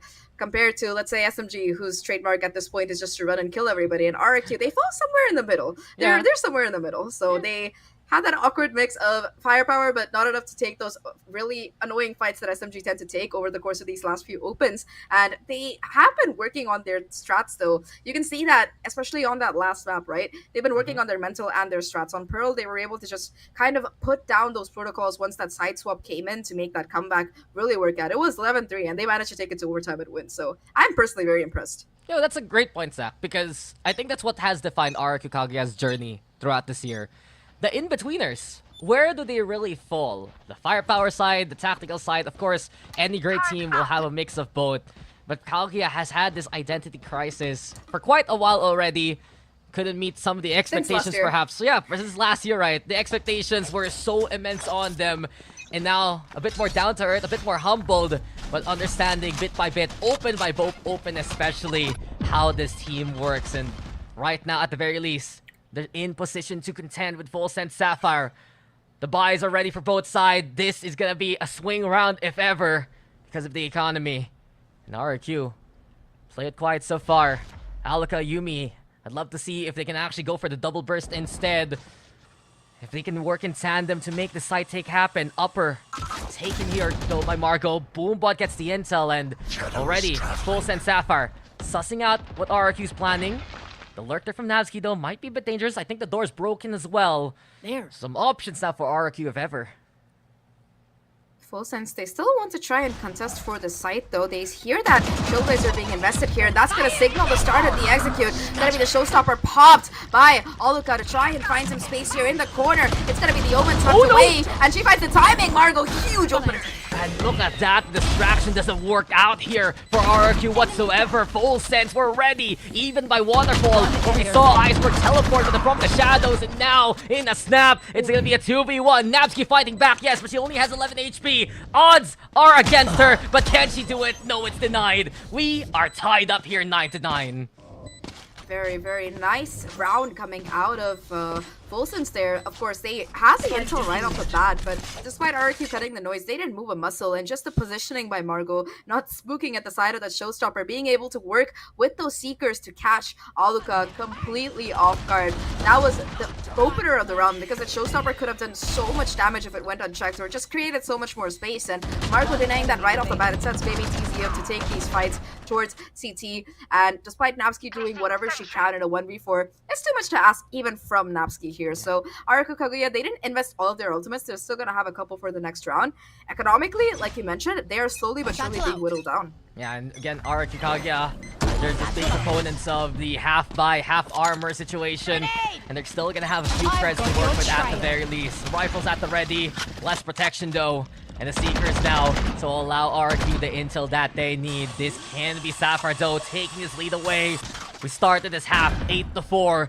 Now we're 9-9 after such a strong string of rounds from FULLSENSE Sapphire. Alika watching towards Link. A lockdown there though. The answer now from Baby TZ. It's one thing RRQ Kaguya lacks. They just struggle to contend with the lockdown so far. It's looking to pop very soon. RRQ dislodged here. Besto trying at least to find an angle outside of A. She gets the kill done. Baby TZ on the defuse. Those 3 down. She's sticking it. Someone needs to stop her. And even though RRQ get the kills, the round goes FULLSENSE's way. They didn't realize. What was going on there, Zach. Oh my god, that's the most chaotic round I've seen, and it's all won because of Baby TC's 5th lockdown. Huge round of applause for her, and for just being able to stick the spike. That's gonna be, if RRQ lose this map and possibly this series, that's the linchpin round. That's where everything changed, and that's when the Fire Nation attacked. But chaos apart on that side. That was incredibly well played by Sapphire. Baby TZ, of course, she has the objective, go stick on the spike. But if you look at the spacing from every other member of the squad there, they're just able to cover her, take the damage, and she was the only one left standing. It was a 1v5 or 1v4 by the end of it, and she does her job. Yeah, well, amazing. The 4 elements with the 4 kills, yes, but the avatar didn't show on up. And RRQ, they can't be rattled after that round. They still have the firepower to fight back with. They also go for the blades. With FULLSENSE Sapphire, they should be gritting after that one. The vibe checks here for FULLSENSE Sapphire. They're a lot more confident on their rotations.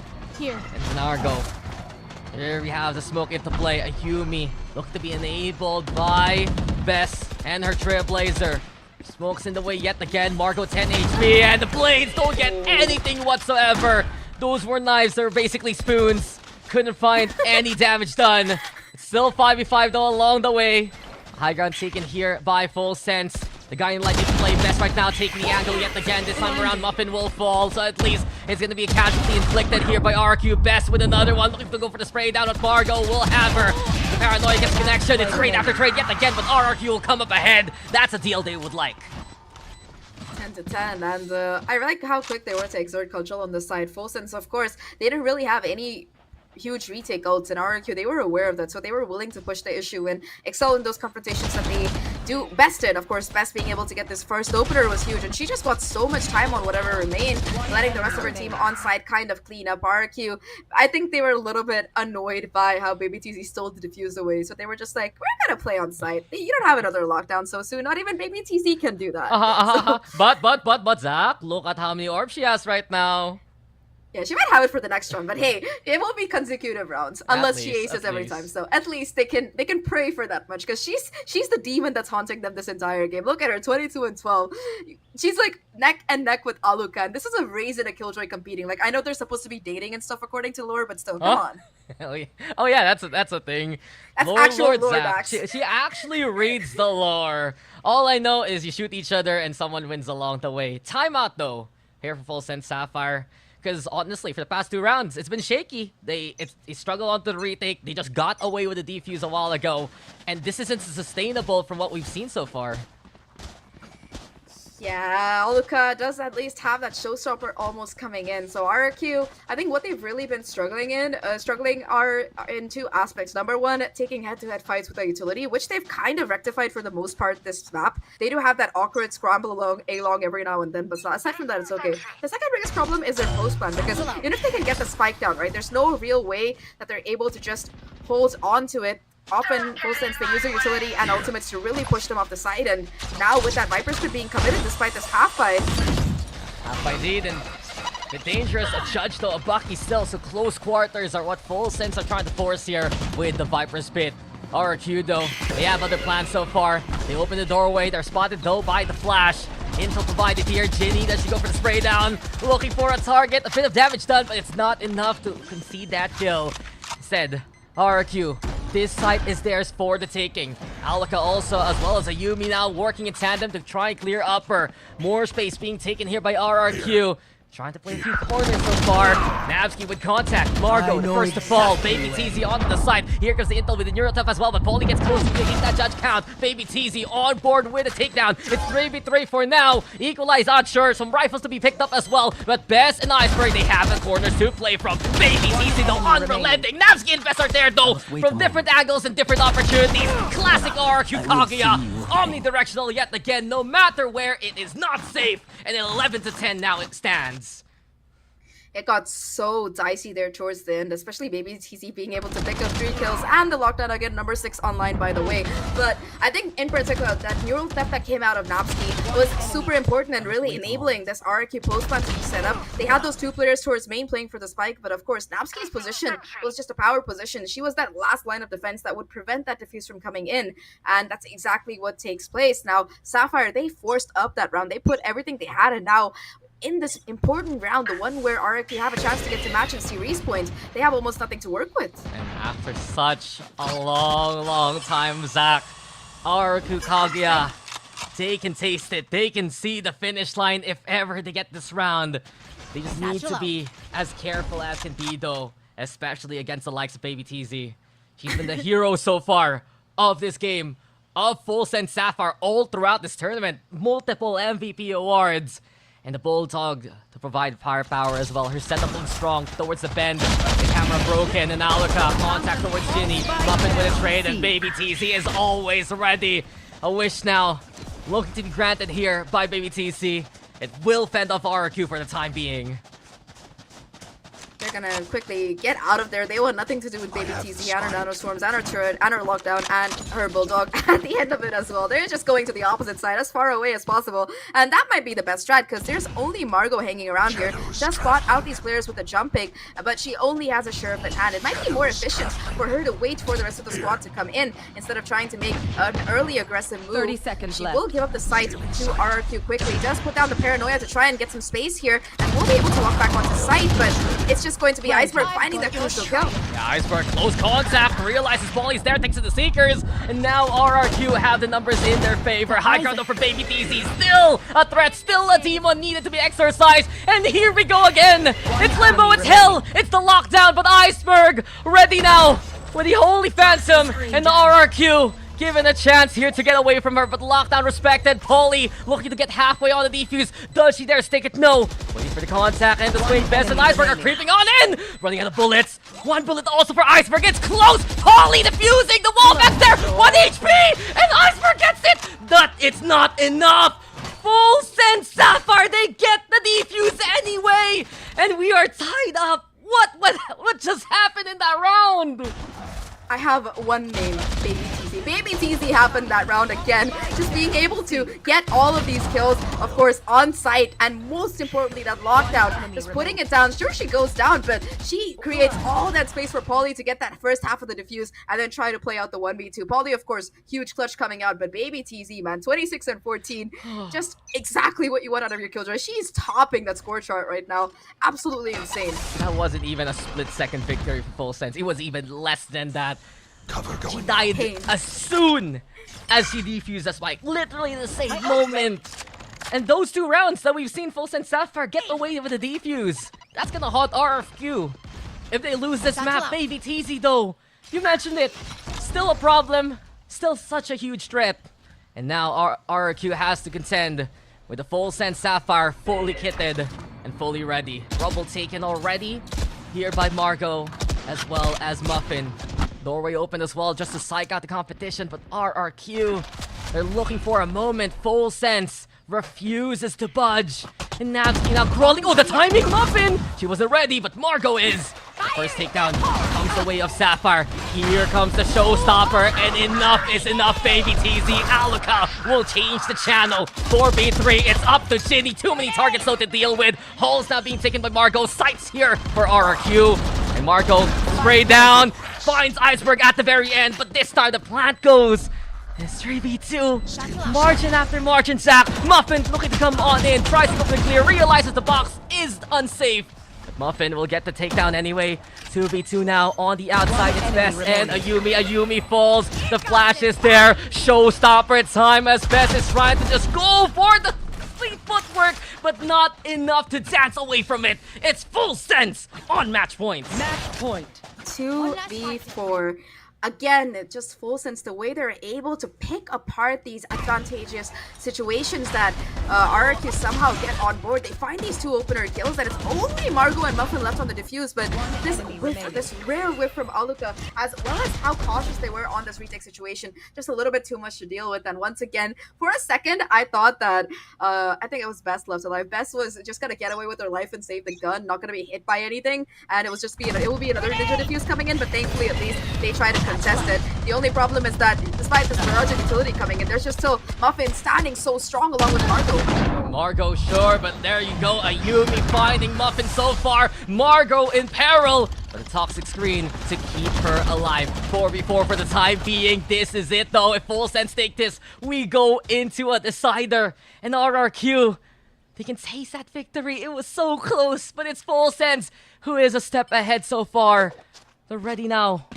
On to the side as well. Ginny actually backing on away, giving herself a reposition towards the rope instead. Margot, the smokes are there though. Ayumi looking to get in position with the push. The Cyber Cage will provide the cross. Margot doesn't notice it from the pixel angle. And eventually RRQ clearing towards staircase so far. A smoke yet again. A wraparound here from RRQ, navigating the maze made by Full Sense. And they found their exit points. One more down on the defense. And look who's waiting on the other side. You know her name. You know her aim. It's Baby TZ. A threat yet again. Ayumi will stop with the shorty. 3v2, 1 HP left for Ayumi. Close round yet again here. You can feel the pressure as Margot and Ginny separate so far. Got your Ayumi though. Got to spot the Seekers. We get confirmation, but Margot lets it rip. And down goes Best. 4 for Ayumi. She's 1 away from the ace. Maybe a hero here for RRQ. Ginny can be the same if ever, but Ayumi aces it. The A game is brought out, and we go to overtime again. another one for Switching the books here, sides. as Lotus will Overtime. also be overtime between both of these teams. Sapphire, they might have started off at a loss, and they might have gotten to match point first, but RRQ, they've proven that they can dig in deep today, and they do the necessary damage. Thankfully, maybe TZ only got one. If Ayumi hadn't gotten that kill, I feel like that round could have gone very differently, but I'm just an average baby TZ stan here. It took an ace from Ayumi to push these guys to overtime, and now they have a chance still at getting that crucial 2-0 that they've been kind of craving. For Sapphire, though, this is a chance to take this to that possible map 3, and they're aware of the pressure. They know what they need to do. They're going to be putting in that timeout here to try and figure out what exactly they want to do, because so far, at least on defense, it's been heroics that have been getting them these rounds rather than consistency. A ninja defuse, a baby TZ moment, another baby TZ moment. They got to be a little bit more methodical about it. Look, Zach, the past 4 rounds have been absolutely heart-stopping. I need a breather. That's what this timeout is really for. But how does this always lead to this scenario? I think I can speak for everyone that this is what we've wanted ever since between Kaguya and FULLSENSE Sapphire.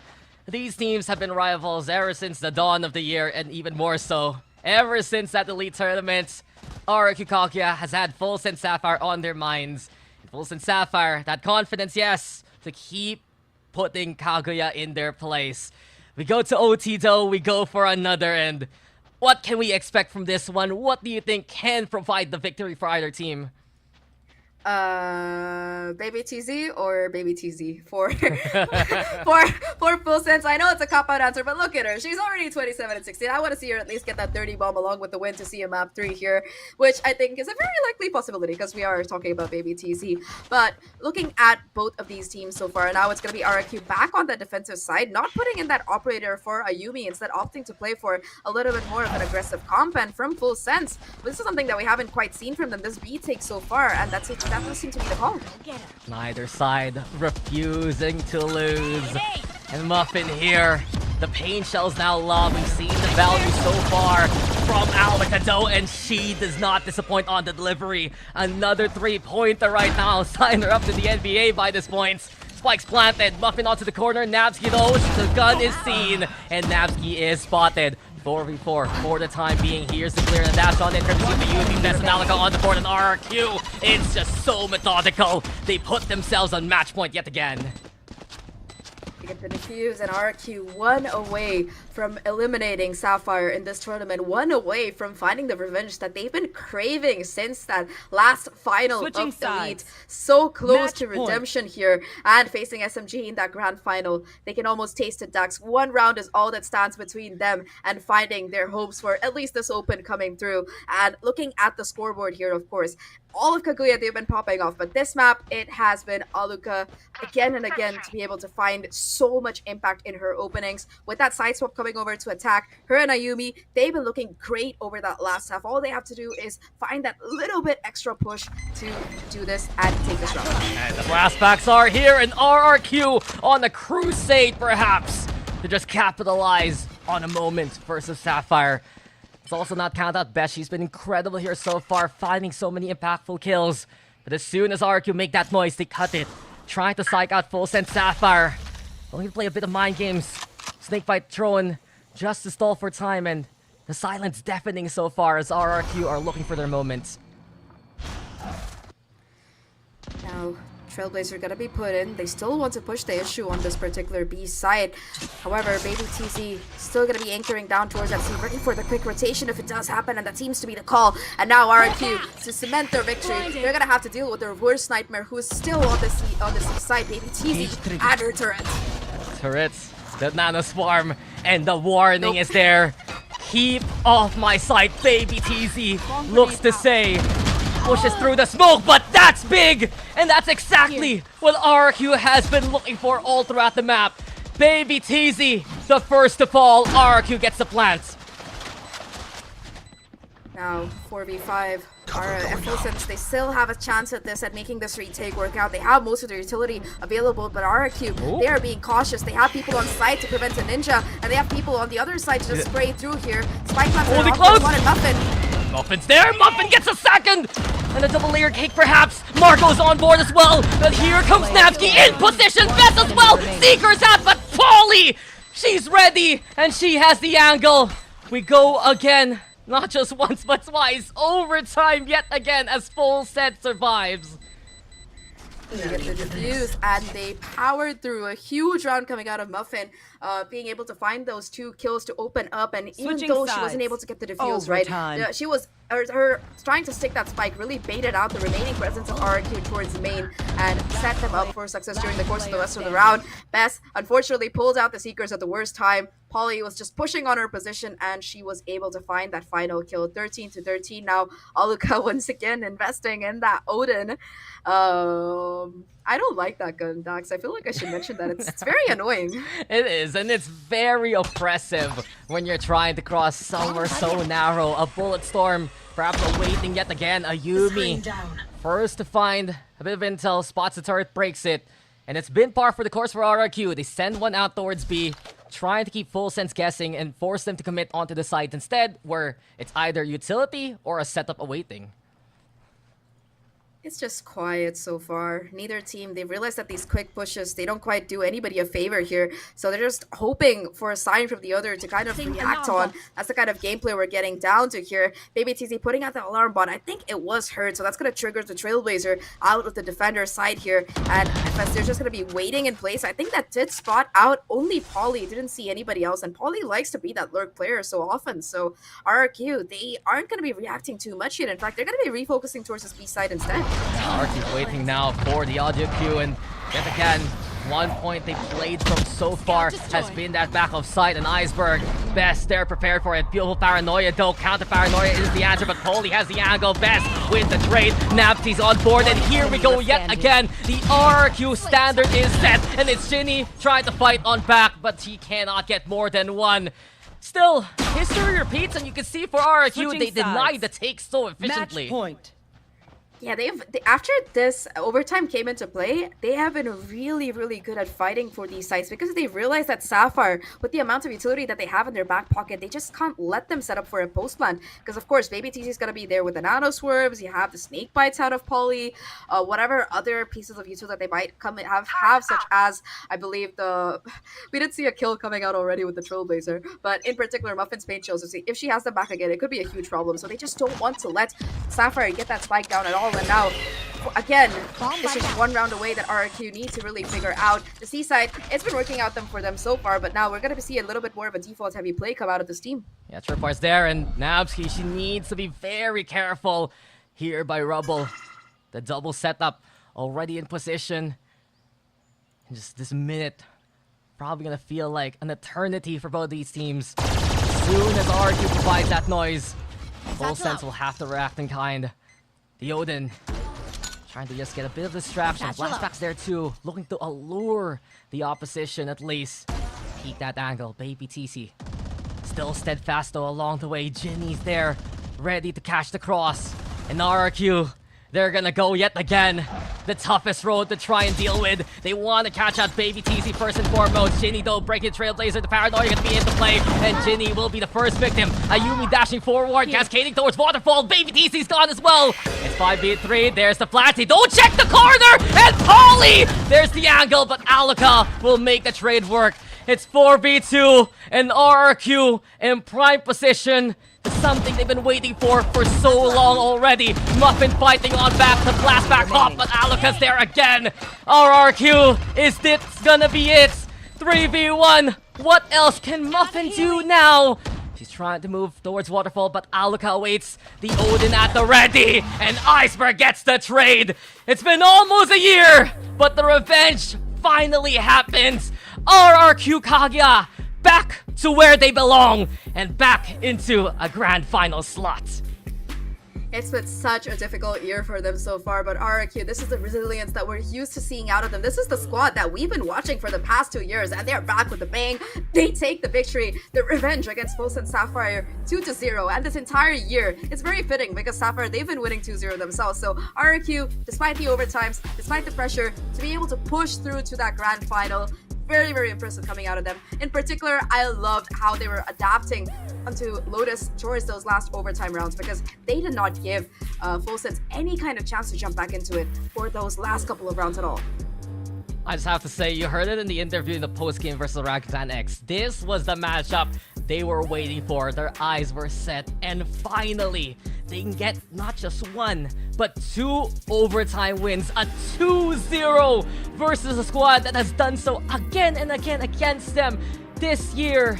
And truth be told, this is the expectations everyone has had for RRQ Kaguya to face off against Team SMG, to face off against Eneri, and I can't wait for tomorrow. Sapphire will fall, yes, but Kaguya will stand, and it's time for us to call it a day. The panel will break down the history that has been made here.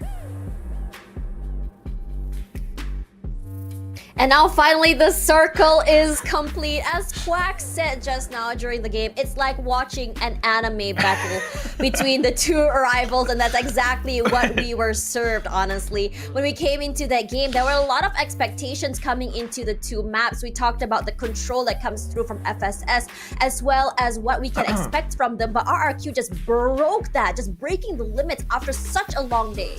It's so crazy, Tash. Oh my god, this game. I mean, first of all, FULLSENSE almost bringing it back, but then RRQ in that final round, it's just like, I mean, I said anime, but it's also like Star Wars, and Wow. Baby TZ was like, it's over, Ayumi, I have the high ground, and Ayumi's like, you underestimate my power, and then she gets an ace! She gets an ace, Tash! And then that's what we have going into overtime, and then, oh my god.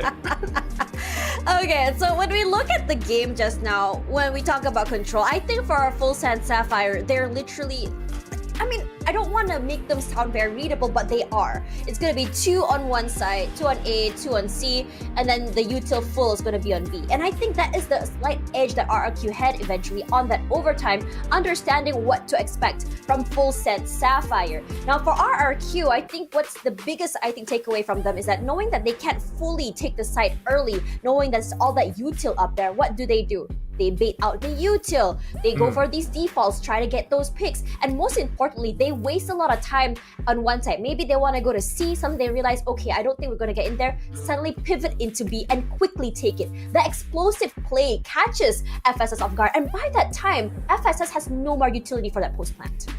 Yeah, but that said, there were some rounds, I mean, looking at some of the statistics, right, that FULLSENSE actually had some pretty good plays. Again, there's just so much history between the two teams right now, but the story, you know, we can't make this stuff up. No. It's just right there in the books for RRQ to take this home, because, I mean, they've been trying their hardest, you know, ever since losing to FULLSENSE back when they were X10 last year. They struggled a little bit, but right here, today, whether or not, you know, they've had some long games against Orangutan X or whatever else FULLSENSE had to go through, right now in this very moment, this combination of Alaka, Napski, Best coming up as well on the Sky, they popped off. They got so many kills, and with the way that they kind of position themselves on sites, they managed to come out huge.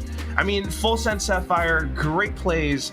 Some of the reads, some of the approaches that they had, like, first of all, yes, RQ off of timeouts, they recover incredibly well, but apart from that, there was one or two rounds where it was kind of funny. They made their way onto a site, but then they weren't quite able to hold it, and then Baby TZ snuck a ninja defuse. This happened twice. This game, Tash. I mean, with the ninja from Baby TZ and also the ninja from Polly. And let's not talk about, you know, as Daks quotes, Baby TZ is the demon that needs to be exercised by RRQ.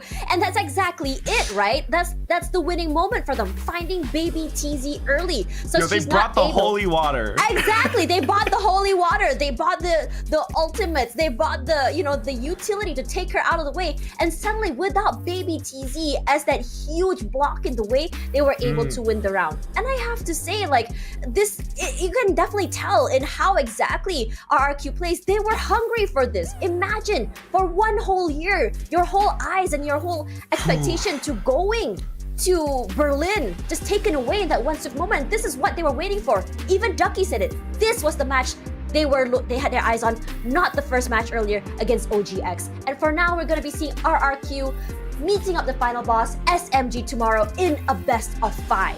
Oh my god, and that's another one, right? I mean, there's just so much history. These 3 teams, and then now you're gonna have the full RRQ roster up against, you know, SMG. You've got Kohabi. Yeah, we could talk about, you know, their previous team, like Renatus White from like the first year and everything. But now, like this new form, you've got Alexi in there as well, Shirazi, Kamiyu, and then of course a Neri. Ex-teammates playing against each other one more time. You can't make this up. This is just so good, Tash. It really we're is. being treated.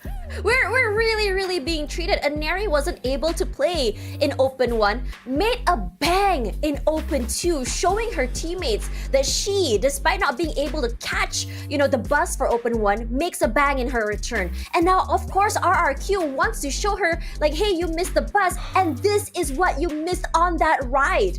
This is what we're going to be expecting tomorrow. And again, you said there's so much history, and it just shows that these girls, because they're so close, they are going to be moving around between each team. And the understanding that comes from them about being past teammates can be translated in how they react, how they read, exactly from what we saw in Pearl earlier, all the way till now. And I am so excited for it. Today has been a very long day, and I don't think we're going to be having interview, honestly, because RRQ, long day, 2 matches in a row, all of them OTs, and now they have to go up against the final boss. If anything, let's hope we get to talk to them tomorrow. Anyways, Hopefully. Yep, hopefully. Anyways, Tashbunny here alongside Quack. We also had a long day on desk, so we'll see you guys tomorrow. But which desk is the question? Good night, everyone.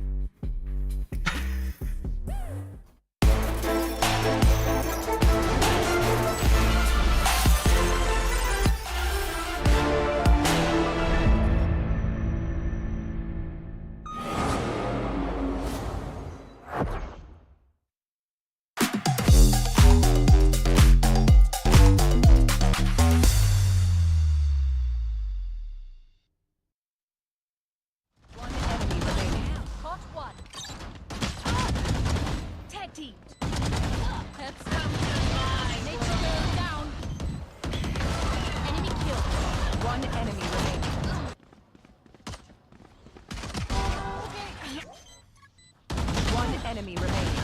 Clutch.